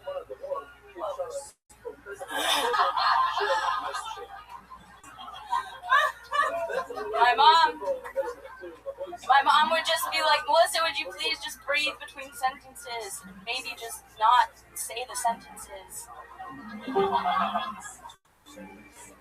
It would make us turn the TV off at dinner time. Fuck yes, Melissa Esslinger. Look at that! Look at that! No apologies, no hesitation. Probably the fucking set of the night. She was masturbating the whole time with her hand in her pocket or something. Yes. She was nervous. She's nervous. That's her style. But when she's knuckle deep or something. I gotcha. Just keep going until it gets gross enough for a reaction. I gotcha. That was great, Melissa. You did it. That's what it's like when you don't say I'm sorry and everything 10 seconds into it or 2 seconds into it. You get your ideas across and you showed strength the entire time. You stayed in the pocket and you fucking delivered. It makes me so happy when you do shit like this. That Garfield shit was great. Funny as fuck. Yeah. Garfield, as far as the comedians on stage, that was the highlight. On stage. And set-wise, he won the night, and that's that, Maybe say Garfield more, like Garfield, or something like. Just keep working it out your way with your thing, you know what I mean? And, just play with it a lot, Keep doing a ton of stage time and figure it all out. Just keep doing it. There you go. Yes. You know what I love about that set? Is that no one else but Melissa could have done that set. Oh, that's true. One of a kind. And that's what I always say almost every week, is that you are writing in your voice, which is priceless, because that means that every single minute that you're writing on the show goes to the overall set. So literally, when you have a set like that, that's 1 minute out of 58 minutes that makes up a fucking special. And that's a year and 7 weeks if you always have a set like that. It's just simple science. Dion, Cole, anything else for Melissa Esslinger? No, keep doing it. Benji? And your beauty is distracting as well. Oh, thanks. Yeah. By the way, don't ever call us. Sorry, we switched to this. Benji, anything else for Melissa? Melissa Esslinger's on Twitter. Melissa Esslinger, Vanessa John Stew. Ryan J. Ebel drew tonight's episode. This is what the drawing looks like. Live audience, you can buy a Kill Tony poster, limited edition, after the show if you want, on the patio. That's Ryan J. Ebel. He just drew that for tonight. Jamie Vernon on the HD camera. Josh Martin Comics opening for me at the Wilbur Theater October 8th. Pat Reagan, Jeremiah Watkins. Hey, listen to my music. Yeah. Reagan Watkins. Add Patty Reagan. Add Jeremiah Stand Up. Joel Jimenez, one of the best in the world. We love you very much. Maximo Weinberg. Dion Cole, anything else coming up you want to plug or promote? Yes. So, June 6th, look out for season 2 of Angie Tribeca on TBS. Steve Carell, Rashida Jones, and myself, Jerry Burns. June 25th, Comedy Central special.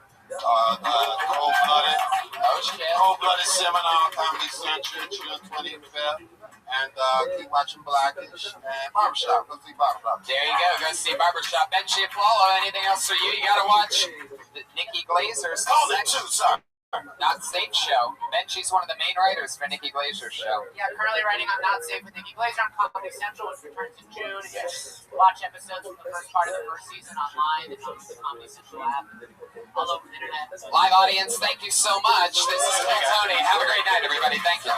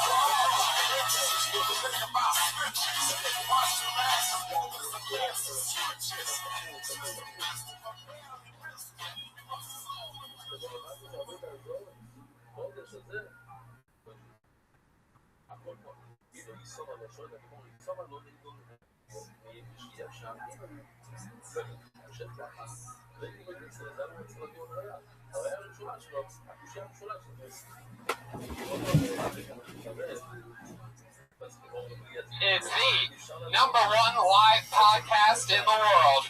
Put your hands together for yourselves for making it up.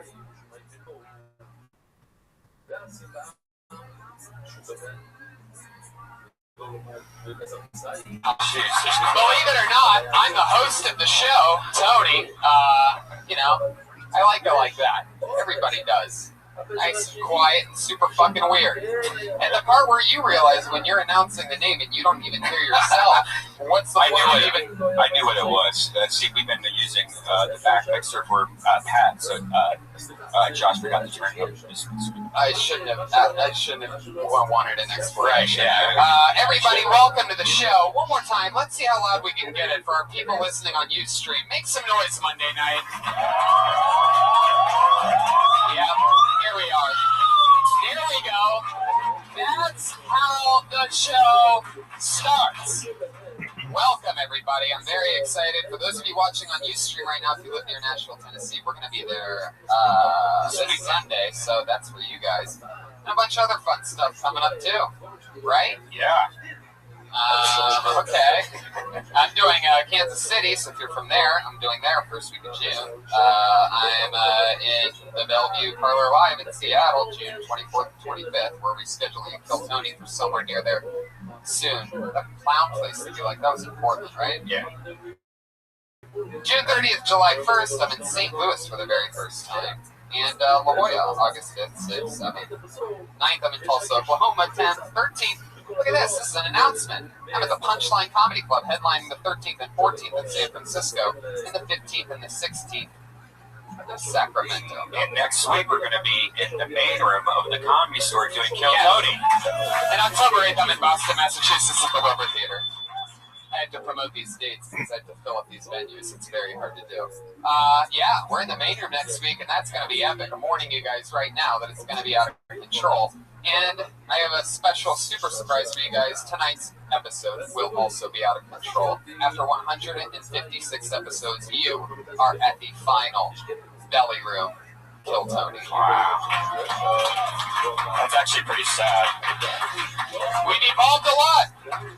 There used to be no Jamie Vernon on the HD camera. And there isn't tonight either. Ryan J. Ebelt is here. He draws every single episode. He has a blank sheet of paper in front of him right now. By the end of the episode, that's going to be filled with tonight's episode. You have to see it to believe it. You can meet him and buy a Kill Tony poster after the show on the front patio. One more time for Ryan J. Ebelt, ladies and gentlemen. His work's on RyanJEbelt.com. He's the artist of Kill Tony, and he sells the official Kill Tony poster at RyanJEbelt.com. This, however, is one of my favorite parts of the show. It has been, for those of you that have been listening for a long time, you know the last few months have been insane at our newfound chemistry with our new favorite fucking thing in the world. It's the band, the one, the only, Regan and Watkins, everybody. Here they are. You're a smart dentist. Smart dentist. Think about concussions. Think about how many you already had, how many you got, how much damage you take in training. When does damage start to They have lemonade. Oh, they're giving out lemonade to the audience. And they're pouring it in cups. I don't see Very low quality lemonade for those of you paying attention. It is a Minute Maid. Wow. It's very, I don't know if they thought this was going to happen quickly. Thank you. They could have pre-poured these and saved a few minutes of dead podcast airtime. Yeah. But, I think, so far, fuck yeah. All right, Regan and Watkins. Oh, that's not lemonade, by the way. Do not drink that. That's a terrible joke, guys. Yes. No mic on the band. Yeah. There it is. Yes, Queen. We're here. The Queen is Jeremiah. Who's that? Queen Tony. Oh, wow. I feel the burn on that one. These guys just came back with a couple cartons of Minute Maid lemonade, and only the finest for Kill Tony. Wait, what is this new character? Oh my god, we saw Beyonce this weekend. Anyone else see Beyonce this weekend? Woo! Woo! Participation. Yeah. Now, last week you guys came out to Rihanna's Umbrella, and you did a whole act out with that. I was on Twitter today, and somebody said my mind was blown that Tony thought that song was 3 years old, and I made fun of you guys because I really thought it was about 3, maybe 4 years old, and I looked it up. 9 years old that song is. Queen, 9 years. So, is the guys think maybe there's a chance that in your unconscious minds, like me making fun of you for doing such an old reference last week, made you do something with a brand new reference that made almost zero sense whatsoever? Yes. What do you think, Tony? Silly question. Fuck yeah, baby. Yes, we've been on a run with about 12 of our best episodes of all time, and I've been waiting for moments like this to happen continuously from the start of the show. Who's ready for a clunker of a show? Fuck yeah. Snoop's ready. Sounds like soup's ready. This place is in such a ruckus, I almost spilled my needless lemonade that I'm never going to touch. Oh, which reminds me, when it comes to drinks that I don't want to spill, Adam Carolla's Mangria wine cocktail, ready to drink, original orange. Oh my God, this is the worst. If we pull out of this, it's going to be unbelievable. This is just a hot tailspin right from the get. Yeah, this is how a lot of plane crashes happen. A lot of people get scared midway through the air when you feel a little turbulence. Literally, 95% of all plane crashes, fun fact, happen on either the takeoff or the landing. We're on the takeoff right now, and not looking good. I think a couple engines are blown out. I think a couple of mines are already blown, I'll tell you that much. We are 0 for 11 on all jokes, including myself. There has not really been a single real pop in this room yet tonight. There's been a lot of attempts on everybody's parts so far. Really not one, like overall consensus that any single thing's been funny. I don't know. Should we start over again? Maybe one more time. We got more lemonade. We got more cups. We got cups and lemonade. And there's a lot more Beyonce. Before we bring up tonight's guest, I do want to have this one interaction with you guys. I don't know if you noticed this yesterday's hat, but I thought it was funny on my way over here. I thought about it. Last night, a guy tweeted at me something, and I was like driving. Yeah, I was coming back from Irvine, going over, but I saw something like, can you tell me what Pat Reagan's Twitter handle? Tony Hinchcliffe, can you tell me what Pat Reagan's Twitter handle is? Because I want to tell him, what a killer he is on the show. It's like what I saw. And I said, I'm driving, like I'm going like 80 on the freeway, and I'm like, at Patty Reagan. And I sent it to him, tagged his thing in it, right? And then I see him tag both of us, and he goes, at Tony Hinchcliffe, at Pat Reagan. Pat, I just want to let you know, you're the worst, shut up. Don't ever talk during the show. You kill every episode. And it turns out that what he was saying is that you killed the show. Yeah. What I read was like, you kill on the show. Yeah. He was saying I killed the momentum, but I don't read those negative comments. I don't need negativity in my life, Tony. Oh man, can we undo the Beyonce thing? Is this possible? Maybe we should. I don't know. Can you undo women empowerment? I don't know. See, I like that part of the impression a lot. Okay. I see you beating Kate Velasquez. Ladies and gentlemen, where the future is going we have a lot of fun every single week. I think that's. We're gonna do it again. Are you guys ready to meet tonight's You're guest? smart. Probably smart dudes as smart. Oh boy. Concussions. You think about how I'm many excited for all of you. you He's one of my best friends, one of the funniest human beings in the world. You know him, you love him. Ladies and gentlemen, it is the Roastmaster General, Jeffrey Ross. Your skill set. I don't see you beating. I don't see you beating.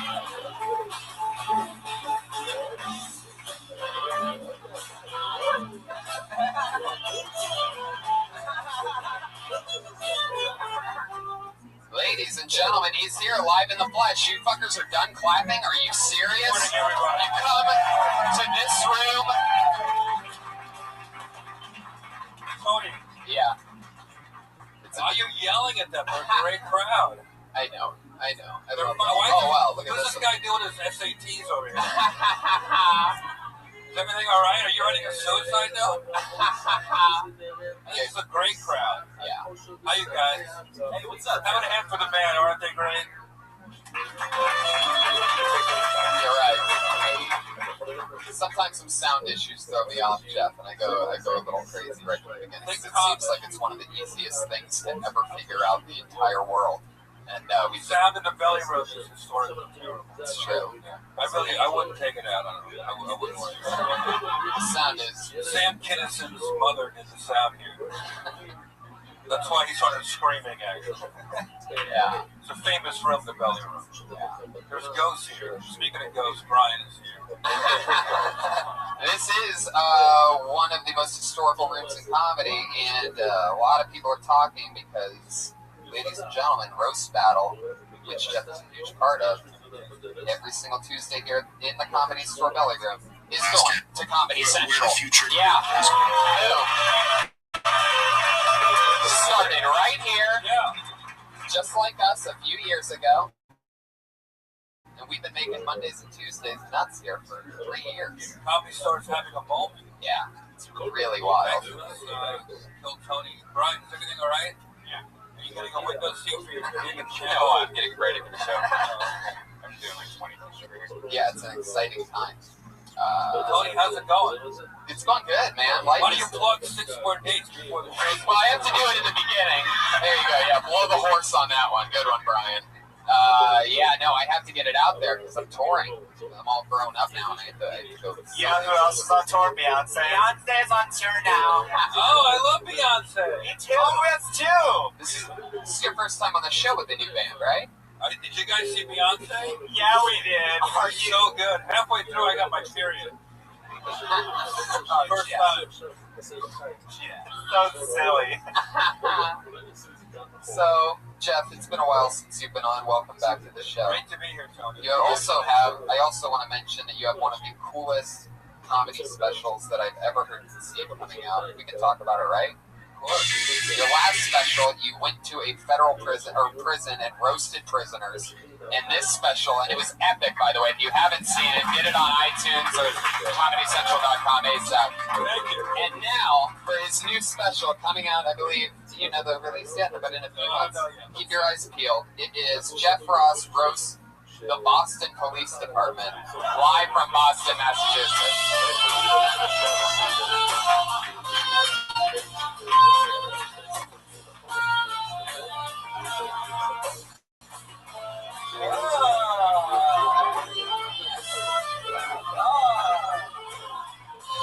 Little incest, little father-son incest. I never would have guessed that police officers would get that type of response, but it got sexual. You've never spent time in Boston, obviously. By the way, Tony will be at the Wilbur in October. Yeah, that's true. October 8th. Some tickets still available. Yeah, like 500. Actually, like 700. Talk about a Boston cream pie. That was terrible. One could say that joke was a Boston massacre. Nothing. Or one could say it's a Boston Tea Party. Wow. You really just, I mean, we were just saying Boston over and over again. Boston Police Department. I spoke to the Boston cops, yeah, it's another fun, dangerous, exciting roast special, and yeah, looking forward to it. But for tonight, you had to start somewhere, and it was doing short sets in crazy rooms and hoping to get advice from cool comedians. So you ready to do this again, Jeff? I love it. Audience, are you ready? Here we fucking go. The show begins now. Audience, you know how it works. Comedians, you also know how it works. Comedians get 60 seconds, and your time is up when you hear the sound of a kitty. Aw, isn't that cute? Here, let's make it a little louder. 60 seconds is up when you hear the... There it is, yeah. Wrap it up then, or else you're going to bring out the angry West Hollywood Bear.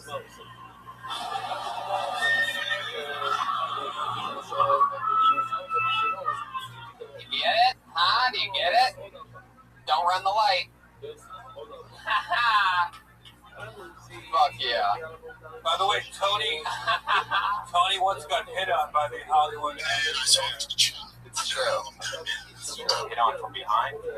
Yep. Sorry. Thank you, yes. I pulled the name out of the bucket. This looks like a new name for sure. I hope I say this right. Bradley's Velocity. Bradley's Somebody has terrible handwriting. You don't even deserve a spot. Your handwriting's so bad. Is there a Bradley in the room at all? Or anybody whose stage name starts with a Bradley? Yep, well then you fucked up. Wow. Pulled another name out of the bucket. The name is Trenton Fawmore.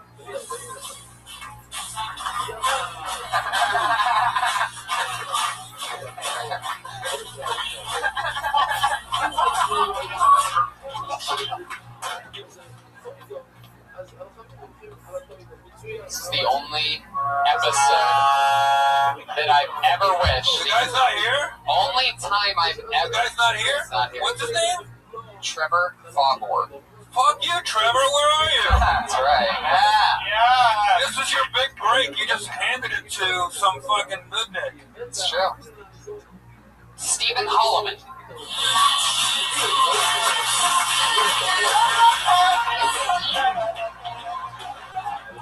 Are you kidding me? Come on!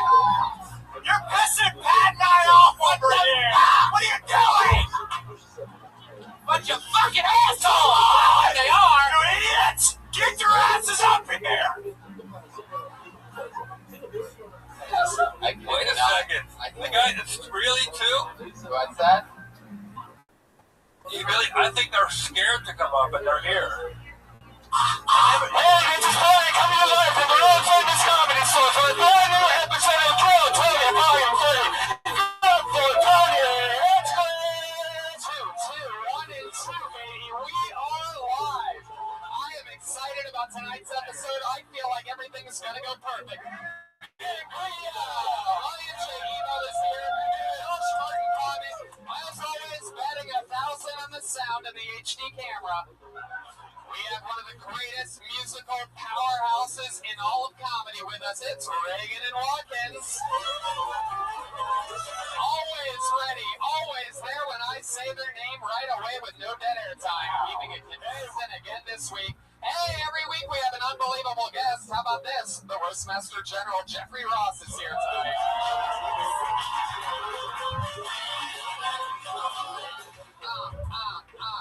Look, I love Mangria. I think it's delicious, but can somebody please tell a waitress that I need a Crown and Coke ASAP?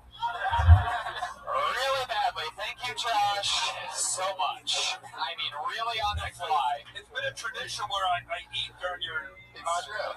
Thank you for the sushi. Definitely. You got it. Sushi from, I don't mean to watch it. This is great. For those of you listening to the show, you can check out my dates at TonyHinchcliffe.com. Jeff Ross has an unbelievable special coming up. Oh, we really restarted this. I'm not airing the first 15 minutes of this show. Why? It's great. Why? It's great. Okay, we're kidding. We'll leave it. All we can say is bro's going to be here. Go to be here, bro. Oh, hey. I love these characters that you're doing this week. Good to be here, bro. What's up, bros? Oh, we just went to the Jay-Z concert. It's pretty dope. Oh, yeah, I love Jay-Z. Yeah. All right. Ryan. Chilling. What's up with you, Jeff? You mean Beyonce's husband? Yeah, Beyonce's husband. Oh, yeah, I've heard of him. Our girlfriends were out of town. They were out of town? Yeah, they went to a concert. So now while you're out of town, you guys get together and go crazy? You guessed it. Comedians, you know how it works. You get 60 seconds. Your time's up and you hear the sound of a kitty. That means wrap it up then, or else then we're going to bring out the angry West Hollywood bear. There you go.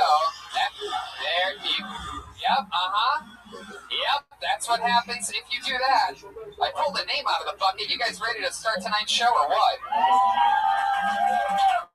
Your first comedian going up tonight goes by the name of Terrell Denostre. There he is.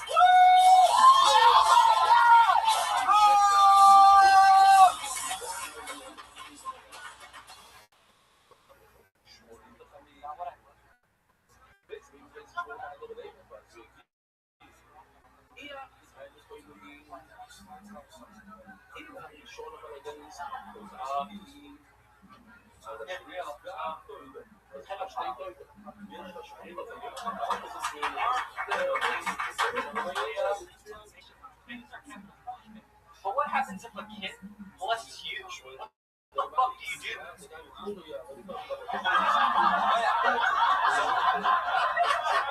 is what happened to me, right?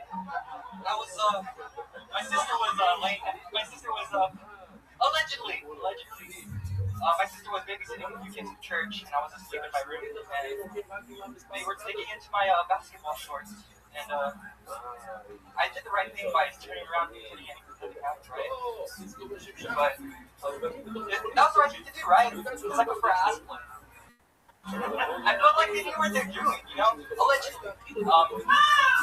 Fuck yeah, Terrell Denostre. This is your first time on the show, right?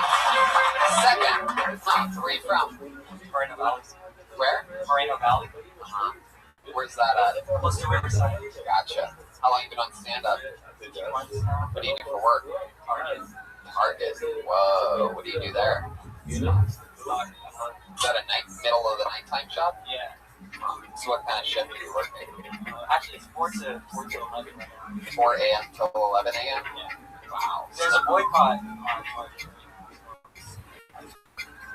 There's a boycott on Target, so what? They don't give me any hours anymore. Really? Yeah. Who's boycotting it? Whoa. Why? Do you know why Christians are boycotting it? Gender neutral. Oh, that you guys don't have gender. You have gender neutral. That's why they're boycotting. Oh, gotcha. So, fuck yes, you don't have to go to the ladies' room anymore. I need to go to the ladies' room. I work in the freezer sometimes, so I get free gauge. Which bathroom do you go to? Whichever one's free now. Like, doesn't fucking matter. Whichever one's free. Yeah, dude. Yeah. That's a pretty thin mustache you're working on there. I'm Asian. It took me 3 months to grow this, actually. Fuck yeah. What do you do for fun when you're not working at Target? Right now, Other than that. Hold the mic still. Oh, yo-yo? You yo-yo?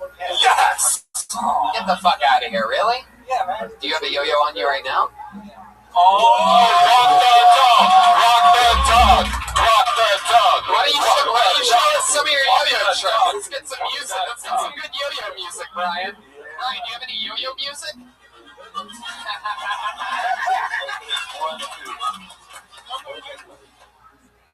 1, 1, 1. Dude, is that a Omega Fireball? 1, 1,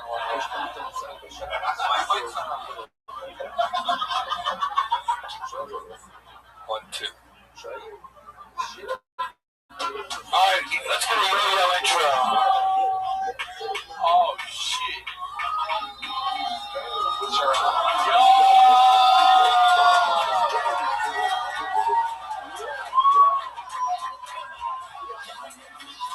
Damn, Jerome! An Osprey! Wow. Jerome, we found something that you're good at. Hey, ladies, imagine what he can do with your pussy. Yeah. Good point. Good point. You can walk the dog and eat it. What do you call do those tricks have names that you did? Can you give us like can you sort of describe it verbally what you just did? Underwater back. Basket weaving? You don't even know the names of them. They should call it like a kickflip. Dude, I can rock the cradle. Can you really? Whoa! Terrell, can you play the saxophone? Neither can Jeremiah.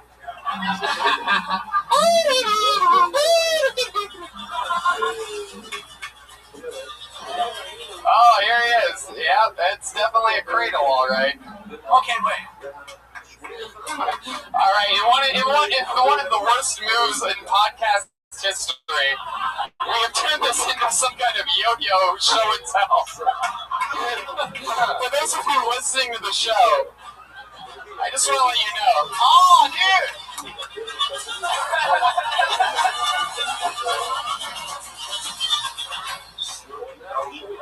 Fuck yeah. Jeremiah Watkins. Rocking the cradle. I lost my virginity to that song, by the way. I was molested by a mariachi band. As sperm. Jarrell, do you come from a big family? No. Just one sister. What do your parents do for work? My dad works at a vet. Mexican vet, huh? Filipino vet. Oh, that makes sense. This way the fucking dogs that die come home for dinner, you know what I'm saying? Nah, dude, too salty. Jarrell, do you do a lot of spots? Do you work at it a lot? Yeah. Where do you press up? Oh, really? Why do you think that happened? How long were you with her? Quit playing with your yo-yo and pay attention to me! What are you doing? Play with us today! Look at me! We're talking ever! Come on, my God! You're so solid! Rock the real dog! Yeah.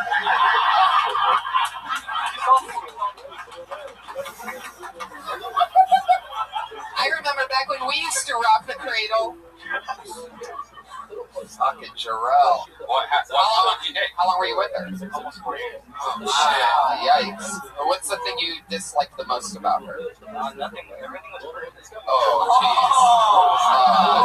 jeez. This guy is depressing. Do you think it's the mustache?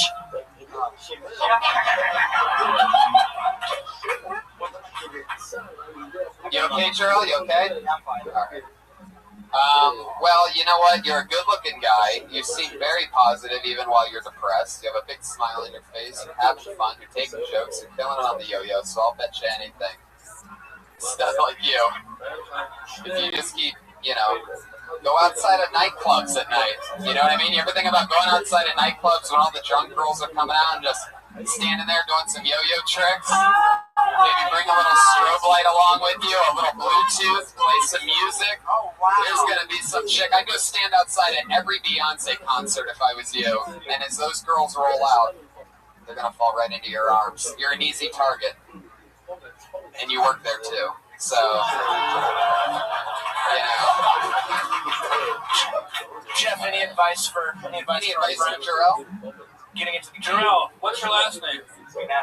How long have you been doing comedy? Just a couple months. You know what? You have a very gentle, nice delivery. Your material's kind of funny. It's not really finished yet. There's some funny ideas in there. But you're relaxed and you're a very natural sort of person. You can yo-yo, so you're not afraid of crowds and performance. So I would stick with it. You had fun tonight. Jarrell Ben Ostrey. And by the way, now that you're depressed, you should be writing, because that's when all the funny shit's going to happen. There he goes, Jarrell Ben Ostrey. He's on Twitter at Jarrell_Ben Ostrey. JORRELBENA. That's Guys, take a moment and really print your name nice and slow. You'll get your name set right and shit. You know that, right? It's the whole thing. Like this one, for example. Oh, I think I actually know this. Berman CD, maybe? Motherfucker. This is a weird night. I bet you will be. Are you using last week's bucket? Zachary Stein, ladies and gentlemen. Here we go.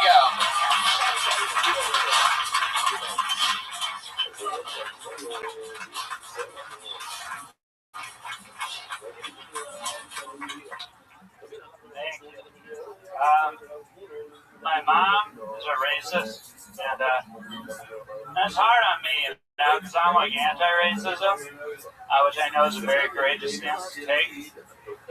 And I know some of you might not want to laugh at that because like, oh, an old white racism is the worst thing there is. But don't worry, my mom's an Arab, so you're fine. But then you might be thinking, oh, an Arab racist. Aren't all Arabs racist? And that's a good point, they are. But my mom's different. My mom is a white racist in an Arab woman's body. She loves white people, hates other Arabs. It's amazing. She's like the Jackie Robinson of white racism. Like, she's coming for your spot, and she's better than you. My mom's like the Jackie Robinson of hating Jackie Robinson. You also might have noticed I don't look very half Arab. There's a good reason for that. I had a surrogate mother. The official reason for that was my mom was getting up there in years. If she had a baby, there's an increased chance of being born, like stupid or something. But I don't buy that for a second. I just didn't want it. Whoa. Jeez, that bear came out really quick that time. So did something else, Tony.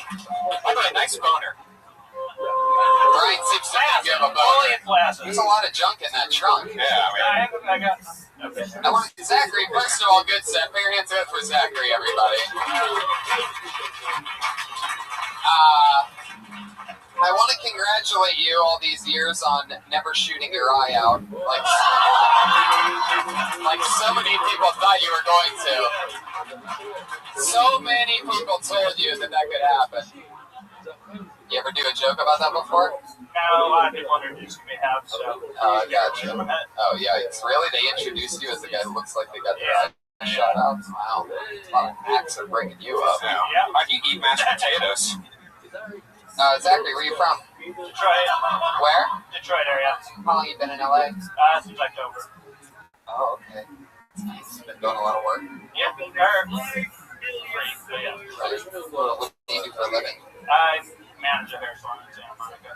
Okay. Fuck yeah. How do you get in that game? How does that work? What up, Zoot? Are you ready to lose? Hey, Rabbi.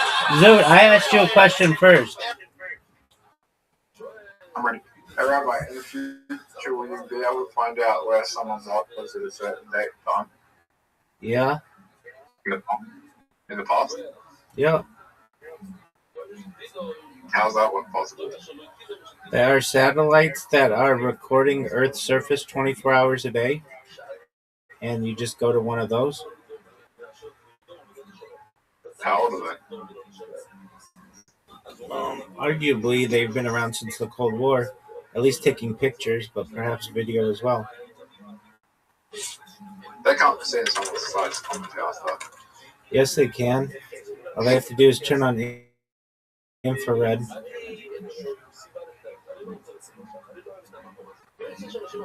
So why can't they just stop murder using that technology then? Murders are small in comparison to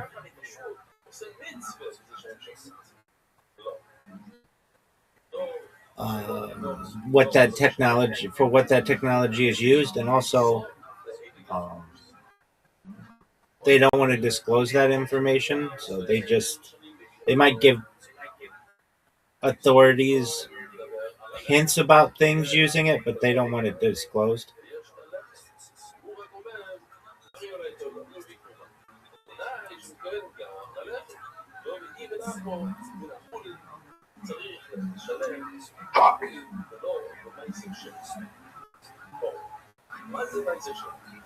That's bad, bro. That's a good bro. I fucked up.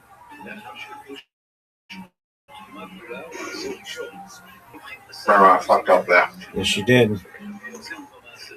I should have played 3 times.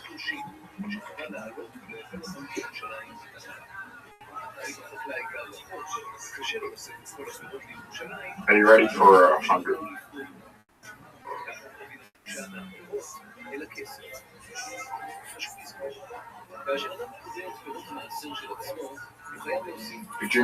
Did you just say that I go a full house?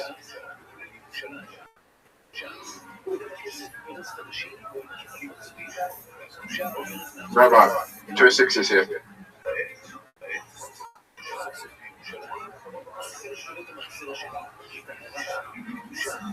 It's a very high chance.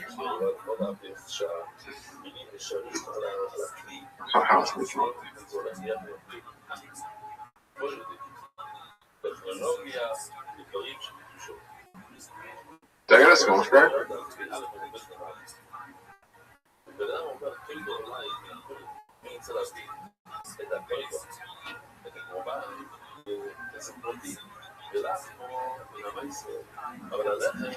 Rabbi. What up, Zoo? Not a bad bro. Is that a bad bro? It's alright. I would have gotten a lot of food. I would have gotten 5 food if I just fucked the 2.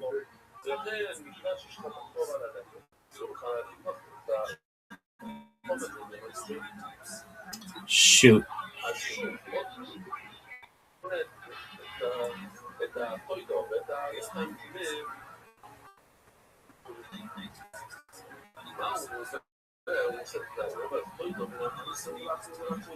In the future, what words would you be allowed to say? Perhaps all language. All language? Yeah, everything might be telepathic. Why would everything be so public? Well, that's how aliens work. Allegedly. How do you know that? There have been alien abductees who say that. Do they speak English? Do they speak what? Do they speak English? They can communicate to you telepathically in whatever your language is.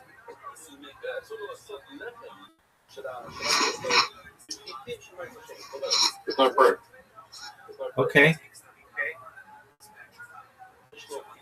Fuck, Zoo. Where's the person? Where's the person aliens? Dog. We're not watching this stuff right now. We watch these documentaries all the time. You need to watch the documentaries we've seen, dog. Do you think the Trump administration will release the information on aliens this year? No. Why not? They said they were going to do it next month. All right. I'll believe it when I see it, son. Why do you think they're protecting the alien evidence? It has a huge impact on defense and energy and religion.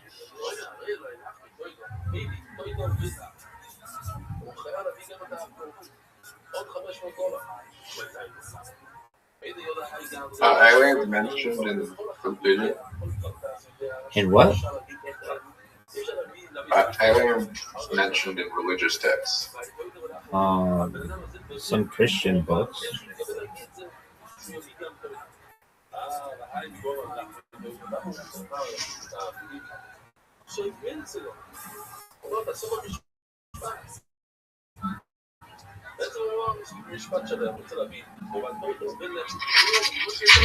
Okay.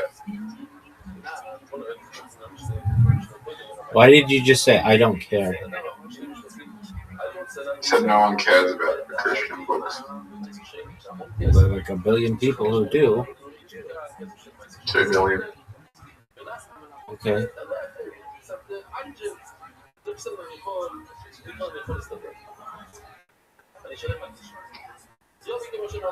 Bullshit.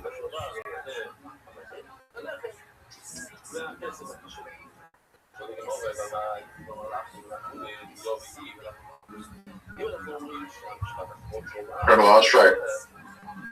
No. I need 4 of a kind. Well, you already won. I know, but I want the thing. I want the bingo.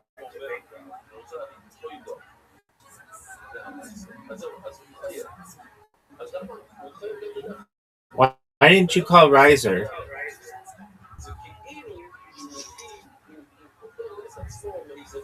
Because Riser is down. Dude, why are you talking like that?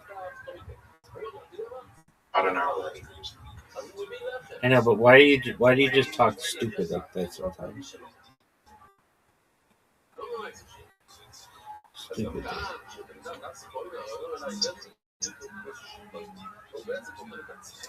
Dude, I sent you an invitation and I'm waiting on you. I have to go for that 5 to 10 minutes off this one. Okay. You have an invitation and everybody's awaiting you. You have 10 seconds. 9 seconds. Rabbi. Go! One of the worst shots we've ever seen. Terrible. Awful. You know that was bad, right?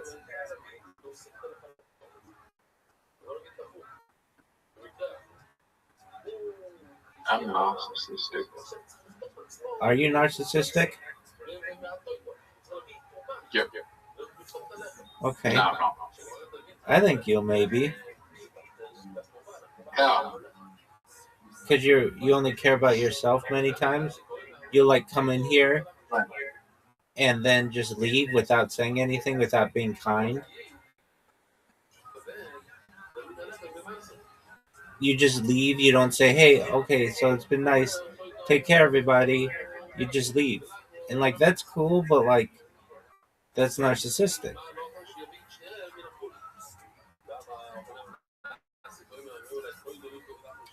So you need the best shot of you need the best shot of your career, and you almost had it. So did you know that you almost? That was 9 out of 10.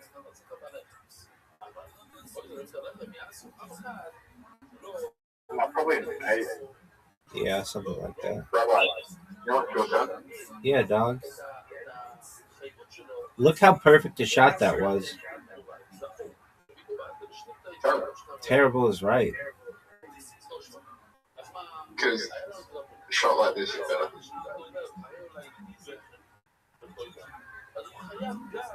You could go around the line. Why would you do a shot like that? Why?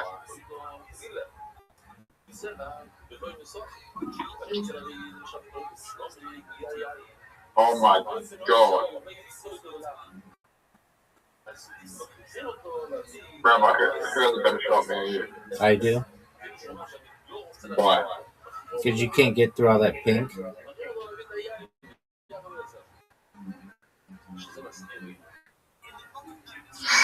Fucking hell.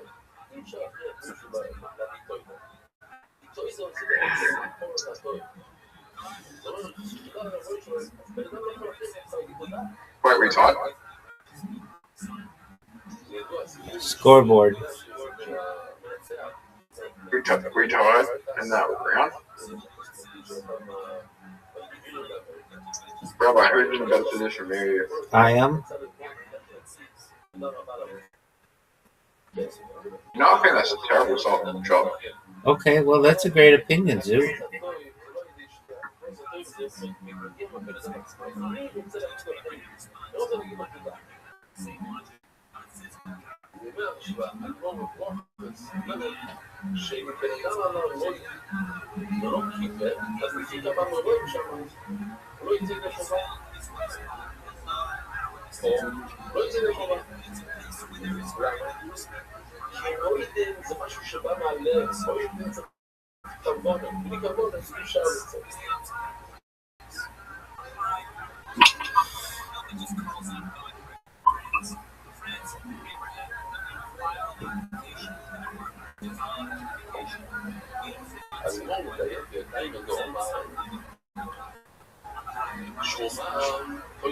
Zoot. Are you? Yeah. Are you going to do well? I'm not performing. Why aren't you performing?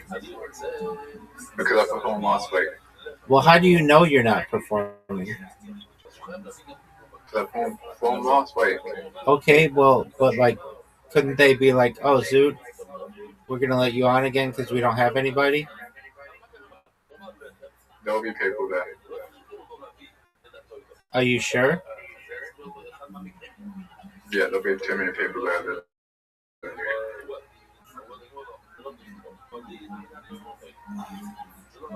You know why I want to go? Why do you want to go, Zoot? I saw that girl. I know you do. Look at this shot. Zoot, what are your thoughts on that shot? I think she likes me. Okay, then she would have stayed after you did your stand-up last week. Maybe she was in a rush. Nope, she would have waved at you, or she would have given you her number. She liked you, but then she saw your stand-up, and that's the end of that. Have you had anybody who has said to you, "I really think that your stand-up is great"? Yep. Who? And how much had they been drinking?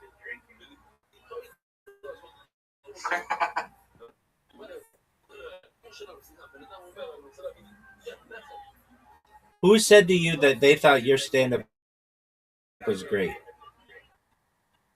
The people who put me through the Royal Finals.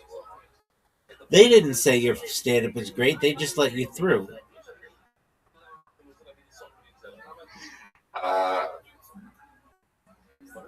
Has anyone said that you're funny?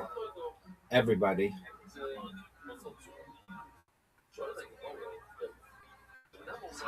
Rabbi, What up, Zoot? what's the best episode of Kill Tony? Episode with Shane Gillis and Adam Ray, where Shane Gillis plays Trump and Adam Ray plays Biden. Why is that the best episode? It's hilarious, and it's what got me hooked on it. What's the worst episode of Kill Tony? People say it's the one with Punky, Punky Johnson. But I mean, Not the Kill Tony WrestleMania special on Netflix, pretty bad up there. I haven't seen it.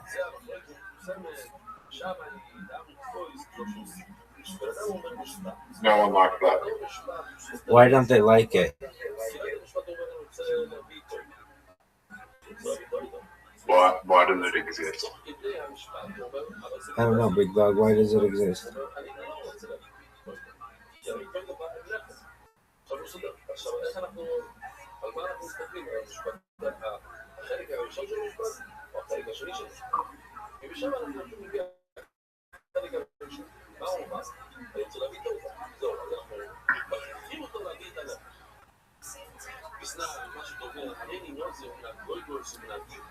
Zoot, didn't you say you had to go for 5 or 10 minutes and you'd be back?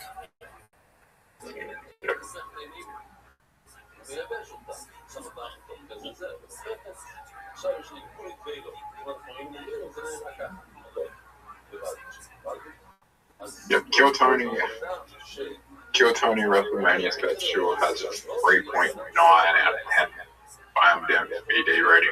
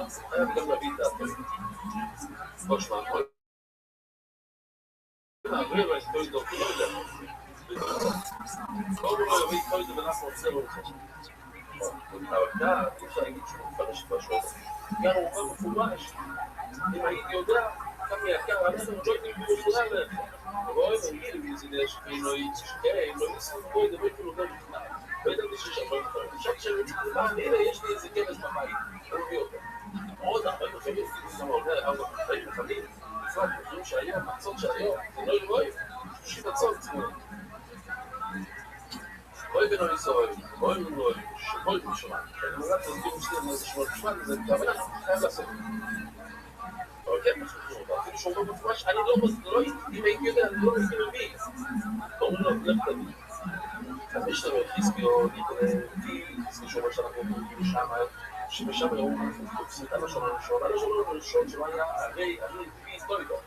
אז הוא אומר, אני לא רוצה להביא לחם, הוא חייב להביא את הלחם. אבל אין, הוא אומר שהכוונה הייתה, לפני שהוא מפרש את עצמו, הוא אומר, אם הייתי יודע שאני צריך לחם, הייתי מביא לחם.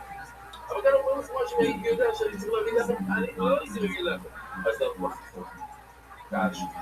אומר רבי יוחנן, רבי יוחנן יכול להדפיס. עובד לי בשביל נכון.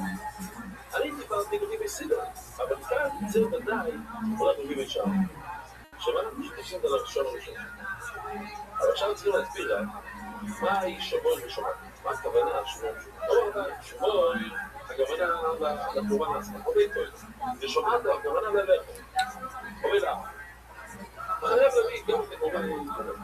הוא אמר שמור, הוא מתמודד בלחם. המילה שמור בעצמו, גם בתור, גם עליו. ושומעתו, מה הכוונה בשמונה? שלא גילסיס אל תגיד טוב בלי לאחר, זה בעייתי מאוד.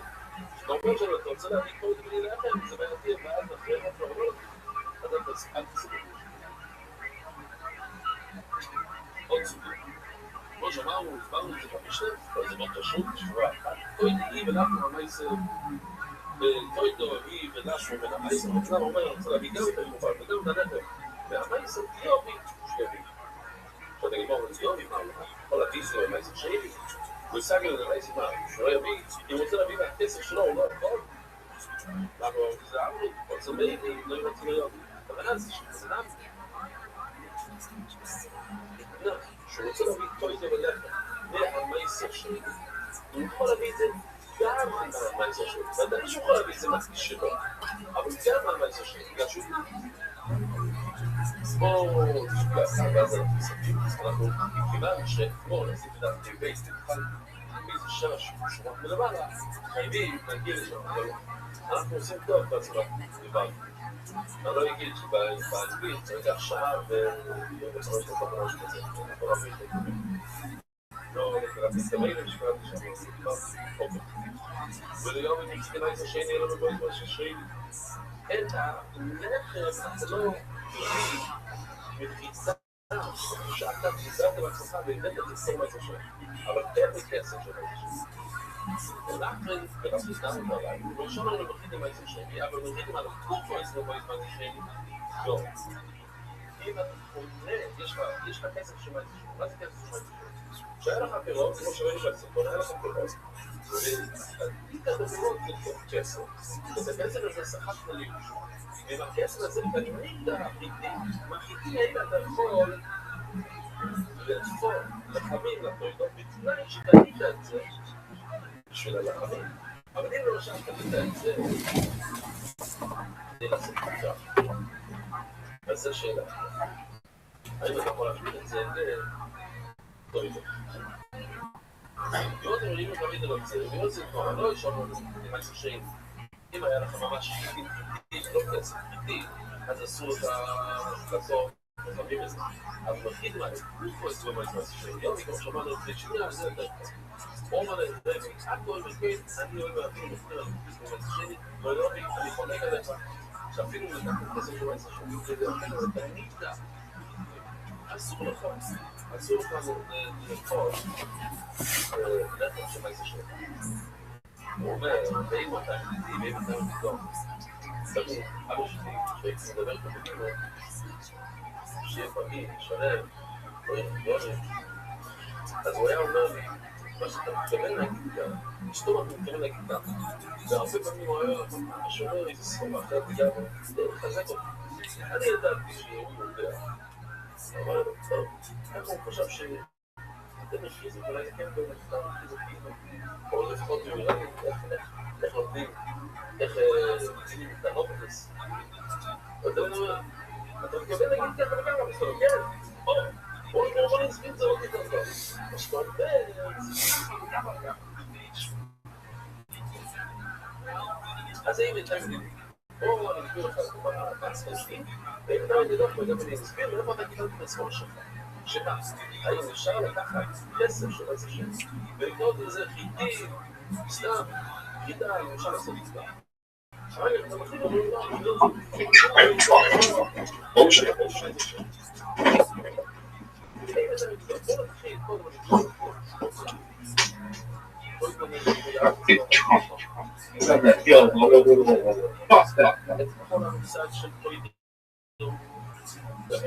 יש לנו פסוק, אומר, הוא בסדר,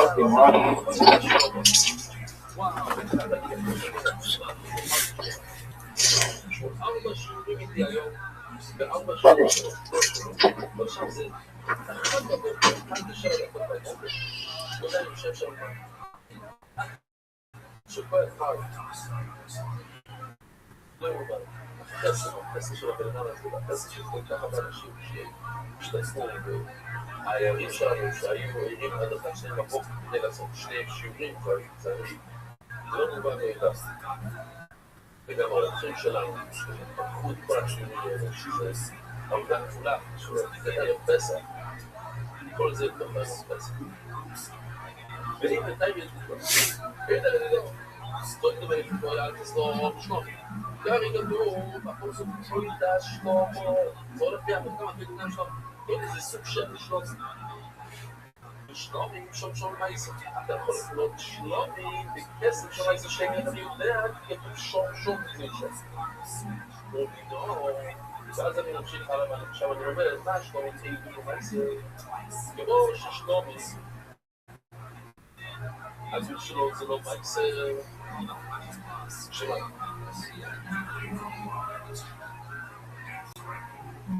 הוא קנה את הפולטר, מהכסף, ואני היחידה לפני אני רואה את זה, זה כמו ישראל שאינם לי כמו מייסה. הנה, מצוין, אז אתה רואה שאתה יכול לקנות חידה בכסף של החידה.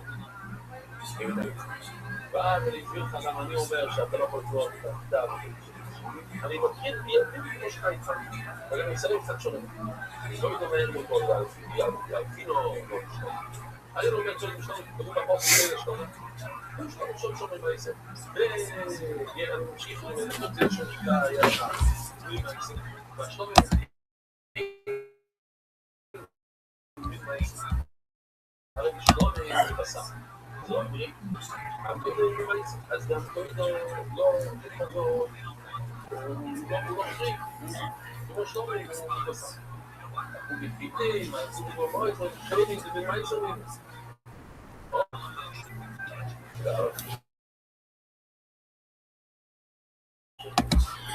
ושזכר, מה יצרים, מבוא יצר, ואתה מתחג, אשר, שמח, שפר, שהייתי מתחג. ואין זה השם, זכר, ועוד המשיח, שתיקן את זה, ואינו, ויאמרו, ויאמרו, ונעים.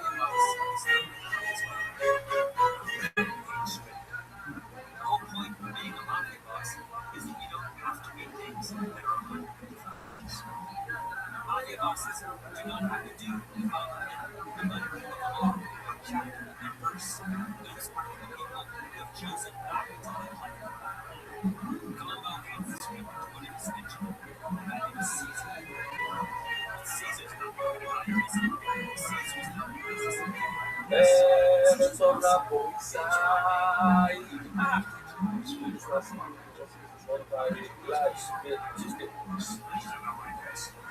ערב כבר בארץ, בספורט, בספורט, ערב בספורט.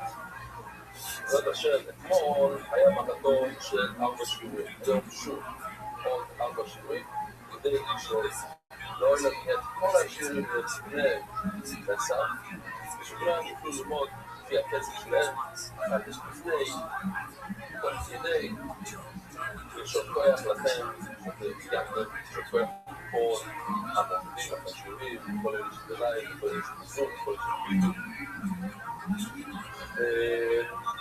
פרנס המסכת ברפואה סברחה בת שרה ואסתר, בת כל החתול ובת המינית. פרנס היום, דיוס מהסביר היקר, אברהם בן גדול ורוצי, זוכר לברוכו.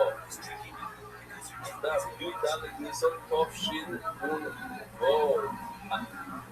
יושב בגן עדן, מסתכל, הוא נהנה, מהנפל, ובניומן, הרבה, לחסמוח, לבוירון, תבוא ישראל, עוד פעם, מתחילים, ספיר הסוהימר, זה היד שלנו, כל אחד ואחד, להגיד עם ספיר הסוהימר ולהתחיל לגמור אותו, את סלאבוס, כמה וכמה אנשים השתתפו בדבר הזה, אבל זה שוכח.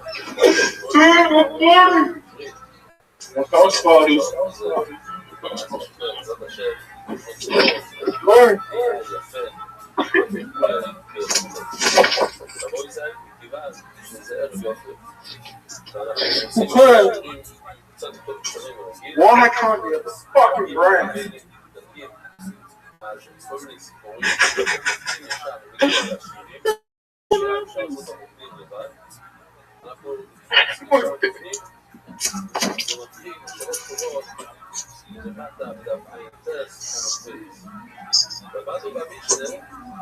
יש 3 סוגי טוידו שנוסף לנו טוידו שנייה או שנולדה טוידו, האם הטוידו הייתה בהיריון וקלטה טוידו, או שאחרי הדבר הניסו דוירייסו שפרו ואומר הרי זה במקום זה טוידו, ואומר זה גם יפוידו על שני טוידו, ואם נאבד טוידו והלכת והבאת עוד אחד, אז הנה בוא נראה את הסיבות של אתמול, אבל יש היום שפה.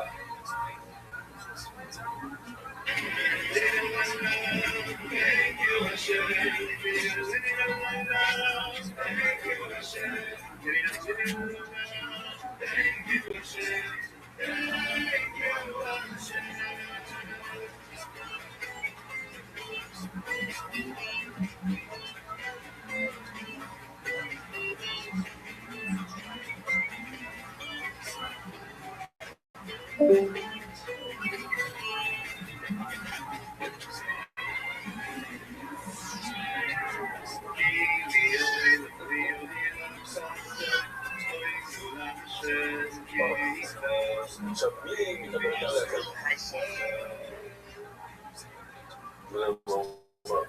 דיברתי, סליחה. עד אני יושב. עכשיו, יש לך 2, מה עושים עם הדבר? אז כתוב במשנה שהשני לא צריך לב. אז בואו נראה אם זה יסתדר מהשיחות של שבת. שלום בפנים יושבים ורגיעים אותו, לא לשאול. מה שאנחנו אומרים שהשני לא צריך ללכת, תן לו לאח הכתבות. אם הראשון דיבר במקום הכל ידעו, אז השני לא צריך ללכת. לפני כך אומרות, תנו ללכת. שניהם תנו ללכת. עכשיו אנחנו יכולים להבין על מה נשמע. אז לפני שנכנסים, בואו נזכיר לו שיש 2 דברים. זה מדובו ונדו. יש מדובו, בן אדם אומר, הרי זו מצביע על אותו מולגיבים, אותו אחד, זו מספר אחד, הרי זו תוידו. עכשיו, אם זה נאבד, אז זה הלך, הוא לא חייב להביא עוד אחד. אבל אם הוא אומר, הרי אולי תוידו, זה נדר, לא מדובו, זה זו, דווקא זה, זה הלך בימי, אז הלך. אם הוא אומר, הרי אליי, זה לא קשור לבן, זה קשור לבן אדם, אז אם נאבד לו הטוידו, אז צריך להביא עוד אחד. עכשיו שאנחנו יודעים את זה, אז בואו נראה מה קורה שלנו. חנין אומר, שהוא חייב להביא לחם על שניהם, ביגבור ובאמרו, מה הוא מדבר? הנה חליפי תוידס, אוי בוא, אומר הרי אולי, אני חייב, אז חייב, אם לפני כמה קורות, אני לא אלך לגבות, אני רוצה, היה לנו כבר אתמול בפרייסר, שהם שניהם עומדים לפניו, זה בדיוק מה שראינו מהסרטון, שניהם עומדים לפניו, בואו נלך לסרטון הזה שנייה, ונלך לסוף.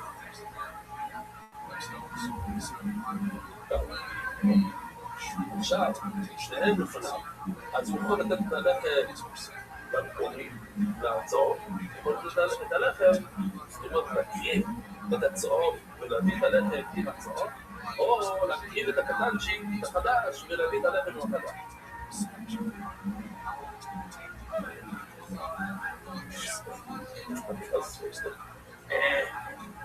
תשמע, אני לפני גפורת, אני מילה עכשיו בורדנינו. אז זה אותו דבר. אם זה לפני הגפורת, הוא יכול להחליט איזה מהם שהוא רוצה. אם זה לאחר הגפורת הזה, הוא עליו. זה אחד. אלו, אומרת, אני מאוד אחרי עבודה עד החליט איתו את הסנדור. לא מדברים על שהוא סדומו, סליחה, שהוא חייב, הרי אולי נדף אלא סדומו.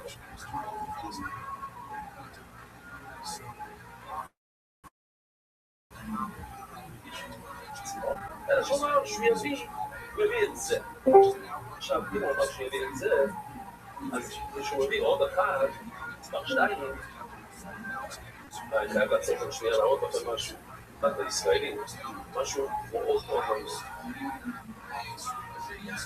הנה, אז היום חיפשתי כאלה, עליתי על אמזון, ואלה היו היחידים שאפשר לקרוא, אתה לא יודע, $3 או משהו, שזה הגיע לך הביתה תוך 3 שעות. אז הנה אני מראה לכם, 3 שעות, $5. תוך שעה, $10. תוך 3 שעות, $5. בין 5 ל-10 בלילה, $3. אז אני עושה את השיעור הזה כאן אחת הצהריים באמריקה, אז אני אמרתי לי חייב את זה לפני, אז לחצתי על 3 שעות, ובאמת הגיע תוך שעה ו-20 דקות. מישהו דופק בדלת, סך הכל, הנה כמה עלה לי, שזה $25 השיעור, וזה היה עולה $1,000 הייתי חושב. זה לא סתם, מצפצר. עכשיו יש לי 2, $25. ושמע, 1 ו-2. טוב, רגע, יש לו גם לשון, לא זכת את זה, נשמע, אפשר להפיל אותו. זה בעצם לכלב. אוקיי, אז מה כתוב שם ככה? אם אני אמרתי שאני מביא את זה, וזה נאבד, מה אני מביא עוד אחד? אז השני, מספר 2, הוא לא קשור למספר 1, לא הייתי חייב להביא מספר 2. אז מה עשיתי כשהבאתי מספר 2? סתם, הוספתי בדוידו. הוספתי בדוידו. יש, הרי אנחנו מדברים על דוידו. אז יש בן אדם שהוא אסיר תודה. מה זה אסיר תודה? כל הזמן יש לו אחור עשה דוידו. מישהו עושה לו טובה, אז כל הזמן הוא מתקשר אליה ואומר לו תודה, אני לא מאמין, אתה מעשית לי וכולי. יש סוהרי תודה. לא סוהרי תודה? כן, סוהרי תודה זה כאילו, זה מה שעשית לך תודה. זה תודה. תגיד לי אותה, זה דיסני פעם. למה אתה לא מודד לי? למה אתה לא, אין לך כמו זמן שלי? זה עשי. כן. זה המיתו איתו. האמת היא, המורפר אומר אבי פסוחים, אומר שמה שכל קורבן פסח זה מושג של הכל עשה טויב. זה טויבו. זה בעצם, קורבן פסח אומר זה טויבו.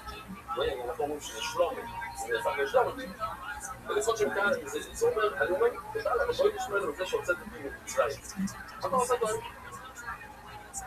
אז בואו נגיד, בואו להחזיק בצמידה, אז שורה ראשונה. אלא, אבל אם אתה יודע,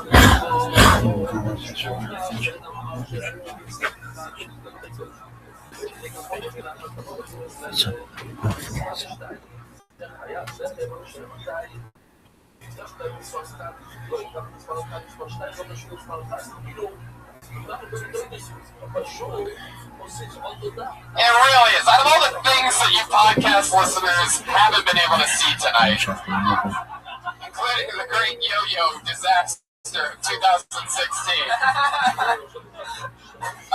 Just get some it really is. Like, I mean, it's pretty unbelievable. Is there anything in there other tan your dick? My dick. Just your dick. Is it as big as it seems? No, it's very big. It's very interesting. Yeah.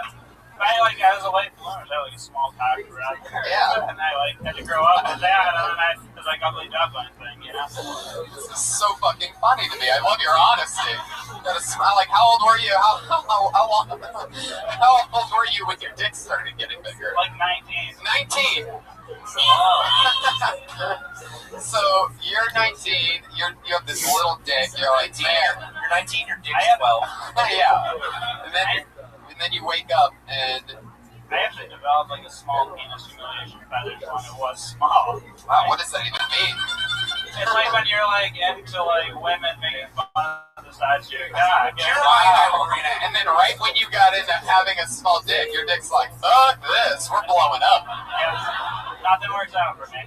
I love that. How does that happen? Like, did your dick just start eating your side dishes at dinner or something like that? Have you ever thought about not tucking your shirt in if you have such a huge, earthy dick? I don't know what that was. So you like it when people see it? Yeah. It's pretty blatant. It's pretty unbelievable. I'm deleting these photos off my phone right now. Do we have a guy with a boner on stage right now? Are you? 100% flaccid. Yeah. Do you get a lot of pussy working at this hair salon? I don't care that much about fucking. I'll just get a prostitute if I want to fuck really bad. I do okay. If I really want to fuck someone, I can generally make this work out for myself. Yeah. Oh, you gotta talk about this dick on stage, do you? Yeah, totally. Yeah. You do? I got 3 minutes on it. 3 minutes. You should get 7 to 10. If I could get that time out here, I would. You can in the back. Oh, cool. Zachary, tell us something else interesting about you. Care.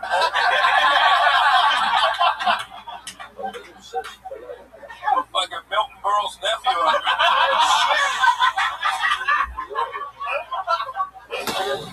And for people who are just listening to this isn't some dude in sweatpants. This guy's wearing normal pants. Yeah. Jeans. He looks like he could be Drew Carey with leukemia.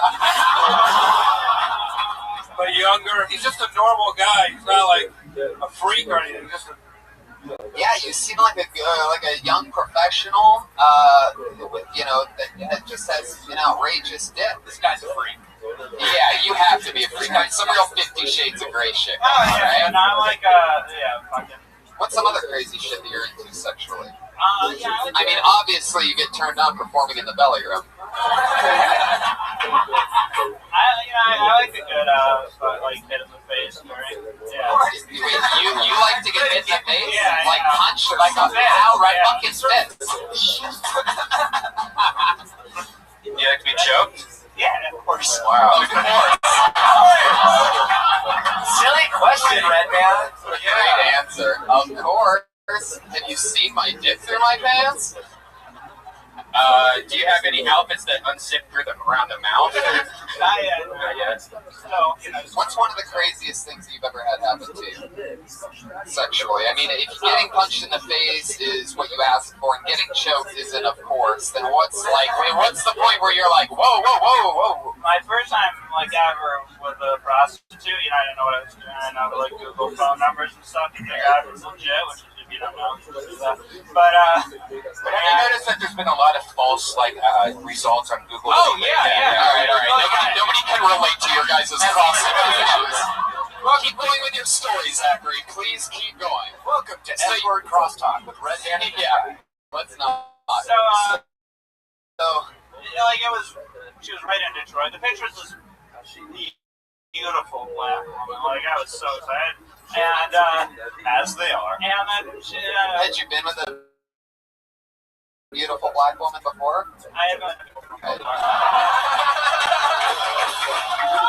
What's funny is you know, you're a white guy and you hook up with these black women and they see your dick and they're like, oh shit. You know what I mean? No, I had a stripper, like, I was getting lap dance, she, like, grabbed me down there, she was like, but you're white. But you're white. So what happened with the first beautiful black prostitute? It was, I mean, she looked like maybe that was her before, like, heroin and crack or something. And then, like, she was just really busted out. And like, there were two people in there. She's like, oh, let's go in this room. It's a motel, but it's still just a mattress on the floor. And it's very springy. And she's like, do you want the front or the back? Which I didn't even do. And I the front or the back? The pussy or the back pussy. And I said, wait, I don't get it. Her vagina or asshole? And I said, did you take a look at the asshole? Did it look like crumb cake or anything? Well, I'd never done anal because women aren't often very willing. Women aren't often very willing. Because I'm a big cock. And how do you have all of these limited at once? And then so I went like, I was like, oh, I'll take the ass. I've never done that. We don't both see who wants to keep listening. No, I definitely do. Are you kidding me? This is incredible. So, wait, so she says, do you want the front or the back? And you say the back because you haven't done that before. Yeah, never. And I did was like, I ended up switching to the front because the back was like the most cavernous thing I've ever been inside of. So, okay, we're talking about it. Yeah, obviously you haven't been paying much attention here. So you're telling me that you put it in her butt, and it was so cavernous, was your word. Yeah. So you're saying that her butt was so loose that you're like, you know what, her ass is so loose, I gotta try this vagina out. It was tighter than her butt. Her vagina was tighter than her butt? Yeah. There was stalactites, stalagmites, bats, all kinds of creatures. I went spelunking in that butthole. It was quite gross. I lost myself, actually. My whole body actually went inside my butthole for a little bit. I can't, and with your dick, I can't imagine how loose this asshole must be.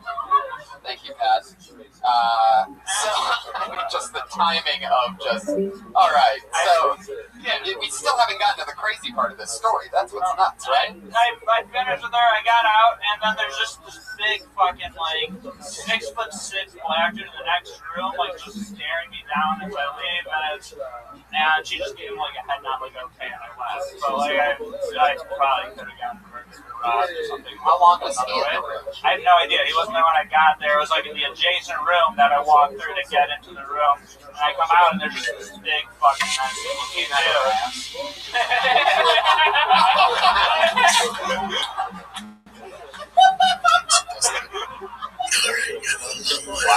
This is 6'6" black guy.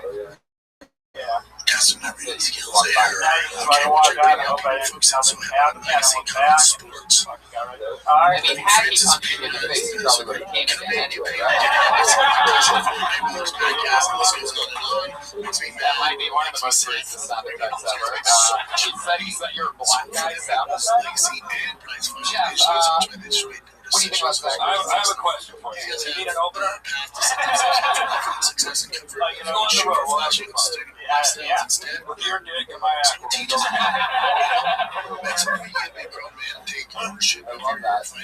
My advice to you would be to teach keep a little bit of that, I don't know, whatever you want to call it inside you, sexuality. Well, that can do now. You got some good ideas, but you're flying through them in a way. I know you only have a couple of minutes, but use your confidence. Use your confidence to use it in private. Use a little bit on the audience. I really think you could use dick like that all the time. Because we're all just staring at your dick. Like you're totally getting like head length, like your dick is like. I disagree. I say you keep David Bowie in that shit and just fucking stuff it, forget it, rock it. Stein, that's Jewish? Focus on that task at hand. So when you show that person that's fantastic outside of you, it's fantastic. It drives me nuts. There he goes, everyone. Zachary Stein. He's on Twitter at @_Stein. STEIN. Interesting people, Tony. Yeah, it is interesting. Imagine the people that missed their spot. Imagine the people that didn't show up. That are like, oh, where's the move again? This guy just used these dicks for numbers. 10 years, 15 years, if you're fortunate to be It's like another new name. Your hands together for Bill Ross, everybody. Bill Ross. the next matchup, that they're not thinking about the future, especially a lot of them make money young, so they don't have families yet. So the idea of not having this income in 5 years and 6 years. Pretty well known that women on average make less than men. I wonder how many transgenders this male to female stop because no one takes a pay cut. Feel sorry for gay homeless people because they don't have a closet to come out of. Got kicked out of a strip bar for giving the girls counterfeit dollar bills. What's the big deal? Attention. Some friends of mine just found out they're having an unplanned pregnancy, so now they're out shopping for dumpsters. A while ago, I got into debt real heavily, had to borrow some money. I saw this ad, probably seen it, bad credit, no problem. Well, 3 months later, apparently there wasn't. They seemed really surprised I couldn't pay.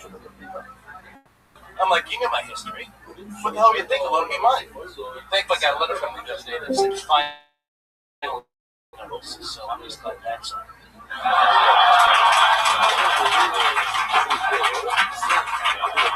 If someone in Texas sent a message to someone in Mexico, it would be a Tex-Mex text message. Fuck yeah, Bill Russ. Wow, holy shit. Bill, you are so fucking cool. Step up to the mic. Let me talk to you for a second. How long have you been doing stand-up? 18 years. 18 years. Those are some unbelievable jokes. So great. Where you been doing it at? I'm originally from Cleveland, Ohio. I did radio for a long time. For a lot of Ohio people here, including Red Band. In fact, he is friends with my cousin, Josh Robert Thompson. Oh, fuck yeah. I just had him on a show a couple of days ago. Yeah. And I did radio for 10 years, worked all over the country. And I went to a comedy club in Virginia Beach. I lived in Virginia Beach for the past 20 years. And I went to a comedy club, and a friend of mine that I waited tables with was up on stage. I'm like, what are you doing? How can I try it? So I went up the next week, started doing it, 3 months later became an MC, and I've been doing all this. It's so cool. I just moved here like 2.5 months ago. You do a bunch of killer one-liners like that, huh? If anybody has a pet-friendly room to rent, I'm looking. There you go. So are all those other people that are here. How do you feel about loners with YouTubers? You know what the hell? Watch it, Jeff. Bill, so you've been doing stand-up for 18 years. You just moved here 2 months ago. Yeah, making sure that Nice. What made you move out here? Did you come? Actually, I came out here about a year ago to visit a couple friends of mine. A friend of mine lives in Orange County. I live in Hollywood. And I came out for vacation before.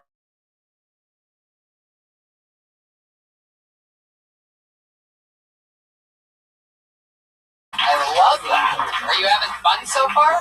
Yeah, love it. When they draw your name, it's where else do you get on? Are you getting on every night? I auditioned at Flappers, and I've gotten on there, and they're here time. It's like the 6th time I've been here. Doing some of the other open mics around town. So this is what you're out here to do. It's your main passion. You're all by yourself, just you and the dog. What kind of dog? Texas Beagle mix. Thanks, man. Hobo.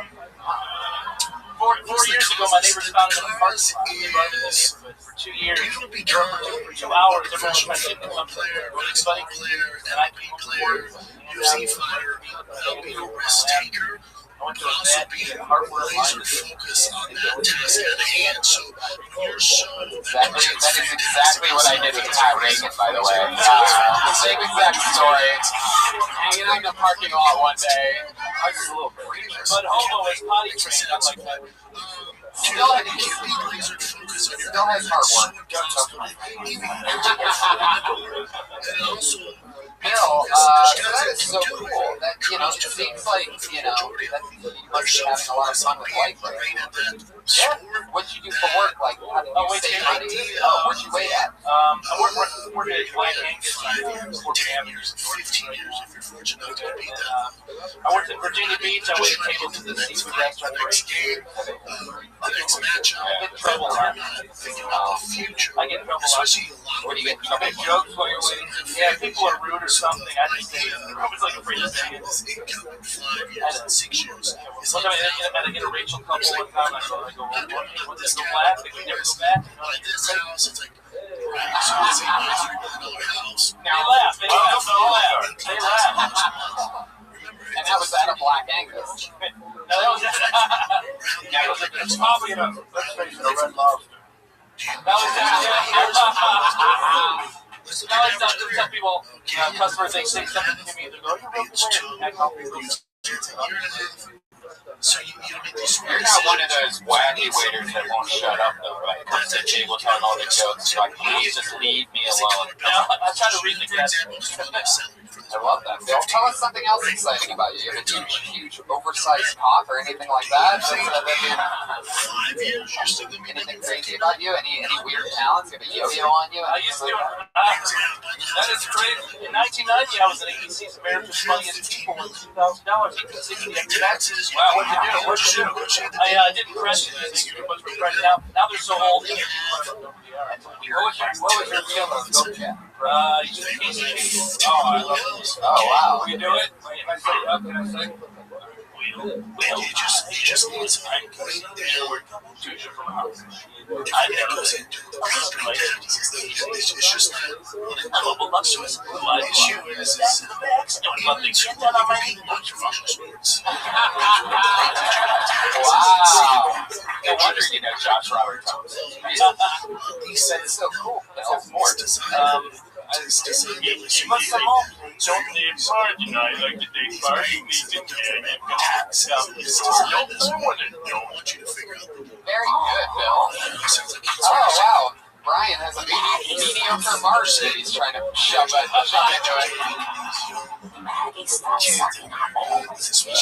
There you go. There you go. No Marge, and you had to go dirty. All right, guys.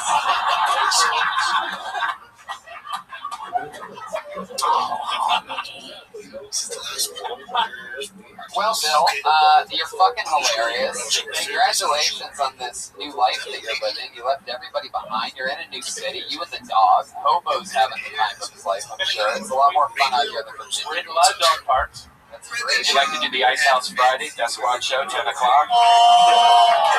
Yes. Boom. Then you're booked. Hey.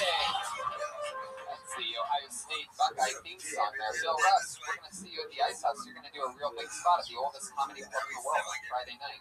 Thank you very much. Thank you. There you go. Thank you. Because of you, people. Because of you. Because of you, Bill. There he goes. Bill Russ, ladies and gentlemen. He's on Twitter at the Bill Russ. All right, the gig's canceled on Friday. Get out of here. He's on Twitter at the Bill Russ. Catch him at the Ice House Friday night. The Death Squad show. It's exciting. Love those cool stories, man. Love it when people just go and chase the dream. I hear that though, and I'm like, so open my ears to something. Go back to it. But, there you go.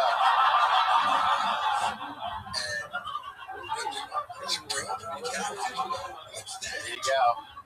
thanks, Matt. Thanks for opening up. That was beautiful.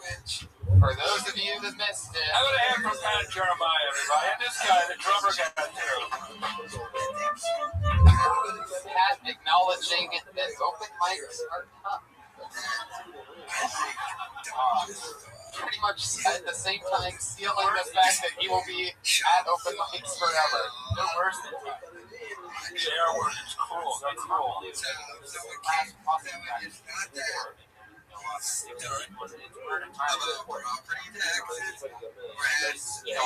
veterans come out. Anyways, You just can't say that. You can't say No, you're right. Open mics are very hard. You remember your open mic days, Jeff? I do. Like crazy. You remember? Every night was crazy. Every night was like glorious. Yeah. It was heartbreaking. The old AAA.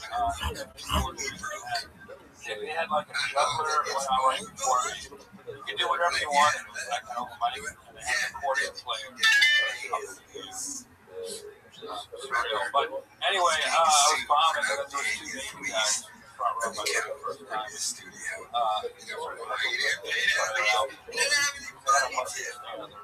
That guy said, this is the that is so scary. That was a good one. The next 20 was terrible. I wonder if the woman she would have didn't show up was just scared to get up to show these drugs. I've been so nice. I know. They didn't even let me take a crack at that guy. Really? Yeah. I didn't. Bill, you want to come back up here and get roasted by the Roastmaster General? No, come on. It's not fair. Yeah, where have you been, Jeff? You've been like the ghost master.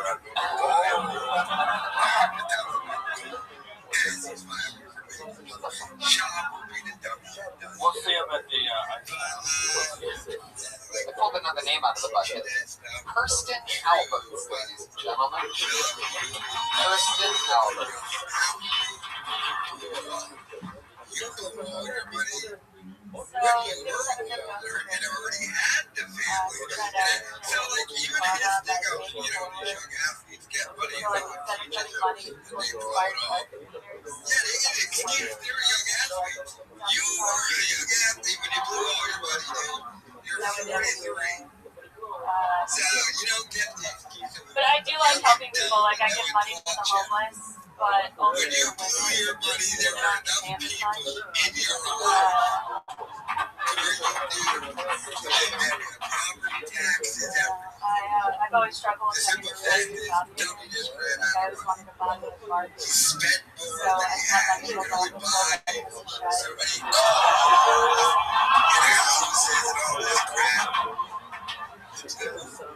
Now it's beautiful. My boyfriend is a huge Star Wars nerd. He loves Star Wars, so I decided I'm going to surprise him tonight with some sexy roleplay. It's going to be, Princess Leia from the waist up, and Chewbacca from the waist down. Kirsten Albert, another very funny comedian. First time on the show, right? Yes. Welcome. Thank you. How long have you been doing stand-up? I've been doing it 5 years. Where at? I started in Guinness, and I just moved out here a year ago, so I've just been kind of doing a bunch of open mics.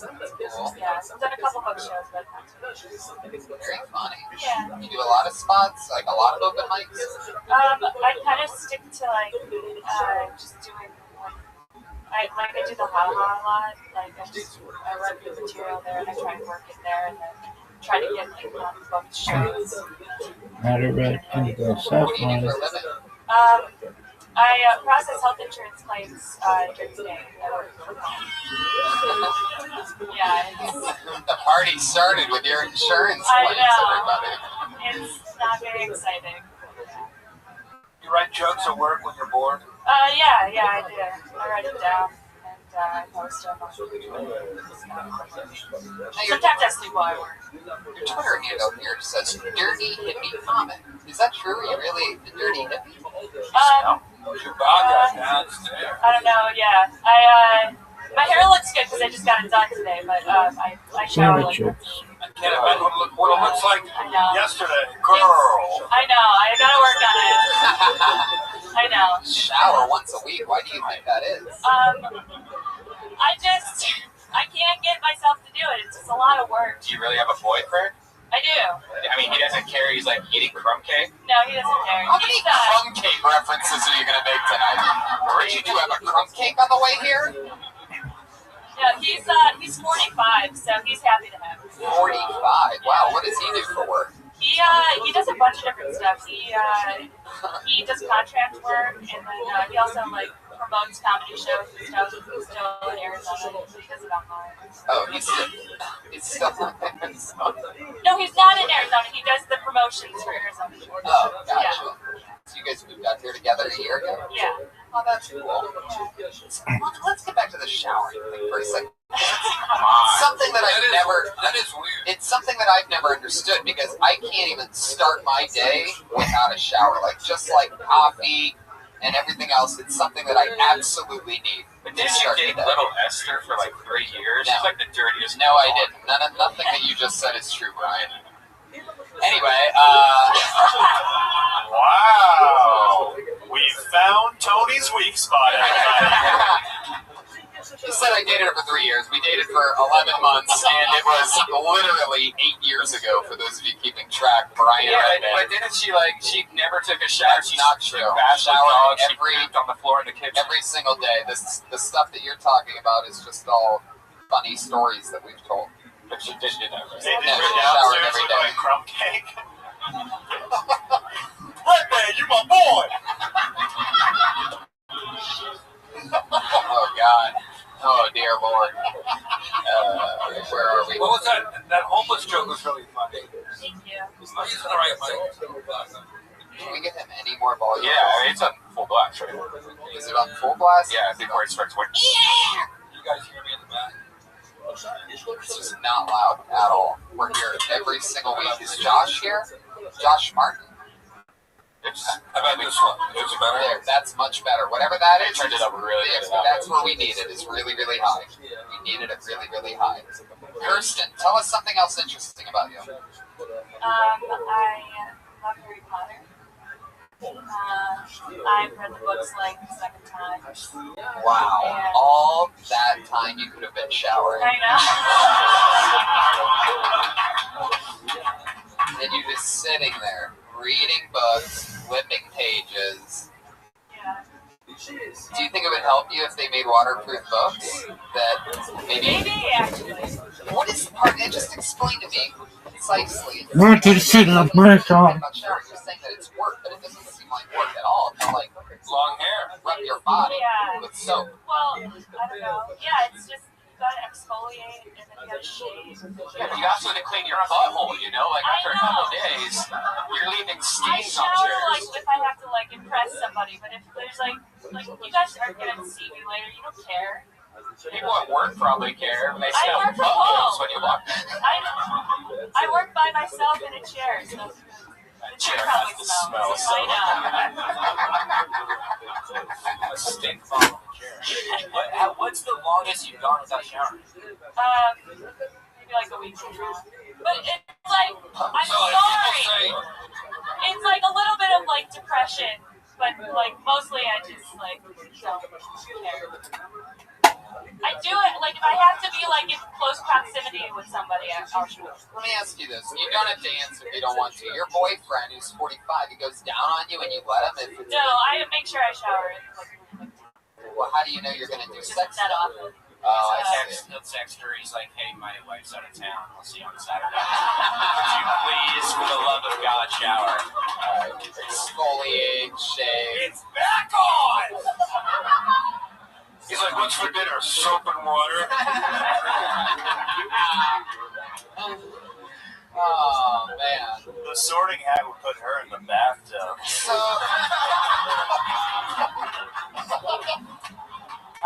So sort of going back to this Twitter handle, which again is Dirty Hippie Comic. I get the comic, I get the dirty. What makes you a hippie? I just like want peace. It seems like you're not even quite sure that you want peace. Like you could turn villain any second. She looked up the Wikipedia definition for hippie and it said, "I want peace." And not bathing. How long has it been since you've taken a shower? Yeah, what are we at right now? If you had to guess. Can Jeremiah smell? I showered last Wednesday. Whoa! Oh, Jesus Christ! Yeah. Can I smell you? No. Come on. No. Come on. No. It's the Postmaster General. Let him smell you. No, it's okay. No, believe me. No means no when it comes to fucking. Come on, don't put up a stink about it. Just let him. No. She showers once a week, and that's Gash Wednesday. Jesus. Oh, boy! You come out, my boy? I love how you guys defend each other. Oh, shit. Well, that is an interesting thing. Do you have jokes about it? Do you ever talk about it? Oh, okay. Yeah. Very cool. How much material do you think you have overall? Because those are some really great jokes. And how much is it stained with poop from not washing your butt? All right. Butthole, poopy, Brian. There we go. Crumb cake.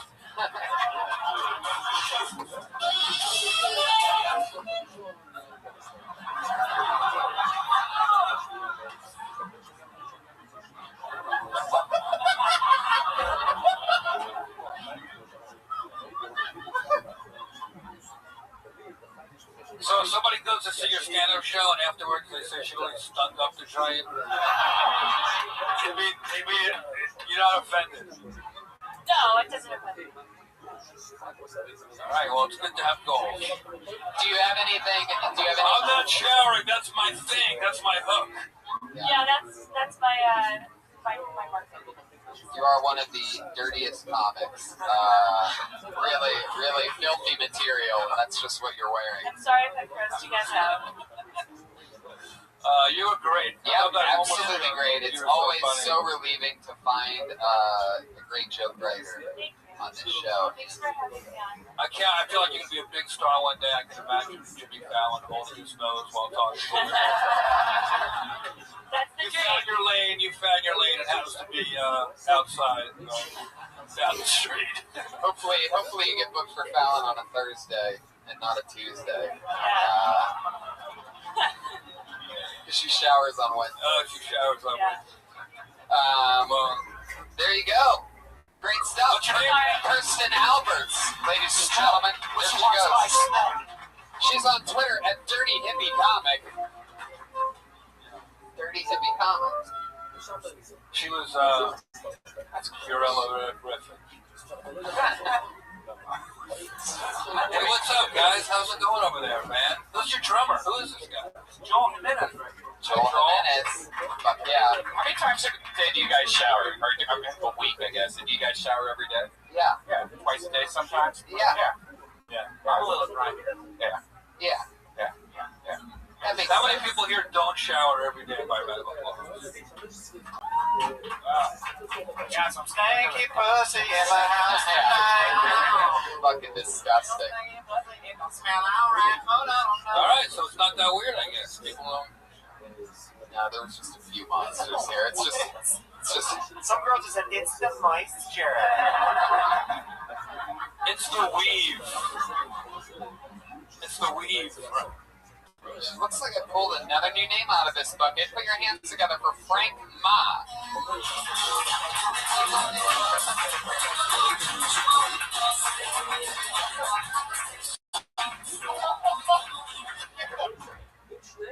So, I don't get what guys brag about having sex all night. Because I never wanted to have sex for that long. I love sex as much as the other guy. But after I've just had it, I only kind of like sex. Second time sex to me is just odd. But what's great after sex to me is sleep. And I think sleep after sex is the best in the world because I can do that all night. It doesn't matter how good the sex is. I can be having great sex with the woman that I love, and we're looking at each other's eyes, and we're together, and we'll lust, and I orgasm, and she orgasms. And that's only the second best thing to happen to me that night. Because afterwards, I get to pass the fuck out. That's what I got. Thank you. Fuck yeah, Frank Ma. It's one of your first times doing stand-up comedy? Don't want to open mics. When did you start? The beginning of the year. Yeah, so you're a few months in. Perfect. Frank Ma. Was it a leap year? Fresh out of medical school. He doesn't even get jokes, let alone write them. Yeah, you were stating a lot of just obvious things. I think we all get tired after sex. Yeah. No one else. Okay. I don't want to do this. Right. What? I wasn't as prepared as I could be. It's like you're talking to your parents. What ethnicity are you? Chinese all the way, 100%. I was born in China. You were born in China. How long have you been in America? So you were the edgiest comic in China. I wasn't there growing up, man. I was a straight edge Chinese person until. Wow. And then what happened? What's not straight edge about you anymore? That's it. Yeah. I don't smoke weed. I don't get that drunk. Watch out for the badass over here. Rock and roll. Japanese. I think I'm turning China. Straight edge is different. Straight edge is also great. It means you don't drink or have sex. I pretty much don't drink and sex. Why don't you have sex? What's up with that? It's not my choice. Really? It's not offered to me that often. Do you ever go out? Oh, he cured. I mean, I live at home. You live at home with your parents? Yeah. Oh, wow. Wait, how old are you? There you go. I the quit king of the obvious. That's what your act should be about. That would be funny.